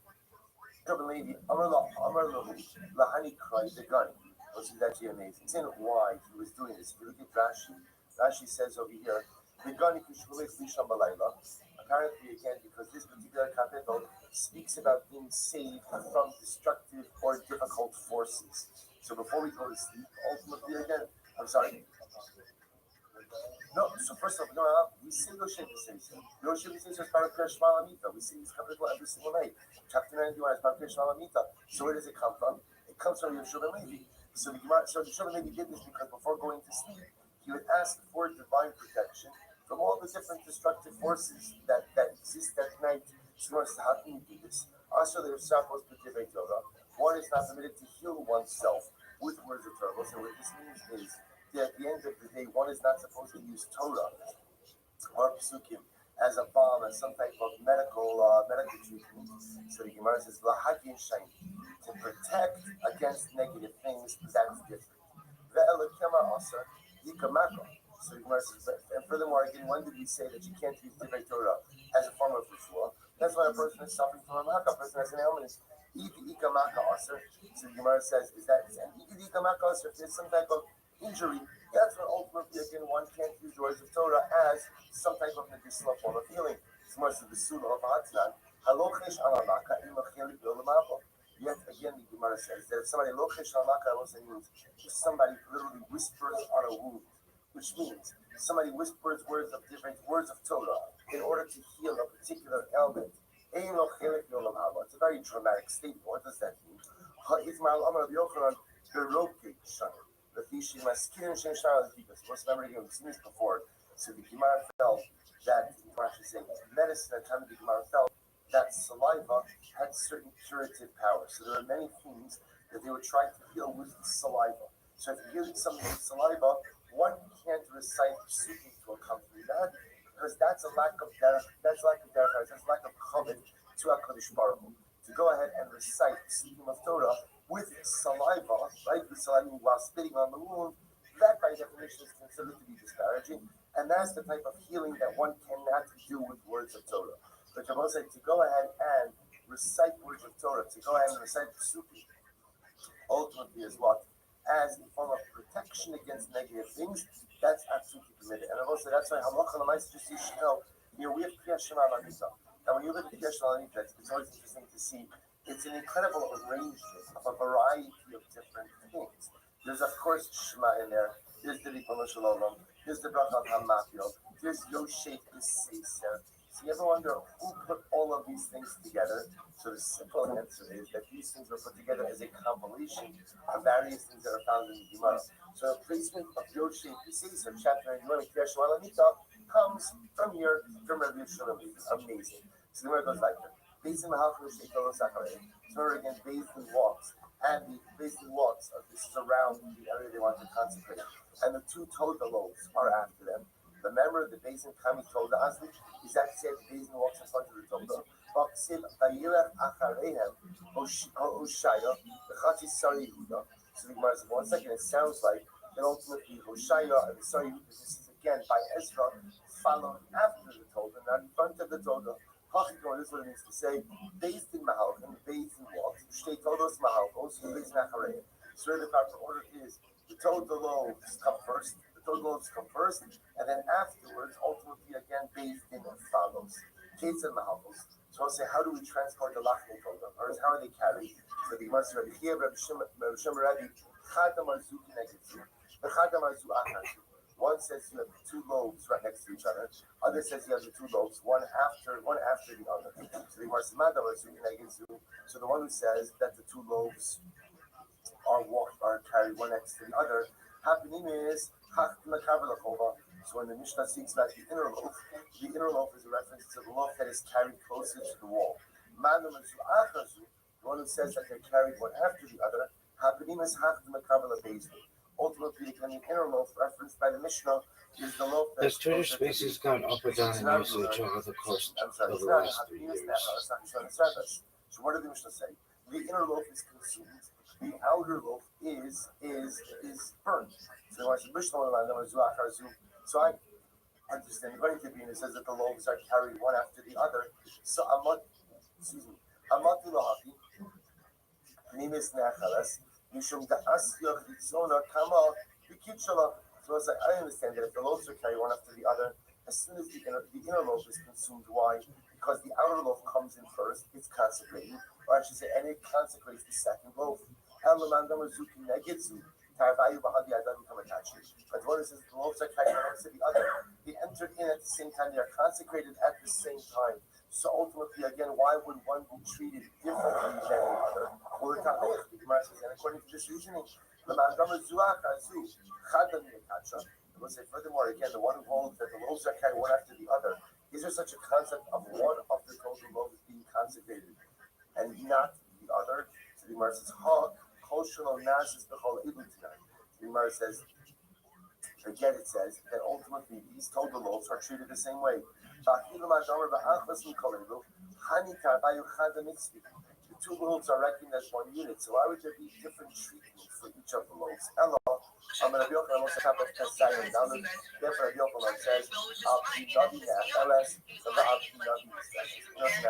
says, rather, this is the sequence of the Navi.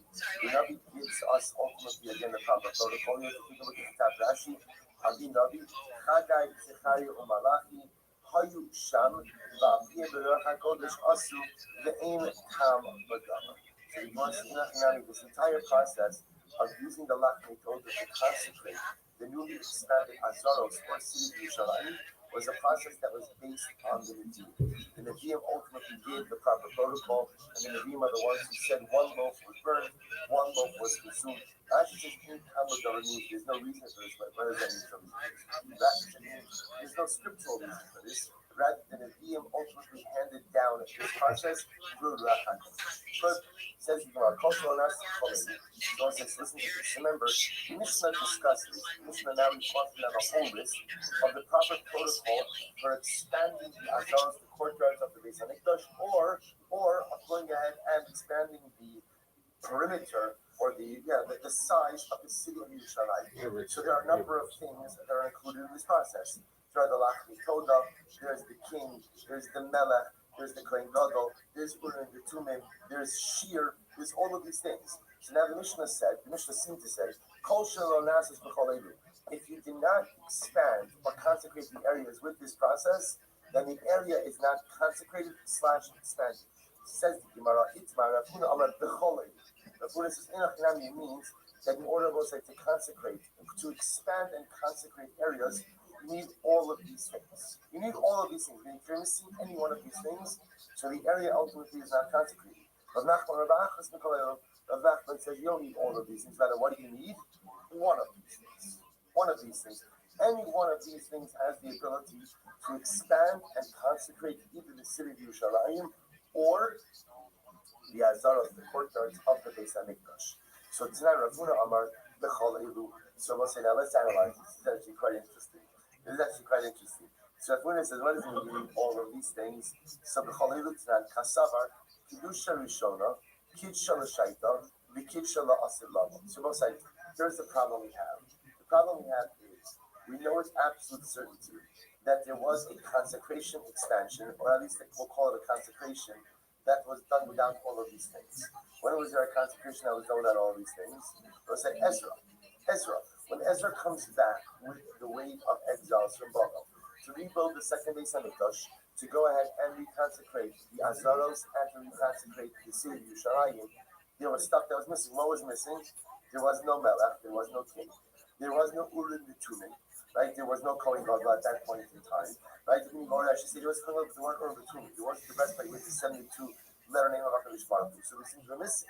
Yet Ezra does go ahead and what? Ezra does go ahead and reconsecrate the area. So watch this. So says the Gemara, Ravuna says that you require all of these things. But one second, if you require all of these things, right? Kasava Kedusha Rishona Kidsha L'Shaita Kidsha L'Asid Lava, Ve'ezra Zecher Ba'al Mugudar.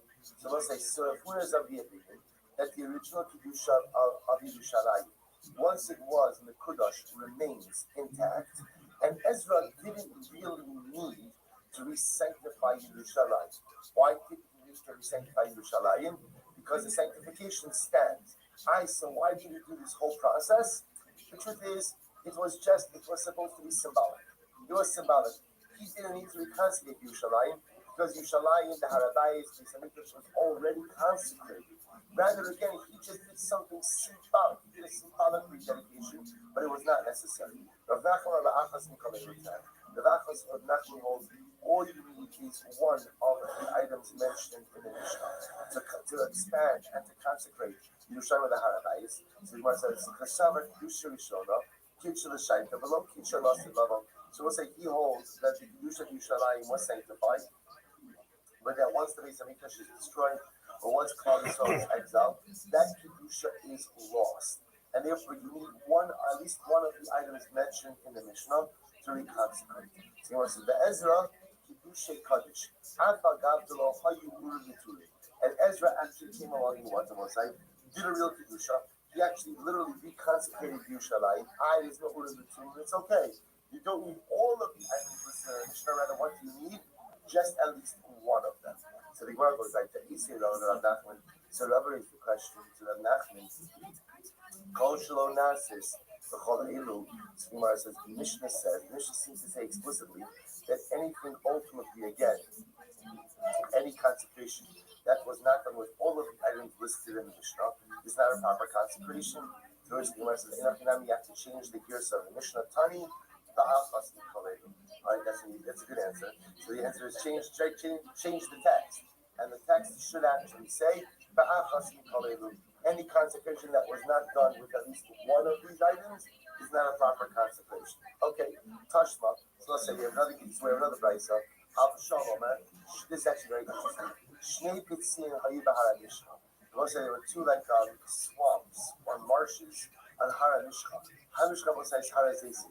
Hara Zesi, Mount of Olives. Right? So there were two swamps, two marshes in Hara Mishcha. Watch this. Tachtona ve'Alyona. An upper marsh and a lower marsh. Tachtona miskadcha v'choledo. So the lower marsh was sanctified. In other words, we tried to expand the Erev Yerushalayim to include this marsh. So the lower marsh was in fact sanctified with all of the items listed in the Mishnah. Al-Yona alone is Kadsha B'Choleva. The upper marsh was not sanctified with all of these items. So the word Ella, Ba'ole Gola, but rather again the upper marsh was sanctified by those who came back with Ezra and reclaimed this marsh as part of Yerushalayim. Shalom B'Melech, but there was no king who was present. The Shalom B'Urim V'Tumim, and ultimately again we have Urim V'Tumim. Tachtona Shaisek Yudishasa Gimura. So the lower marsh, which ultimately again had complete kedusha. So apparently the lower marsh was sanctified earlier on with all of the items listed in the Mishnah. The upper marsh was not. The upper marsh was simply reclaimed by the Jews who came back with Ezra during the second to rebuild the second base on the Mikdash. So therefore the Gemara says the following. So Tachtona Shaisek Kedusha Segura. So we'll say the lower marsh, which had a complete kedusha because it was sanctified with all of the items listed in the Mishnah. Ami haaretz nichnasim l'sham. See the Ami haaretz come in there. Both l'sham kachim kalim, and they can eat kachim kalim there. Havalo ma'aser sheni, but they can't eat ma'aser sheni there. The chaverim ochlim sham kachim kalim. As most of all the Gemara is going through over here is what everyone's permitted to eat in each of the different marsh areas. The chaverim ochlim sham kachim kalim, ma'aser sheni. Chaverim also, which means Tamid Chachamim, could eat their kashim kalim, ma'aser sheni. Al Yona shelo ha'isek kedusha segura. The upper marsh, which did not have complete kedusha, it wasn't sanctified with all of the items listed in the Mishnah. It was only sanctified with the only gola, those who came back with Ezra. So Ami Haaretz hayu nichnasin sham. So the Ami Haaretz would come there, the ochlim sham kachim kalim, avalo ma'aser sheni. The chaverim in ochlim sham, no kachim kalim. Below my session. So we'll say, why is it that the lower swamp, excuse me, why wasn't mixed up? Why was it that the tachton of the lower swamp was sanctified with all of the various items, the upper swamp was not? So the Gemara says, why was the upper swamp not fully mekudash? Shemosifin ala ir va'al ha'azaros.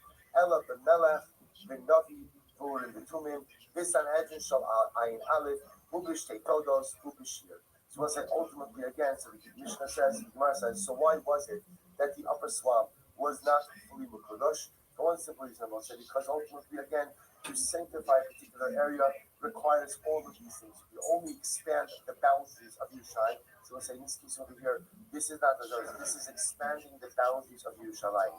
So apparently, again, they expanded the boundaries ultimately to include the lower swamp, but not the upper swamp. Why not? Because says the Gemara, apparently they had all of the tools available to include the lower swamp at that time. And by the time they came to include the upper swamp, they lacked the king, Urim V'Tumim, so on and so forth. So why did they sanctify? We just said before it wasn't sanctified. So what the Gemara is asking is the following. So what we have over here is the following. What we have over here is the lower swamp was formally recognized as part of Yerushalayim through the entire process of what we'll call territorial inclusion. So the king, the Navi, or the Tumim, the Todos, the Shir, that was the so that was the lower swamp. The upper swamp was not included. So we'll say, why was the upper swamp not included? Because they didn't have at their disposal all of these items. There was no king, there was no Tumim. So why did they even try to include the upper swamp as part of Yerushalayim at all? If the mechanisms were missing, if they should so we'll say the idea here is this is more of a strategic issue. They wanted to incorporate the upper swamp into Yerushalayim. Why? Because if not, it would pose a vulnerability to the city. Meaning the idea is leaving the upper swamp outside of the walls would pose a strategic vulnerability to the city. So from a strategic perspective, they had to include it in the wall, even though what? It was not part of the consecrated municipality of Yerushalayim. Why? So this is actually an interesting idea. You had parts of Yerushalayim apparently that were part of what we'll call the general municipality, without being part of the spiritual municipality. To be part of the spiritual municipality, you need what? You need this entire process. The king, the Navi, the Kohen Gadol, the Tumim, the state those, the Shir, all these things. To be part of the general municipality, what do you need? A governmental decision to include it in the wall. So the lower swamp was included. The lower swamp was sanctified with all the different processes spelled out in the Mishnah. The upper swamp was not. Yet the upper swamp was still included ultimately in the actual municipality of Yerushalayim. Why? Out of a strategic decision, because if not, it would leave the city of Yerushalayim exposed. Okay, beautiful. So we want to say, first white line, in reality, this is a machlokes tanoim. What does that mean? This Sanya, Amar B'Laza, Shabbat Yosei. Now the machlokes tanoim understands as follows. It's really a two-pronged machlokes. Part one is when the Mishnah discusses this list of items necessary to consecrate Yerushalayim. Are all of the items listed necessary, or just some of the items? As we're going to see, that ultimately kind of leads into another machlokes about the sanctity of Yerushalayim in general. Is the sanctity of Yerushalayim intact, no matter what? Or is the sanctity of Yerushalayim dependent on, again, the Beis HaMikdash, as well as the residency of Klal Yisrael in Yerushalayim as well? So the Gemara says the following tonight. This is actually amazing. This is speaking about ultimately again the rebuilding of the Beis Hamikdash under Ezra. So we'll say what they did is they put up curtains. So as they're rebuilding the actual Beis Hamikdash itself, they put up curtains. Now the Pashtus, what it means is they put up curtains where the walls would be. So watch this. So they put up walls for the actual. So they put up curtains for the walls of the actual Beis Hamikdash proper itself, as well as for the walls of the Really unprecedented. So we'll say this is amazing. The curtains for the The Heichal most were unprecedented. what they did Without is a they doubt. positioned the curtains in a way that the artisans Look at of the this Beis move. Hamikdash will be building the walls outside of the curtains. This The shit idea is sucks. You would have a curtain, and you would be building the wall on the external part of the curtain, not the internal part of the curtain. The idea being, out of respect for the Beis Hamikdash, we didn't want the artisans working on the inside of what would become the Beis Hamikdash. Rather, they built the wall outside of the curtain. The curtain was here. The wall was, I know this doesn't help much, right? But the wall was on the outside of the curtain, so that they would be building the wall essentially from the outside of the Beis Hamikdash. However, again, and for the curtains of the courtyard, that wasn't the case. In the courtyard, again, there was the curtain, and then they would put the wall on the inside of the curtain. So the artisans ultimately, again, would be building those walls from inside the courtyard itself. Rabbi Shua, Shamati Shamati and Apapi Shein Bias. This is amazing. Rabbi Shua says, I heard that today we are permitted to offer up karbanos, even though what? There is no Beis Hamikdash. Ochlin Kache Kadosh, we could go ahead and eat Kache Kadosh, even though there are no curtains, there are no walls for the Beis Hamikdash. Kache Kalamai Sushini, Ahavishin Choma. We can eat Kache Kalamai Sushini, even though there is no wall for Yerushalayim. Why? This is dramatically amazing. And Yehuda essentially says, I heard that today we can offer up Kavanos. We can offer Kavanos, and we can offer Kavanos even in the absence of the Beis Hamikdash. Why? Why? Because the Harabayis Yisraelim has eternal sanctity. And that sanctity is independent even of the existence of the actual Beis Hamikdash itself.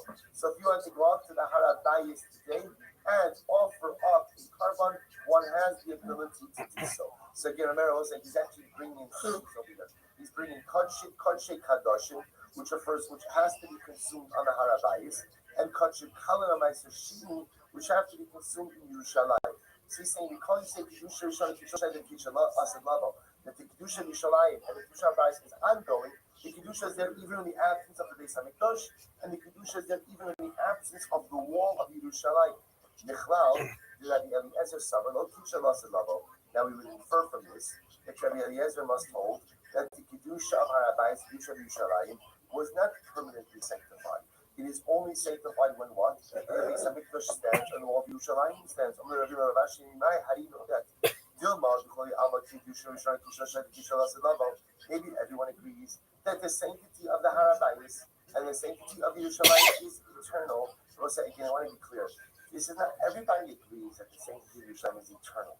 What we're talking about over here is a specific type of sacrificial sanctity.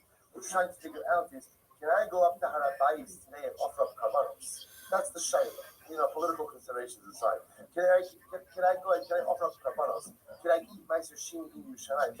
So we're not talking about like a spiritual sanctity, but a sacrificial sanctity over here. So maybe everyone holds that the Kedusha is eternal, and you can even offer up karbanos today. Umar, my Yishmili Kamar, Umar, my Yishmili Kamar. And each particular Tanabosa is just relaying that which he has heard. So if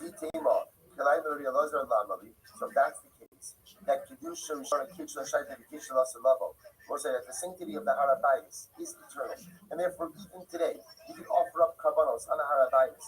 Why did Rabbi Eliezer say that you should put up curtains, like that you require kilai? To which the Gemara answers, "Let's new Sada Alma." Even if those who say was a chest, if you're going to offer up karbanos, one should try to erect partition, some type of curtains in the area of the Beis Hamikdash for tznius purposes. So what does tznius purpose mean? That karbanos should be offered in some type of modest way, not just out in the open. Ela hanikana. Rather than what it says, you are the machlokas I'm referencing is the following kind of this sanya.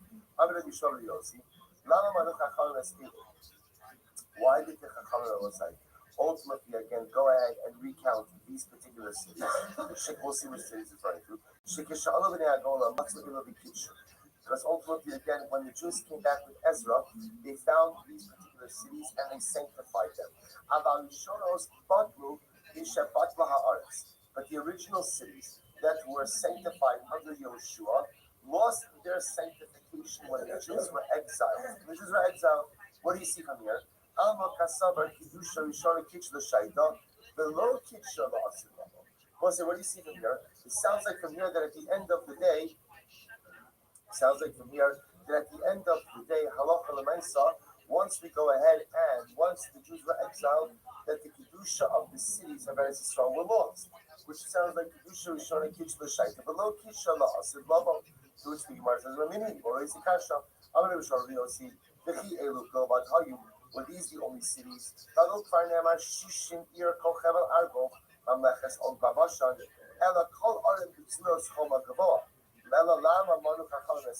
so say there were many other cities in Eretz Yisrael. Why were these particular cities enumerated? Because when the Jews came back from Ezra, the cities listed above say were cities that they came along and they consecrated. So Gemara says, Kishum. We just said before that you don't have to sanctify them because the Kedusha of Eretz Yisrael remains. Rather, again, they came back to these cities, and these cities were enumerated. This means not only these cities, אלא כל שתעלה בידך מסורת מאבותיך, שמוקפת חלומות יהושע בן נון, כל מצוות אלו נהוגות בה, מפני שקידוש הראשון הקידוש השני וקידוש לעשות למה. Was it not only these cities, so was analogy might turn out, actually not something else. Not cities that are designated as walled cities. The cities that was a positive is referring to cities that were walled at the time of Yoshua ben Nun, and ultimately again when the Jews came back, he once again designated these cities as walled cities. Ultimately again, these cities are still considered to be walled cities, even if what? Even if they lost their walls. Why? Because Kedusha Rishon keeps the Shai and Kitchen lost the level. I passed it to Rishon and Rishon and Yossi. But let's say now the problem is you have two contradicting statements. Other Rishon and Yossi. One possibility is there are two different opinions of what Rabbi Shalom Yossi said. The other possibility is that one of the attributions is wrong, and in fact one of them should read Rabbi Lazar of Yossi. Sanya Rabbi Lazar of Yossi Omer Asher Lo Choma. When the pasuk says that it has a wall, even if it doesn't have a wall now, but it had a wall before, it is considered to be a walled city. So now let's unravel this a little bit. So remember again. So what the Gemara seems to be saying is the following. Let's work backwards. The cities that are mentioned over here, these 60 cities that were mentioned, and ultimately again were mentioned again or are mentioned again by the Olei Baba, those who came back with Ezra. So we'll say that's referring ultimately to which cities were designated as walled cities. So obviously again, being a walled city has a number of different halachic ramifications. The halachic ramification that the Gemara is focused on here, we'll say on the laws of Bate Arichova. Bate Arichova means homes that are sold in walled cities have a different kind of halacha. Under normal circumstances, again, if you sell a piece of property in Eretz Yisrael, so what happens? You have your first, depending on a certain amount of time in which you have a buyback option. And the truth is, then you have a buyback option the entire time of Yovel. And then if you don't exercise your buyback option, what happens in Yovel? That property comes back to you. The exception to that rule is in a walled city. If you sell property in a walled city, the halacha is you have 1 year to buy it back. If you do not buy it back, it is sold for eternity and does not revert back by Yovel. Why is that?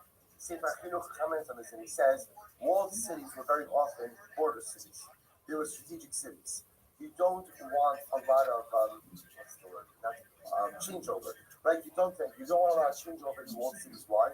Because the residents of the walled cities, have to know each other, have to know how to work together, and have to know the ins and outs of the cities. If you have a lot of changeover, right, then ultimately, again, that compromises not just the security integrity of the city, but the rest of Eretz Yisrael as well. So what the Gemara is saying over here is they identified the walled cities as they'll come back. Of course, when we think about walled cities, we think about it more like in terms of Mikra, Megillah, but things like that, which is true as well. So principle number one of the Gemara is saying is the status of a walled city was any city that was walled at the time of Yoshua ben Nun, even if subsequently it lost its walls. So that's the designation of a walled city. But really what this sugya highlights, and again, we're not going to reach resolution on it, is what's the concept? Do we say Kiddusha Rishon and Kitch L'Shaita V'Kitcha L'Asavavo? Do we say that the sanctity of Yerushalayim was sanctified at the time of the Beis Hamikdash and going forward for all eternity, or not?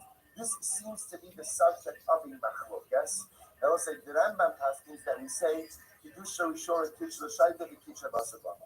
That the sanctity of Harabayis, the sanctity of Yerushalayim is still here, even in the absence of the Beis Hamikdash and the absence of the wall around the city, which means on a technical level, if one wanted to offer up Karbanos today, one could do so. I'll say this is why we know historically there were some of the greatest rabbinic personalities, it's going to sound strange, that Dafka left Yerushalayim for Pesach, would not spend Pesach in Yerushalayim. Why not?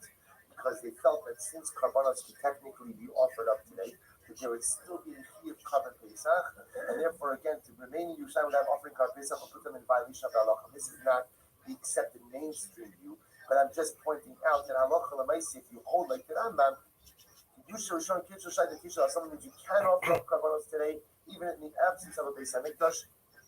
And again, there are many different manifestations of that halacha. For our purposes also, we'll say, how do we pass in the original Shaila? The original Shaila was if you want to expand and consecrate Yerushalayim or Har HaBayis. So So the Mishnah gave us the whole list of all the different things that you need. Machlokes, Rav Huna, and Rav Nachman. Do you need one of these things or all of these things? The Rambam passing is like Rav Huna, that one requires all of these things in order to expand and consecrate any area of Yerushalayim or of the Harabais. Good. Let's say I'm a base. I'll have to do still. Nitma b'hazara b'nel. So let's say back to Tumah a little bit. So remember again, said in a good way. So remember again, Mishnah then introduced us to a new concept of Tumah, which was a person becomes Tameh inside the Beis Hamikdash. See, up until now, we were always focusing on cases where a person became Tameh outside and then entered in. This is the case ultimately now when a person is becoming Tameh inside. So what happens? Tumah b'hazara b'nel. We'll say, how do we know that one is Chayiv if they become Tameh in the Beis Hamikdash itself? So I'm remember there's a Kasav Echad Omer Mishkan Hashem Timeh. Because one pasuk says he has defiled the Mishkan of Hashem. The Kasav Echad Omer he has Mikdash Hashem.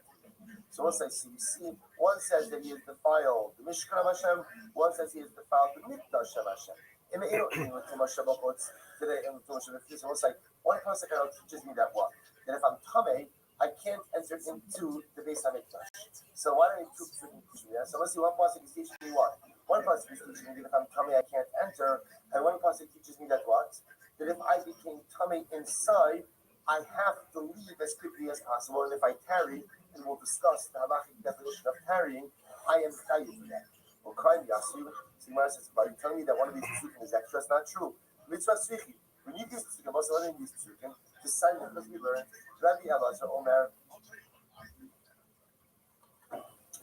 So Rabbi Elazar says, "In Ne'emar Mishkan, Lama Ne'emar Mikdash. In Ne'emar Mikdash, Lama Ne'emar Mishkan." So we'll say, why does the Torah employ two different words to refer to the Beis Hamikdash? Why does it say Mishkan? Either call it Mishkan or call it Mikdash. Why do you use two different words? So I'll tell you why. Ilu Ne'emar Mishkan, V'lo Ne'emar Mikdash. Because had the Torah just said Mishkan and not Mikdash, I would have thought one is only chayiv for entering into the Mishkan in a state of Tumah. Why? Because ultimately the Mishkan was anointed and inaugurated with oil. And maybe its Kedusha is more intense. The Mikdash, which was not anointed and inaugurated with Shemana Mishcha, maybe it has lesser Kedusha, and maybe again one is not chayiv for entering into a state of Tumah. And if the pasuk would have just said Mikdash, not Mishkan, you see, I would have thought of chayiv for entering into the Mikdash in a state of Tumah. Why? Shari Kedusha, so Kedushas Olam. For why I was saying, or the Beis Hamikdash, its Kedusha is eternal. It was like what we just said before, right? The Kedushas Hamakam of the Harabais is Kedush is Kadosh forever. Mishkan lo yichayiv. I will say, but for the Mishkan, which was a temporary structure, maybe I wouldn't be chayiv ultimately again for entering into a state of Tumah. Therefore, the Kach Ne'emar Mishkan, the Kach Ne'emar Mikdash. So we'll say, what do you see from here? Remember, what do we just want to say? We just wanted to say that there's an extra pasuk. The pasuk says, Ki es Mishkan Hashem Timei, Ki es Mikdash Hashem Timei. Two pasukim saying the same thing. You can't go into the Beis Hamikdash Tamei. So we'll say. So what we wanted to say is there's an extra pasuk. What is the extra pasuk come to teach me? Because it teaches me that there's a prohibition to enter into the Beis Hamikdash Tamei, and what? And what? And what? There is a prohibition that if I become Tamei inside, I must leave. You know what I'm saying? What's that? There's not an extra pasuk. I need both these pasukim. Why? Because the Torah Dafka phrases the prohibition for the Mikdash and the Mishkan to tell me that what? That the laws of Tumah apply to both. Because had it not said both Mishkan and Mikdash, I would not have necessarily assumed that the halachos apply to both of them. First the Gemara says, "Look at now, Mikdash." So these are Rabbi Elazar. This is first line of the number days. This is Rabbi Elazar's kasha. Michti Mishkan ikri Mikdash or Mikdash ikri Mishkan. Nichtav al idi Mikdash al idi Mishkan. Mishkan or Mikdash lamali. So Rabbi Elazar's kasha was as follows. Why does the Torah use two different words for the same space? Either just always use the word Mikdash or always use the word Mishkan. And I could have learned the same thing. Brother says, therefore, I will say, in fact, learn out that we're actually learning two halachos here. What are the two halachos? Number one, that the laws of Tumah apply equally where? Both in the Mishkan as well as the Mikdash, plus the fact that what? That there's a prohibition ultimately to enter into the Beis Hamikdash in a state of Tumah, and there's also a prohibition to what? To remain in the Beis Hamikdash once one is already Tamei. So therefore, we learn out both of these halachos ultimately again from these psukim. Says the Gemara. So we'll say again, want to be clear. Two halachas learned out from these seemingly repetitive psukim. Number one, that the prohibitions of Tumah apply equally to the Mishkan, temporary tabernacle, as well as the Beis Hamikdash, the permanent structure. That's number one. And halacha number two is that not only is one prohibited to enter into the Beis Hamikdash in a state of Tumah, but if one contracted Tumah inside the Beis Hamikdash, one is prohibited to tarry, rather one must exit as quickly as possible. Good. Those are the two halachos ultimately again learned out. So Bishlama, Mikdash, Mishkan. So we'll say now let's go back. Says the Gemara, I understand the Mikdash is called the Mishkan. As the pasuk says, I will put my Mishkan in your midst. Ela Mishkan Mikdash Minalan. So we'll say, but where do we know that the Mishkan is also called the Mikdash? So so maybe you'll say, because the Kahasim carried the Mikdash. No. That Mikdash Hahu, Ba'aron. We'll say that Mikdash doesn't refer to the Beis. What does Mikdash refer to in that context? That refers to the Aron. Elamehacha. Rather, it's from here. Va'asuli Mikdash, Yishachanti Besocham. Make for me a Mikdash, and I will dwell in your midst. Ksiv, Kechol Asher Ani Mara Oscha, East Havnis Hamishkan. So we'll say this is actually interesting. And it's funny that the Gemara asked this question because it seems so obvious. The Gemara says, where do we see that the Mishkan is called the Mikdash? Part of the Gemara says, the Asli Mikdash Shachati B'Sacham. See, the Havim in Rabosai is that maybe that's not a reference to the Mishkan at all. Maybe that's actually a reference to the Beis Hamikdash. Kamash Milo, no. Here, Mikdash is the Mishkan is called the Mikdash. How do we know? Because right afterwards, the pasuk says, "Kichol Ashani Mara Oscha Eis Havnis Hamishkan." Everything I will show you when it comes to the construction of the Mishkan. So from here you see that the Mishkan is called the Mikdash as well. Beautiful. So once you remember again, the Mishnah said, if a person becomes Tameh, so now here's what we know. If I become Tameh inside the Mishkan, inside the Mikdash, what's the halacha? We'll say, what's the halacha? And take it out as quickly as possible. And if I tarry, I'm chayiv a korban. And we'll say, so the shaila obviously is what? How long is tarrying? So the Mishnah said, I bowed down, or I tarried the amount of time, the duration it takes to bow down. So that seems to be the definition of tarrying. So it says, when we say bowing down, that's when you bow down towards the inside, or you bow down on one side, facing east, facing Mizrach. You bow down facing east. I'm sorry, west, I'm sorry, thank you. But if you bow down facing outwards, Rashi says, Mizrach, east, Rashi points out over here, that's not called real Ishtachaviyah. Excuse me. So we'll say, so Rabbi says the following. If I bow down, Klape Pnim, facing inside, Ma'arav towards the west, then the Maisa may be chayiv. But if I go ahead and bow down facing outward, facing east, then that's not called Ishtachaviyah, that's not called bowing down. Again, we're going to define what this means in just a moment. And therefore, Shah here, lo Shah lo. If I tarry, I will be chayiv. But if I didn't tarry, I won't be chayiv. We'll see others go ahead and quote this on the Seifa. If a person went ahead and tarried the amount of time it takes to bow down. So it sounds like that even Ishtachava itself, that even bowing down, I'm only chayiv what? If I bow down and tarried as a result. So Rabbi says that's only true if you bow down facing right klape facing outward. But ultimately, again, if I bow down facing inward, even if I didn't tarry, I'll still be chayiv. This is what it means to say. If I bow down facing inside, or I waited the amount of time that it takes to bow down, so ultimately, again, if I go ahead and wait the amount of time that it takes to bow down, with this type of bowing down, even facing outward, I will be chayiv. So we'll say, what it sounds like over here is the following. If I bow down facing in, which is a form of avodah, as we'll see, a form of service, then I'm chayiv. That's what a man be called tarry.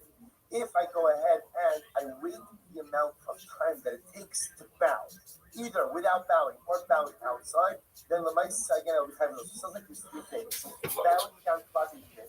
So if I do that, I will say even if I'm a fast bower, right? So even though I'm a fast bower, so the mice again, I'm still going to be chayiv if I bow in a normative fashion. On clapping chut on the outside, there's some, we'll discuss what this is, there's some amount of objective time that it takes to bow. If I either carry that amount or I bow that amount, clapping chut, it will be chayiv as well. So we'll stop over here for today. Again, obviously, we have to try to figure out, we have to quantify these amounts. But the idea is, let me just end with this piece.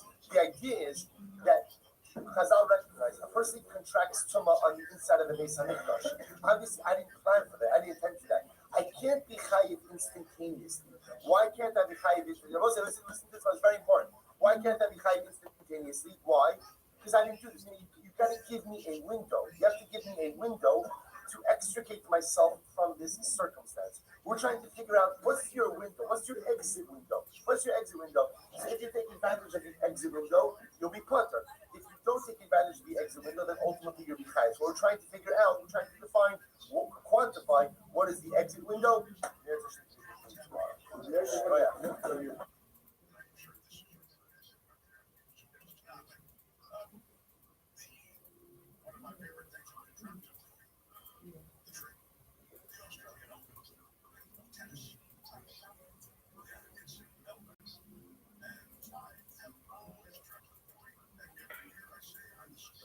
All right, Jabosai, good morning. Good morning. Let us begin by thanking all of our sponsors for this morning's share. To thank our annual Talmud Torah sponsor, Tilson Mishpacha of Eretz Yisrael, for dedicating all the Sherman Droshos this year as a Zechus. Professor Stella all of Israel Talmud Torah sponsors for the month of Iyar. Habadim Lertova Shmuel Rabin Karatkin, commission of the year type of Shmuel's father, Lipa Ben Yecheskel HaKoin, Zichron of the Bracha Yoker, the merit of our Talmud Torah, the Neshama Slavin Avila, the family, our Nechama. Hashem, return all of our hostages to Shalom, and the car that our holy soldiers will be successful. B'chol Maaseh Yedehem. But with that, let us begin. We have a lot to do today. Baruch Hashem, an incredible daf ahead of us. Today's daf is Tesvav 15. We are picking up in Meretz Hashem on Yud Dalet Amud Beis. It's okay, I changed it. Yeah.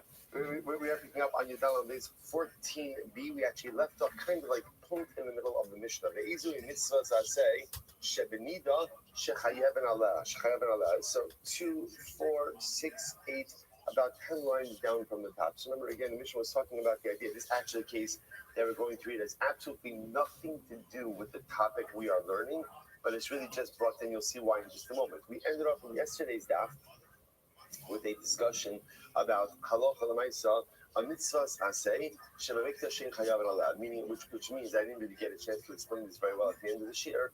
That there's a concept that if based in erroneously or delivered an erroneous ruling, right? It accidentally or mistakenly instructed someone to do something that was usher, so there's certain carbonic liability involved. So the Gemara gave an example of that vis-a-vis Tumah, and now the Gemara says, "Ve'izu mitzvahs aseh shebenida shechayav aleh." What would be an example of a sin offering that based in would be chayiv, or if they gave someone the wrong advice in Hilchos Nida? So the Gemara gives an interesting example over here. The man was having relations with his wife. And in the middle of relations, she says to him, I am a nida. So what's the halacha? And he withdrew immediately. Ultimately, again, there's liability for relations with a nida. Why? Because ultimately, again, since he's still aroused, there's pleasure in the act of withdrawal, in the same way that there is in the act of bia itself. And therefore, halacha l'maisa again, footwork, son. actually points out what has to happen in a situation like that is There's if athleticism. she comes in the midst of relations, he essentially has to remain still until he's no longer aroused, and at that point is able to withdraw. So if Beis Din made an erroneous ruling in this area, there would be carbonic liability. What does this have to do with our topic? Absolutely nothing. Absolutely nothing. It was just trying to bring a K in the previous video. Again, the only commonality over here is they're both tumah. So because we spoke about a case where a guy was becoming tummy in the Beis Hamikdash, And again, if he didn't get out immediately, there would be liability. So the Gemara brings up just a similar like case in Hilchos Nida. Okay, that's the end of that. The Gemara says as follows. Rabbi Eliezer says, "Shasheretz v'nei lamimenu al helam sheretz chayiveinu chay b'halam mikdash." So Moses says now we're actually going back to my focus that we referenced also in the beginning of the Masechta, which is what type of lapses of awareness create carbonic liability. So Rabbi Eliezer says that halacha l'maisa, one is only chayiv if there's a lapse of awareness about the tumah. But if halacha l'maisa there's a lapse of awareness, let's say that you're in the Beis Hamikdash or that you're consuming something kodesh, that does not generate carbonic liability. Rabbi Akiva says, by the way, what is supposed to have Rabbi Akiva and Lag BaOmer? Absolutely Give me incredible. this. Rabbi Akiva Omer. Okay, it's not such an issue. Rabbi Akiva very often, right? So it says Rabbi Akiva Omer, still, you got to take the wins. Rabbi Akiva Omer, Dog. Nobody gives a shit, you stupid bitch. Canada sucks. Yo, living like a pimp. How you, baby? Dude, just chilling. What's good in your neck of the woods? Dude, is that lazy piece of shit? Oh, that's lag. How you living, lag? Two times.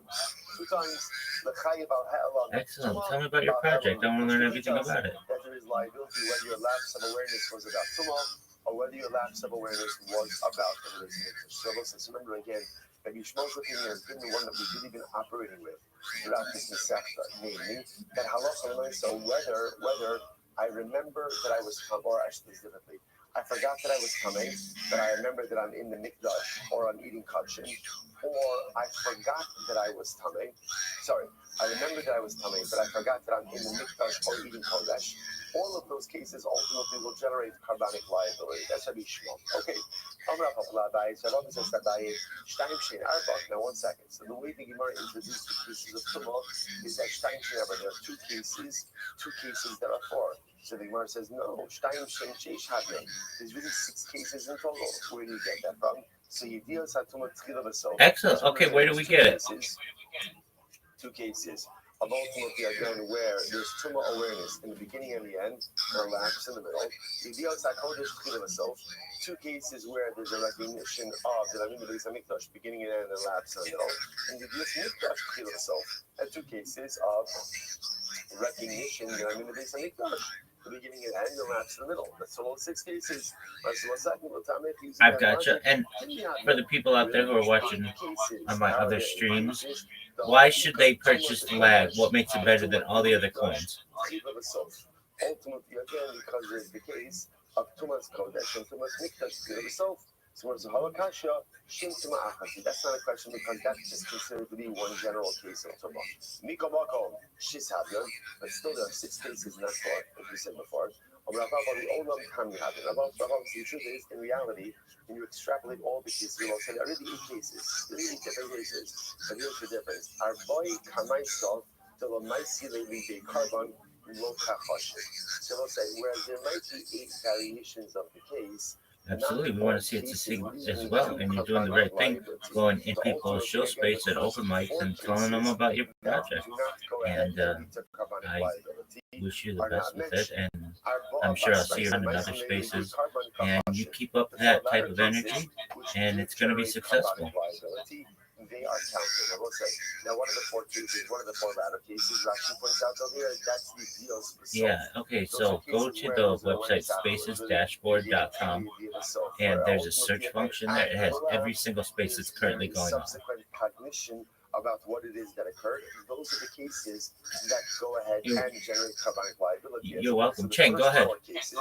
Where there is no yediyah b'sof. If there's no yediyah b'sof, there's no Cheng. subsequent recognition about what happened. What's up, there's Cheng? no carbonic liability. Alternate version. Cheng.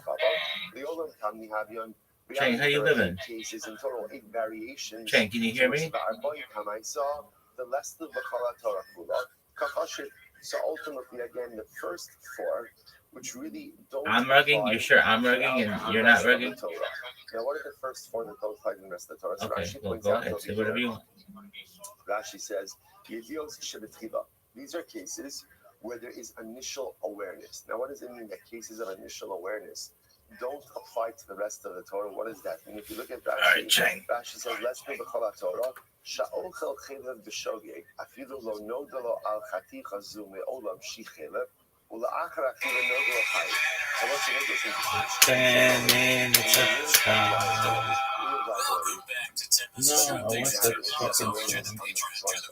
What matters? This isn't real. It's not real. Social media is fake. In other words, he gives an example. Like there's a piece of paper. Like Caleb is forbidden fast.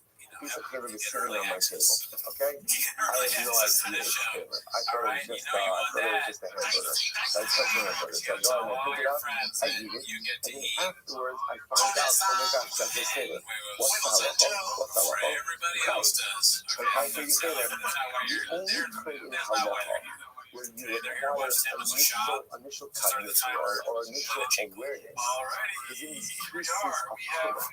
Right? Where you need a idea of the Torah and the idea of the self. Initial awareness, and then again, we'll call it end awareness, and lack of awareness, and every other halachic variability. Or you need a bladder awareness that you did something wrong and reliable.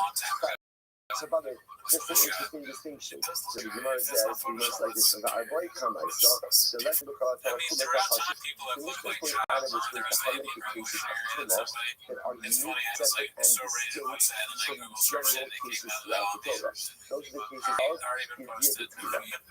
Yeviyah B'Tfilah, Arba says that this is the Torah, not the Hashem, but the subsequent four cases, the latter four cases. Now, in the latter four cases, those are cases of Yeviyah of the soul.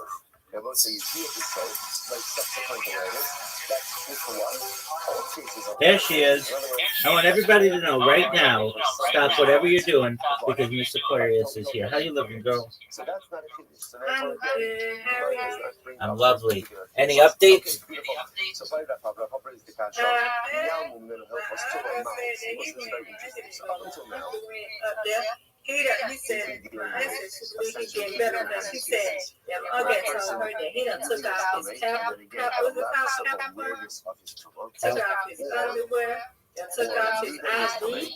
But a lapse of awareness that he was in the base. Okay. So a lapse of awareness that he was consuming something that was safe. So he wants to go What home. about the following halacha? Or what about the following issue? What happens if a person just forgot the halacha? Any idea how long he's got to be in rehab? I forgot the halacha of Tuma.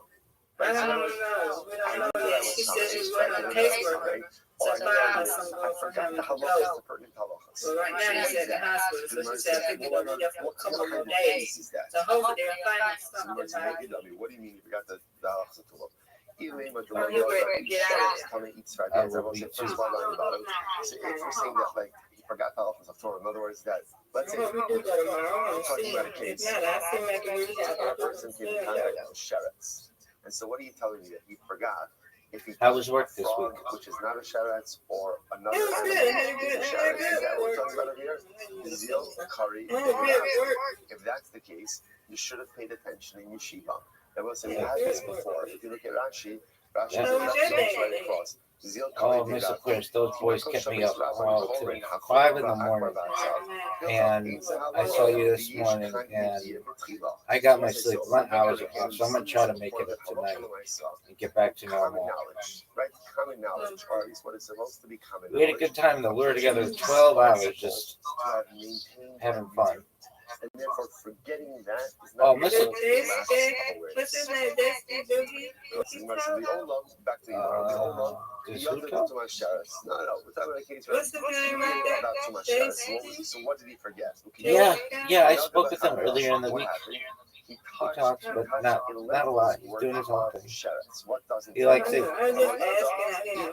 Sure, no, I understand. He says he likes it here because it's quiet and cozy. That's what we do. You touch a lend's worth of sharas.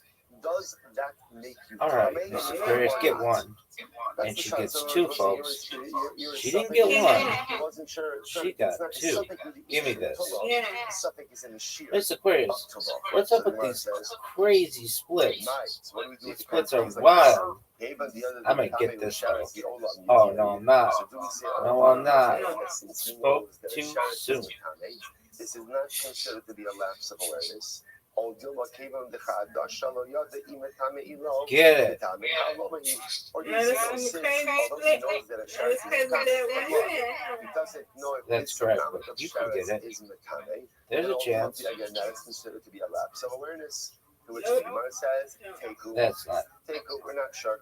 That's We're not sure. that's No, not. right. Okay? This But is it's right. undecided. Give me Okay. this. So by Rabbi Yirmiyah, so Rabbi Yirmiyah is Miss the Kasha, Aquarius. because this is an incredible case. No. Ben Baba Shah, Three Eretz splits Yisrael, in a row. listen to this. A Ben Baba who went to Three Eretz Yisrael. splits in a row, and I got it. I knew I had it. I knew I had it. That's what Wow. I'm So Ben Baba went to Eretz talking Yisrael, about. I knew it. He knows that there's a base on Get it. but he does not know. Miss Aquarius, that was phenomenal strike. Is. Folks, if you're watching at home, Miss Aquarius is coming off her career high yesterday. She had 107. This woman put up 107, folks.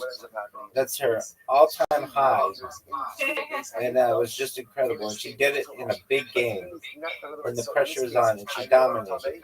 And even I broke 100, but I couldn't touch her. Ooh, 107, folks. That was incredible. Give me this. So what's the halacha in this case? Not what we want. So according to Not what we want. Give me this. We're asking according to Rabbi Akiva. Oh, Okay, I'll take it. I win, you win. That you acquire, You win, I win. you acquire initial awareness. Do you think? Do you think I get 500 or you get 200? You're not high for a lapse of awareness about the Beis Hamikdash. Okay, so therefore that is case for Rabbi Akiva. I think you're gonna get 200 first. You only need 7. Who holds that you are high on Helen Get it, Miss first. Don't get it. awareness. All right, she got all but one. All but one. All but one. So this is all in accordance with Rabbi. Get Rabbi holds it. That's you 2, acquire baby. initial awareness, Nice and job. then you are That's a high spare. again for Helen Mikdash. So what's the shayla? Give me this. Are you serious? You're gonna give me another split? I'm gonna get this. Maybe. And I did. I knew it. I tried it, and I got it. And the crowd goes, wow. They should give you more points for that. Get it. You got a bunch. You got 3.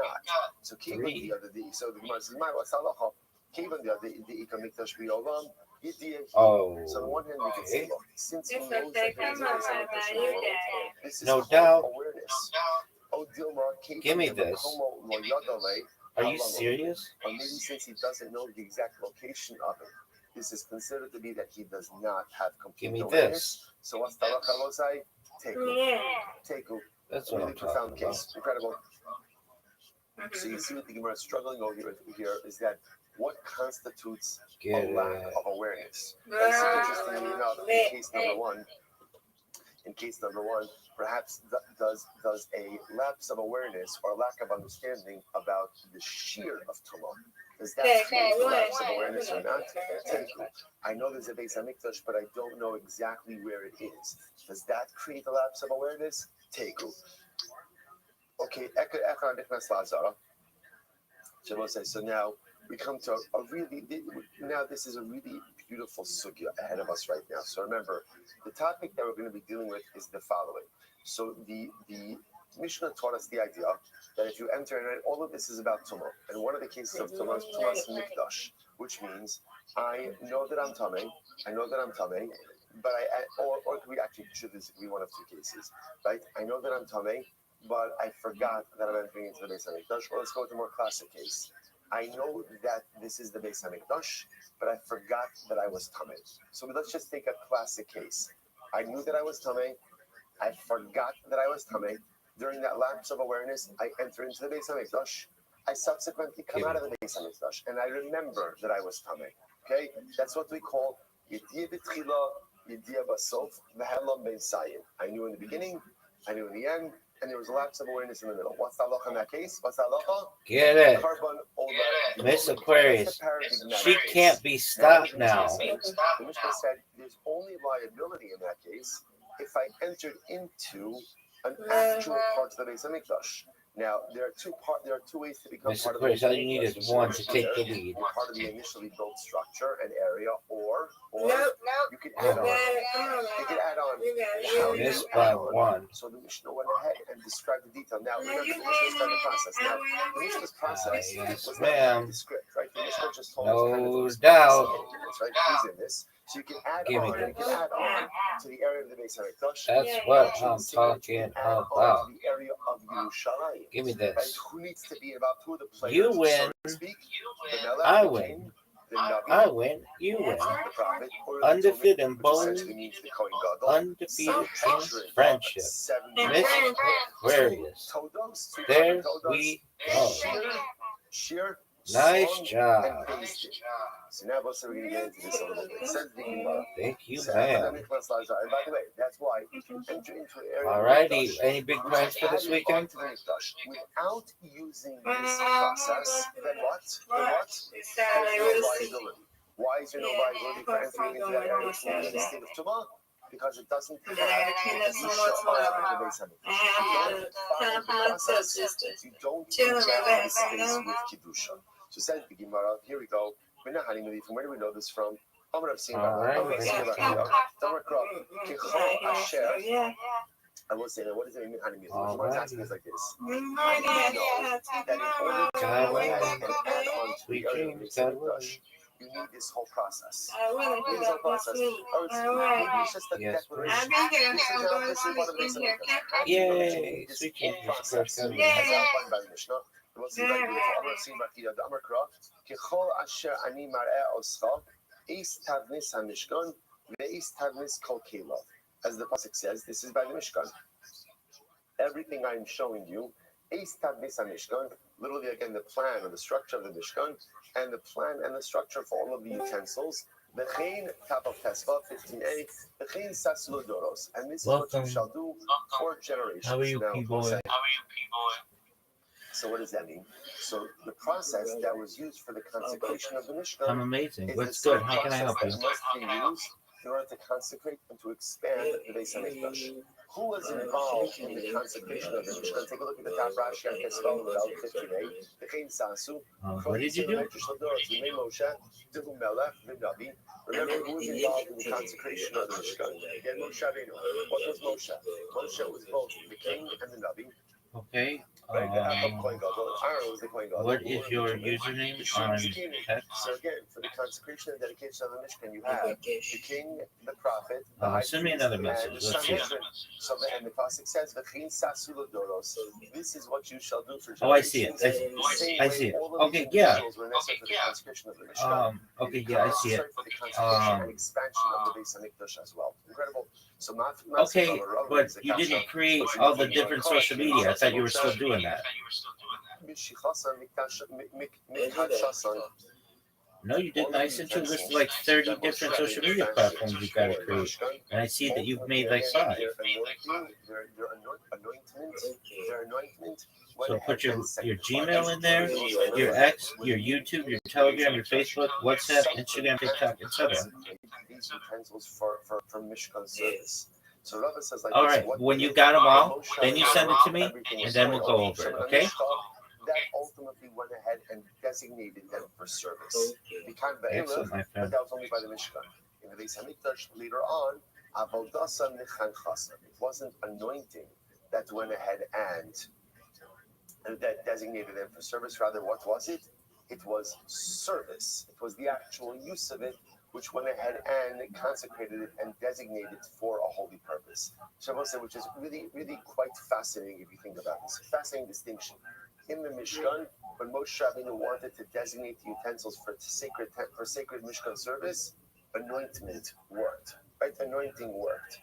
In the future, anointing didn't work. What worked? Usage. Vamai, but why is that? The name of B'chein Sasu Doros. Why don't we make the same drasha?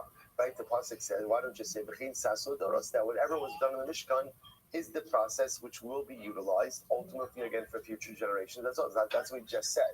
Right? The same way that the consecration of the Beis Hamikdash or expansion of the Beis Hamikdash learned from the consecration of the Mishkan, say whatever was done in the Mishkan, follow the same process in the future. And therefore, the same way that the utensils of the Mishkan were designated or were consecrated through anointing, so too the utensils of the Beis Hamikdash should also be consecrated through anointing. Shani Hasan Damakra, Bayim Shechain, Bay Kadesh also. It's different because by the Mishkan it says that they anointed them and they sanctified them. Osam Mashicha, Balolo Doros Mashicha. It was only those utensils, ultimately again, that were consecrated through anointing. But for future generations, it was not done that way. I Ema Osam Mashicha, Ladoros, Over Mashicha, Obavo. That's why I'm saying following. For the Mishkan, those utensils ultimately were put into service through anointing. But for future generations, it's either through anointing or through service. It's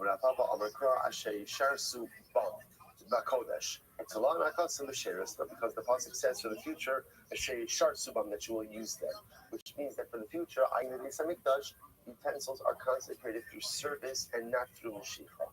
Hashta the Kasav Rahman Asher Sharsu. Also, if that's the case, if the pasuk is already saying that they need to be used in order to be consecrated, why do you need the word osam them? And I'll tell you why.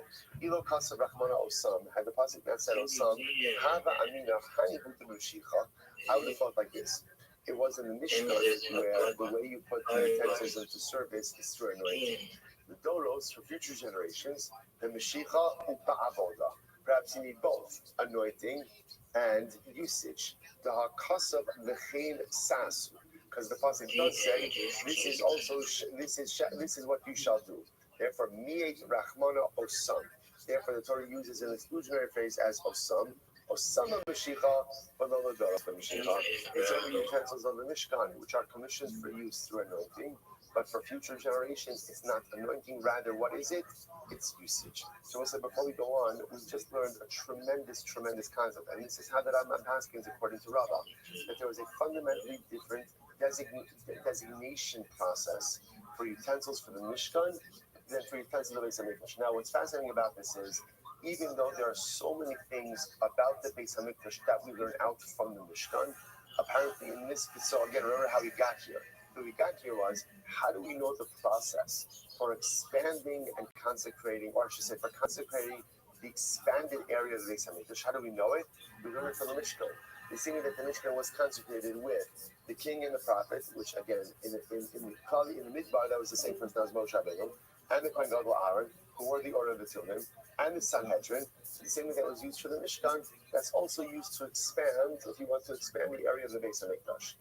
But in this particular area of the utensils, there was a fundamental difference. In the Mishkan, utensils were put into service through anointing.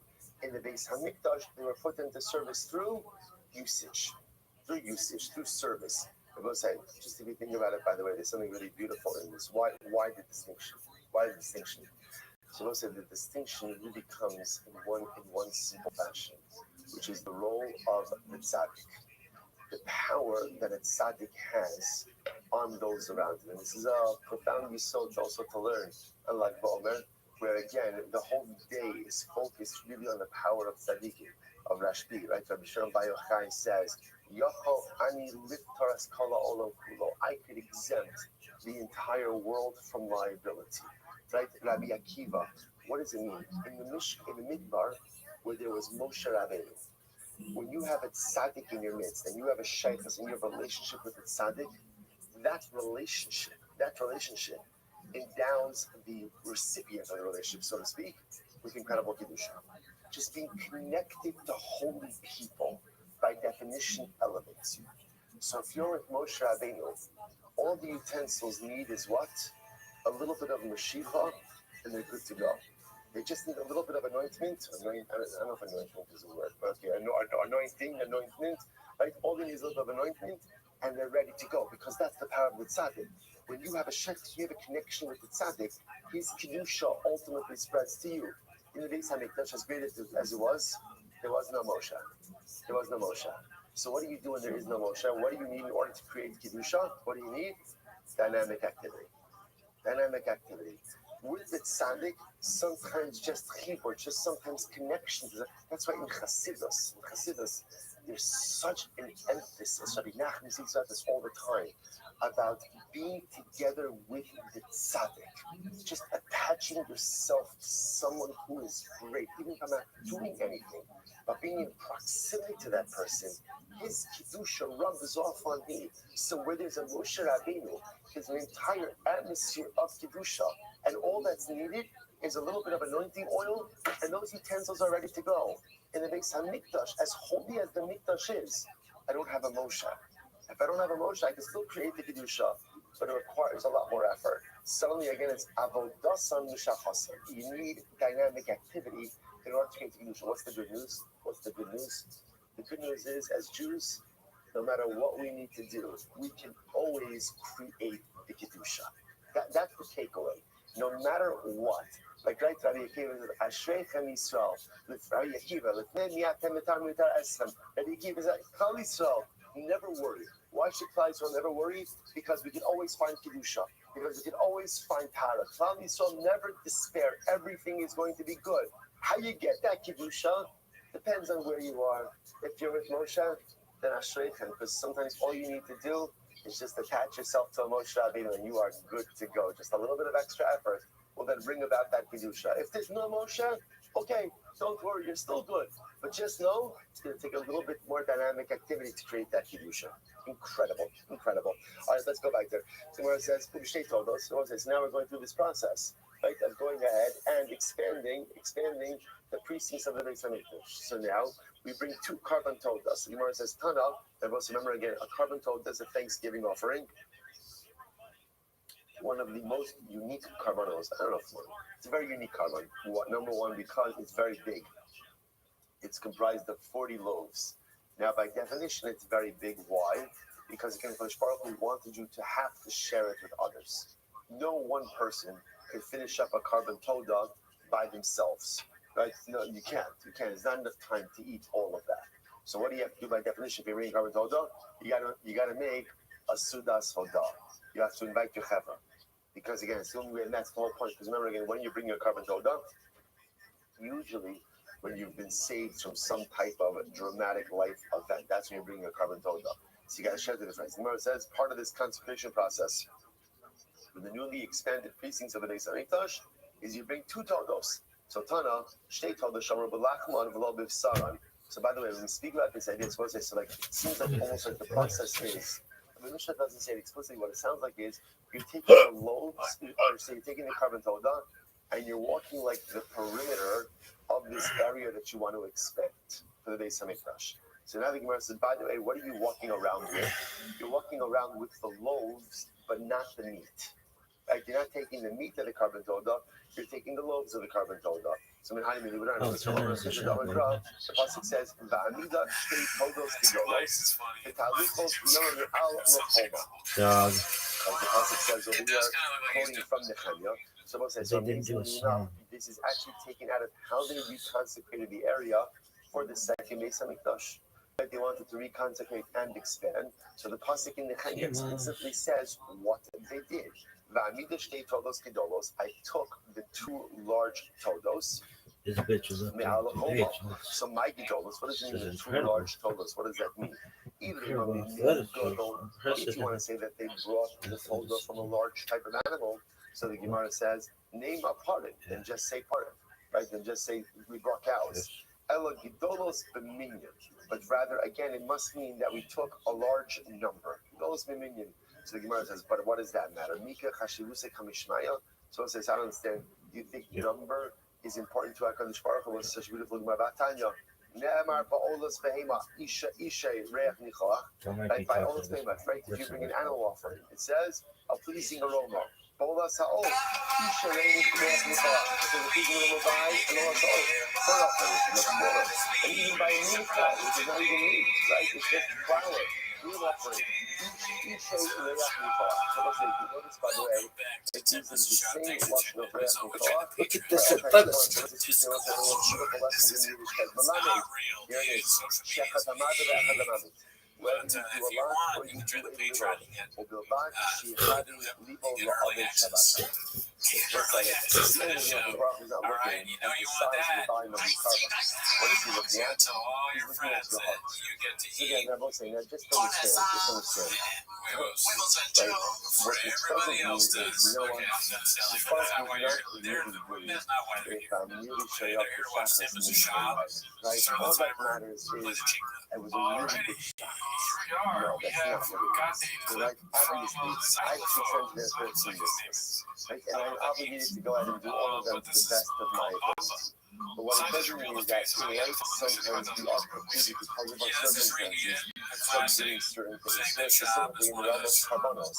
If I don't have money, I am precluded from bringing certain types of carbonos. You might have thought that because you have less means, material means at your disposal, that you are less bound to the ice of a sparkle. It's not the way it works. The emotion does not look at the signs of the carbon. In fact, it looks at the expansiveness of the heart that we do.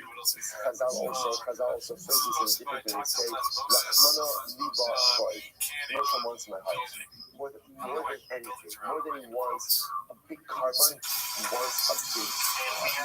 There was one of the beautiful things in leadership. Yes, we have to be meticulous with the details. And yes, we're obligated to go ahead and be as careful with the details as we can be.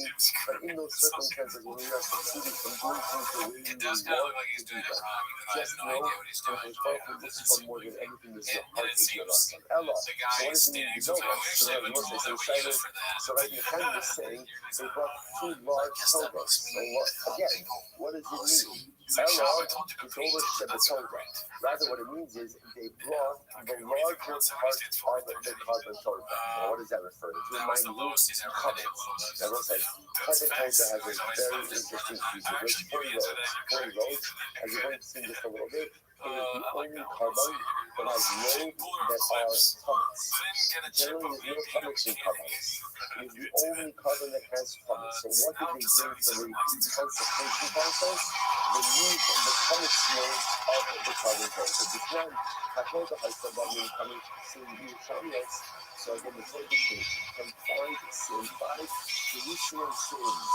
Saying 2 Medaros, which are the equivalent of 6 desert sins. Saying 8 Epos, which is 2 Epos, we just mentioned this. Va'ifah Shalosh sin, and Va'ifah 3 sin. Is Esri Isara. So the Gemara says Asara Muhammad. So there were 10 Israelis that were used for comic books. Asara the Mathemasa. And ultimately, again, 10 Israelis for Mathemasa. Interestingly enough, so exactly half of the flour was used for comic books, and half of the flour was used for matzah loaves. So here's what's interesting. For the matzah, shloshim, but out of the matzah loaves, they made 2 different batches of matzah loaves. What were they? Kalos, Rikikin, and Urifa. So listen, now why is this very important? It turns out, how many loaves did Rabbi told us? This is the total information. How many loaves? 40. Interestingly enough, 30 of them were matzah. 10 of them were chametz. But volume-wise, it was the same amount. It was the same 10 esronos of flour for chametz as it was ultimately again for matzah. Just the difference is that matzah was baked into 3 types of loaves, kalos, rekikin, and revifa, whereas chametz was just made into 10 loaves. So now, I'll tell you this before you go on. So what does it mean when they say they brought the large part of the Torah? So obviously, the chametz loaves were bigger than the matzah loaves. Now again, the total amount of flour used is the same for both. They're both 10 esronos. But the actual loaves of chametz were larger than the actual loaves of matzah, and those were the loaves that they used to go ahead. Those were the loaves that they used to consecrate the Mesa Mitzvah. Incredible. Incredible. So this is now, in fact, so remember, what we're doing slowly but surely, we're kind of putting meat on the bones in terms of what the process was. So now, I know what does it mean when I'm using my two toldos? It means I'm using the larger loaves of the tolda, meaning the chametz loaves. I don't know about Hama. In our Zambia Kadeshes, I love the Shiara Yuka. So this is interesting. So now, Rabbi Hama says that when we talk about using tolda loaves, that's for expanding the territorial area of Yerushalayim, the municipality of Yerushalayim. But if you want to expand the area of the Beis Hamikdash, you use leftover mincha. Now listen, remember, what's leftover mincha? So when you open your mincha, how much of the mincha goes in the mizbeach? How much? Just the knitza, right? The rest of it goes to the kohanim. That's called shiara mincha. So Rabbi Kama says, right, when you want to expand the area of the Beis Hamikdash, you have to share mincha. My time, no what's the reason for that? Yerushalayim. Because the expansion of the Beis Hamikdash is similar to the expansion of Yerushalayim. How so? My Yerushalayim, Rabbi Nachaba, the Taksha, so just like one thing, Yerushalayim uses something that's eaten within the confines of Yerushalayim. What's an example of something that's eaten within the walls of Yerushalayim? What? A carbon soda. So just like we use that for extension of the city, Azara, so to expand the Beis Hamikdash, the courtyard, to use something eaten in the courtyard, i.e. the leftover part of the mincha. Okay, Lachmi is told about Zara, we're going to say, we balance the Lachmi to Torah in the courtyard of the Beis Hamikdash as well. So now that you belongs to the Torah, Ela Yerushalayim. My Yishan Davanech of Bob Yotzim and the Nixel, so it means like this. Just like to expand the area of Yerushalayim, you're going to use something that must be eaten in Yerushalayim. And if you eat it outside of Yerushalayim, you invalidate it, namely Lachmi Toda, like you call the loaves. Azara, Davanech of Bob Yotzim and the Nixel. So to expand the Azara, ultimately you're going to use something that can only be eaten in the Azara itself, but if you eat it outside will become invalid. And what is that? That's ultimately again the leftover mincha. Imala alan chametz, akon chametz. Okay. So this part is fascinating, right? This is fascinating because now, essentially, I know like this. I'm going to use a carbon tolda. Ultimately, again, or the loaves of tolda as part of the process to expand the municipality of Yerushalayim. Why tolda? Because I have to use something that can only be eaten in Yerushalayim, can't be eaten outside of Yerushalayim. So too, to expand the Beis Hamikdash, I'm going to use something that can only be eaten in the Mikdash itself, but not outside. What are we going to use? Shiari mincha. The leftover mincha. What's about 24? I just want to point out, we've done a lot of Gemara today. I just want to respect everyone. I just want to point out one block, but again, but a block. But slowly. So that's the case. Imala alan chametz, akman chametz. We'll say that's the case. So okay, if you're going to compare then the process for expanding the Beis Hamikdash to Yerushalayim. So Yerushalayim, we just said before, what are you using? You're not just using any tolda loaves. Which tolda loaves are you using? What are you using? The chametz loaves. So too, to expand the Beis Hamikdash, you should have to use something that is chametz as well. Similar to the Kizbara, minchas chametz mi'uva. There is no mincha that is chametz. As you said before, karbanos are not chametz. The only exception to the chametz rule is the carbon soda. So where are you ever going to find the mincha that's chametz? Other days, the itema, the machmetz rule, the shirai mechadish rule, or maybe you say this, maybe take the leftover mincha, allow it to become chametz, and then use that to go ahead and consecrate or expand the area of the Beis Hamikdash. God, so you can't do that. What's the question is 15 second or down. You got it. So after chametz, they'll come. And then after it, you need the chametz. So that's not going to work. Amr Shakish, people can come, we'll say after chametz. Shakish says, we'll say number again. You might have thought that after the knitza is offered up and the Kohen gets the leftovers of the mincha, maybe the Kohen should be allowed to do with the mincha whatever he wants. How much more on? No, you can't. Halacha l'maisa, you could only go ahead and eat the yam. Nobody can allow to become chametz. So the Gemara says, "Alamalo, why not?" Efshar. So you just understand what we're trying to do over here. We're trying to figure out is there some way to utilize chametz to expand the area of the Beis Hamikdash, to use the consecration process for Beis Hamikdash expansion. So what's Alamalo? Listen to this. Efshar to mekadik tishtei alechem ba'aseres. Listen to this. There is another carbon that is chametz, which is what? The shtei alechem on Shavuos. Which is just more and the sun goes down that the avoda ultimately ends for true preparation for the Shavuos. As much as all of Sfira is a preparation for Shavuos, but the preparation for Shavuos begins on Lag BaOmer. So incredible again, shtei alechem. We just had a Shavuos festival on Lag BaOmer. Incredible. So what actually is, what about shtei alechem? That is chametz. Efshar to mekadik shtei alechem ba'aseres. You should do efshar. Tell you can't do it. Why not? Let's see now. Watch this. So let's say now again. Here's what we're doing, right? Once we're explaining, we're going to use the chametz loaves of Toda. We go ahead and expand the area of Yerushalayim. So now we're saying also we're going to use a couple of minutes. We go ahead and expand the area. This doesn't have to be the mitzvah. It just has to be anything that needs to be eaten within the confines of the Beis Hamikdash. But I was trying to find something chametz. This way again, the processes could align. So the Gemara says, "I'll tell you this, let's use the shtei alechem, which is the unique carbonic offering for Shavuos, which was chametz. Use that." The Gemara says it's not going to work. I'll tell you why. What should we do? Use me in the esmo, in the kashin esmo. Super shayla. So let's build the base. Let's say video, which means let's expand the Beis Hamikdash on Erev Shavuos, on Erev Yom Tov, and therefore consecrate the loaves of the shtei alechem on Erev Shavuos as well. That's not going to work. Why? Shtei alechem, that's twice in the country. Because remember again, when do the two loaves become consecrated? Only when what? Only when you shecht the carbon. When is the carbon shechted? When is it shechted? On Yom Tov itself. And if you shecht it earlier than Yom Tov, ultimately again the carbon is invalid. So you might say, "Leave me in the esmo, but catch it." So when you build it right, when you say build, you mean expand the Beis Hamikdash land on Erev Yom Tov and consecrate it now. Consecrate the loaves now on Yom Tov. Right? You know, kiddush b'shas hameinu. That's not going to work. Why? Because you need whatever you know. I need the consecration of the expanded area to take place at the time that the new area is actively being expanded. In other words, you can't build now and consecrate later. You have to consecrate at the actual time of building. Usually the Yom Tov and attach to the Yom Tov. Okay.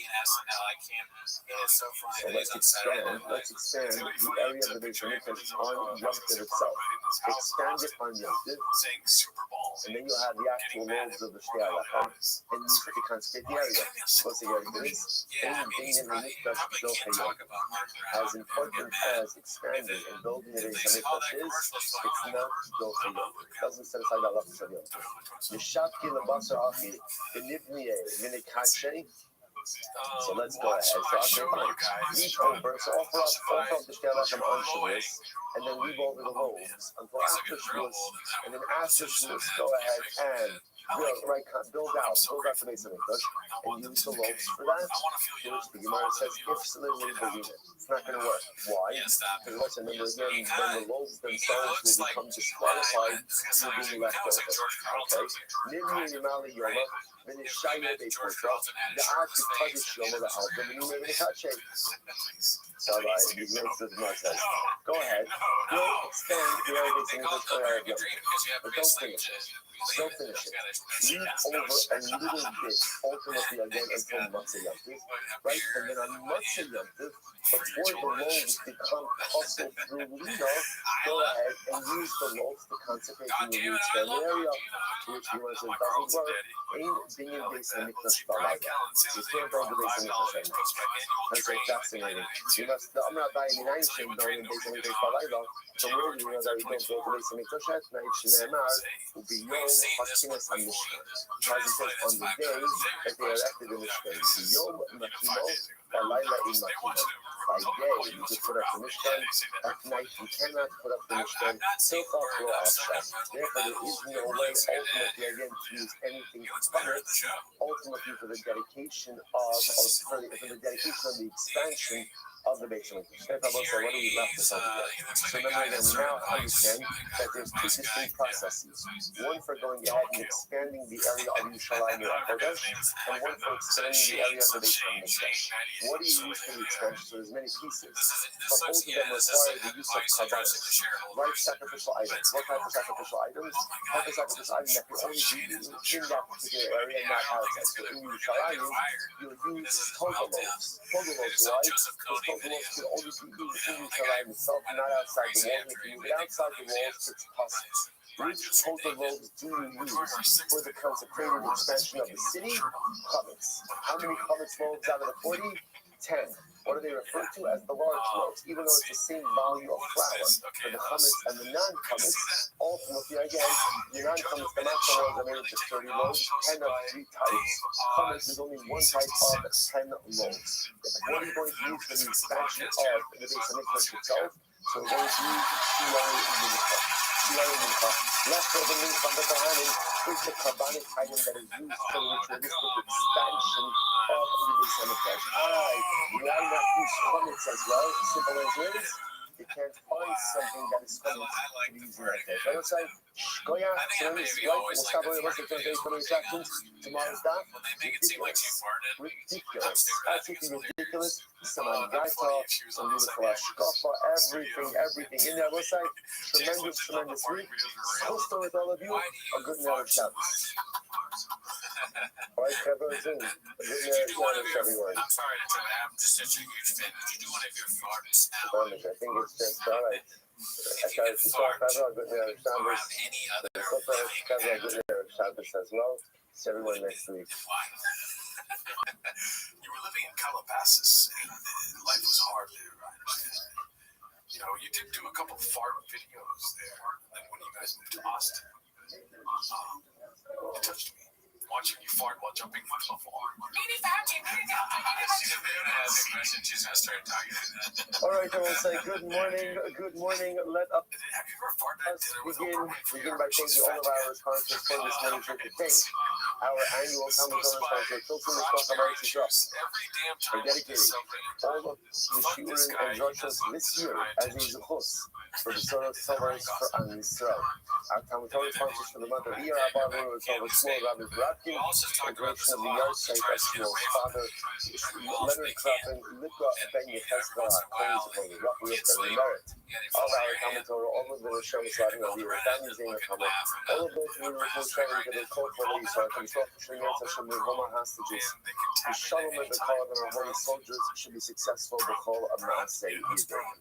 Person with that, let us begin. And what you today about Hashem? Great God, today's daf is Yud Dalet 14. We are picking up a Meretz Hashem on the Zimmel on the days. Okay, we'll pick up the Euro base, and we left off actually to money Rabbi Yehuda, which is 2, 4, 6, 8, 10, 12, 14.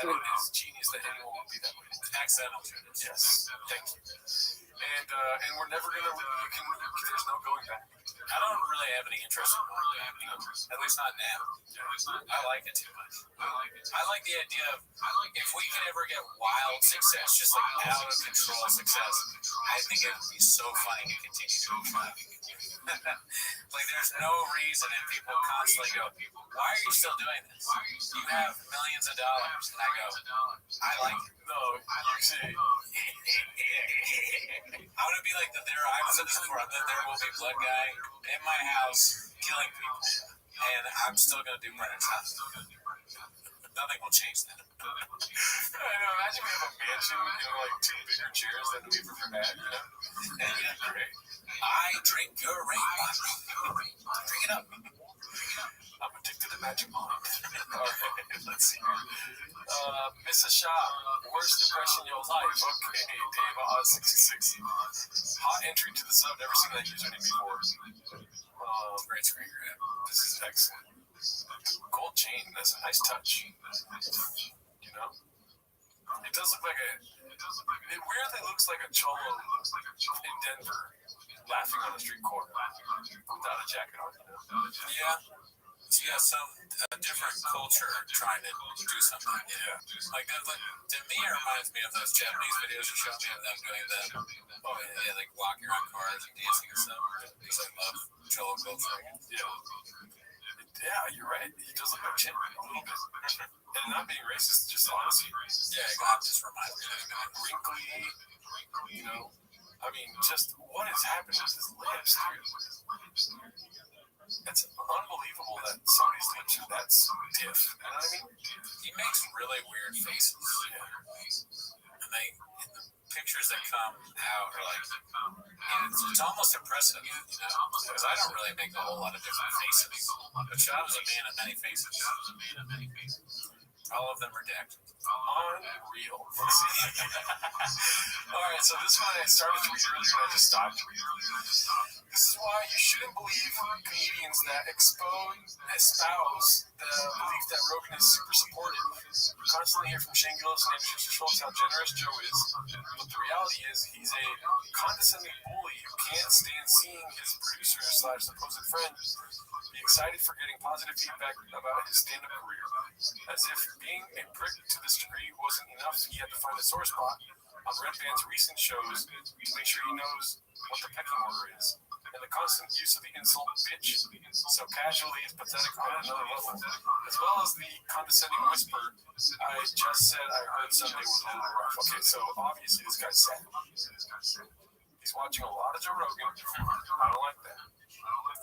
Honestly, fuck Joe Rogan and all the people who think he's selfless and wanting others to succeed. He's a fraud, a jealous, vindictive, self-righteous prick, and a spiteful asshole. Damn, now he's just gone. He just goes, B. Let's see what he's talking about. That's so fast, and this isn't real. So he's using this as a reference point. Let's see. Fascinating 25 minutes. And then sometimes Joe, you haven't seen me, I'm sure you got way better. Probably the greatest comedian ever. No, I'm just saying you don't even know my story. 2 weeks ago, bitch. Next time you guys house. Yeah, you saw me. You can see me do my son.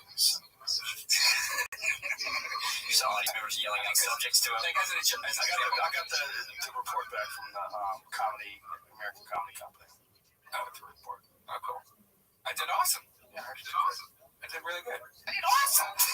I really did. I did awesome. I believe you. No, I did. Yeah, if you don't believe me, ask Justin. I said I believe assassin.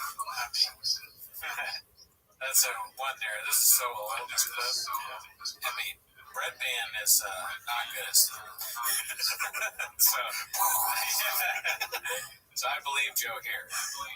Neither is Joe, but Red Band is probably worse. This is before Joe got the tap on the shoulder. Let's see this one.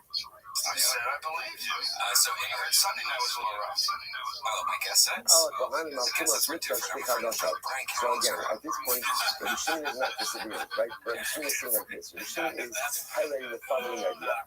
He's saying in the same way that when it comes to Thomas Mikdash Kadosha, ultimately there's 2 different mechanisms of kapara, right? Let's go back to the material. So what's Mikdash Kadosha? I enter into the imperfect state of Thomas without realizing it. Right? Or I go ahead and I consume Kodesh in a state of Tumah without realizing it. How do you achieve kapara for that? How do you achieve kapara for that? It depends. What does it depend on? Who you are. If you're a Kohen, you're going to be atoned for that through the power of Yom Kippur.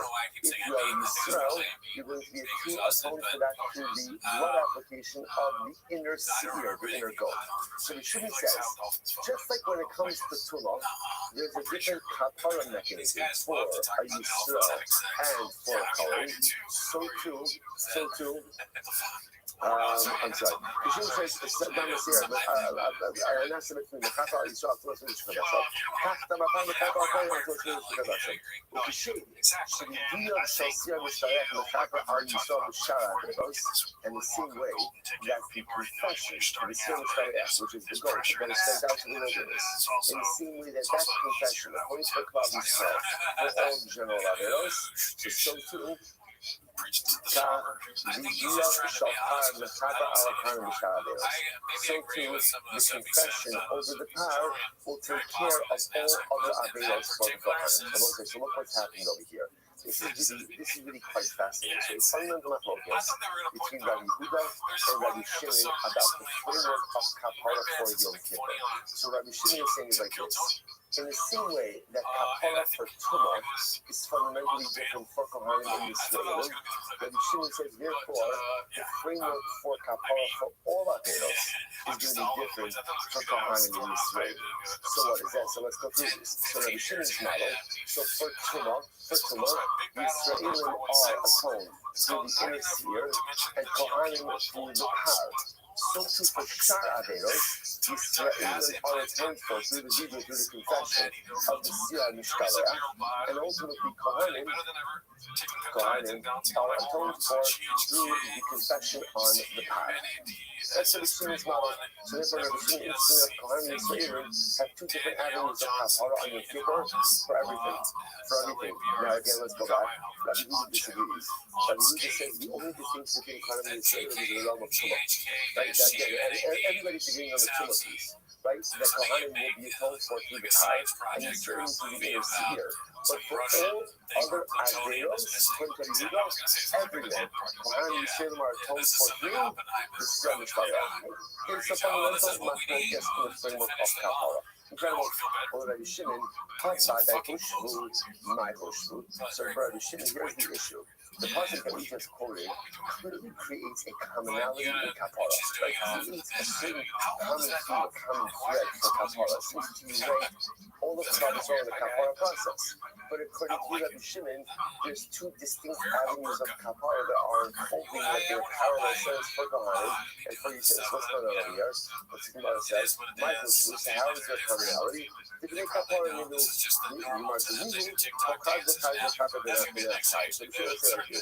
but the pasuk is saying is as follows: there's kapara for everyone. That's a beautiful thing, right? There's kapara for everyone. So whether you're calling a Levi, a Yisrael, whatever you are, there is kapara for you. That's the commonality in the kapara experience. But that's where the commonality ends. What happens after that? Everyone has their own avenue of kapara. Incredible. So let's say, that's not home. So we want to my time name, Rabbi Shimon. So what's Rabbi Shimon's logic? Right? Let's show again what's there. Essentially, what it really comes down to is this. Let's start with what everybody agrees with. What does everybody agree with? Everybody agree with? Tumah. Everyone agrees that the mechanism for Tumah kapara is the same. Right? So I should say the same. Everyone agrees on the mechanism.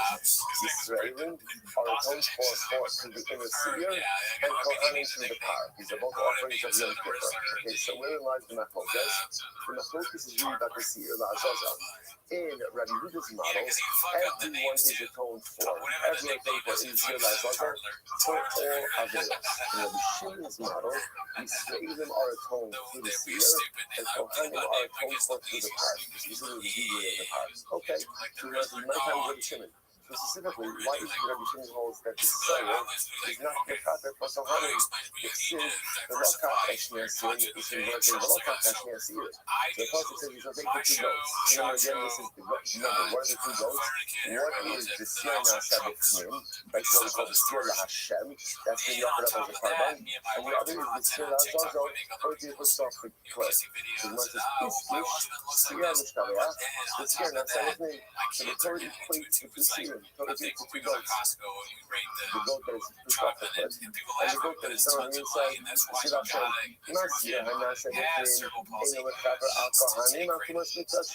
So just like the inner sphere is not mechaper for Kohanim. Remember, everyone's agreeing. What is the inner sphere doing? What is it doing? It's for Tumas Mikdash V'Kadasha, for clubs, for Yisraelim. So just like the inner sphere doesn't help Kohanim, so you want to say, right, it doesn't sound like Kadasha V'Kadasha, but Sidney, Asher Laham, because the passage says specifically that inner sphere is for the Am. Who is the Am in this context? The Am in this context is Yisraelim. So to Asir, Hamishkaleach in the Chaper ala Kohanim B'Shar Averos. So again, so the Shimon will say, so too the outer seer, meaning the Mishkaleach, is not in the Chaper for Kohanim as well. So essentially, what's it is fascinating. So what the Rishon's model is really predicated on is like this. The Torah itself creates equality between the Seirim. What does that equality mean? Essentially, the same way that the Sir Nasa B'Shin, the inner Sir, the Sir Hashem, is not Mechaper on Kohanim, because it's only Mechaper for the Tumah, for Yisraelim. So to Yisrael Mishkaleach is not Mechaper for Kohanim as well. It's only Mechaper for the Averos of Yisraelim. That's Rabbi Shimon's logic. So the Gemara says, Rabbi Yehuda. So what does Rabbi Yehuda, now again, on both sides, what does Rabbi Yehuda do with this comparison between the two seals? What does he do with that? Rabbi Yehuda, I'll tell you why the two seals are compared. Sheyu shoving the Mara, over Koma, over David Budas. The Tashkis is going to create an equality between the seals, saying that they have to be the same in their appearance, in their height, and in their value. That's what it means. But it does not mean that they are the same in terms of their ability to affect Kapara. So it's really fascinating finding out my focus. And again, what's incredible about this is, here's the beauty. What's the beauty of this machlokes? The good news, everyone is getting kapara. Don't worry, don't lose any sleep. Everyone is getting kapara. The machlokes is on the delivery mechanism of that kapara. So once again, let's get this clear. So that Muda himself is holding essentially every single prayer accounts for everyone for all Averis. Everyone for all Averis. So where is the distinction? Going to be simply in one unlimited area, namely Tumah. For Yisraelim, they're going to be atoned for through the inner seer. For Kohanim, they're going to be atoned for through the power. Rabbi Shimon essentially says no. The same way that Kohanim are distinct from Yisrael for Tumah, so too Rabbi Shimon just says they're distinct for everything. Distinct for everything. And therefore, halacha l'maisa, they're not included in the Shin Shaleach. Rather, they get their kapara for Shar Averos from the deeply on the path. Incredible. So, in my point of view, B'Ton Ravanos, who's the author of the following idea? Shachat Asiyachat Asher La'am. So the Pasuk says, Kol, the Shach, the Siyah Chatos, that is ordination. This is the inner Siyah now. The inner Siyah. She'ina Kohanim is kapara. Kohanim do not achieve kapara through this seer. So the Gemara says, Ubamam is kapara. So how do they achieve kapara? Now, I won't say specifically what kind of kapara we're talking about. Every practice is kapara for Tumah. So we want to the paro shel Aaron. Raise their atonement through the power of Aaron. Okay. So we're going to Yahol, Lo Yiskatu the paro shel Aaron. You might have thought that Kohanim, other Kohanim, cannot get kapara through the power of Aaron. After all, Sharik Bar Nemar, because the Pasuk already says, Asher Lo. So interestingly enough, when it comes to the power of Aaron, what does the Pasuk say? Asher Lo. What does Asher Lo mean? What does Asher Lo mean? It's his. So I might have thought that literally, again, the power of Aaron only works for Aaron. Only works for Aaron. To which the Gemara says, Miata, but if that's the case, so Kohanim don't get kapara through the seer Hanasa Lifnim, the inner seer, and they don't get kapara through the power of Aaron. So we have a problem. What's the problem? Where do Kohanim get kapara from? So the Gemara says, Kishu Omer, Yechaper Ala Kohanim, and the Pasuk ultimately says, speaking about the power. Speaking about the power of Aaron, kapara Kohanim, Masina Lahem kapara. I'm sorry, I should get in there. I can't myself. But the Pasuk says, the Pasuk says that there is kapara for the Kohanim. So Masina and kapara. You see that Kohanim do get kapara. What do they get kapara from? The money is kapara. Mutav sheis katu the power of Aaron. Sharihusa Michlalo Eitzel Beisel. It makes more sense that Kohanim will get kapara through the power of Aaron. Interestingly enough, as much as the Torah calls the power of what would you do? That's it. So the Torah also makes an exception to that. That's it. What's the exception? It's family. So it makes sense to say that once Aaron's family would it be the most tempted of anyone I want to go ever? Maybe. So look at this athleticism. So other Kohanim should be included in the power as well.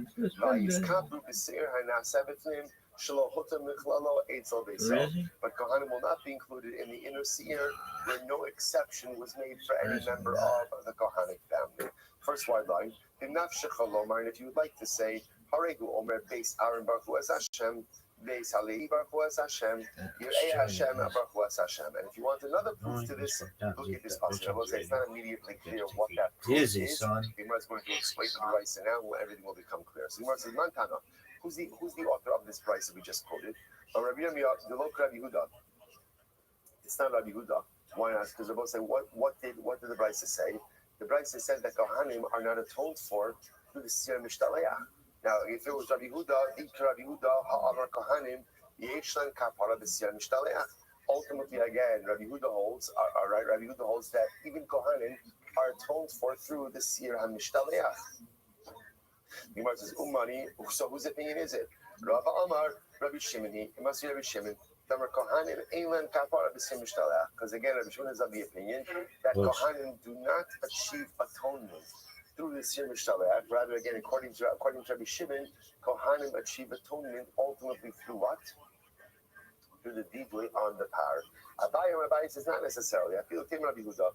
The price could even be Rabbi Yehuda. How so? It means to say, Me'ato, Eilahen Kapara B'tumas Mikdash V'Kadashav. You might have thought that when you look at Kohanim have no mechanism for Tara, I should say no mechanism for Kapara, for Tumas Mikdash V'Kadashav.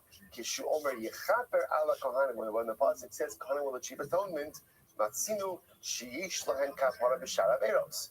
We do find that Kohanim will have Kapara for other Averos. So I'll say last line, Yud Gimel Amud Beis, Ukimod Matzinu Sheyish Lahen Kapara B'Shar Averos, and the same way that Kohanim have Kapara for other Averos, Kach Yesh Lahen Kapara Kapara Yudalit Tumas Mikdash V'Kadashav. So therefore, again, in the same way that the Torah tells us, like you will say, Torah doesn't tell us how, but explicitly how, but the Torah does tell us that Kohanim achieve kapara for Shar Averos. So the same way that Kohanim are going to get kapara for Shar Averos, they also should what? Get kapara for Tumas Mikdash V'Kadashav. Top of Yudali 14a, first end of the first line. But how do Kohanim achieve kapara? Mutav she'yizkaku b'paro shel Aaron. It makes sense that at least for Tumah, they should be covered under. They should be covered under the power of Aaron. Why? Because halacha l'maisa, there's already an exception. Even though again, the Torah calls the power of Aaron asher lo, which makes it like it's only for him, but it also includes his family. Once it includes his family, it makes sense to what? Also include other Kohanim. Incredible. So it makes more sense to include them in the power of Aaron, where there's already an allowance for his family, as opposed to the inner seer, where there is no allowance for other Kohanim. Rather, again, it's clearly made to function for Yisraelim. If you'd like to say, Haregu Omar, in addition to that, you can also say, Beis Aaron Baruch Hu es Hashem, what exactly did the Gemara do by bringing that passage? I'll tell you what. Very so sick. Let's get into this. Let's get into the athleticism. Let's get in. This is Sports Center Highlight. And which sounds like what? His immediate family. So how can you include the rest? Gans Kohanim. How can you include the rest of Kohanim in the family of Aaron? What's the answer? The Gemara says, Kulon Kruyin Beso. All Kohanim are called the family of Aaron. Where do we know that from? Shneemar Beis Aaron Baruch Hu es Hashem. Who's Beis Aaron? Gans Kohanim, right? All Kohanim. And therefore, what do you see from here? When the Torah makes an allowance, ultimately, again, for the family of Aaron to achieve atonement through the power, who is included in the family of Aaron? The entire Kahuna. Incredible. So the Gemara says, Shneemar Beis Aaron Baruch Hu es Hashem. Yirei Hashem Baruch Hu es Hashem. Incredible. So the Gemara says, "V'hai asher la'am la'achnu da'asa." But 1 second, is that phrase asher la'am?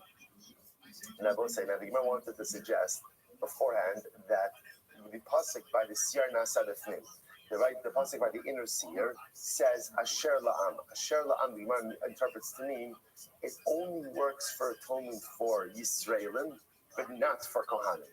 Interesting. It's coming to exclude Kohanim.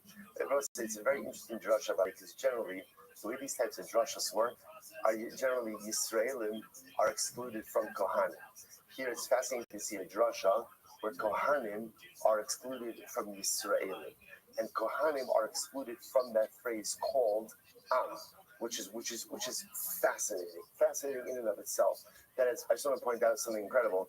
That as much as there is Kedushas Kahuna, there's something better than Kedushas Kahuna. I'm sorry, Kohanim. Right? You know what's better than Kedushas Kahuna? Kedushas Am. Kedushas Am is the most powerful. Now, again, it doesn't mean Kohanim aren't part of Kedushas Am, but there is something. There is something ultimately, again, to the Kedusha of the masses that the Kohanim don't have, and there's something powerful about the Kedusha of the Kahuna that the masses don't have. Everyone has their own unique Kedusha. Incredible. So the Gemara goes back to Asher La'am. So the Gemara says, Asher La'am La'akim Dasa. One second, is that what that phrase comes from? Is that phrase used to teach us that Kohanim are excluded from the Sir Nasa B'fnim? So the Gemara says, Hani Be'elei D'kam Rachmana Mid'am Le'havi. That pasuk is answered for something else.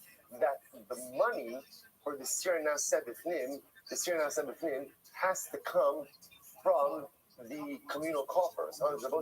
If I come along and I say, you know what, truth is, I would take this opportunity. Imagine somebody said to you, there's a dedication opportunity open, right? Dedication opportunity to dedicate and to sponsor the Sir HaNa'aseh B'Thim of Yom Kippur.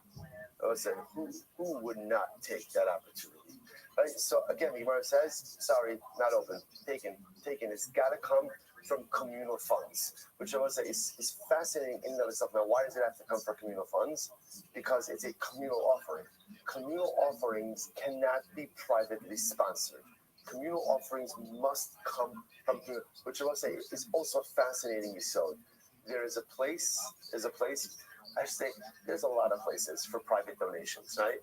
But then there are certain things that have to come from the tzibur, certain things that all of us need to get involved in and cannot be carried by any one individual. So the Gemara says, when it says that the carbon comes from the Am, that means that the carbon has to come from communal funds. That's what it's teaching us, not to exclude Kohanim. Hani Baile, the Kamrachmona Mid'am Lehavi. The Gemara says, the Gemara says, no, that's learned that from a different source. So the Gemara says, no, we learn out the fact that it has to come from communal funds from that phrase of Me'es Adas B'nei Yisrael, that the carbon has to come from Adas B'nei Yisrael. I v'hai asher lo lahachihuda asa. I will say, but does that phrase asher lo come to teach me that halacha l'maisa? Only the Kohen, right? Only the Kohen achieves kapara through his power. So Gemara says, "Hi, mi boile. We need to add shalom for something else. Kedusanya, mishalohu maybe, ve'ino maybe mishal sibor." I will say this is interesting.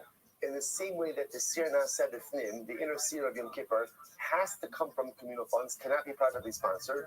The power of the Kohen Gadol must come from his own money and cannot come from communal funds. So the Gemara says, "Yachol lo yavi mishal tzibor." Now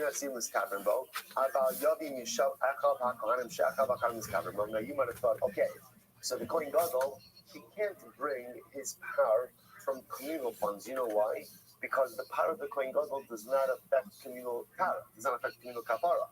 But I might have thought that perhaps he could make a collection amongst his fellow Kohanim and go ahead and bring the power from that money. Since Kohanim, he gets kapara from the Talmud Lomar, Asher Lo. Therefore, the pasuk says, no, even though we've established that the power will atone for other Kohanim, it must be paid for by the Kohen Gadol himself. Yachol Lo Yavi B'Mudi Kasher. So you might have thought, okay, ideally, the Kohen Gadol should not bring a power that is not paid for by his own money. But if he brought that kind of power, should still be kosher. Talmud Lomar Shul Asher Lo. So therefore, the pasuk says a second time that the power has to belong to the Kohen Gadol, saying, "Shana alav hakasav la'akim." So something in the Torah says something twice. Is to teach you what? That it's b'shuva, that you have to have, that this is an indispensable piece of information. And therefore, again, it's not just that the power should be bought with the Kohen Gadol's money, but if it's not, it's not. No, it's got to be bought with his money, and if it's not, the part how itself is going to be possible. This is what Talmud Baba said. My shema, the law of the law is what is the ultimate again. Why is it that ultimately the Am is Nash? Now, why Mashta with the Andalon Kappa? Why is it that Halacha Lamaisa that the Am is not included in the Kappa? You must say the road Kappa, Sweet Day Mamone, the Sid Asher Lam. Ultimately, is incredible. You cannot achieve Kappa on something you did not spend money on. Isn't that incredible? You cannot achieve kapara with something you did not spend money on. Kapara requires sacrifice. If you're not willing to give up something, kapara is not achievable. We'll say, we see this concept in many different ways. Sometimes what stands in our way of becoming true Bali Shema? Let's be honest, right? It's too early not to be honest, right? What stands in the way of not becoming true Bali Shema? Is we're not really not willing to give up certain things, and we're not willing to stop doing certain things that stand in our way. In other words, I have a sincere desire to be a better person, and I have a sincere desire to change my life. I'm just unwilling to let go of certain things that are holding me back. Chazal have a term for this. What is it called? It's called Tovel Misharetz Biyada. All of us have our shruts in the life that we hold on to. Right? It's the things that I know are not good, they're not healthy, they're not helpful, they're toxic, maybe they're sinful, or maybe they're just detrimental. Right? And I know it. But here I am, right? I'm sweating off to the mikvah, right? Doing my thing, ready to achieve Tara, and I'm dunking. And again, the mikvah represents all the beautiful things that I'm doing in life, and it's all incredible. And then I'm wondering, I'm doing all this great stuff, but why am I not getting traction? And it's very simple. Look what you're holding on to. Look what I'm holding on to. I'm holding on to all of those shruts. As long as you hold on to the shayaks, you can go into the most beautiful mikvah. You can get into all the most positive and beautiful dynamic activity in life. It'll help, but you can't get me there. I don't get anywhere in life until I let go of my shruts. True kapara requires sacrifice. True kapara requires excising certain things from my being so I can move myself forward. Do you know how I know that Israelis are not included in the kapara of the Chai? Do you know how I know that? Because it didn't cost them anything. And if it doesn't cost you anything, you're not getting kapara. Kapara requires sacrifice. Purity requires sacrifice. Growth requires sacrifice. Whether it's sacrifice of my money, sacrifice of my time, or sacrifice of the struts and the stuff that I've been holding on to for a very long time, there's actively holding back. Which again, most like the reality is, most of us go through life and we never let go of our struts. Now, the good news is, even if you never let go of your struts in, could you accomplish great stuff in life? Can you accomplish? Yeah, absolutely can. But you never fully self-actualize. You never fully become the best version of you because I'm refusing to let go of the stuff that at the end of the feels like it's like you don't ever get a stain on your shirt right underneath the area where you wear your tie. I guess I'm not the only person left to wear ties. Right here. Okay, got it. So the right stuff, you know what's interesting about it is you have to walk around fully self-conscious all the time, right? Because as long as my tie lies straight, I'm good to go. But if like I turn a little too quickly, there's something else like it's right there. To me, it's often become a tremendous metaphor for life. Instead, what could I do? I could change my shirt, right? I can't do it. But you know what? I was wearing it for 4 days already. You know, I'm kind of like, you know, we're good. Like, we're kind of going accustomed to one another. You know, everything is nice. Everything is fine. That's okay. As long as the tie remains perfectly centered, we're good to go. We're good to go.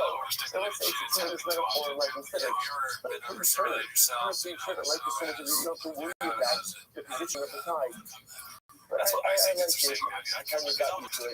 Even kind of like getting out and become one. You know, so when I say go through life like that, so much of it, hold onto those shots and you just never let go. Instead of realizing, and again, I can accomplish and it's great and I look nice and I look fine. Instead of finding the courage to let go of the stuff and make the sacrifice. Make the sacrifice. Let go of the stuff and move yourself forward. So that's why I don't know about the young. Too much of the iron nami, look at us in the moment. Because Amar, two wrongs, two in base. So I bought a second, but that doesn't make any sense.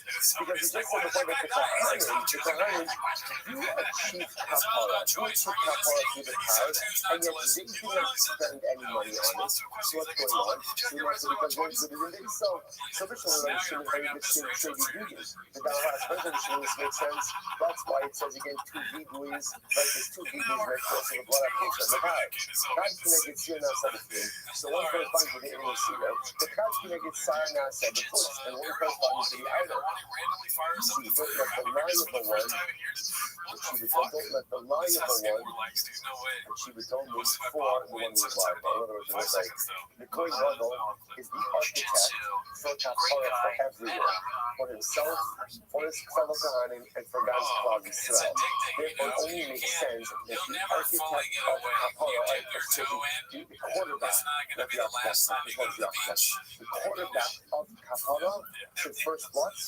Achieve his own level of kapara, and then be the quarterback for everyone else.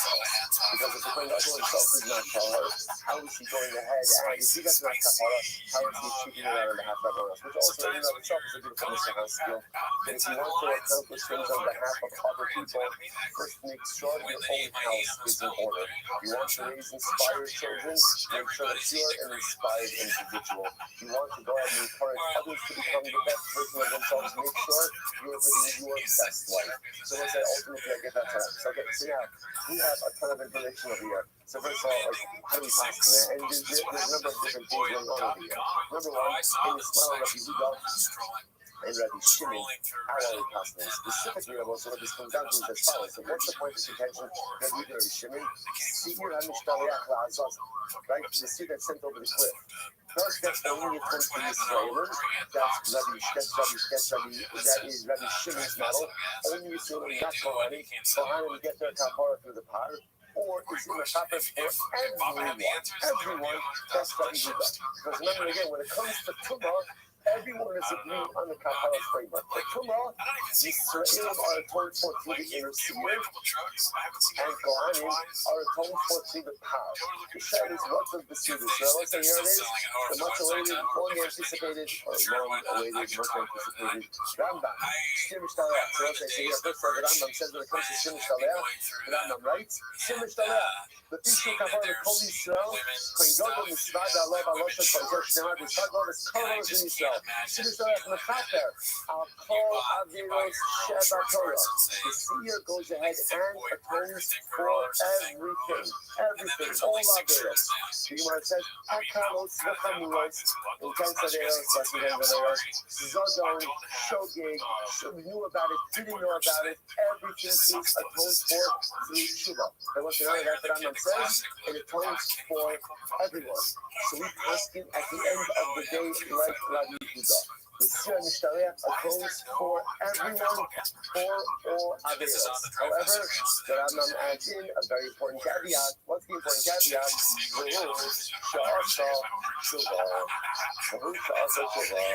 sorry, we can't sleep for them cheaper. Right? So this goes back to yesterday's dance. Machlokus, Rebbe, and Rabban. Right? How does Yom Kippur work? Remember again, Rebbe said, Itzimo Shel Yom HaKappar. The essence of the day atones. Friends, Rebbe, even if you don't kapper, even if right, the Kippur was even good, it was even better, right? Even if what? Even if you eat on Yom Kippur, right? Even if you do a walk on Yom Kippur, the day itself atones for you. The Rabbanan say, yes, the day atones for you, but you need to unlock the atonement power of the day through what? Through Shuvah. So I'm asking like the Rabbanan. Right? The halacha likes Yom Kippur is the most powerful day in the world, but the power of the day must be unlocked through Shuvah. Rabbi says, you say to yourself, some of like this is it's kind of hoping like the other one. Like, no, so just understand this actually works in our favor. This works in our favor. Why does it work in our favor? Because Raman says in Lex Halacha is mentioning these other times. Ve'imam is death kapara. Remember again now that unfortunately there is no base on the flesh, and now that there is no altar upon which to achieve kapara, ein sham elo tshuva, tshuva michaperes akol haveros. So remember again what it says, as beautiful as it was to be Rebbe's tradition, that ultimately again it's single shayom mekaper, that the day itself atones, even according to Rebbe, that atonement was unlocked through the Siyah, through the Simcha, which means as beautiful as Rebbe's model is, it's fantastic when the Beis Hamikdash stood, but if the Beis Hamikdash is not standing, then what do we do? The beauty that we have at Osa is even in the absence of the Beis Hamikdash. The Rambam says we have something more powerful than the Beis Hamikdash. Can you imagine saying that? We have each of us possesses something more powerful than the Beis Hamikdash. We possess something more powerful than the Mizbeach. We possess something more powerful than the Siyara Zosel. What is that called? The most powerful force in the entire universe is the power of Tshuva. And it looks like the Gemara said yesterday, and when can you access that most powerful force in the world? Any time you want. The Siyar Azazel can only be Mechaper once a year on Yom Kippur. The Kohen Gadol can only go into the Kodesh HaKadoshim once a year. If you and I could access the most powerful force in the universe, daily Tshuva when? Each and every moment. Incredible. I can also that's all. I say Hajjah Shloshayim. Mazel Tov, Mazel Tov. On our first parak of the second Shavuos. What a ride. What a ride. Incredible. Okay, so we can get better. Let's go. Yes, I come up. Stein Shane Arba. So what's this now? Actually, this is a repeat of yesterday's, of the first Mishnah. So back to Tumah. I know you thought we were done with Tumah. We are not. More Tumah to come. Tumah everywhere. The word says as follows. You do this after the Stein Shane Arba. So remember again, you saw it before, there are two biblical cases that are really for. Now again, we are experts in this already. What are the two biblical cases? Two biblical cases are, I forgot that I was coming, but I remember, so again, two cases, right? I became coming, I forgot, I entered into the Beis Hamikdash, I remembered afterwards that I was coming. I became coming, I forgot, I ate Kodesh, and then I remembered afterwards that I was coming. Okay, so those are the two biblical cases. So what we call parallel Tumah. I forgot that I was coming. You have two more cases. What are the two more cases? I remembered that I was coming, but what? I forgot that I entered into the Beis Hamikdash. Or I remembered that I was coming, but I forgot that what I'm eating is Kodesh. Right? So those are the two additional cases. So those are the two that ultimately again become force. So when the Mishnah just elaborates on it, Nitma Biyada, so again I became coming, I knew that I was coming. Then I forgot. Now I'm not come up. It's not for us. But I remember that I was in the Beis Hamikdash. Right? So I remember that, right? Or now I'm in the Hektish. Or ultimately, again, another case could be that I forgot about that. It's not for us. I remember the Tumah. Now I'm over in Gandhi's that, or I forgot about both of them. Lachlas, I Kodesh, and I consumed Kodesh for the Yoda, and I didn't know when we shot up on Yoda, and then after I ate the Kodesh, I remembered Harayz have all of the Yoda. Now, I'll say, so again, the Mishnah of 40 weeks is articulating the cases, is giving elements of the cases.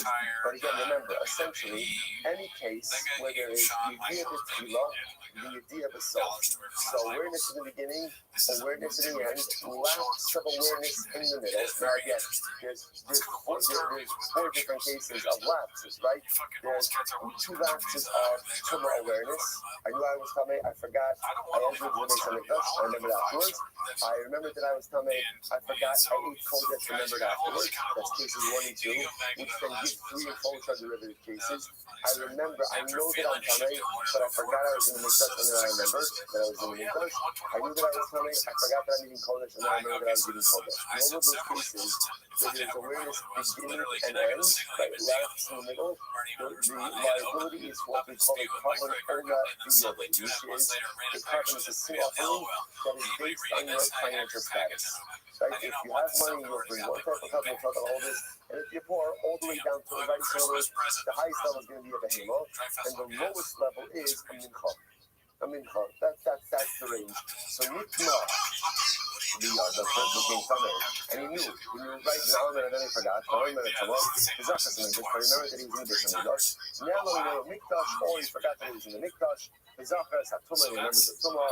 Now he remembered exactly that, or he forgot about both of these things. The Mikdash, the Lord Yada, and he went to the Mikdash and wasn't aware. When he came out of the Mikdash, he became aware again. Again, so what's the same common denominator? You see the Tila awareness in the beginning, awareness in the end, and forgetfulness, or lapsefulness in the middle, results in carbon over the other. Yes, that's what it's now. Interestingly enough, this is actually quite fascinating. We speak about entering into the Mikdash in a state of Torah. So now we're going to discuss what constitutes entering into the Mikdash. So whether you enter into the court of the Beis Hamikdash, or let's say you entered into an addition onto that. So we're going to discuss the idea now that technically speaking, there are ways to extend the temple complex.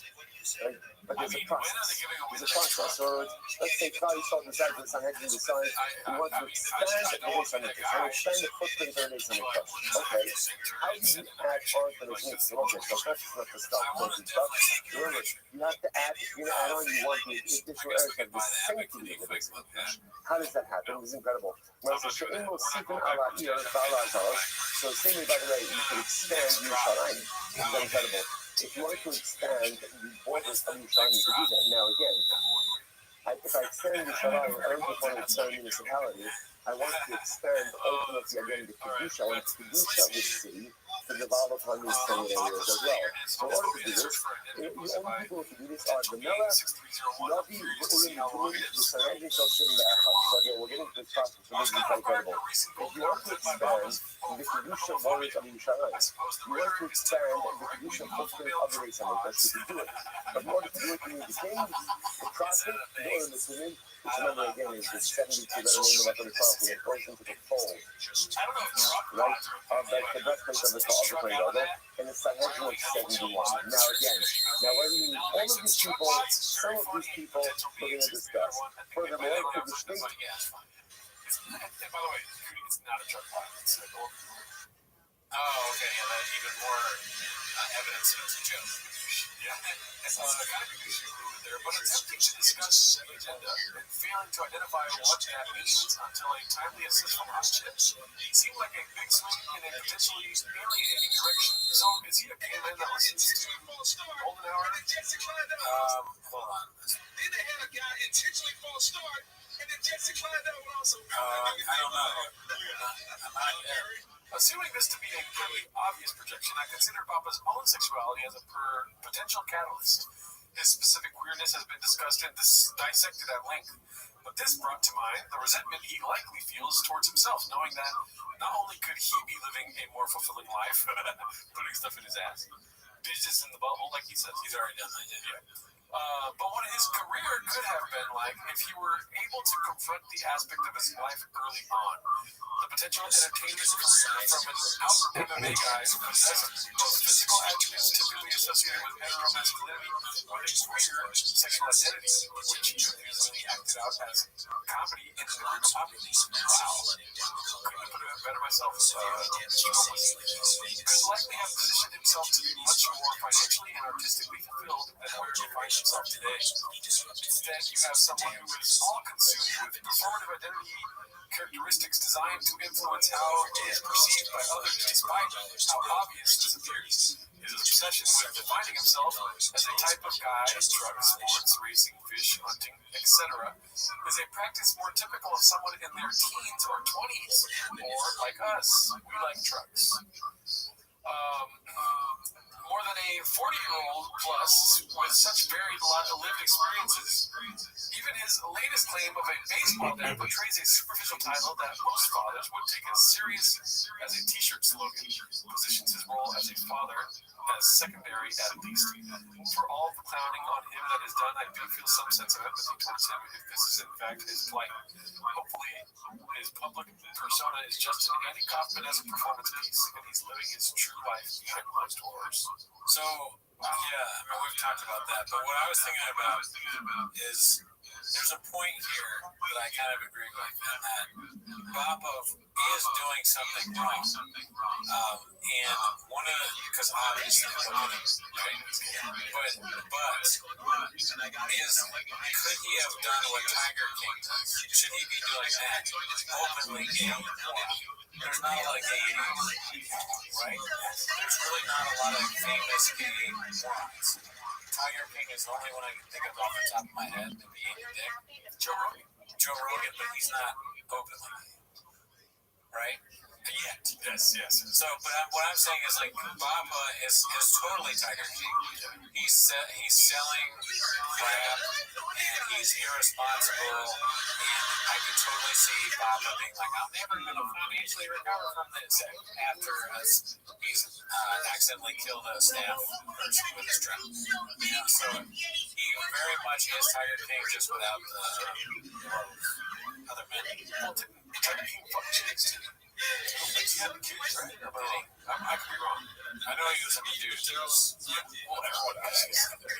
He was with the guy with the crazy teeth. To piggyback off your pause. I'm tired of piggyback on. But with Baba, like I said before, dude, I think like everything this guy said, he was like from ways. He says it in. He literally says it. Yeah, that's funny. He does say, "I like this felt gay as shit." Yeah, his wife's got that house. So yeah, this is something to read and think about. But maybe like, I mean, he takes supplements probably to get hard because he doesn't do it without there. Oh, that's right. He does take a lot of dick juice. Yeah. Why is that? That's a good question. Why do you do that, Bob? I like when my dick is hard. If he's taking Viagra or dick juice just to have sex with women and he's like that aren't his wife on the road, that's crazy. Just look over your shirt. Spicy. I mean, you know, it's probably very frowned down upon. Football hockey games, MMA gyms, someone who's in truck places. Truck stops. Well, he could go to truck stops. He mechanic. Yeah. So he can just go to the mechanic shop and walk jumps. Like maybe he gets off to be closet. We don't know about that. You know? And that's fine too. And that's fine. Be you know? Or he's straight as hell, or just gay. Yeah. Anyway, that's next.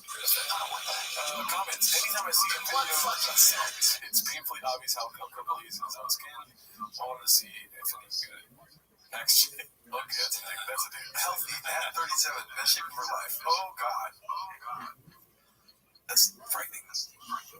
Yeah. It's a weird face. I mean, they're a family of. That's how they make a lot of faces. Talented in it. I mean, it's just they set themselves up for failure. Like, this could be normal. But you guys are nuts. It looks like one of those reality TV screen grabs. This week. All right, I will say good morning. Good morning. Let us begin by thanking all of our sponsors for this morning show today.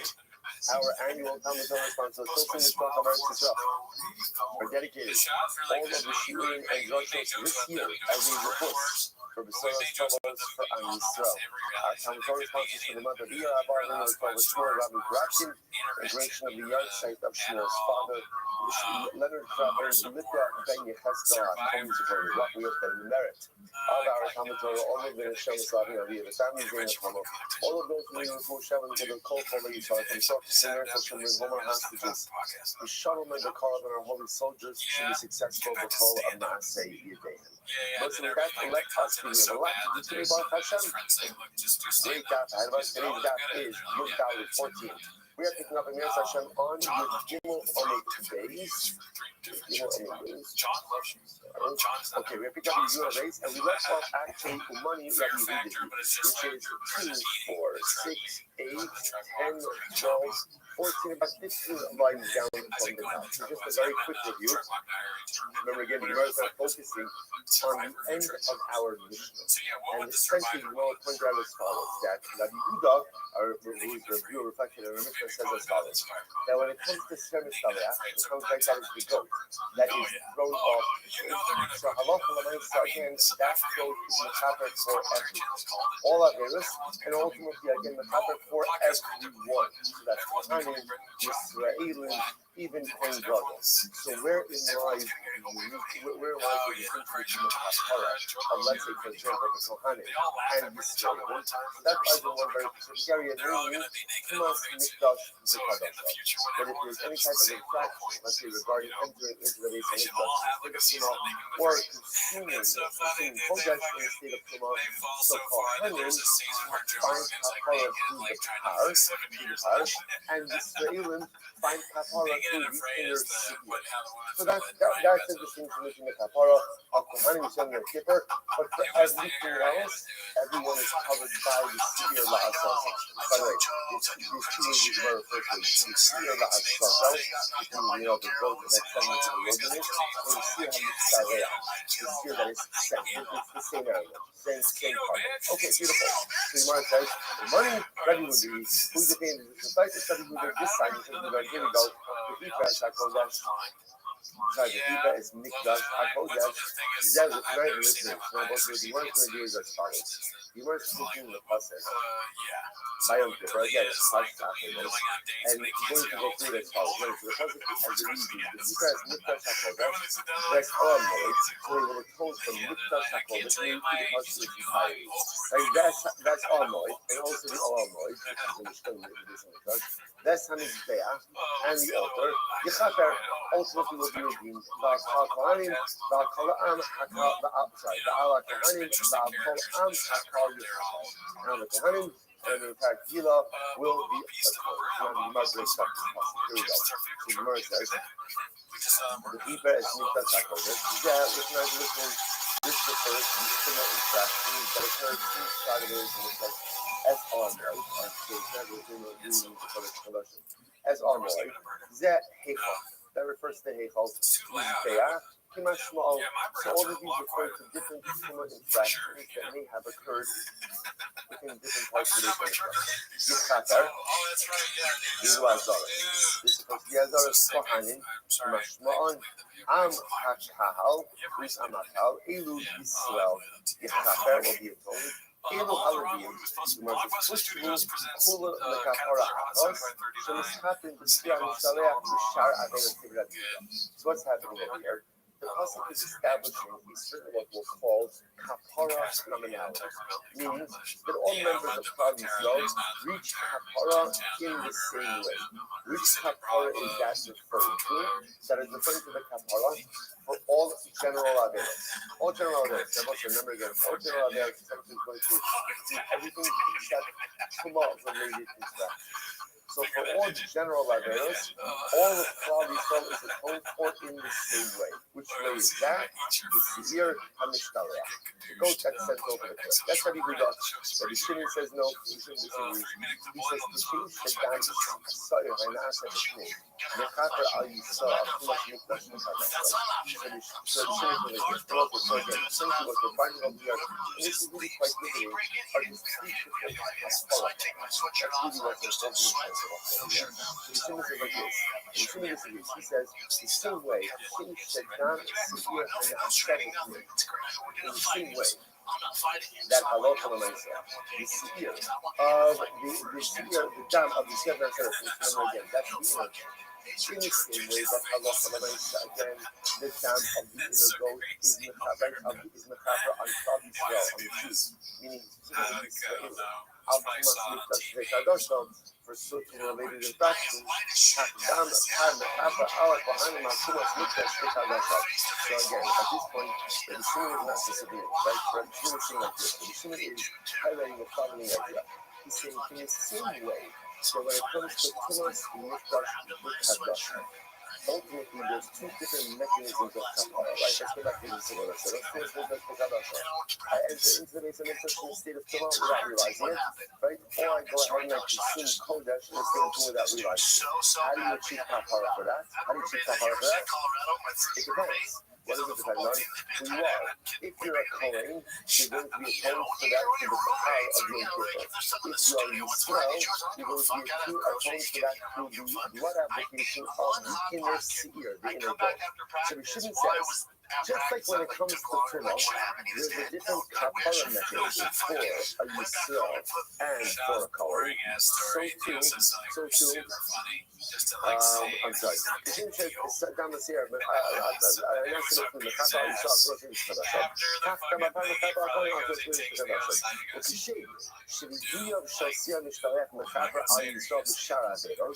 and the same way that the confession, the Sir Mishtaleach, which is the goat that is sent out to the wilderness, in the same way that confession atones for Klal Yisrael for all general averos, so too,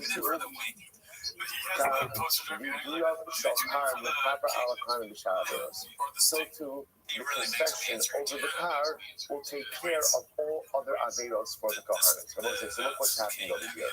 This is really quite fascinating. So the fundamental focus between Rabbi Yehuda and Rabbi Shimon about the framework of kapara for Yom Kippur. So Rabbi Shimon is saying like this: in the same way that kapara for Tumah is fundamentally different for Kohanim and Yisraelim, Rabbi Shimon says therefore the framework for kapara for all averos is going to be different for Kohanim and Yisrael. So what is that? So let's go through this. So Rabbi Shimon's model. So for Tumah, Yisraelim are atoned through the inner seir and Kohanim through the power. So too for Shar Averos, Yisraelim are atoned for through the confession of the Sir Mishtaleach, and ultimately Kohanim are atoned for through the confession on the power. That's what Shimon's model. Therefore, the Shimon Israel of Kohanim Yisraelim have two different avenues of kapara on Yom Kippur for everything. Now, let's go back. Rabbi Yehuda disagrees. Rabbi Yehuda says the only difference between Kohanim and Yisrael is the realm of Tumah. Right? Everybody's agreeing on the Tumah piece. Right? The Kohanim will be atoned for through the power, and Yisrael will be inner seir. But for all other averos, according to Yehuda, everyone, Kohanim Yisrael are atoned for through the Sir Mishtaleach. It's a fundamental machlokas in the framework of kapara. Incredible. Rabbi Shimon talked about that this through my history. So Rabbi Shimon, here's the issue. The passage that we just quoted creates a commonality in kapara. Right? Creates a certain common theme, a common thread for kapara. Seems to unite all the problems of the kapara process. But according to Rabbi Shimon, there's two distinct avenues of kapara that are unfolding like in a parallel sense for Kohanim and for Yisrael. What's going on over here? The Gemara says, "My sister, so how is there commonality? To make kapara in your Gemara says, but cause the kapara they have to side." So you should also like this. But the pasuk is saying as follows: there's kapara for everyone. That's the beautiful thing, right? There's kapara for everyone. So whether you're a Kohen, a Levi, a Yisrael, whatever you are, there's kapara for you. That's the commonality in the kapara experience. But that's where the commonality ends. What happens after that? Everyone has their own avenue of kapara. Incredible. So you says, that's what happens. So you know, in my time, Rabbi Shimon. So what's Rabbi Shimon's logic? Like, what's Rabbi Shimon? Again, one thing. Essentially, what it even comes down to is let's talk what everybody agrees with. What does everybody agree with? Everybody agree with Tumah. Everyone agrees that the mechanism for Tumah kapara is the same, right? I shouldn't say the same. Everyone agrees on the mechanism. Yisraelim are atoned for through the inner seir and Kohanim through the power. These are both offerings of Yom Kippur. So where lies the machlokas? The machlokas is really about the seir la'azazel.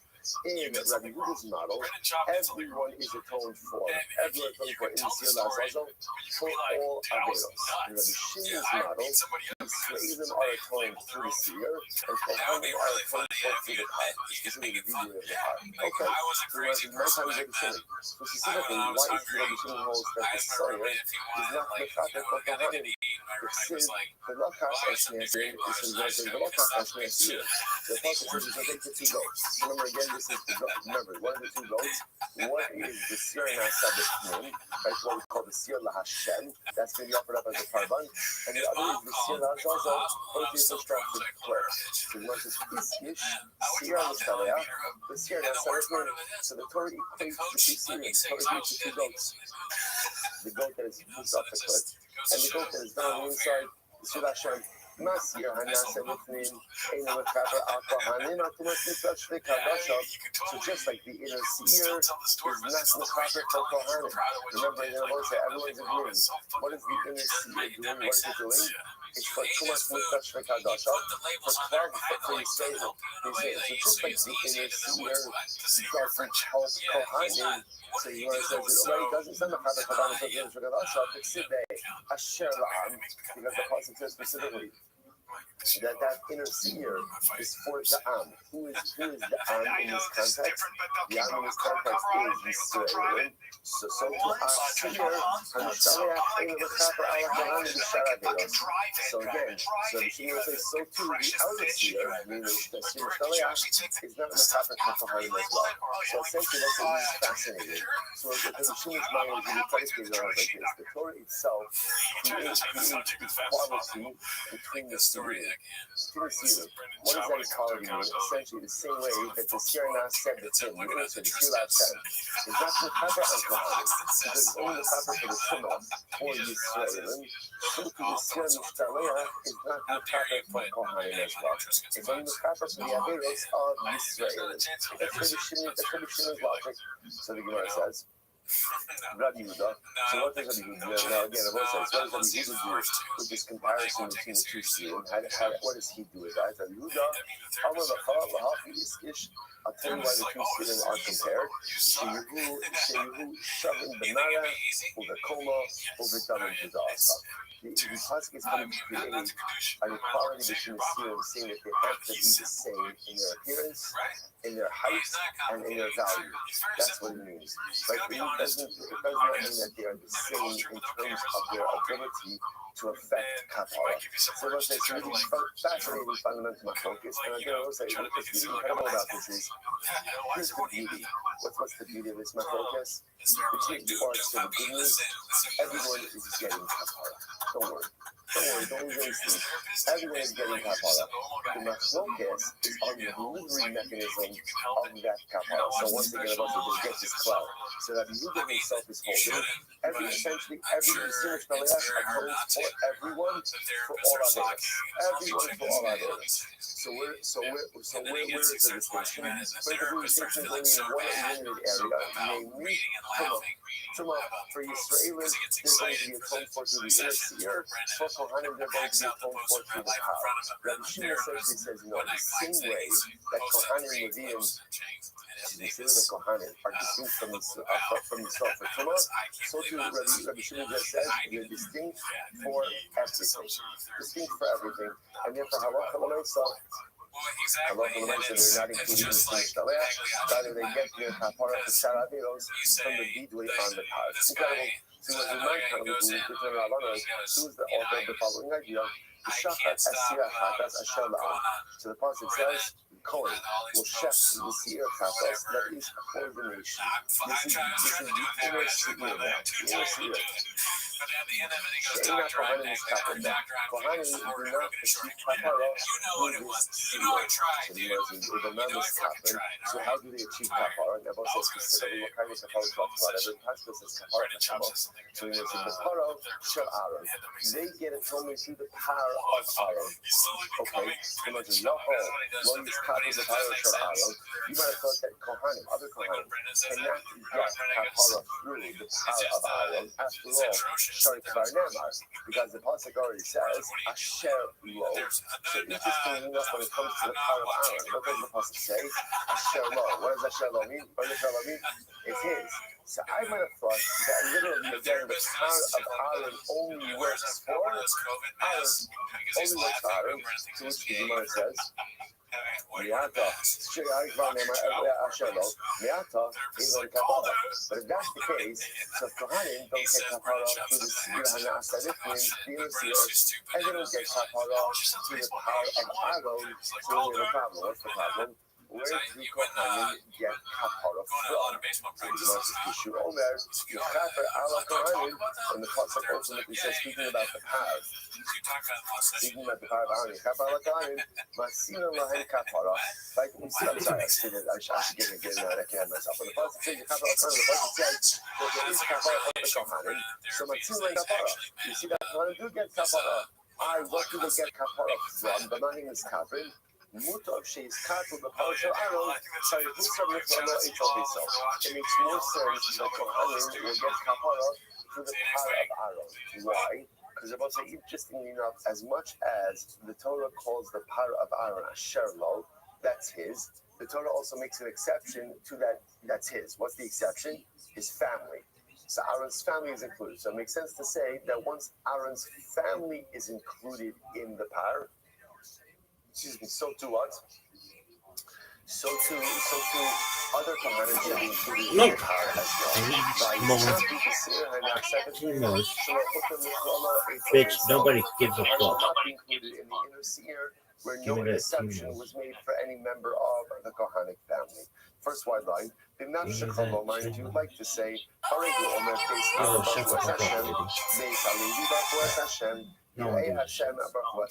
if you want another proof to this, oh, dude, I gotta laugh at this fucking time. You might want to explain to the right scenario, everything will become clear. So you must say, who's the author of this price that we just quoted? It's not Rabbi Yehuda. Why not? Because they what? No, that's the second. Now, you see, Rabbi Yehuda, ultimately, again, Rabbi Yehuda holds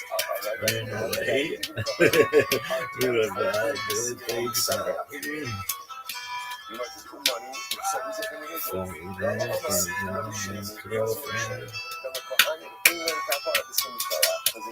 Isn't that the way things go?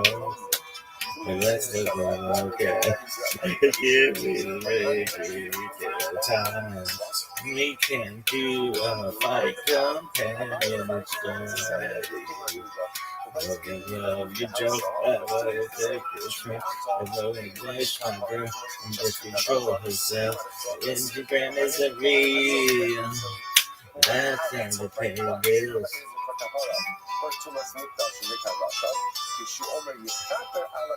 When the Pasuk says Kohanim will achieve atonement, we do find that Kohanim will have kapara for other averos. So say last line in Gimel Amud Beis, and the same way that Kohanim have kapara for other averos. Could you do that? So therefore, oh, dog, Jim Croce? Really? Dog, Jim Croce? But the Torah does tell us that Kohanim I have videos of myself with Cars for Kids talking about Jim Croce. Dog? Really? Yeah, it's one of my earliest fucking videos. Is it? Maybe. The first line. Would you give Olivia Herman a pounding or the other chick?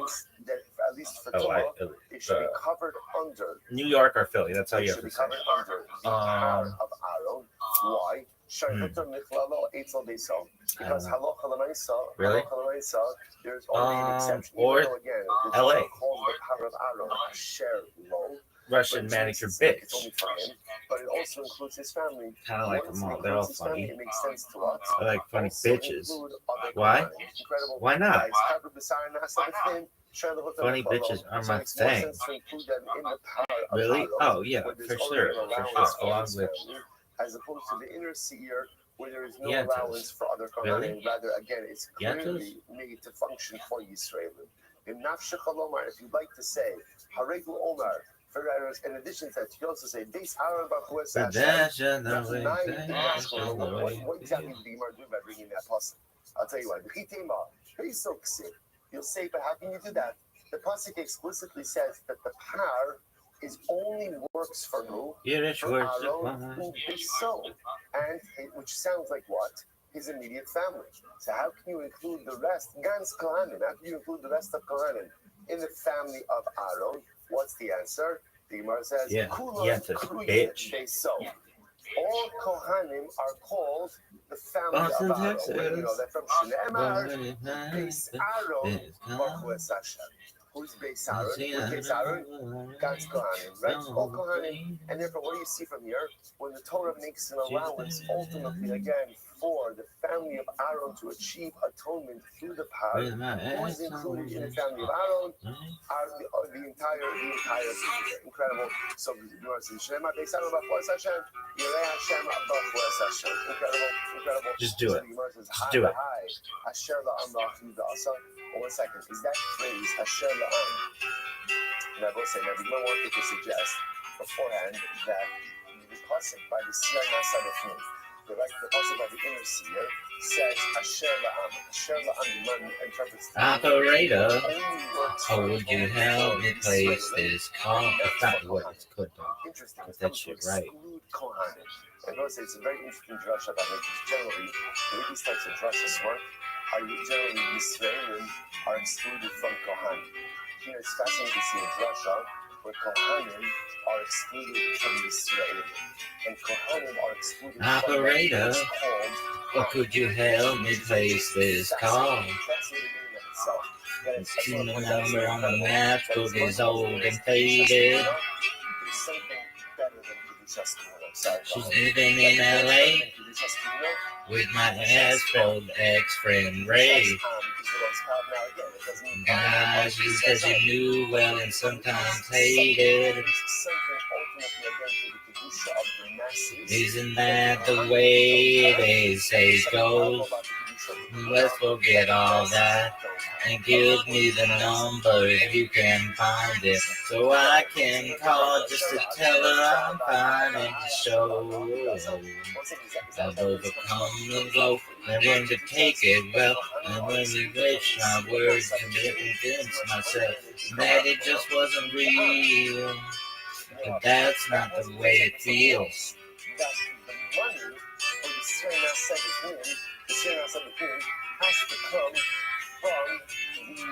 Operator, would you help me place this call?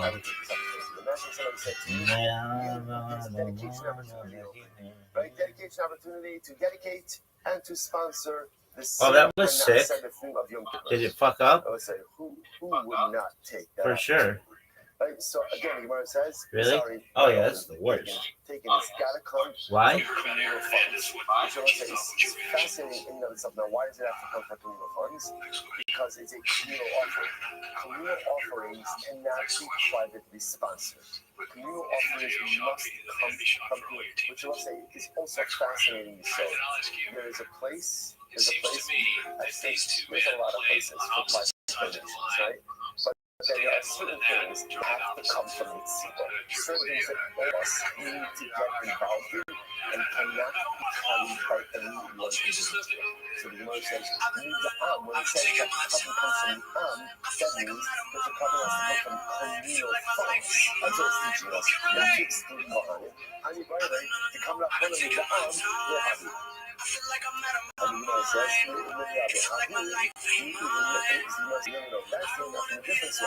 so the Gemara says, no, we learn out the fact that it has to come from communal funds from that phrase of Ne'is Adas B'nei Yisrael, that the covenant has to come from Adas B'nei Yisrael. I, V'hai, Asher Lo, Lo Yehuda Asa. But we'll say, but does that phrase Asher Lo come to teach me that Halacha L'Maisa? Only the Kohen, right? Only the Kohen achieves kapara through his power. So Gemara says, we need that Asher Lo for something else. Chedesanya, Mishalohu maybe Mishal Sibor. I will say this is interesting.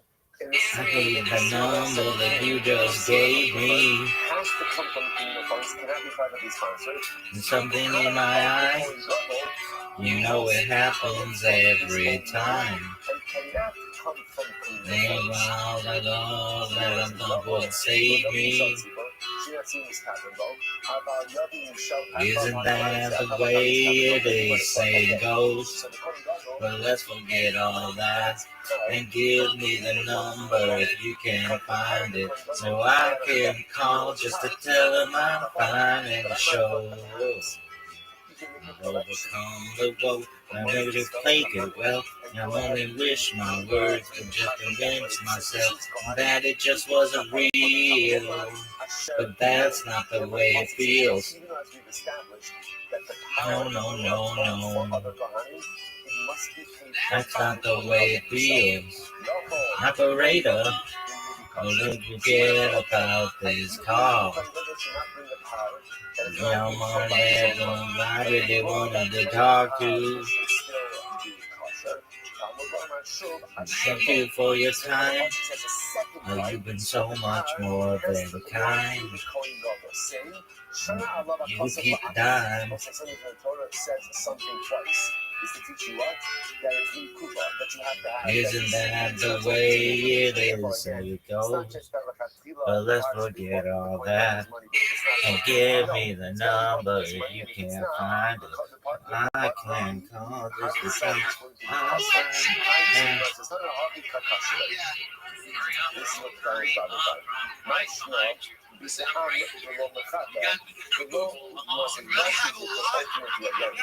excuse me. I have a lot to talk about. I have a lot to say. And these things to hear the laws, you can talk about the movie. They want to hear my opinions.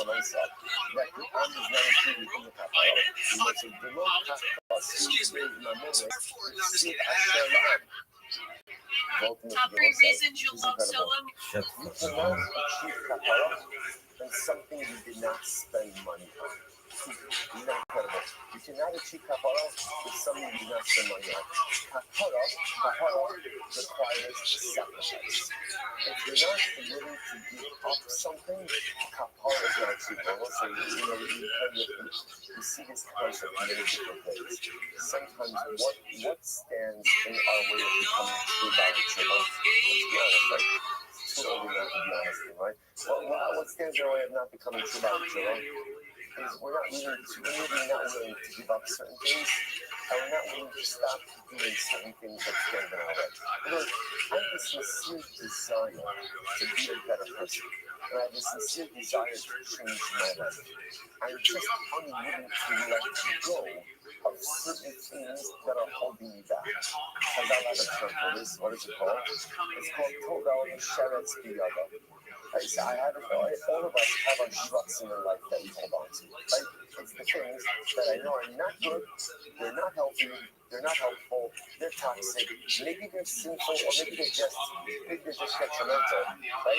And I know, but here I am, right? I'm strutting up to the mikvah, like doing my thing, ready to achieve Tara, and I'm dunking, and again, the mikvah represents all the beautiful things that I'm doing right, and it's all incredible. And then I'm wondering, I'm doing all this good stuff, but why am I not getting traction? And it's very simple. Look what you're holding on to. Look what I'm holding on to. I'm holding on to all of those shruts. As long as you hold on to the sherets, you can go to the most beautiful mikvah. You can do all the most positive, beautiful, dynamic activity in life. It'll help, but you're not going to get anywhere. I don't get anywhere until I let go of my shruts. True kapara requires sacrifice. True kapara requires excising certain things from my being so I can use myself both. Do you know how I know that the Israelis are not included in the kapara of the par? Do you know how I know that? So bad. Because it didn't cost them anything. And if it doesn't cost you anything, you're not getting kapara. Kapara requires sacrifice. Purity requires sacrifice.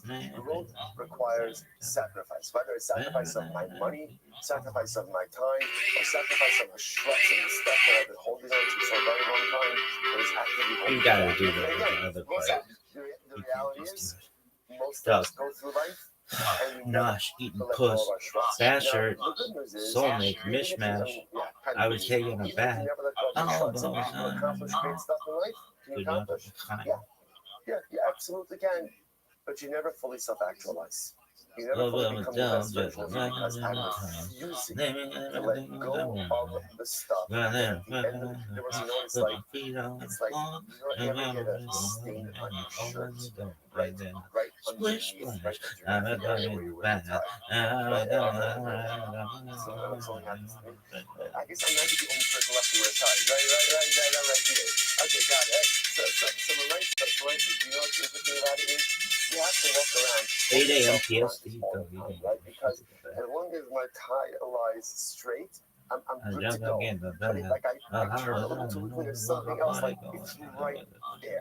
It's right there. To me, it's often become a tremendous metaphor for life. Instead, what could I do? I could change my shirt, right? you know what? I've been wearing it for 4 days already. You know, I'm kind of like, you know, we're good. Like we've kind of grown accustomed to one another. You know, everything is nice. Everything is fine. So it's okay as long as the tie remains perfectly centered. We're good to go. We're good to go. I will say it's a tremendous metaphor. Like I said, put your shirt. I like it so much that you don't have to worry about the positioning of the tie. But I like it. I kind of got used to it. Even kind of like Stain and I, we become one. You know, it's so nice we go through life like that so much that we hold onto those shrutzim and we just never let go. Instead of realizing, and again, I can accomplish and it's great and I look nice and I look fine. Instead of finding the courage to let go of the shrutzim, make the sacrifice. Make the sacrifice. Let go of the suffering, move yourself forward. So that's how I know to look up off the young. So the Aronami, look up off the Mamona. So but 1 second, but that doesn't make any sense because we just said before that the Kohanim do achieve kapara through the power, and yet they did not spend any money on it. So what's going on? So the Martha, because they're included in this, so this one like Shimon this makes sense. That's why it says again 2 viduis, right? There's 2 viduis mentioned also the blood application of the power. So one corresponds to the inner seer. The course, and one corresponding to the outer. Dog, you want to get into this athleticism, girl? You want to get into this athleticism, girl? Girl, you ain't never seen motherfuckers so. He pushed away his motherfucker. I eat that shit. I eat that pussy. One application and one baby. So ultimately, again, one is for the Kohen Gadol and one is for his family. Here is how Midas Hadin works. Mutaf Yavo Zakai v'yechaper ala chayiv, v'al chayiv v'yechaper ala chayiv. It is better ultimately again that the Zakai, the innocent one, will achieve atonement for the one Baby, who how you is feel? liable, and don't let the liable one Ooh, child. achieve atonement for the one who is liable. In other words, it looks like the Kohen Gadol is the architect for kapara for everyone, for himself, for his fellow Kohanim, and for God's Klal Yisrael. Therefore, it only makes sense that the architect of kapara, or the quarterback, not the architect, the quarterback of kapara should first what? Achieve his own level of kapara, and then be the quarterback for everyone else. Because if the Kohen Gadol himself is not Tahor, how is he going ahead? And if he doesn't have kapara, how is he achieving it on behalf of others? Also, in itself, it's a beautiful Muslim skill that if you want to accomplish things on behalf of other people, first make sure your own house is in order. You want to raise inspired children, make sure that you are an inspired individual. You want to go ahead and encourage others to become the best version of themselves, make sure you're living your best life.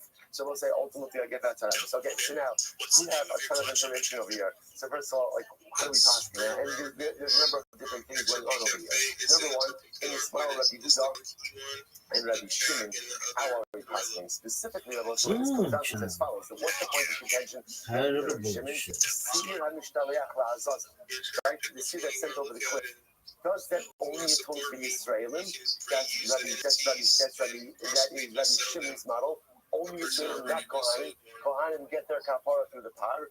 Or is it mechaper for everyone? Everyone, that's Rabbi Yehuda. Because remember again, when it comes to Tumah, everyone is agreeing on the kapara framework. For Tumah, Israelim are atoned for through the inner seer, and Kohanim are atoned for through the power. The shaila is what does the seer do? So I want to say here it is, the much awaited, long anticipated, or long awaited. Ooh, John. Tired of the bullshit. Rambam writes, Sir Mishtaleach, the Pishu Kapar, the Kol Yisrael, Kohen Gadol Svad Allah Balosha Kol Yisrael Shnema Svad Allah is Kol Balas Ben Yisrael. Sir Mishtaleach Mechaper Al Kol Averos Sheba Torah. The seer goes ahead and atones for everything, all Averos. The Gemara says, Hakaros v'chamuros, intense averos, less intense averos, Zodon, Shogeg, knew about it, didn't know about it, everything is atoned for through Tshuva. And listen, that's what Rambam says, it atones for everyone. So we constantly, at the end of the day, like Rabbi all Averis. However, the Rambam adds in a very important caveat. What's the important caveat? V'hu sha'asa tshuva. V'hu sha'asa tshuva. So I'm sorry, you can't sleep through Yom Kippur. Right? So this goes back to yesterday's daf. Machlokes Rebbe and the Rabbanan. Right? How does Yom Kippur work? Remember again, Rebbe said, Itzumo shal Yom Mechaper.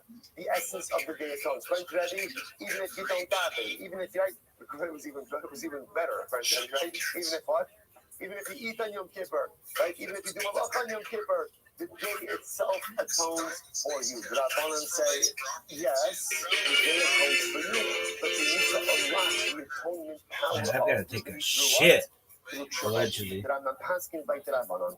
Yom Kippur is the most powerful day in the world, but the power of the day must be unlocked through tshuva. Now, both sides, you say to yourself, something like you say, oh, I was kind of hoping like the other way about this, right? No, so just understand, this actually works in our favor. This works in our favor. Why does it work in our favor? Because the Rambam says in the next halacha is mentioned in So, word of proof that I'm about to drop. So remember again now that unfortunately there is no Beis Hamikdash, and now that there is no altar upon which to achieve kapara, ein sham elo tshuva, hatshuva mechaperes al kol haveros. So remember the next side. As beautiful as it was to Rebbe's position, that ultimately again it's tzumo shel yom hachaper, that the day itself atones. Even according to Rebbe, It that sucks. atonement was It's the worst thing ever. Which means as beautiful as Rebbe's model is, it's fantastic when the Beis Hamikdash stood. But if the Beis Hamikdash is not standing, then what do we do? It's really that we have a sense, even in the absence of the Beis Hamikdash. The Rambam says, there is something more powerful in the Beis Hamikdash. Can you imagine saying that? We have such, each of us possesses something more powerful than the Beis Hamikdash. We possess something more powerful than the Mizbeach. We possess something more powerful than the Seir HaZazel. What is that called? The most powerful force in the entire universe is the power of tshuva. And I've got And to it was take like a you said dizzy. yesterday. And when can you access that most powerful force in the world? Any time you want. The Seir HaZazel can only be mechaper once a year on Yom Kippur. The Kohen Gadol can only go into the Kodesh HaKadoshim once a year. If you and I could access the most powerful force in the universe, namely tshuva, when? Each and every moment. Incredible. All right, that's Mazel tov on our first parak of the second Shavuos. What a ride. What a ride. Incredible. Okay, it's going to get better. Let's go. Actually, this is a repeat. I like this song. Sorry, I'm the first one. So back to Tumah. I know you thought we were done with Tumah. We are not. More Tumah to come. Tumah everywhere. See where it says as follows. You deal with that Tumah Shtayim Shein Arus. Remember again, we saw it before. There are two difficult cases that are really four. Now again, what are the experts in this already? What are the two difficult cases? Two difficult cases are, I forgot that I was coming, but I remember. So again, two cases, right? I became coming. I forgot. I remembered afterwards that I was coming. I became coming. I forgot. I ate kodesh, and then I remembered afterwards that I was coming. Okay, so those are the two difficult cases. So what we call parallel tumah. I forgot that I was coming. You have two more cases. What are the two more cases? I remembered that I was coming, but what? I forgot that I entered into the Beis Hamikdash. Or I remembered that I was coming, but I forgot that what I'm eating is kodesh. Right? So those are the two additional cases. So those are the two that ultimately are going to become four. So we want to tell you this now, just elaborate on it.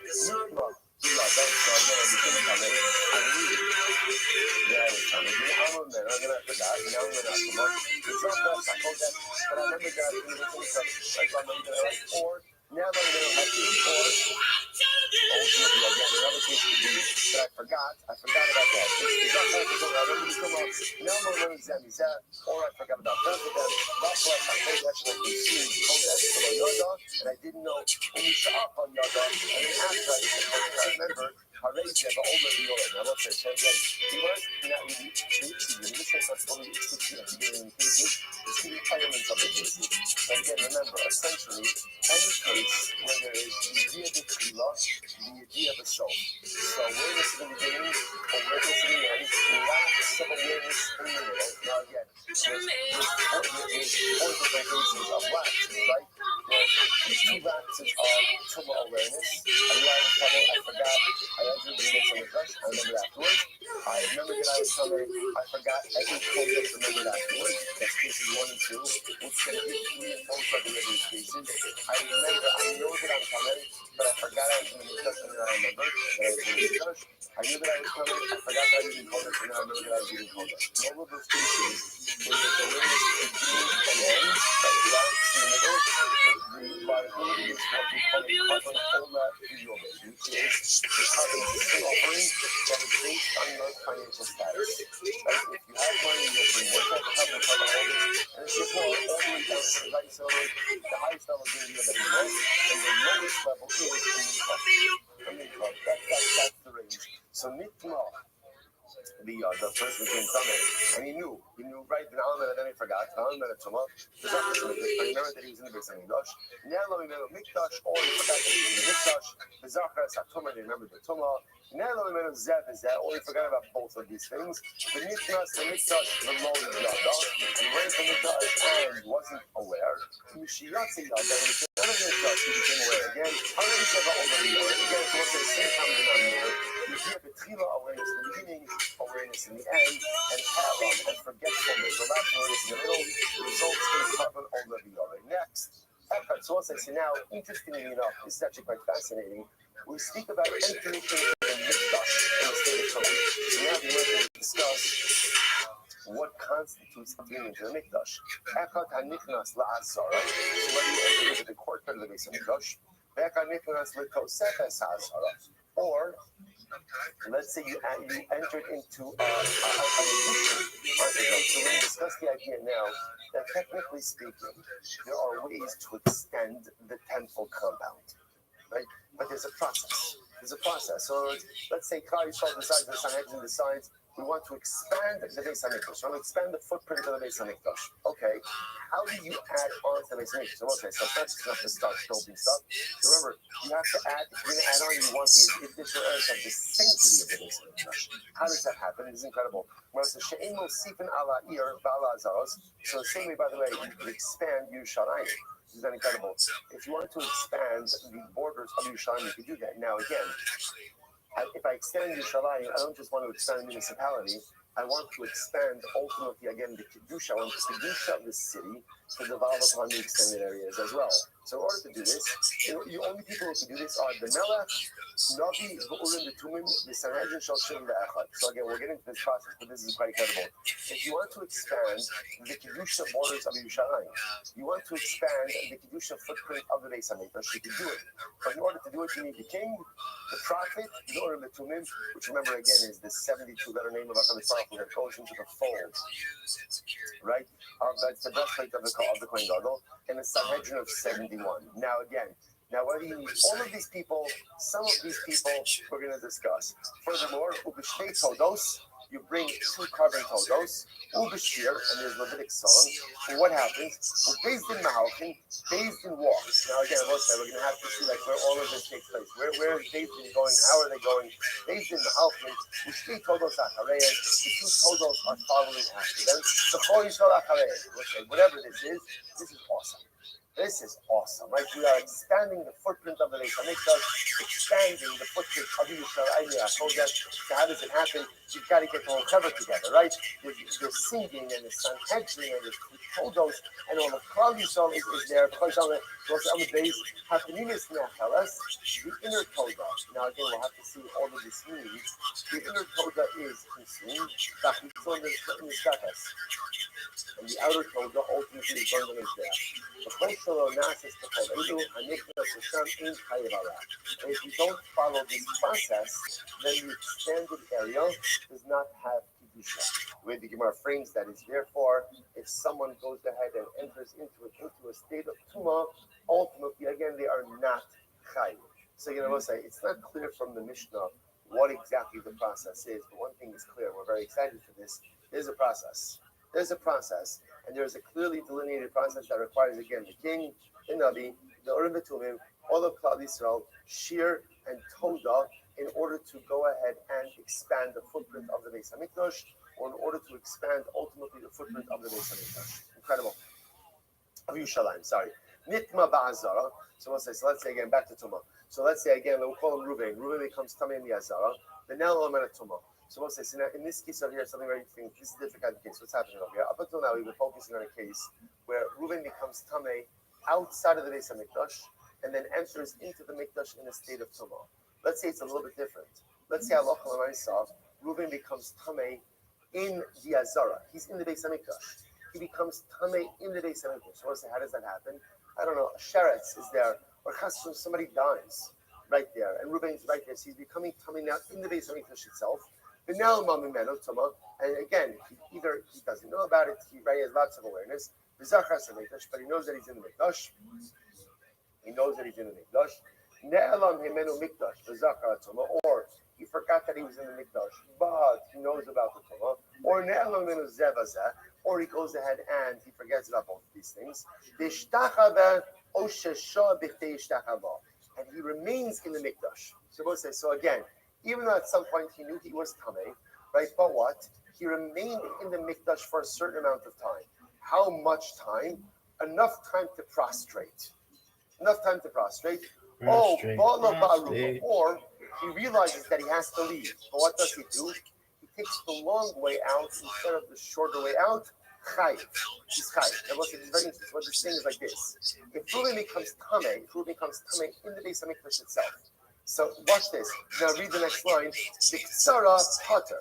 Interestingly enough, if somebody comes from in the Beis Hamikdash and he realizes, oh my gosh, this became Tamei, and he gets out of there as quickly as possible, he does not have liability for being in the Mikdash in a state of Tumah. Right? Since he didn't cause it, this happened to him. As long as he got out of there as quickly as possible, there's no liability for being Tamei in the Mikdash. If, however, he became Tamei in the Beis Hamikdash, and what? Just either took his time by taking the long way out or remained there for the amount of time it would take to prostrate, then there is liability. So the Gemara says, this ultimately, again, this represents a mitzvah asay in the mikdash for which there is no liability. Now, what that means is like this: if you become Tamei in the Beis Hamikdash, and you realize it, and you get out of there as quickly as possible, you are not liable. You're not liable, even though there's a mitzvah. What's the mitzvah asay? Rashi points out the mitzvah asay over here is the shalto min hamachal. The mitzvah asay is that if you are Tamei, get out of the Beis Hamikdash as quickly as possible. Right? So I should say, or if you are Tamei, you can't be in the mikdash. That's the mitzvah asay. So if you became Tamei in the mikdash and you got out of there as quickly as possible, there's no liability. Let's stop over here for today. I know we're stopping in Mishnah. We'll talk about another mitzvah asay for which there is liability. See you tomorrow. Mazel tov on finishing the first parak. And again, I will say, tremendous hashbach on the second parak of Shuas. Shvaya. And they're gonna follow you, and they're gonna make you do it. I don't want to take it, guys. Be smart, guys. Be smart about it. Don't be good. You don't even have to think about it. Just go ahead and start following people. And August, we are great attendance. So 15 is a max. All right, I will say, good morning. Good morning. It is a great Baruch Hashem to be able to begin Wednesday morning together, learning our beautiful Daf. You want to begin by thanking all of our sponsors for this morning. Sure to thank our annual Talmud Torah sponsor, the Tilson Mishpach Arach. We're dedicating all the Sherman drushos this year as it's hosts from Soros Talos to Amistad. Talmud Torah sponsors for the month of Iyar. About the Torah Shmuel Rabbi Drakin, integration of the Yartek of Shmuel's father, Lipo Ben Yecheska, from the Drakin of the Merit about Talmud Torah. And the Shem Southern Aliyah, the families, Eden Chama, all those who are full travelers here, Kol Yisrael, from this month, Hashem bring home all of our hostages, and our holy soldiers should be successful for Kol Amasei Yidei. But with that, let us begin.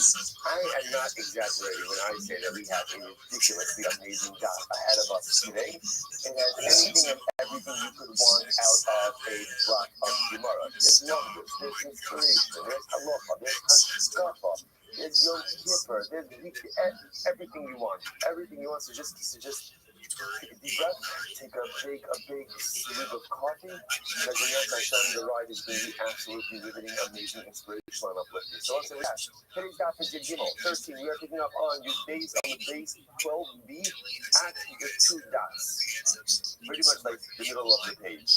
All right. Yeah, the Azadon Tumas Mikdash. Good, excellent. The Azadon Tumas Mikdash Vekadasha. So remember again, we're now making our way actually towards the end of the Mishnah, right? Remember, so far we've only had one Mishnah Masechah Shavuos. It was a big Mishnah. It was pretty much a one-block Mishnah. But we're making our way towards the end of that particular Mishnah. And over here, the Mishnah said as follows. The Mishnah said, Al Zodon. We're not Al Zodon Tumas Mikdash Vekadasha. So remember again, up until now, when we've been speaking about the Seirim, all of the Seirim, remember again, which Seirim have we had? We have a lot of goats everywhere. We have the Seir of Rosh Chodesh, we have the Seir of Regalim, and also the Seir of Yom Kippur, right? But again, specifically Rosh Chodesh and the Regalim, those goat offerings atone for what we call Tumas Mikdash Vekadasha, which means either you're entering into the Beis Hamikdash in a state of Tumah, you're consuming the consecrated items in a state of Tumah. What was the commonality, however, amongst all of those experiences? There is some element of shogeg. Whether there's shogeg on the front end, shogeg on the back end, in other words, I didn't know that I was tamei, and then I realized afterwards, I knew that I was tamei, but I forgot. Now we come to a more severe case. What about intentionality? Intentionality, what we call Zadon Mikdash Vekadasha. I knew I was tamei, but even though I knew I was tamei the whole time, I still entered into the Beis Hamikdash. I still eat kachim. See, even for such an infraction, there is still kapara. Where does that kapara come? That's what we're talking about. Azadon Tumas Mikdash Vekadasha, where there is intentionality to enter into the Beis Hamikdash in the state of tumah, or to consume kachim in the state of tumah. Siyar Nasa Lefnim. That is the goat, the inner goat of Yom Kippur, that atones.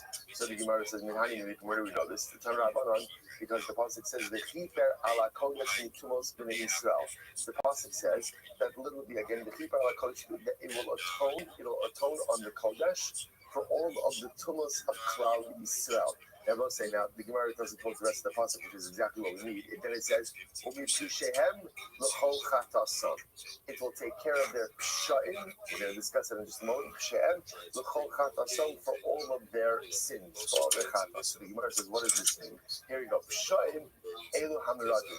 So I'll say, so remember again, what does psha'im mean? Now in the world of sin, this is good to know, not for yourselves. Maybe you have a friend. Right? In the world of sin, there are different types of averos. So there's what's called a pasha. A pasha means a sin, intentional sin. Intentional sin. I have every intention to sin. So pshaim elam radin. Now, interestingly enough, a pasha is a type of sin that's there actually with the intention to rebel against HaKadosh Baruch Hu. Pasha is considered to be the most severe form of sin, intentionality with the intent ultimately to rebel against the authority of Hashem. Okay, so that's just the process. So let's say the chiper al kodesh mitumos b'nei Yisrael will be pishehem. So what does Pasha refer to? Pasha refers to Mezi. Techinu Omer Melech Moab Pasha Viva Omer Az Ti Pasha Libna Be'esagi. Chatos. What are chatos? Elu hashkakas. This refers to accidental averas. So shogeg. Techinu Omer Nefesh Kitachata Bishkaga. So what do you see from here? You see from here that the seir, the inner goat of Yom Kippur, atones even for psha'im, even ultimately again for intentional averos. And once again, this is incredibly important because right when we say vidui, so remember again, depending on what nusach you daven determines how often you say vidui. Right, so certain scholars are going to say vidui every single day. Everyone else saying Kippur, right? Certainly, I say Tshuva. What do we say?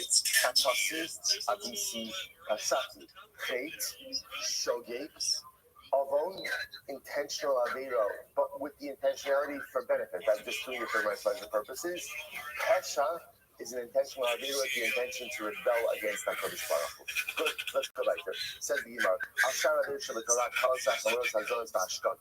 now, we come to something very interesting, and this is going to open up for a beautiful and incredible sugya. So this is really the end of the Mishnah. So the end of the Mishnah then says, Al Shara Averos Shabbat Torah. For all other averos in the Torah. Now, what does it mean? This is all other averos in the Torah. Halos chamuros, zidonos shkagos. So lighter averos, more intense averos, intentional, unintentional, hoda, below hoda. I knew about it, I didn't know about it. Asay velo sasay, positive commandments, prohibitions. Krisos, omisos, bezdin, kares. I'll just read the Mishnah now. Seir hamishtarech mechaber. So we'll say, so essentially, fascinatingly enough, in halacha, there is a catch-all kapara. What's the catch-all kapara? The seir hamishtarech la'asasal, the goat that is sent off the cliff on Yom Kippur. That goat atones for everything. It's a catch-all kapara. Says the Gemara. Now the Mishnah is a bit redundant. Why? Because the Mishnah says, Hainu kalos, Hainu kalos, Hainu asay velo sasay. So what are kalos? Kalos refers to regular mitzvos, asay and lo sasay. Positive chamuros. What are chamuros referred to? Hainu krisos and misos bezdin. That refers again to karis bearing infections and misos bezdin. Hoda, you knew about it. Hainu mezit. Lo hoda, I didn't know about it. Hainu shogeg. So let's say, so the point the question you was asking over here is just the phraseology of the Mishnah appears to be fundamentally redundant. To which the Gemara says, I'm not even going to Haki Torah. This is what it means to say. I will say, this is a pivotally important Gemara. Listen to this. Haki Torah, Ashar Averos Shal Torah. In general, so up until now, our Mishnah has been talking about Averos. But what kind of Averos? What kind of Averos? What we call Tumas Mikdash V'Kadash. That's the specific type of Averos that we have been discussing. Now the Gemara transitions for all other Averos. Right? Besides, so remember, Tumas Mikdash V'Kadash, we've got that covered. What is that covered by? Seir Kodesh, Seir V'Regalim, Seir Abitnim of Yom Kippur. Each of those atones for different types of Tumas. Now, for all other averos, and what is all other averos include? Literally, all other averos. What takes care of that? Whether again, it's called kalos, lighter averos, kamuros, more intense averos. Things to us son, things to us amazing. Whether you do those kalos or kamuros, shogeg is ordination. Also, shas and shogeg. And when you run a ram of shogeg, they know those. Sometimes I commit to and I know exactly what I did. And sometimes I don't know what I did. Whether you are says, very kalos. And what are the kalos? Asay velo sasay. So, what are examples of kalos? So, a kalos, what we call an avera, the kala is your typical asay velo sasay. I will say that obviously there's still averos. But like, I eat something not kosher. I go ahead and I wear shot. I fail to put tzitzis on. Right? Tzitzis on my garment. So, again, there's examples of every day asay and lo sasays. Furthermore, the alien kamuros, one of the more intense on right? That's Krisos and Misos basic. That's infractions that carry the penalty of Karis and Misos basic. So we'll say, so now essentially what the Mishnah just informed us, and this is really incredible, we'll have to obviously drill down into this, is that the seer and the Shariach Lazon, the seer that is sent out, right, sent over the cliff, that seer is so powerful that it atones for everything. Now what's interesting to see is, despite the fact that it atones for everything, what do you see? Tumas Mikdash V'Kadosha is still in its own category enough that it requires its own atonement, right? It means interesting. Every other idea that you can think of is taken care of by the Seir Mishtaleach, with the exception of Tumas Mikdash V'Kadosha. Right? So again, if I enter into the Mikdash in a state of Tumah, I consume kachim in a state of Tumah. Those kinds of infractions require their own kapara mechanism, but literally everything else in Yiddishkeit is taken care of by the Seir Mishtaleach. Incredible. So the Gemara now zooms down a little bit into this. I say, take it dummies. So when we say this is incredible. When we say that the Seir, right, that is the Seir, and I remember again, Yom Kippur, 2 goats, right? 2 goats. Seir HaMishtaleach, that's the goat that's thrown over the cliff. And what's the other one? Seir HaNa'aseh B'Shmim. What is the Seir HaNa'aseh B'Shmim? What does the inner goat take care of? What does it take care of? Right, we just did it 20 seconds ago. Right, excellent. Right, so again, remember that is the fear that atones for intentional violation of Tumas Mikdash V'Kadosha. Right, the Seir HaNa'aseh B'Shmim, that takes care of. Seir Mishtaleach takes care of everything else. everything else. Okay, so now the Gemara says, by the way, so let's talk about this a second. You say the Simon Shloya is mitzvos aseh. Mitzvos aseh. So the Gemara says, what's the case of the aseh? So I remember again, just a simple idea. I failed to put on tefillin. That's a case of an example of I failed to perform an assay. I didn't put on tzitzis. That is the example. I failed to perform an assay.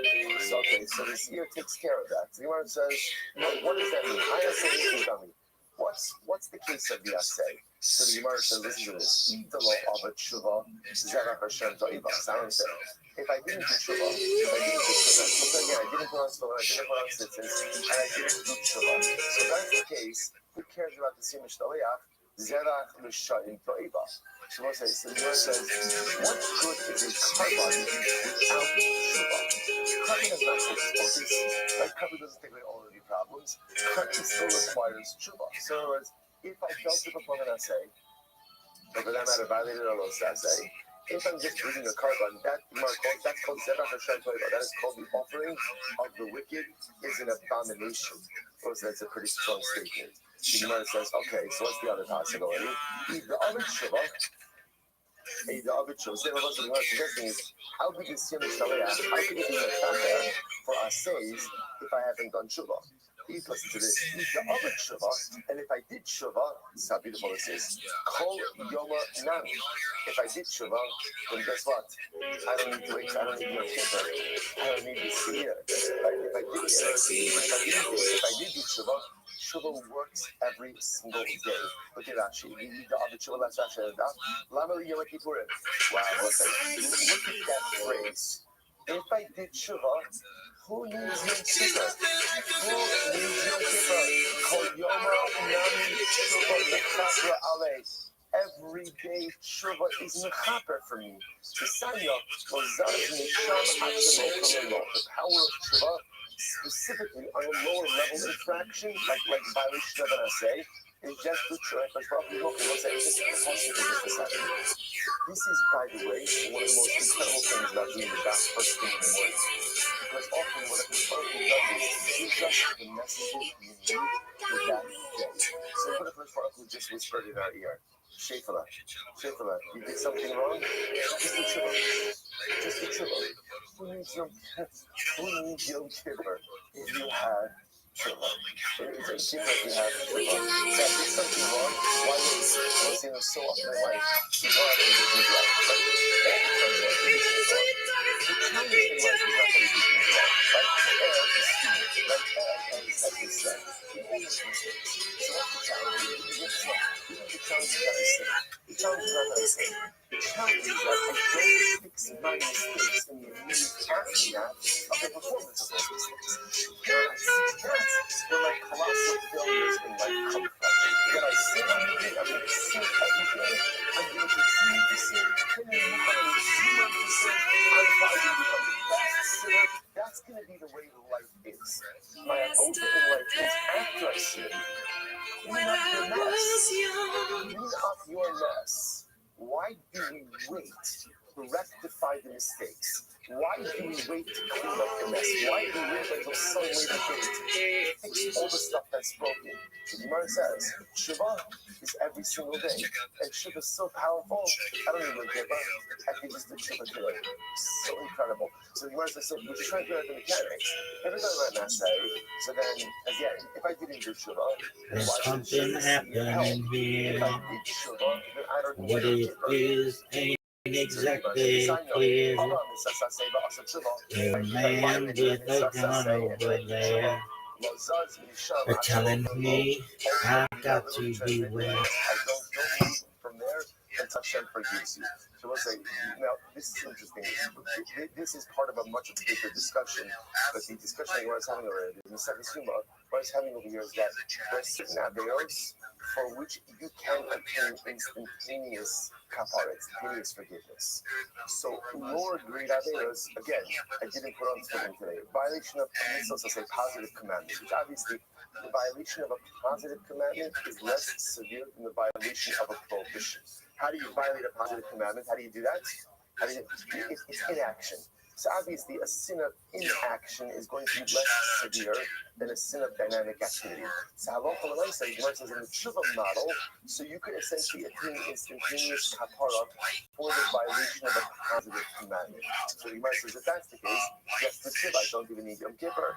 So the Gemara says, so what's the case? This is incredible. Amar Rabbi Zera, top of your Gimel will say, but only the Merdo, no, what's the case? I will say, get away from this. This is going to be more, to me, this actually what we're about to do is one of my favorite sugyas in all of Shas. And in Eretz Hashem, we're going to have time because actually the Gemara moves quickly. I don't move quickly, but Gemara does move quickly.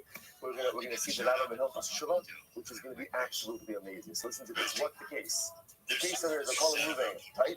Ruvain goes ahead and he comes to Yom Kippur and he's Omeid B'Mardo. I will say, what does Omeid B'Mardo mean? Omeid B'Mardo means is he's not about Shuvah. Ruvain committed an Avera and he has not done Shuvah. And he's still, he's holding fast, right? He's holding strong in his Avera kite. Rashi says, Omeid B'Mardo, the law of a Shuvah. Okay,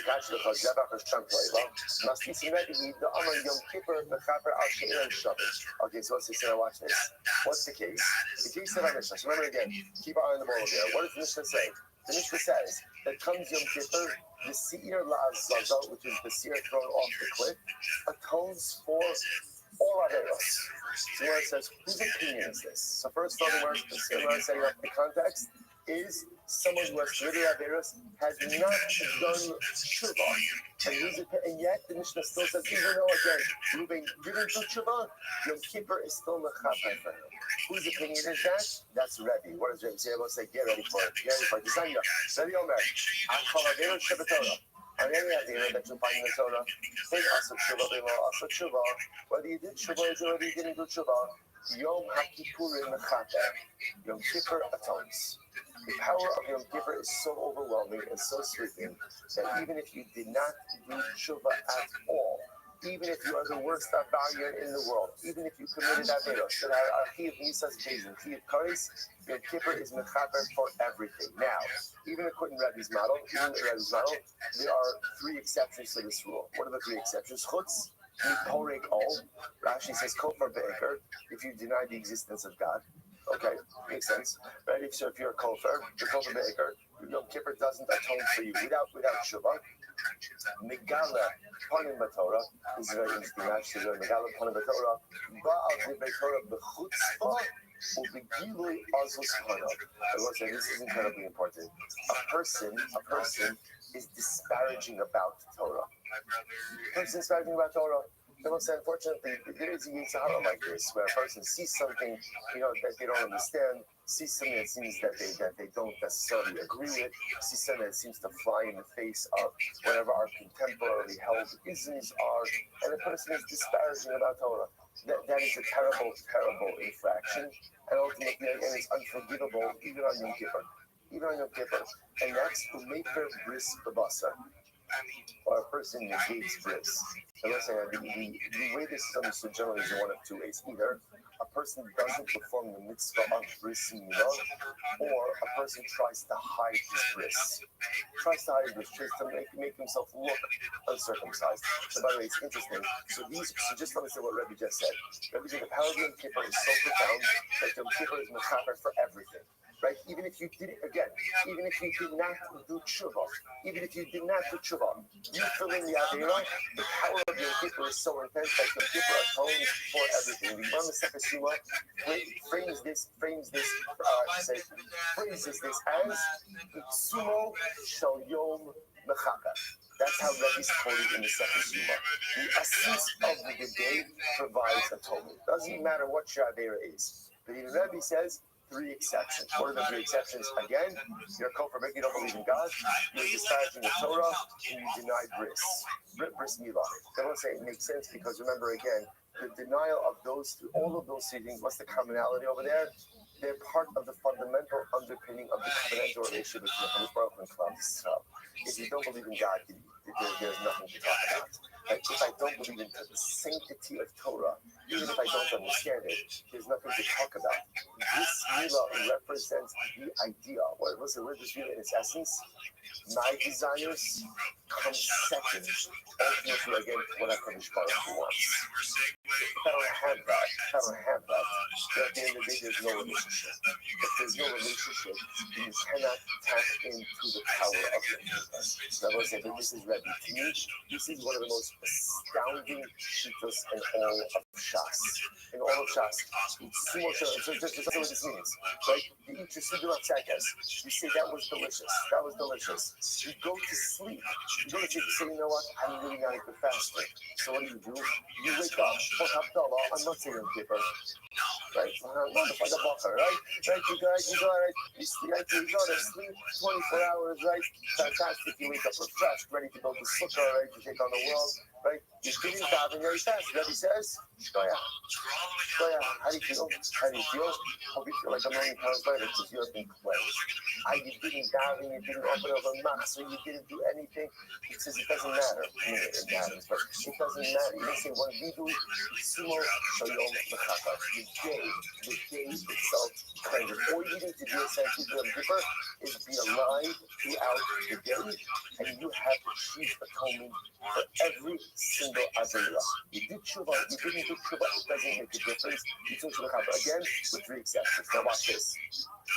So the Gemara says as follows. So my time Rebbe, so therefore, what Gemara wants to suggest, just like Rebbe's back, the Gemara is suggesting Rebbe is the author of our Mishnah. Because what did our Mishnah say?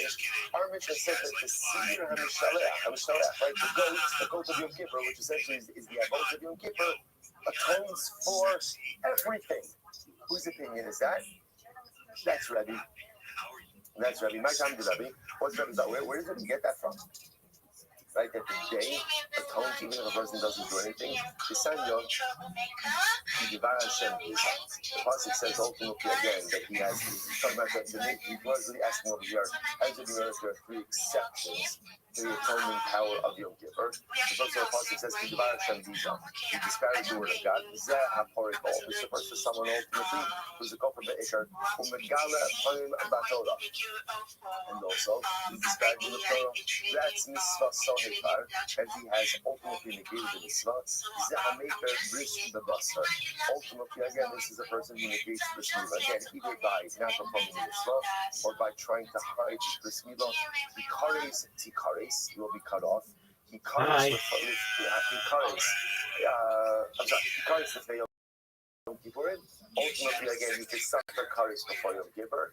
Tikares la'achim Yom Kippur. And you can even get Yom Kippur, which shows that Yom Kippur does not atone for such an individual. In other words, he kares before Yom Kippur, kares after Yom Kippur, because Yom Kippur does not atone for such an individual.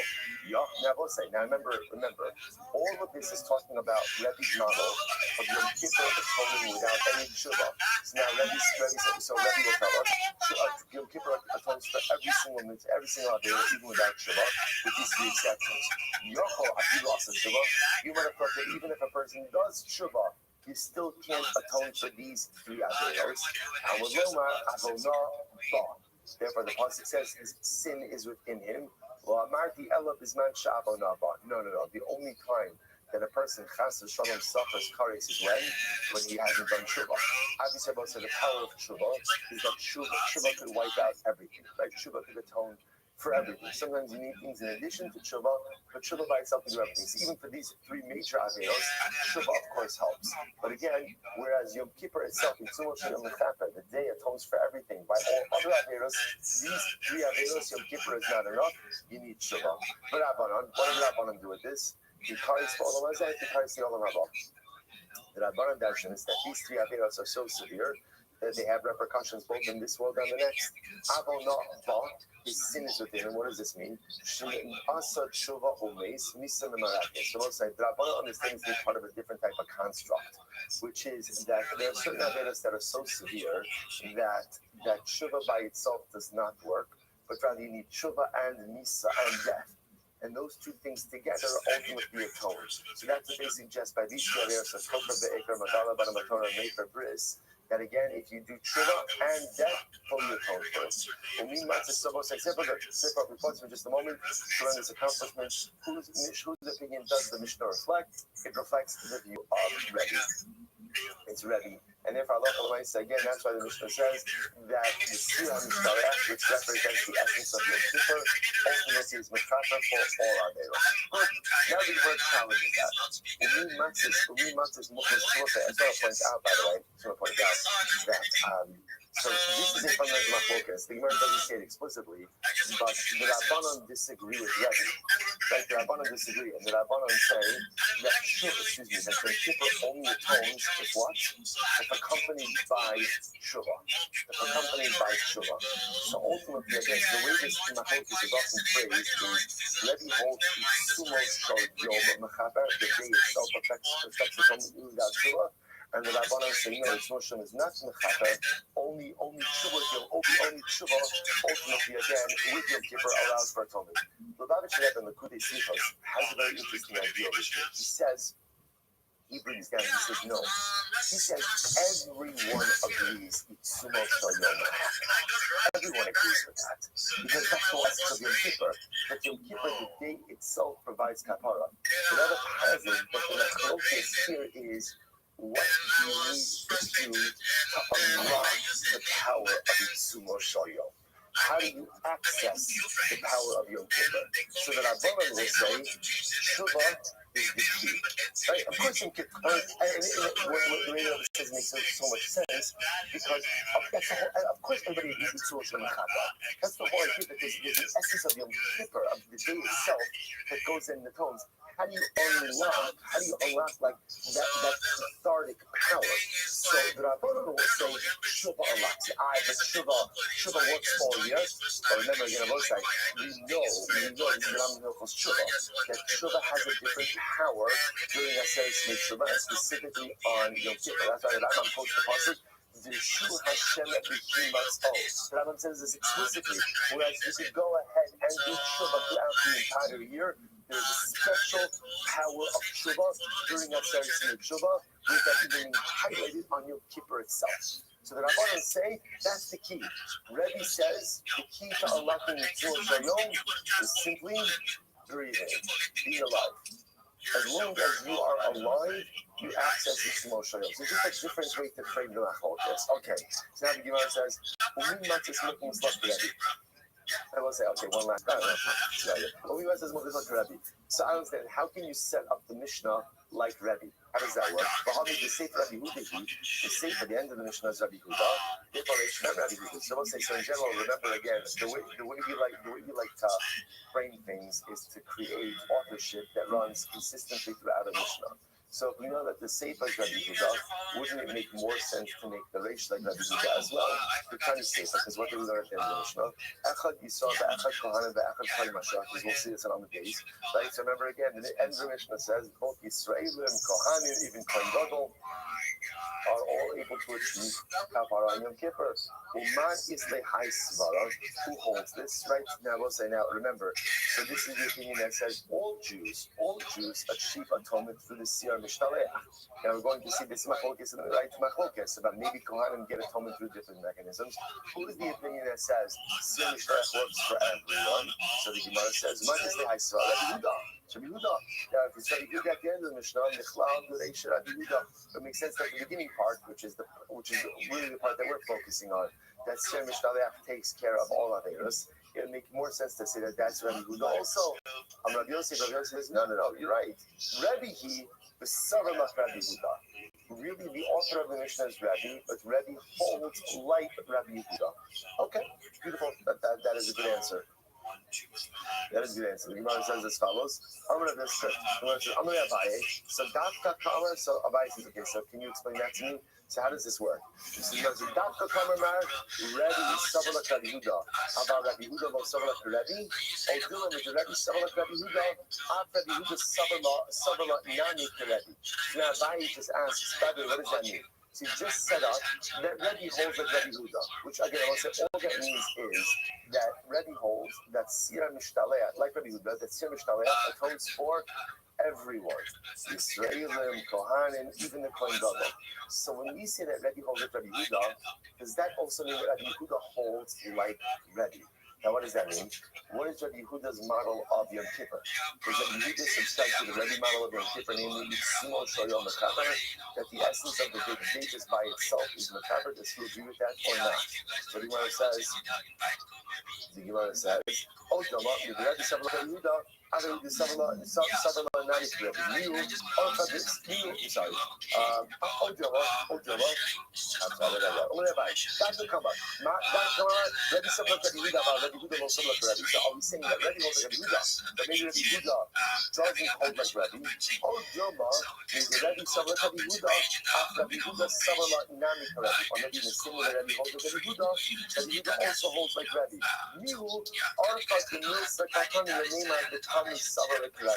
Remember again, Rabbi Yehuda is Rebbe's Rebbe. So therefore, again, just the way it's appropriate to say it is that the student holds like the Rebbe, not that the Rebbe holds like the student. But in reality, Rebbe Yehuda agrees with Rebbe's understanding of Yom Kippur as well. In Dafka Kami, no, I meant it the way I said it. Rebbe Savalak Rabbi Yehuda. About Rabbi Yehuda lo savar lo Rebbe. No. In fact, it doesn't go both ways. Rebbe holds like Rabbi Yehuda, namely that the Siyam Shtalech atones for all Yidden, right? Karnim, Svalim, Leviim, Mamzerim, right? Whoever it is, Kohen Gadol, right? Every Jew has kapara ultimately do Siyam Shtalech. But Rabbi Yehuda does not hold like Rebbe, which means that Rabbi Yehuda does not hold Yisrael Shoyom Mechaber, but rather Rabbi Yehuda is going to hold like the Rabbanan, namely that Halacha L'Maisa, you need Shuvah in order to access the power of Yom Kippur. Here we go. Yom Kippur Mechaber Asham Na'ashem Shavim. You might have thought that Yom Kippur should be Mechaber on a person, whether they did Shuvah or not. So then I can make a kavachom of a dinhu. Now let's make a comparison. For example, chatas and asham. Chatas and asham create kapara, and Yom Kippur creates kapara. Just like chatas never say, the person brings a chatas and asham. Let's say the person performs an avera, brings a carbon, but doesn't do tshuva. What's the impact of that carbon? What's the impact of the carbon? Zero. That's what we call before zevach rishayim ta'iva. The offering of rishayim is an abomination. So the Gemara says, just like chatas and Hashem only were, if accompanied by tshuva, so to Yom Kippur only provides atonement for those who do tshuva. So we'll say, this is like the power of Yom Kippur is only accessed with tshuva. Not lachatas va'asham shemechaper al hamizit kishogim. So we'll say, so ultimately we could just say back, but here's the problem. Chatas and asham only mechaper al shogeg. Remember again, there's no carbon for. There's no carbon for an intentional avera. Now the truth is, it's not totally true. There is a carbon for intentional avera. What carbon is that? That's the siyah ha'na'aseh b'fnim on Yom Kippur. But that's not something I'm bringing. That's something that is brought on behalf of Klal Yisrael. Like it's just like chatas and asham, only mechaper on shogeg, right? You must just tell me the Kippur which mechaper ala meizik k'shogeg. Ultimately, again, I can say that Yom Kippur, however, is different because Yom Kippur has the ability to mechaper both for meizik and shogeg. However, mechaper ala meizik k'shogeg, yechaper al shavim ba'al shein al shavim. So that's the case that Yom Kippur to be mechaper for shogeg and meizik. Perhaps Yom Kippur to be mechaper even whether you did tshuva or not. Talmud Lomar ach. Therefore, the pasuk says ach. Ach ba'asar lachodesh. Ach usually is a chiluk, that means to distinguish, which means some things are included, some things are excluded. To teach me that what that Yom Kippur has the ability to atone for those who do tshuva, but not for those who do not do tshuva.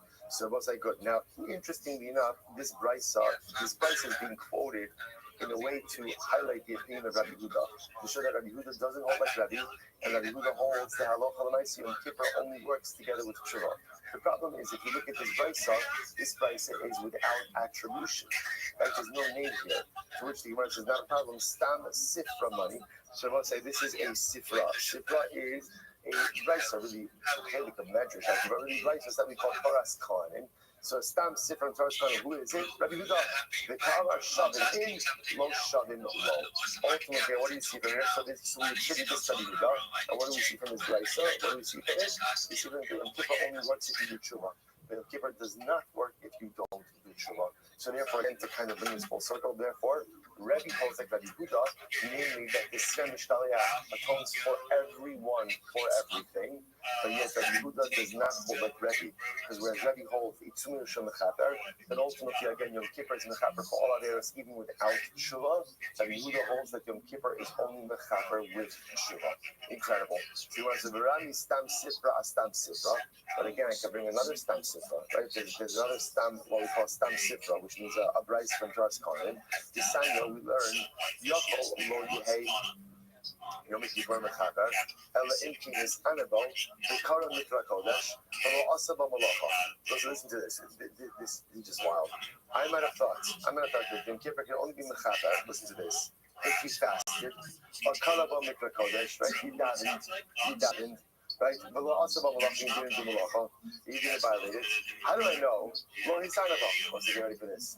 How do I know that even if I didn't fast on Yom Kippur, Lo Kara Mikra Kodesh, I didn't daven on Yom Kippur, but also about Malacha, I violated, I did Malacha on Yom Kippur. Minayin. How do you know that Yom Kippur is still Mechaper? Listen, is this not the craziest thing you've ever read? When I say crazy, like I mean amazing. In other words, how do I know that even if I didn't fast on Yom Kippur, I didn't daven on Yom Kippur, I did Malacha on Yom Kippur, how do I know that Yom Kippur is Mechaper? Talmud Lomar, Yom Kippurim hu mikol makom. Shimon the pasuk says Yom Kippurim hu. Yom Kippurim, it's an absolute day, an absolute day. Listen, when you read a verse like this, doesn't make you want Yom Kippur right now. Right now. Oh my gosh, I could use that cleansing absolutely right now. Power of this to just wipe everything clean. I do, I don't do, it doesn't matter. So from Mikol, so what do you do with this? So what do you do with this Sifra? So again, I just want to point out, so therefore we have two prices in Torah's Kohanim that fundamentally contradict each other. Right? The first price says Yom Kippur literally only works if you do Tshuva. Second price says, the second price is even more severe. Second price says, even if you violated Yom Kippur, right? You ate on Yom Kippur, you did Malacha on Yom Kippur, you didn't fast, you didn't daven, still Yom Kippur is Mechaper. So what do I do with this? Which one was, Rabbi, no, it's not a contradiction. Rabbi Huda. Again, now it's fine, it works. It's reflecting, I will say, these two vices reflect the two fundamentally opposite opinions, not opposite, but different opinions about the way Yom Kippur works. The first brisa that says you need Shiva, that's Rabbi Huda. Thank you so much for the opportunity. Reunited, and it feels so good. If you haven't had the chance, you need to join the Big Steppers Discord. It's discord.gg/BIGSTEPPAS/Big Steppers. That's where you will find Ground Zero, the epicenter of this cryptocurrency discussion. That's where you will see the after party. Additionally, if you haven't had the chance, join the Waddle Discord. It's discord.gg/the Waddle. That is the official home of the Yucky Ducks. If you haven't sent me a follow, please do. I follow everyone back, and if you want a free follow back, I'm the easiest follow back in the game.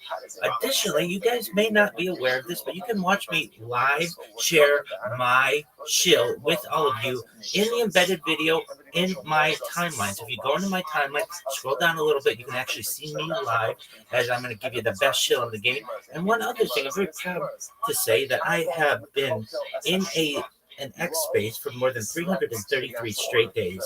And not just any X space, but a video X space. So I have every 24 hours I've been resetting an X space. So I have about an entire year of my life on video on X. And if you want to check that out, the most recent post that I retweeted of another account that I have is the one that does the streaming on X. So with that being said, it's absolutely true. I am the king of data. I'm the king of video. I'm Rabbi Rothschild. If you don't know who I am, you will. I stream my life 24 hours a day, 7 days a week, 365 days a year for world peace. I've been doing so for more than 4 years. years. My streams go back to the pandemic. We've seen the death of a queen, the birth of AI, the coronation of a king, and everything in between. This is a real-life Truman Show, a real-life Big Brother. This is a timeline and a time capsule of human achievement. In the 1990s, Bill Gates coined the phrase content is king, and I'm making it true today. I'm king of the internet. This is the biggest event in global history, and here's why. In 2018, The Economist magazine stated that data had overtaken petroleum as Earth's #1 resource, and I have more data archived on the internet than any person ever, which is making me very influential. I'm going viral, and when I do, I want to make you, your friends, your family all financially independent if you're not already. I want to ensure that you have generational wealth if you don't already, and I want you to be able to start charities and philanthropic organizations of your own. I'm unlike any influencer you're ever going to meet. I'm not live on one YouTube stream or 2 YouTube streams. I'm live on over 20 simultaneous YouTube streams 24 hours a day. You can view my life in 360 degrees. I even have a ceiling cam. If you want to view my YouTube streams, the link's available in my profile. Additionally, you'll find it in my pinned post. You'll also find in my pinned post a link to my link tree. I dare you to look at my link tree. Nobody dares you to look at their link tree, but I do, because I have more social media than any person ever. I have more content than any person ever.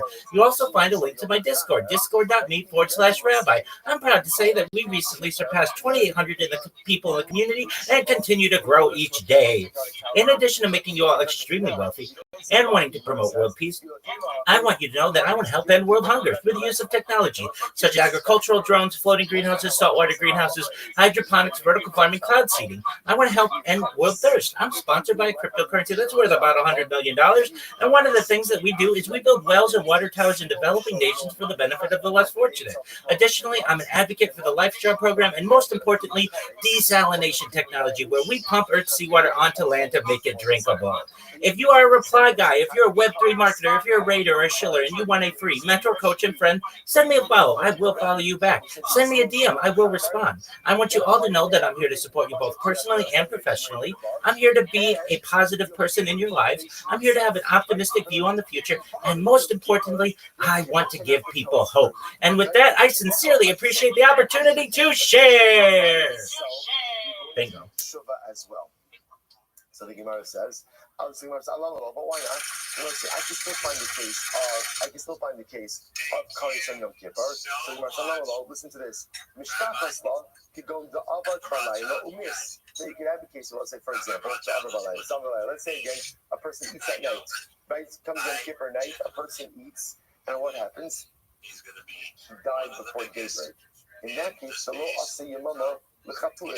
in that case, ultimately, again, he did not avail himself of his instinct. You might understanding over here that when we say hit me with it, big dog. Actually, the daytime of Yom Kippur that affects kapara, not the night. You could have the case ultimately again of a guy. We're just trying to find a case of Karis forever. Phenomenal question. So I'm live right now on over 20 simultaneous YouTube streams, which are separate channels. So if you want to check out those channels and watch me in 360 degrees, you can see those in my pinned post, also in my profile. You'll also find it in my link tree. You'll also find me on Rumble. You will find me on Twitch. You will find me on YouNow. You will find me on DLive and Trovo and about another 30 different platforms. You'll also find me in quite a few different Discords, including the Big Steppers Discord, including the Socialized Discord, including the Soul Unchained Discord, and many others. Of course, you'll find me live in my own Discord.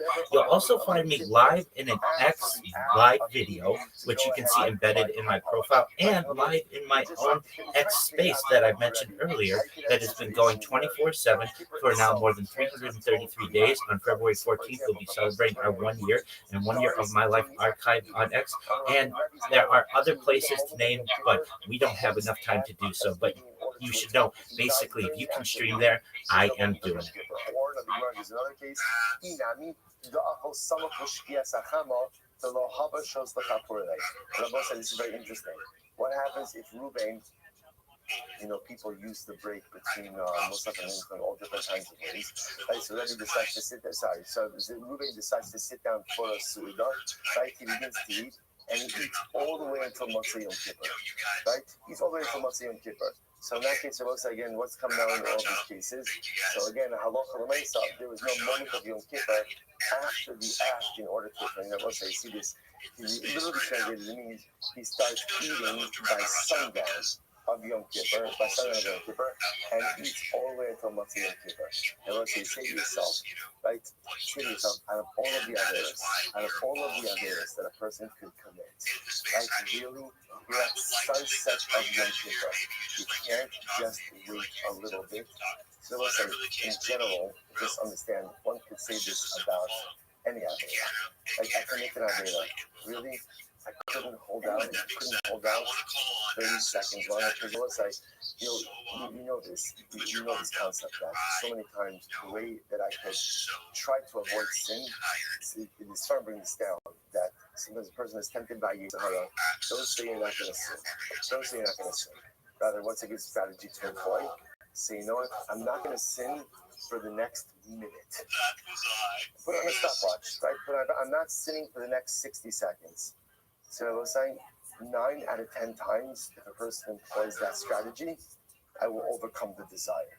Simply because we know this, that the way hate works is I'm so caught up in the moment that all I see and all I want is that thing. But if I'm able to catch my breath a little bit and able to make a little bit of a dispassionate decision, what often happens is the ability to resist temptation. It's an incredible strategy. Don't say you're not going to sin because you're probably going to fail, right? But say I'm going to sin. No, I'm doing this, right? I am going to sin. I'm just waiting 1 minute, 2 minutes, right? But I'm waiting. I put on the stuff. I'm waiting. Let's say it has tremendous abilities to save ourselves from such incredible mistakes. So let's say so often.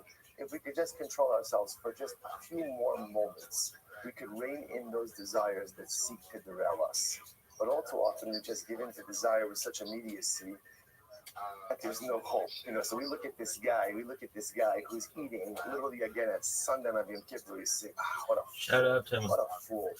Please let me share and feeling so nice. Oh, we have somebody in here. Welcome, Donald. How you living, pimp? What's good? Can you hear me? I can just hold out, just give myself a little bit of that. Donald.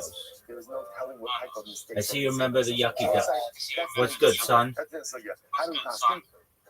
How do we bask in Allah? Actually, Donald's big dog. Can you hear me? Right, so Donald, you just muted your microphone. Unmute, baby. I want to hear you. Donald, let's go, baby. There you are. How are you? Everyone is able to achieve atonement ultimately again through GM, how are you?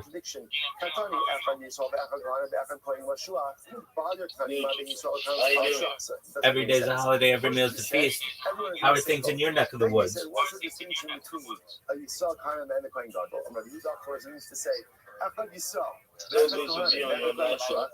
Oh, 100%. You're famous, baby. All Jews, Yisraelim, Kohanim, even Kohen Gadol, are atoned through the Sir Mishtareach, through this right to the goat that's thrown over the cliff. There's no distinction between them. Are we following each other on X? Are there any differences between Yisrael and Kohanim? Yes. Ultimately, and I will say here is the fundamental distinction. Kohanim, when it comes to Tumas Mikdash V'Kadashav, they are atoned for through the power of Yom Kippur. We Yisraelim are atoned for through the Seir HaNa'aseh B'Fnim. Yo, Thanos, are you following me on X? I'll follow you back. Actually, we'll say to stop over here for today. We'll pick up the video tomorrow, and tomorrow I will give you the resolution of Machlokes Rebbe and the Rabban about the essence of life. Okay, what's your name? I gave you a follow on X. Okay, what's your name on X? Thanos. Okay, you're Thanos on X. Just a moment.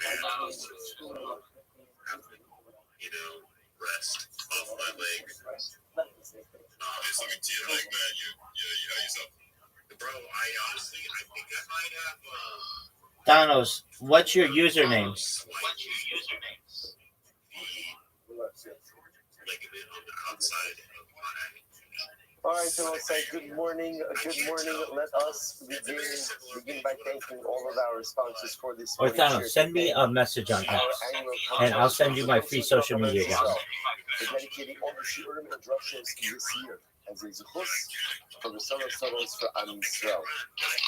Our Torah responses for the month of Iyar, Habarim of the Torah Shmuel Ram Kurakkin, the creation of the yard site of Shmuel's father Leonard Kurakkin, Mikra Ben Yecheskel Hakoin Zichrono Livrecha. Our Dafyomi sponsors for today, Paul and Kathy Powers. In celebration of Mishnah Yomi's completing Mishnah Avodah Zarah with Hakara Satov to the Shir, to Talmud Akiva Kovacs, and Yetz Hashem, and for continued Hatzlacha in this beautiful endeavor. Let's say again. Let me know when you sent the message. Hope that in the American all of the Neshama Savan Aliyah, the families in the Chama, all those who need to report together with Kolei Yisrael, Yetz Hashem, continue to bring our hostages home. We have tremendous Karas Atov for the beautiful Neshama that was returned to Klal Yisrael yesterday. Hallelujah. The rest of our hostages should come home in Yetz Hashem. Holy soldiers should be successful. The whole of Naasei Yudayan, and we should truly share the soul of troubles for all of our needs. And so that led us to get a lot to do today. Also, a beautiful daf ahead of us. Today's daf is Yud Days 12. We are picking up on Yud Aleph on the days 11b, and we are picking up Hori Parak. We really have a lot to do today. It is let's pick up 2, 4, 6, 7 lines down from the top. So we'll say again. Yo, Thanos, did you send me a message yet? Again, in the beginning of yesterday's daf, we were introduced to the riveting idea of Rabbi Yochanan. Uber the name of Rabbi Yochanan, namely the halacha ma'aseh, leftover kavanos, leftover tzmidei tzibur. What do you do with them? So Rabbi Yochanan proposed this idea of simple redemption. You go ahead and you redeem them onto money, like transfer sanctity of the animals onto money. That money then falls into the machzah shekel, last year's machzah shekel pot, used for temple repair, specifically for the Kodesh HaKadoshim, and ultimately the animals become chulin. Subsequently, the animals are repurchased. Thanos, I'm talking to you. Did you send me a message on X? Triggered a firestorm conversation. How can you do that? Karbanos have Shiddush HaSaguf, physical sanctity. If they have physical sanctity, so how are you able to go ahead and simply take that away with money? To which Rabba introduces us to a concept, Leiv Bezdin Masna Alei. Literally translated again, essentially Bezdin stipulates, Bezdin essentially says like this, only the stuff that is used, only the karbanos, only the animals that are used actually attain the full measure of physical sanctity, right? Everything else does not. Everything else does not. And therefore, you're not really redeeming physical sanctity because the unused animals never attain physical sanctity. Now, if that's the case, then why redeem them at all? Because you can't just take an animal out of the sanctity and start using it for mundane use. Therefore, you go through this mechanism of what looks like redemption, but in reality, the animals never really became vested with Kiddush HaSaguf because they were never used. The Gemara then raises a couple of questions to this. The Gemara then qualifies this concept and says, well, really, Leiv Bezdin Masna Alei is only used in a shliach case, in cases that are common. And that's why again, in the cases of lost karbanos, which Baruch Hashem is good to hear, were uncommon occurrence. So the concept of Leiv Bezdin Masna Alei doesn't apply. Good, that's what we're picking up. Now the Gemara challenges this idea again. The Hari Para. What about Paraduma? What about Paraduma? So watch this. So Hari Paraduma so Paraduma is an uncommon situation. Right? Again, I remember that it's the whole Kappa Paraduma. It was not an everyday occurrence. So specifically what we'll call a lo shliach, and yet the tiny we learn Paraduma. This is very interesting. Para niftis al kol psul sheva. A Paraduma could be redeemed for any type of disqualification that develops within it. Okay, so that's how Rashi says over here. The Rashi says it's about halfway down in the short lines of Rashi. This is just a fascinating statistic. In all of the years of the first and second temples, there were only 7 paros hadumos. Only 7 regatas. All those years, right? Hundreds of years, only 7 paros hadumos. Okay, Rashi goes on. I'll call Sheva. In Iraba Shum Psul Tifdeh. So again, in general, if a paraduma develops any kind of moon, so ultimately the para could be redeemed. Okay, that's not so much of the chiddush. Let's go on. Misa, if the paraduma dies, again, it just dies. In halacha l'maisa, you can redeem it. Nishvita, If it was slaughtered, Rashi points out over here, let's say it was slaughtered outside of its prescribed area. You can also redeem it. If you find a nicer para aduma, and that's not a reference to midos. That's like a reference, to again, you find not a more amicable para aduma. Again, you find a better para. So what's the halacha? Ultimately, you could redeem the old one and utilize the new one. Now, once the para aduma has been shechted, right now, once it's literally been shechted and placed on the fire, ain lapadia olamas. Ultimately, it does not have any kind of redemption. Now, let's hear this. You think, look at Rashi just a moment. Rashi says, now, remember, just as an aside, para aduma was not offered up in the Beis Hamikdash. Para aduma is very unique. Where is para aduma? Or where is it offered up?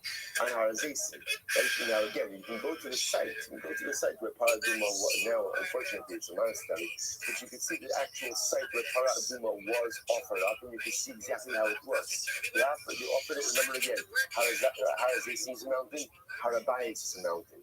The incredible part is that the area of where the Para Aduma was offered up is directly across from the entranceway of the Beis Hamikdash. You've been able to see into the Beis Hamikdash from there. The Para Aduma is unique. So it's the that means on the pyre, but not in the Beis Hamikdash. On the pyre in Har HaZeisim, where would have been often finished that Rashi. It's that we welcome our body what we have at home. Fine. In the deal lovers, and here, so what do you see from this brisa?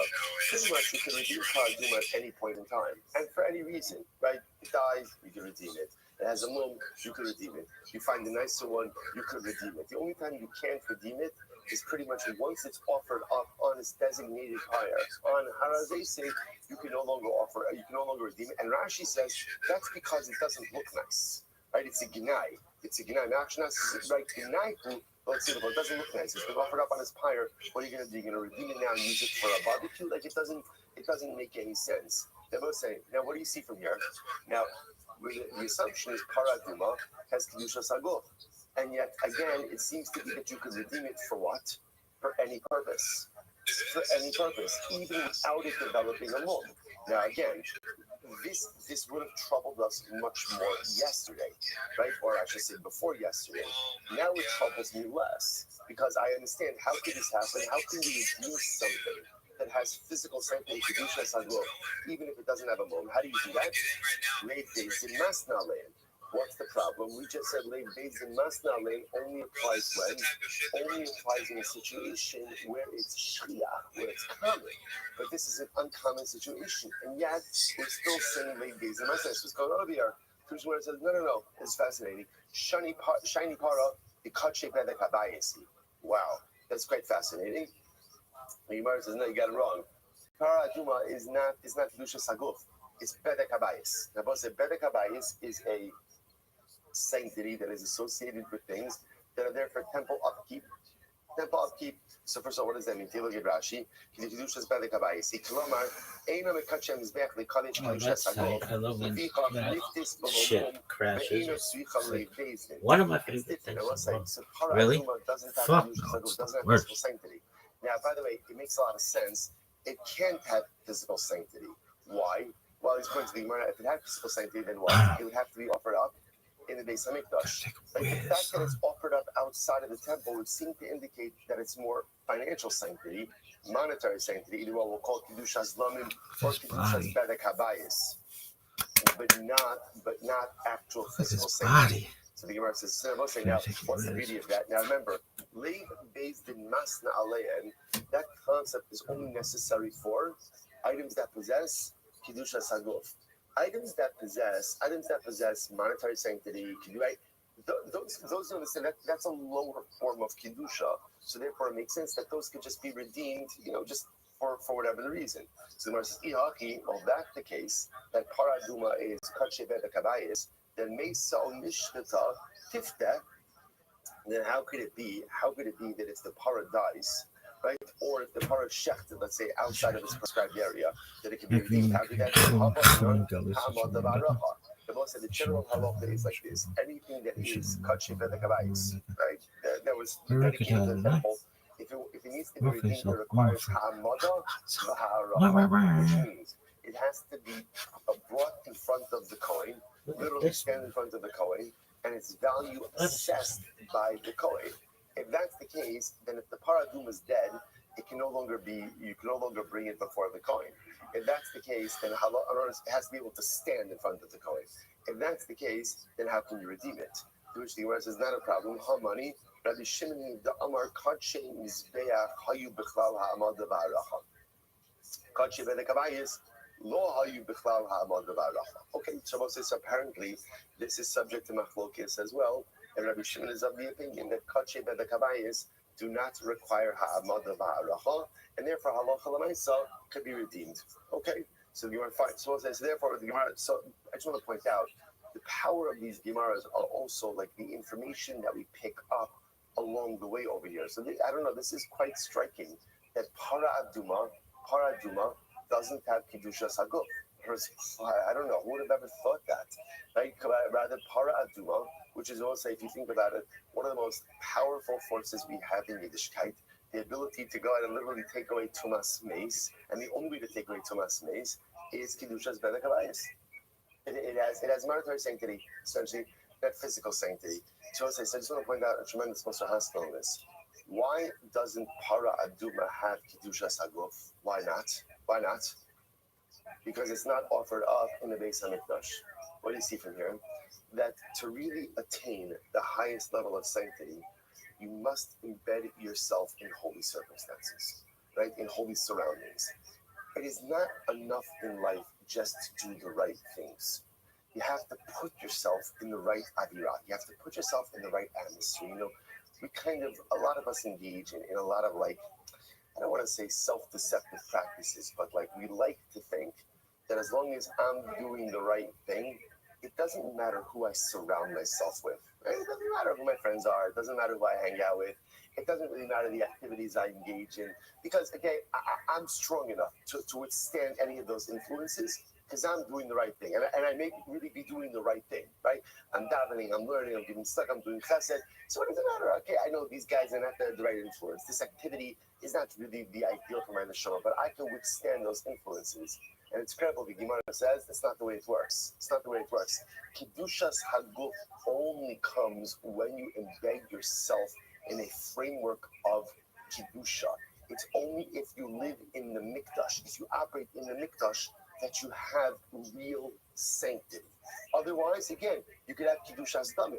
Absolutely. You could have physical sanctity. You could have monetary sanctity, right? But at the end of the day, you cannot achieve Kedushas Haguf. Tremendous Musar skill.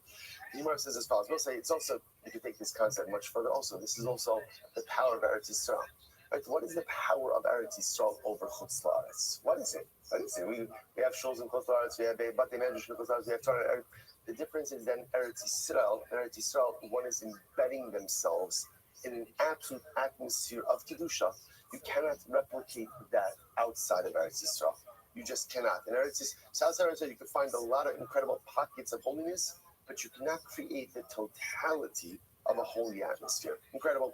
Even Rabbi Shimon, where it's okay, if Rabbi Shimon, Ema Seba, Shachta Agabi Ma'arachta, Ema Pediya Olamis. Okay, so now let's go back. So what did the Bride say? Part of it can be redeemed, but there's one point of no return. What's the point of no return? Once you shecht it on top of its pyre, on top of its ma'aracha, it cannot be redeemed. I Vatanya Rabbi Shimon Omer, Para Metame Tumasochlin, Hava B'Haisla Shasa Kosher. Rabbi Shimon himself said, and listen, this is fascinating, that Para Aduma has the ability, essentially is treated like food when it comes to Tumah. Ultimately, why? Because since at a certain point it had a time when it was permissible. If you take a look at Rashi's, this is in the wide lines of Rashi, about 5 lines in Metami Tumas Ochlin. What does this mean? So Rashi says over here, in Naga Sheretz Bibsara, Mechazer B'Naga B'Sara Ba'Ochlin Metamasan, or Timasan, excuse me. That literally, Paraduma could convey Tuma just like food, right? A Sheretz touches the Paraduma touches another food item, can convey Tuma. And yet Reish Lakish says, Rabbi Shimon says that a para, because of this, a para can be redeemed even after it's been put on the fire. That contradicts what the Raisa said. Ella, shiny para, hoil v'dameha yikarin. Right? The Gemara says, you're right, paraduma in general ultimately again has a little bit of a different set of circumstances. Why? Because halacha l'maisa, it is incredibly expensive. Rashi says over here, Elalo tokma Rabbi Shimon. Don't set up the rice like Rabbi Shimon, like we were saying before. Ella, Gemara says, "V'hai b'tani matzah nahemena tifta mishum delayed base in masnala apagab lo shicha." So also this we're actually reversing course, and we're saying reality. Why can you redeem paraduma? This is very important. Why are you allowed to redeem paraduma?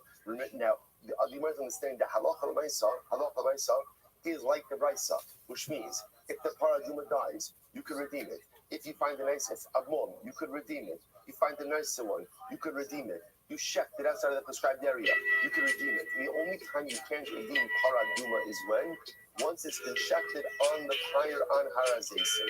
Why? Full circle, Hosai. There's something happening here. That's the reason. What it is ain't exactly clear. There's a man with a gun over there telling me I got to beware.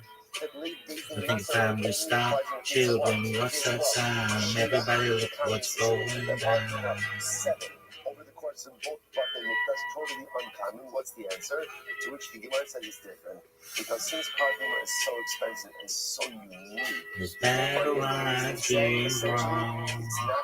Nobody's right if everybody's wrong. Swap it out for whatever you want. Young people speaking their minds, getting so much resistance. Far behind, can you stop? Hey, what's that sound? Everybody look what's going down. Paraduma dies. Okay, so obviously now it's not useful for me anymore as a paraduma, but it still has kedusha. So what could I do? I could redeem it. What a field day for the heat.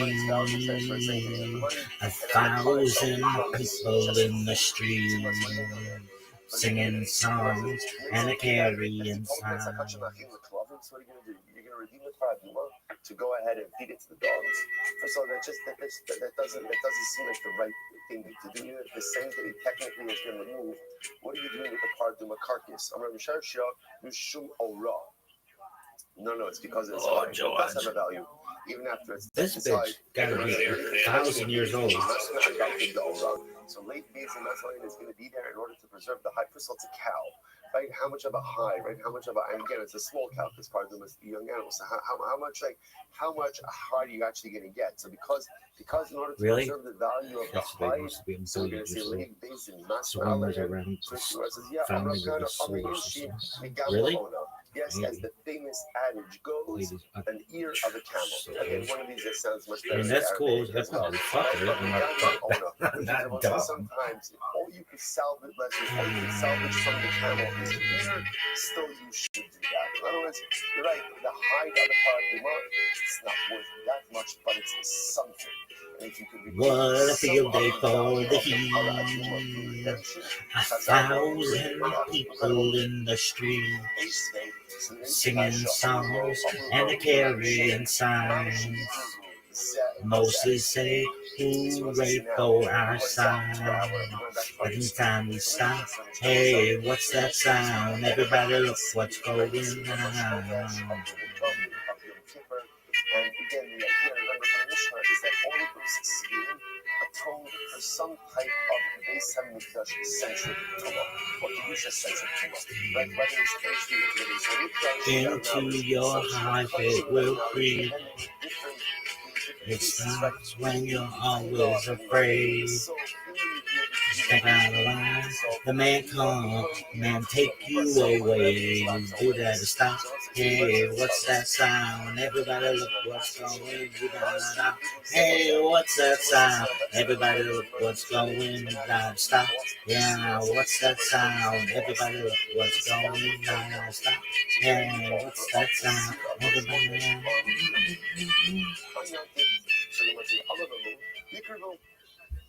Rabbi Shimon says, yes, it's not a problem. You could offer up the syrup one.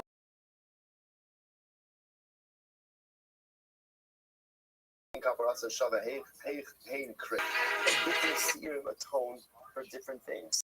how can you go and offer up one? On the other hand, Rabbi Shimon says there's enough of a they all come to some form.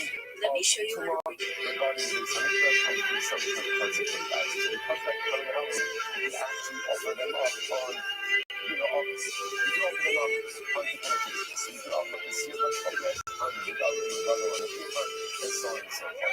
You want to why do you get that? But on the Amai, Lima, why do you Rabbi Shimon giving you zero answer? Why do you Rabbi Shimon say, of course you can, why? Because Lima is in Masnah. And I say, what is Lima in Masnah? Your animal only achieves this designated identity once the street collect designated purpose. So, for example, if I have a seal of a Kodesh, that is set aside for Kodesh, and then that seal runs away, right? And I offer up another one instead, and I find that seer by Pesach. So now, of course, I could offer it up on Pesach. Why? Because the Leisa, we don't look at that as repurposing the seer of Kodesh for Pesach, but rather it never became the seer of Kodesh. Why not? Because late based in Masna land, if you don't use it, it doesn't become designated for that purpose. So why not just give that answer? That's the easiest answer. The Jewish Gemara says, no. Shimon comment. Oh, you bring up Rav Shimon,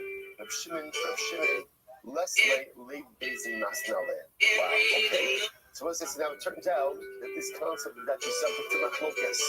Apparently, Shimon himself does not subscribe to this idea of late days in Masna land. The Amar Rabbi Ibi bar Avin, Amar Rabbi Amram, Amar Rabbi Yochanan, T'midin Shelo Chutzu Cholitzidon. Listen to this.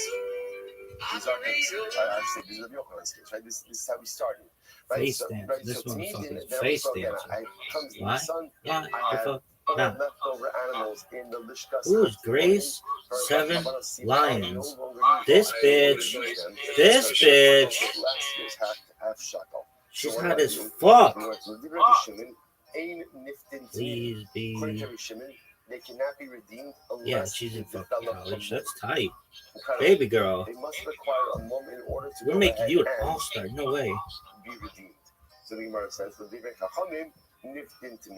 the Chachamim, they can even be redeemed without a mum. Now, both sides, the Gemara is saying as follows. Now, the assumption is, what's my focus? Laid based in Masna land. The Rabbanon hold laid based in Masna land. And therefore, again, Chazal said from the beginning, if these animals are not This used girl for is purposes, smoking. then ultimately, again, their kedusha could simply be removed with money. With money, Reb Shimon rejects that idea. So the Gemara says, "Rabbanan the Pigali Reb Shimon." Is she? Who are the She likes me. Who are the people who are arguing on Reb Shimon? Absolutely. She He likes named my Rabbanan shit. Diktoras. If you want to say it was Rabbanan Diktoras, the most remember again yesterday's daf, we had the case of Diktoras, top of your base, right? Remember Didn't she again? get it? Oh, for sure. So in the case of Diktoras, No we doubt. also saw another case where No Halacha Lamaisa, Why? She liked my shit. Just I'm money. I'll Just fucking with money. watch Now, your again, back if remember you like yesterday's my daf, shit. the reason the Gemara said that was why? Was perhaps Diktoras only possesses Kedushas mother, right? Kedushas damim, and not Kedushas gofanei. Then the Gemara says, top of your base, shiny Ketoras. Well, Ketoras is different. Why? The lav bar ryan.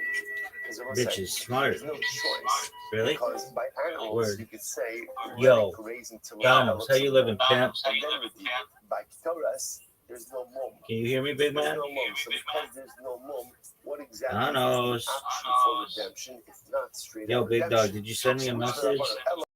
Rabbanan the para. Maybe it's the Rabbanan of Paraduma, who also said Big dog. they say from Paraduma that laid days in Masna land.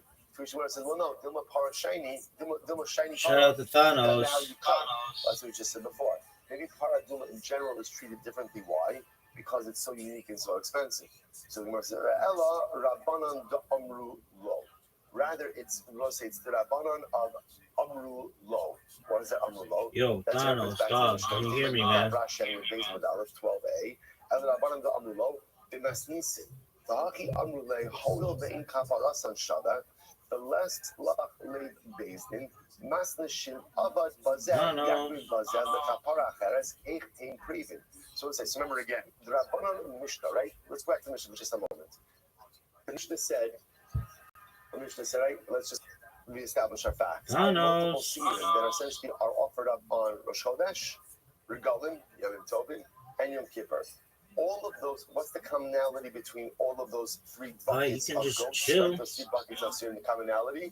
is they're all offered up for some type of tuma infraction regarding entry into the Beis Hamikdash or consumption of kachim. They vary, but that's what they all focus on. What happens if I have my seir designated for Rosh Chodesh? It runs away, it escapes. I end up offering another one, and then I find it. So Reb Shimon says, no problem, just use it for the next Yom Tov. So the Rabbanan said, Reb Shimon, how can you do that? They're designated for different things. To which Reb Shimon said, since they all share the commonality of Tumas Mikdash and Mekadasham, that's enough. Now, the Rabbanan agreed that it can be offered up, but for a different reason. The Rabbanan say it can be offered up. Why? Because Leiv based in Masna Ale. That's why it works. Because it turns out that when the Seir Rosh Chodesh was never offered up for Rosh Chodesh, it never attained that Rosh Chodesh sanctity. Therefore, once it's found, it can be used for the next Yom Tov. But you, Reb Shimon, who don't hold of late days in Masnel, and why do you allow for it? Which Reb Shimon says, because Hoil, the Kaparasan Shava. Reb Shimon says they all have commonality of purpose. So because that can be offered up, that's the Rabbanan who argue Reb Shimon. So the Gemara says, Mi Ma'id Reb Yehudi. So how do you know that it's reflecting Reb Yehuda? The Gemara says, "V'hadi kamalei, v'shtamal ledidi, damina leites and masnale and amatu lahachi yikravu." So again, what conversation exactly is it that's happening over here? Now, take a look at Rashi. Rashi says over here, "Mimai Reb Yehuda ka'amalei v'islei nami in kaparasa shavek Reb Shimon mishum leidezim masnu v'kamosivla." So again, on one side, how do you know there's Rabbi Shimon who again disagrees with Rabbi Shimon? Sorry, no, it's Rabbi Yehuda who disagrees with Rabbi Shimon, but ultimately holds it as late days and masna later. What's the conversation that's happening over here?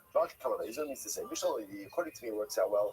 That means late days and masna later, because I hold that late days and masna later, and therefore what?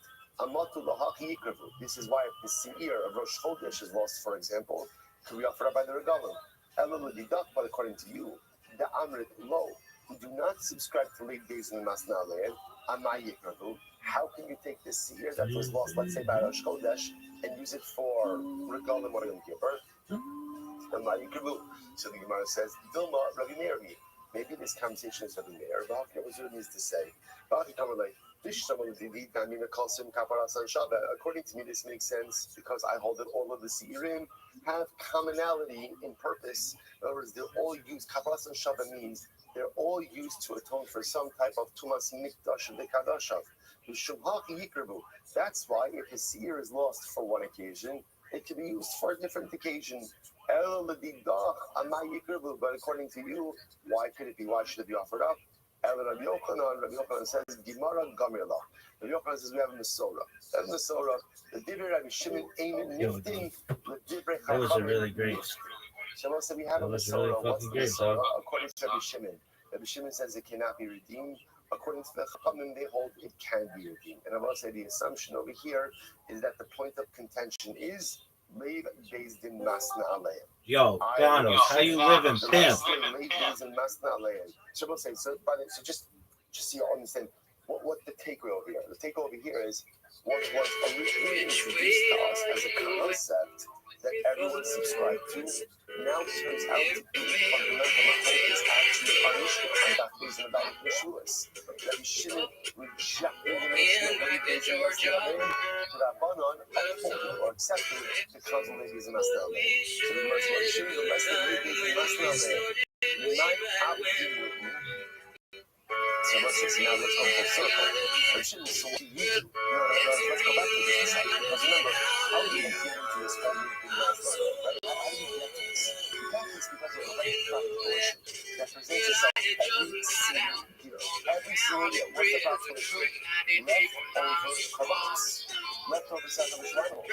So what do you do? So yes, we keep on going as a real community, like that one on home, right? Very simple things. We believe with the animals, like the humans saving onto money, donate that money back to us as not to such a fund, and you purchase the animal to new months. It's like that. Look to go. Right? You know 100 chickens, you check my days and months now, right? So at the end of the day, what do you do with those leftover kavanas? Which the Gemara says, I'm going to be Makitzin Bahiris Hamizbeach. So this is very What do you do with it? You must have seen this phrase before. You use it for dessert for the Mizbeach. What is that? Rashi's in the short lines about 4 lines, but he's running some Mizbeach. He's trying to get and it's very Mizbeach is doing. Let's say no one's offering up any of the cover of Mizbeach. So my feeling of Sa'ula, when it covers the Make you enjoy to my eyes and tell me everything is gonna be alright. What do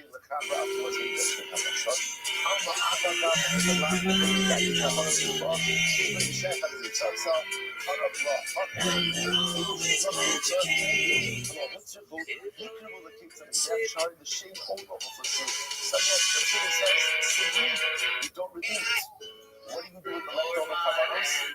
Offer them. Offer them. That's it. Or what do you offer them? So listen, when you're holding it this more, there are occasions when there was nothing left really happening on this day. Now, we don't like it. We don't like it. Right? So what would they do in those moments when they were it's actually there was every tournament. But again, what would they do in those moments? They had like a dessert fund, right? Dessert fund offer up just additional communal offerings. So those leftover animals would be used for the quote unquote pizza's bath or Tyson's bath. Dessert of the bath. And most of the financial just for instance, why not? It's like there's no food in his bath, leave it alone. So let's say, remember again, what's the whole hold up in his bath? Station way out here. You said sacrifice and altar shells. When it comes to slaughter, do you approval? Serves as a model of Avodas Hashem. What is the core principle of Avodas Hashem? The core principle? Never stops. Never stop. Every area of the day, and this always has to be active. It always has to be spiritually dynamic. There's time for rest and relaxation, but even rest and relaxation, I'm still active. I'm still doing. I'm still accomplishing. So the hands in his very with no karma, with no kirpa, with no closeness, with no dynamic activity, bridging heaven and earth. We can't have that because again, the whole point is these is to serve as the paradigm for our Avodas Hashem. And in our Avodas Hashem, constant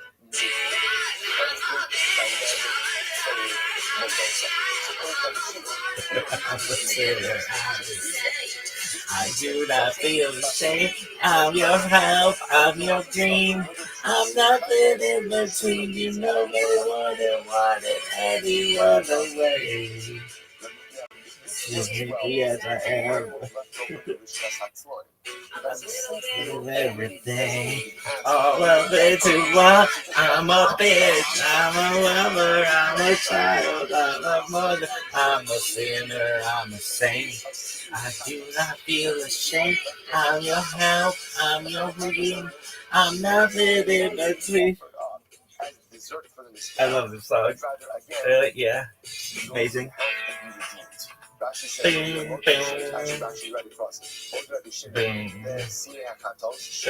boom. So hate to do it today.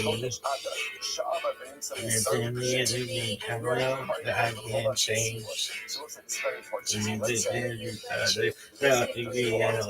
I'm an angel underneath. I'm a little person in the sleep. Yesterday, I Let's to be to see the softest serious baby. That is a big deal. And I understand that you think I'm with you. I'm gonna be you. I'm a little bit of everything. I'm rolled into one. I'm a bitch. I'm a lover. I'm a child. I'm a mother. I'm a sinner. I'm a saint. I do not feel ashamed. I'm your help. I'm your dream. I'm nothing in between. You know you wouldn't want it any other way. So take me as I am. Oh, what a great song. I'm a little bit of everything. Oh,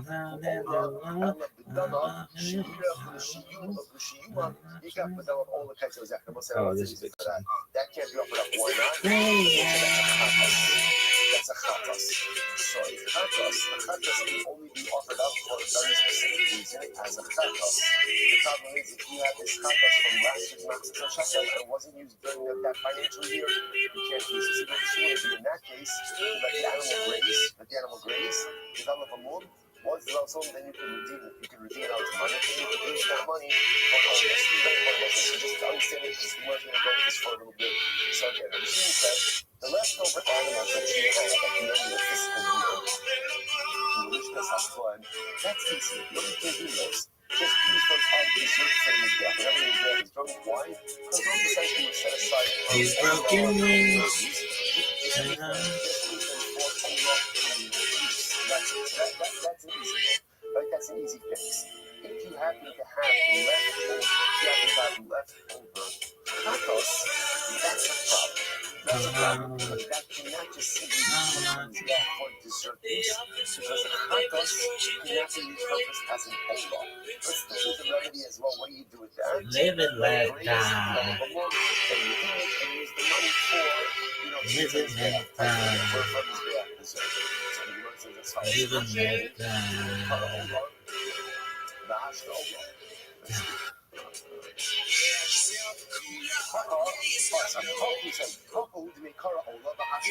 So again, in case of leftover animals, in which case I play, initially designated as olas, offered up as an olah, no problem. About Hassam, to be Karafatos, the Hashta Olah, the Sira la Akakapara, Aku the Kapara. The most in the case of the Seir, where it was originally designated as a Chatos, right, you can't go ahead and offer that up as an olah. Now, really what's happening is as follows. Technically speaking, you can. Right? In other words, if I had a Seir designated as a Chatos for a Chodesh, and then what happens? The Seir gets lost. I end up offering up another one in its stead. And then I find it afterwards. Technically speaking, I do offer that as an olah. What we're concerned about is if we allow that, we repurpose the Chatos and use that as an olah, even before the Chatos has been offered. That's awesome. So in order to avoid that confusion, we essentially say, once an animal was designated as a chatos, you can't repurpose it for an olah. Beautiful. So Rabbi Afananam is going to prove this assertion, namely, that once an animal has been designated as a chatos, even if another chatos has been offered up in its stead, you can't use that original chatos as an olah. That's what the Gemara is going to prove. So if I say, I'm going to give this as well. This was part of the social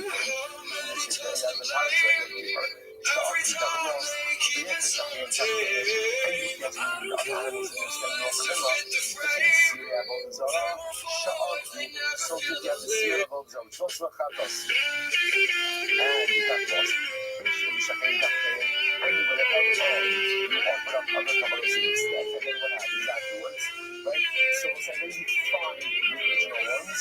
You have the others so you can it says you have to God. But those are Shimon Omer Omri. No, you actually stabble. Yimkuru people to name in the Dava. Now, let it graze, develop a small, and then you can use the money for the Dava. Why? So in fact, there's the seed working himself. Because at the end of the day, you don't leave from your Kakas to die. I'm not. Yimkuru will reply to Allah. What's the deal? Just use it for kids in his day. Just use it for his day concerns. Like after all, again, the Antichrist has been served. Just repurpose it. To which the Gemara says, no. The Gemara says, you find, I'm sorry. You find Allah, Allah, Zero Akar Kapara, everyone needs a halakha myself before the practice had been offered a chatas cannot be repurposed ultimately as an Allah. Technically speaking, if you have a chatas, it was lost, replacement was offered, and then you subsequently find the chatas, you really should be able to repurpose that chatas as an olah. Really, you should be able to, either because of late days in masnalean, right, or just because the purpose has been served. But Lamaisa, we don't let you. Why? Because we're concerned if we let you do it after the chatas has been offered, you may come to what? Repurpose it even before. So therefore, essentially, there's a blanket halacha. No repurposing of a chatas for an olah. Good. Rava says, I also agree with this.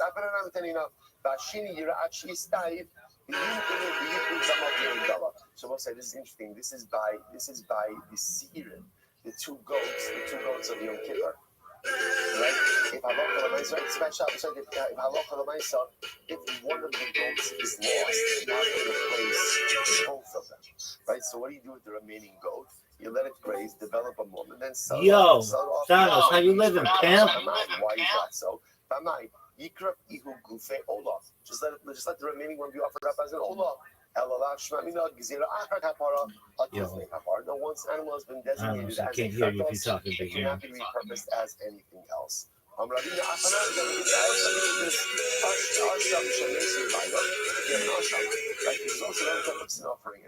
Now I can hear you. What's up, pimp? Or the animal was lost. And the Yo, dog, I heard you breathing. to achieve atonement. Yo, can you hear me, son? Let the animal graze, develop a mum, and then redeem it and use the money to purchase Yo, it. dog. You speak? says ultimately just let the animal die. Big dog, Thanos, can you hear me, my man? Why not just offer up the animal itself? I'm talking to you. Oh, there you are. Did you send me a message on Discord? All right. Oh, cool. Did you send me a message on Discord? Basic idea. So again, just to understand what's happening over here before we turn the page. Right. So what's time to spare? So again. Thank you, sir. Remember what's happening over here. The Gemara is saying like this. The reason we got That's all you need to do. Rabbi Yochanan said, what else are you doing with the leftover karbanos? Rabbi Shimon says, I don't hold the blade days in the Masna land. And there's another simple eitzah for the leftover animals. What do you do with them? Kaitam is back. Dessert from them is back. Right? Why? Because since originally they were designated for communal offerings, these are for communal offerings. But even Rabbi Shimon agrees that only works with animals that were designated for all the purposes. But if you have an animal that was designated for a chatos purpose, you can never repurpose a chatos or an olah. The only way to go ahead and get it out of its chatos state is how? Let it graze, develop a mum, redeem it, and then you could use the money ultimately again for an olah. Taina Miyake writes that supports this. Mahim Maviyam and Asaras. So we'll say, what would they do? This is going back to what we spoke about before. You have leftover animals in Lishkas Hatzloim at the end of the fiscal year. What do they do with them? So the Gemara will say, Amud Beis, Kayitz Kivnos Shuach Lemizbeach. They bring it on the altar. They offer it up on the altar like dessert, like white pigs that people eat for dessert. Rashi says, Rashi and Yudbeis and Yudbeis. Kayitz Kivnos Shuach Lemizbeach. Adam Shemevi Bekinuach Sudam. Like a person Yo, baby. For dessert, right? Brings figs for dessert. So too, you bring these animals on the Kabbana, on the Mizbeach as dessert. One second. You're allowed to bring figs on the Mizbeach. One takes this statement quite literally. He calls Sa'ar, the Chol Devash Lo Saktiru. You're not allowed to bring honey. We'll say you can't bring leaven, and you can't bring honey on the Mizbeach, which Bepachlos means you can't bring figs on the Mizbeach. Rosh Hashanah says, calm down. It's an expression. I didn't mean it literally, right? Again, it's just an expression, right? The same way that people commonly eat figs for dessert, so too, again, what do you do with leftover communal animals? Miss Landry Kiffin and LSU linebacker with wings. What she may not know about her boyfriend is that he gobbles down 2 cups of coffee immediately before every game. This is the result when he has too much coffee drinking. So just to understand what's happening over here. Miss Landry Kiffin and LSU linebacker with wings. Rabbi Yochanan says that halacha l'maisa, laid days in masna le'en. Reb Shimon disagrees with that, rejects that concept. Let's have a great day, everybody. What do you do with the leftover animals at the end of the fiscal year? Rabbi Yochanan, just transfer the sanctity of money, give that money back to the Matzah from last year. Purchase those animals and they use them for communal purposes. Reb Shimon does not have to do that. Just put use the funds that's how you do it. Look at these carrots. Guys here fix the leak on your solid gold faucet. So we're talking about kites on his back, dessert on his back, but not he says you can only use carrots, not carrots, for kites on his back. Okay, so the Gemara says this place looks like the Liberace Museum. So for example, let's say I'm the president near my office. Treat me with respect. Use the money now. You want to use the We'll get you decorated. purchase for Saddam Hussein. purchase animals, not I'll have you know this is all very classy stuff. And that painted the tiger and the woman. It's got me laid on numerous occasions. I didn't know gay dudes like tiger paintings. You've crossed the line. I've killed people for less. Looks like you killed a squirrel to me and put it right on top of your head.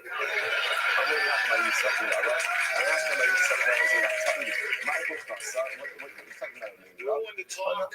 Your hair looks exactly like mine. Yeah, except my hair's supposed to look like this. I'm a janitor. It's very simple. But ultimately, again, whatever is left over, I had you dragged into the swamp and shot. ultimately goes for But you've got ultimate guts. You're the first man I've ever met. And Isn't afraid of me. There is no such thing What's as your a secret? communal work offering. Well, the real secret is that I live a simple life. I may not be a billionaire like you, but this job gives me enough money to have a pretty kick-ass sword collection. Plus, my brother rigged my cable so that I get all the nudie channels for free. Sounds like you're happy. Dude, aren't you happy? What with all your money, your clothes, and your gay decorations? Let's do the guys here to fix the leak on your salad. But this job gives me enough money to have a pretty kick-ass sword collection. Plus, my brother rigged my cable so that I get all the nudie channels for free. Sounds like you're happy. Aren't you? Which is another way of saying What with all your money, your clothes, and your gay decorations? The guys here to fix the leak on your solid gold faucet. So the carbon only achieves its purpose, its identity when it's checked. And so what's is another way of saying laid based in mass knowledge. This place looks like the Liberace Museum. Carbon only achieves its designated identity. I'm the president saying when you're in my office, you treat me with respect. Ultimately, again, Who did you decorate? Saddam Hussein? them towards their identity. So Shmuel holds Glad you know this is all very classy stuff. That painting the tiger, the woman, it's got me laid on numerous occasions. I didn't know gay dudes like tiger paintings. You've crossed the line. I've killed people for less. Looks like you killed a squirrel to me and put it right on top of your head. Ultimately, again, you sit by one of the regalim. And if you didn't use it this yom, then use it a different yom. Why? Because at the end of the day, halacha l'maisa, it was only brought to serve for someone coming on the Aaron Mizbeach, and therefore again it can be repurposed. So Rabbi says, so the way the Gemara ends off is halacha l'maisa. Well, again, ends up with the machlokes. So fundamental raging machlokes. Do we say late based in masni aleh or not? Rabbi Yochanan says yes. Then Shimon says no. And Shimon says no. What is the halach? So let's say the Rambam Pasnas calls out the shit religious. The Rambam Pasnas is ruthless. No stolen. Perek down halach to get out. Here we go. Once Rosh Chodesh Nisan comes, we can only offer up Kabbalah from the new Matzah collection. From Novak, the people in the year of Chodesh Nisan, the Yeshua and the Halos of Eden Tree Shana. So when you do for Chodesh Nisan comes, but I still have leftover animals that were purchased with last year's Matzah Shekel. What do I do? So what's halacha? Holding those sons, you redeem those animals, the yotzim the chulin, and the yikam chulin, even though they are totally meaning. And what do? The yikam today in the Shuman Shana, and they go ahead and ultimately again use put their money back in the Matzah Shekel pot. Now, so the Rambam says essentially you should redeem those animals straight out. So what the Rambam doesn't add in over here is he doesn't add in the fact that he purchased those animals with new money. So apparently that's up to the discretion of raising if they want to or not. But I'm not for myself. The Rambam says that you just redeem the animals straight out. Why? She's not based on you. I'll call the animals to look in the medium. She low you speak in your hands, because it is a tradition, and any animals that are not used for sacrificial purposes ultimately become food. Or in other words, the Paskin halacha l'maisa leib bezdin masna aleihem. We Paskin like Rabbi Yochanan, we Paskin like Shmuel Bosai. That is the halacha l'maisa. Stop over for today. Shkoyach, everyone. Everyone.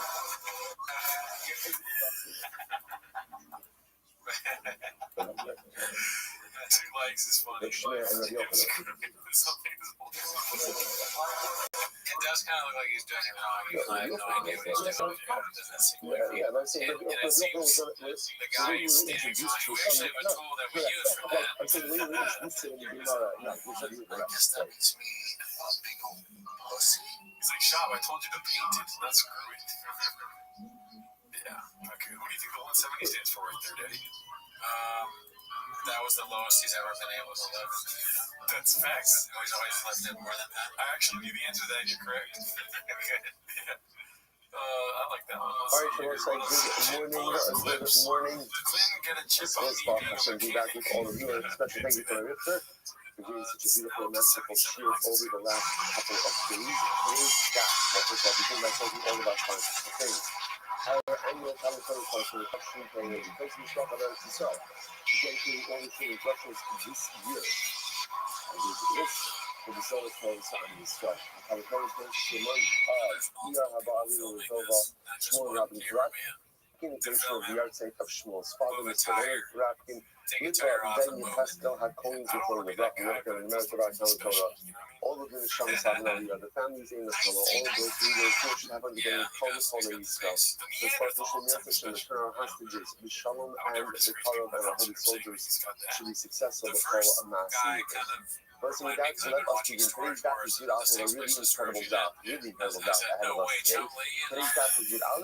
We're picking up actually on Yud Amud Beis. We're going to go back a little bit because the sugya that began on Yud Amud Beis really extends all the way through the entire daf. So let's make sure to get clarity on that. We're going to take this slow and methodically, and you are going to remember how beautiful, how incredible, how fun, how exciting, and how inspiring Shavuos truly is. All a question of perspective, mindset, and what you hope to get out of it. So let's begin. We're picking up 10 deep Yunah Reis Amr which is 2, 4, 6, 8, 10, 12, 13 lines up from the bottom. I'm Rabbi Yochanan. Look, if you feel you've mastered it already, you don't have to go back. It's fine. I'm hearing some wrongs. Okay, yeah, if you got it. Good. I need to. Here's what I say as follows. So, I'm Rabbi Yochanan. So, here's the name of Yochanan. So, this is a very interesting case. The halacha is as follows. Let's take a look at Rashi. Like I said, we're going to go through this slowly and methodically so that we're able to hold up on this because this concept of Ula, Rabbi Yochanan, is going to be the one that is going to be subject of discussion today and tomorrow. All of today and part of tomorrow. So take a look at Rashi. Rashi is on the left-hand side, about 4 lines into the short lines. So to me, this looks like a so we know how this is, right? Every year on the first of Nisan, remember from back around the second Shkala meeting, on the first of Nisan, they make an announcement. What was the announcement for? Machzis HaShakal. Already, again, already after they would do it. But first of Nisan, again, they would begin with a new collection. So the way it worked in the Nisan, which was essentially the financial year began on the first of Nisan. So what would happen? So now you have Shalach Kulimot Shuma Alishka. It's 9. It's wasting the Shisha Tzana Muvakar, the Shlishka Satzwai. Okay, so here's what happened. So they would always, obviously, they would purchase communal sacrifices from the Machzis HaShakal, the half shekel fund. Now there was a law. The law was you always had 6 sheep, I was going to say in the bullpen, but it's the sheep pen, right? They had it, remember, one of the chambers in the Azar, the court of the basement, was called Lishkas HaShalom. Like if you're looking at that aerial view of the base of interest and you're looking down, you'll see the Azar, the courtyard. The courtyard had a major center area and 4 side chambers. One of those side chambers is what's called Lishkas HaShalom. In Lishkas HaShalom, Rashi points out over here, they always had 6 sheep ready for communal sacrifice. Okay, that's the background. Now what happened? כשמגיע לחודש ניסן, לא היו מקריבים שום כוונות סיבוניות של שום השם סטטי. כי בגלל זה השנה, עודש בחדשות, ועדי כוונות שום החדש. Okay, so now what happened? Come Nisan, essentially the beginning of the financial year of the Mikdash, so they would only bring communal sacrifices from new monies which were collected. Okay, now what that often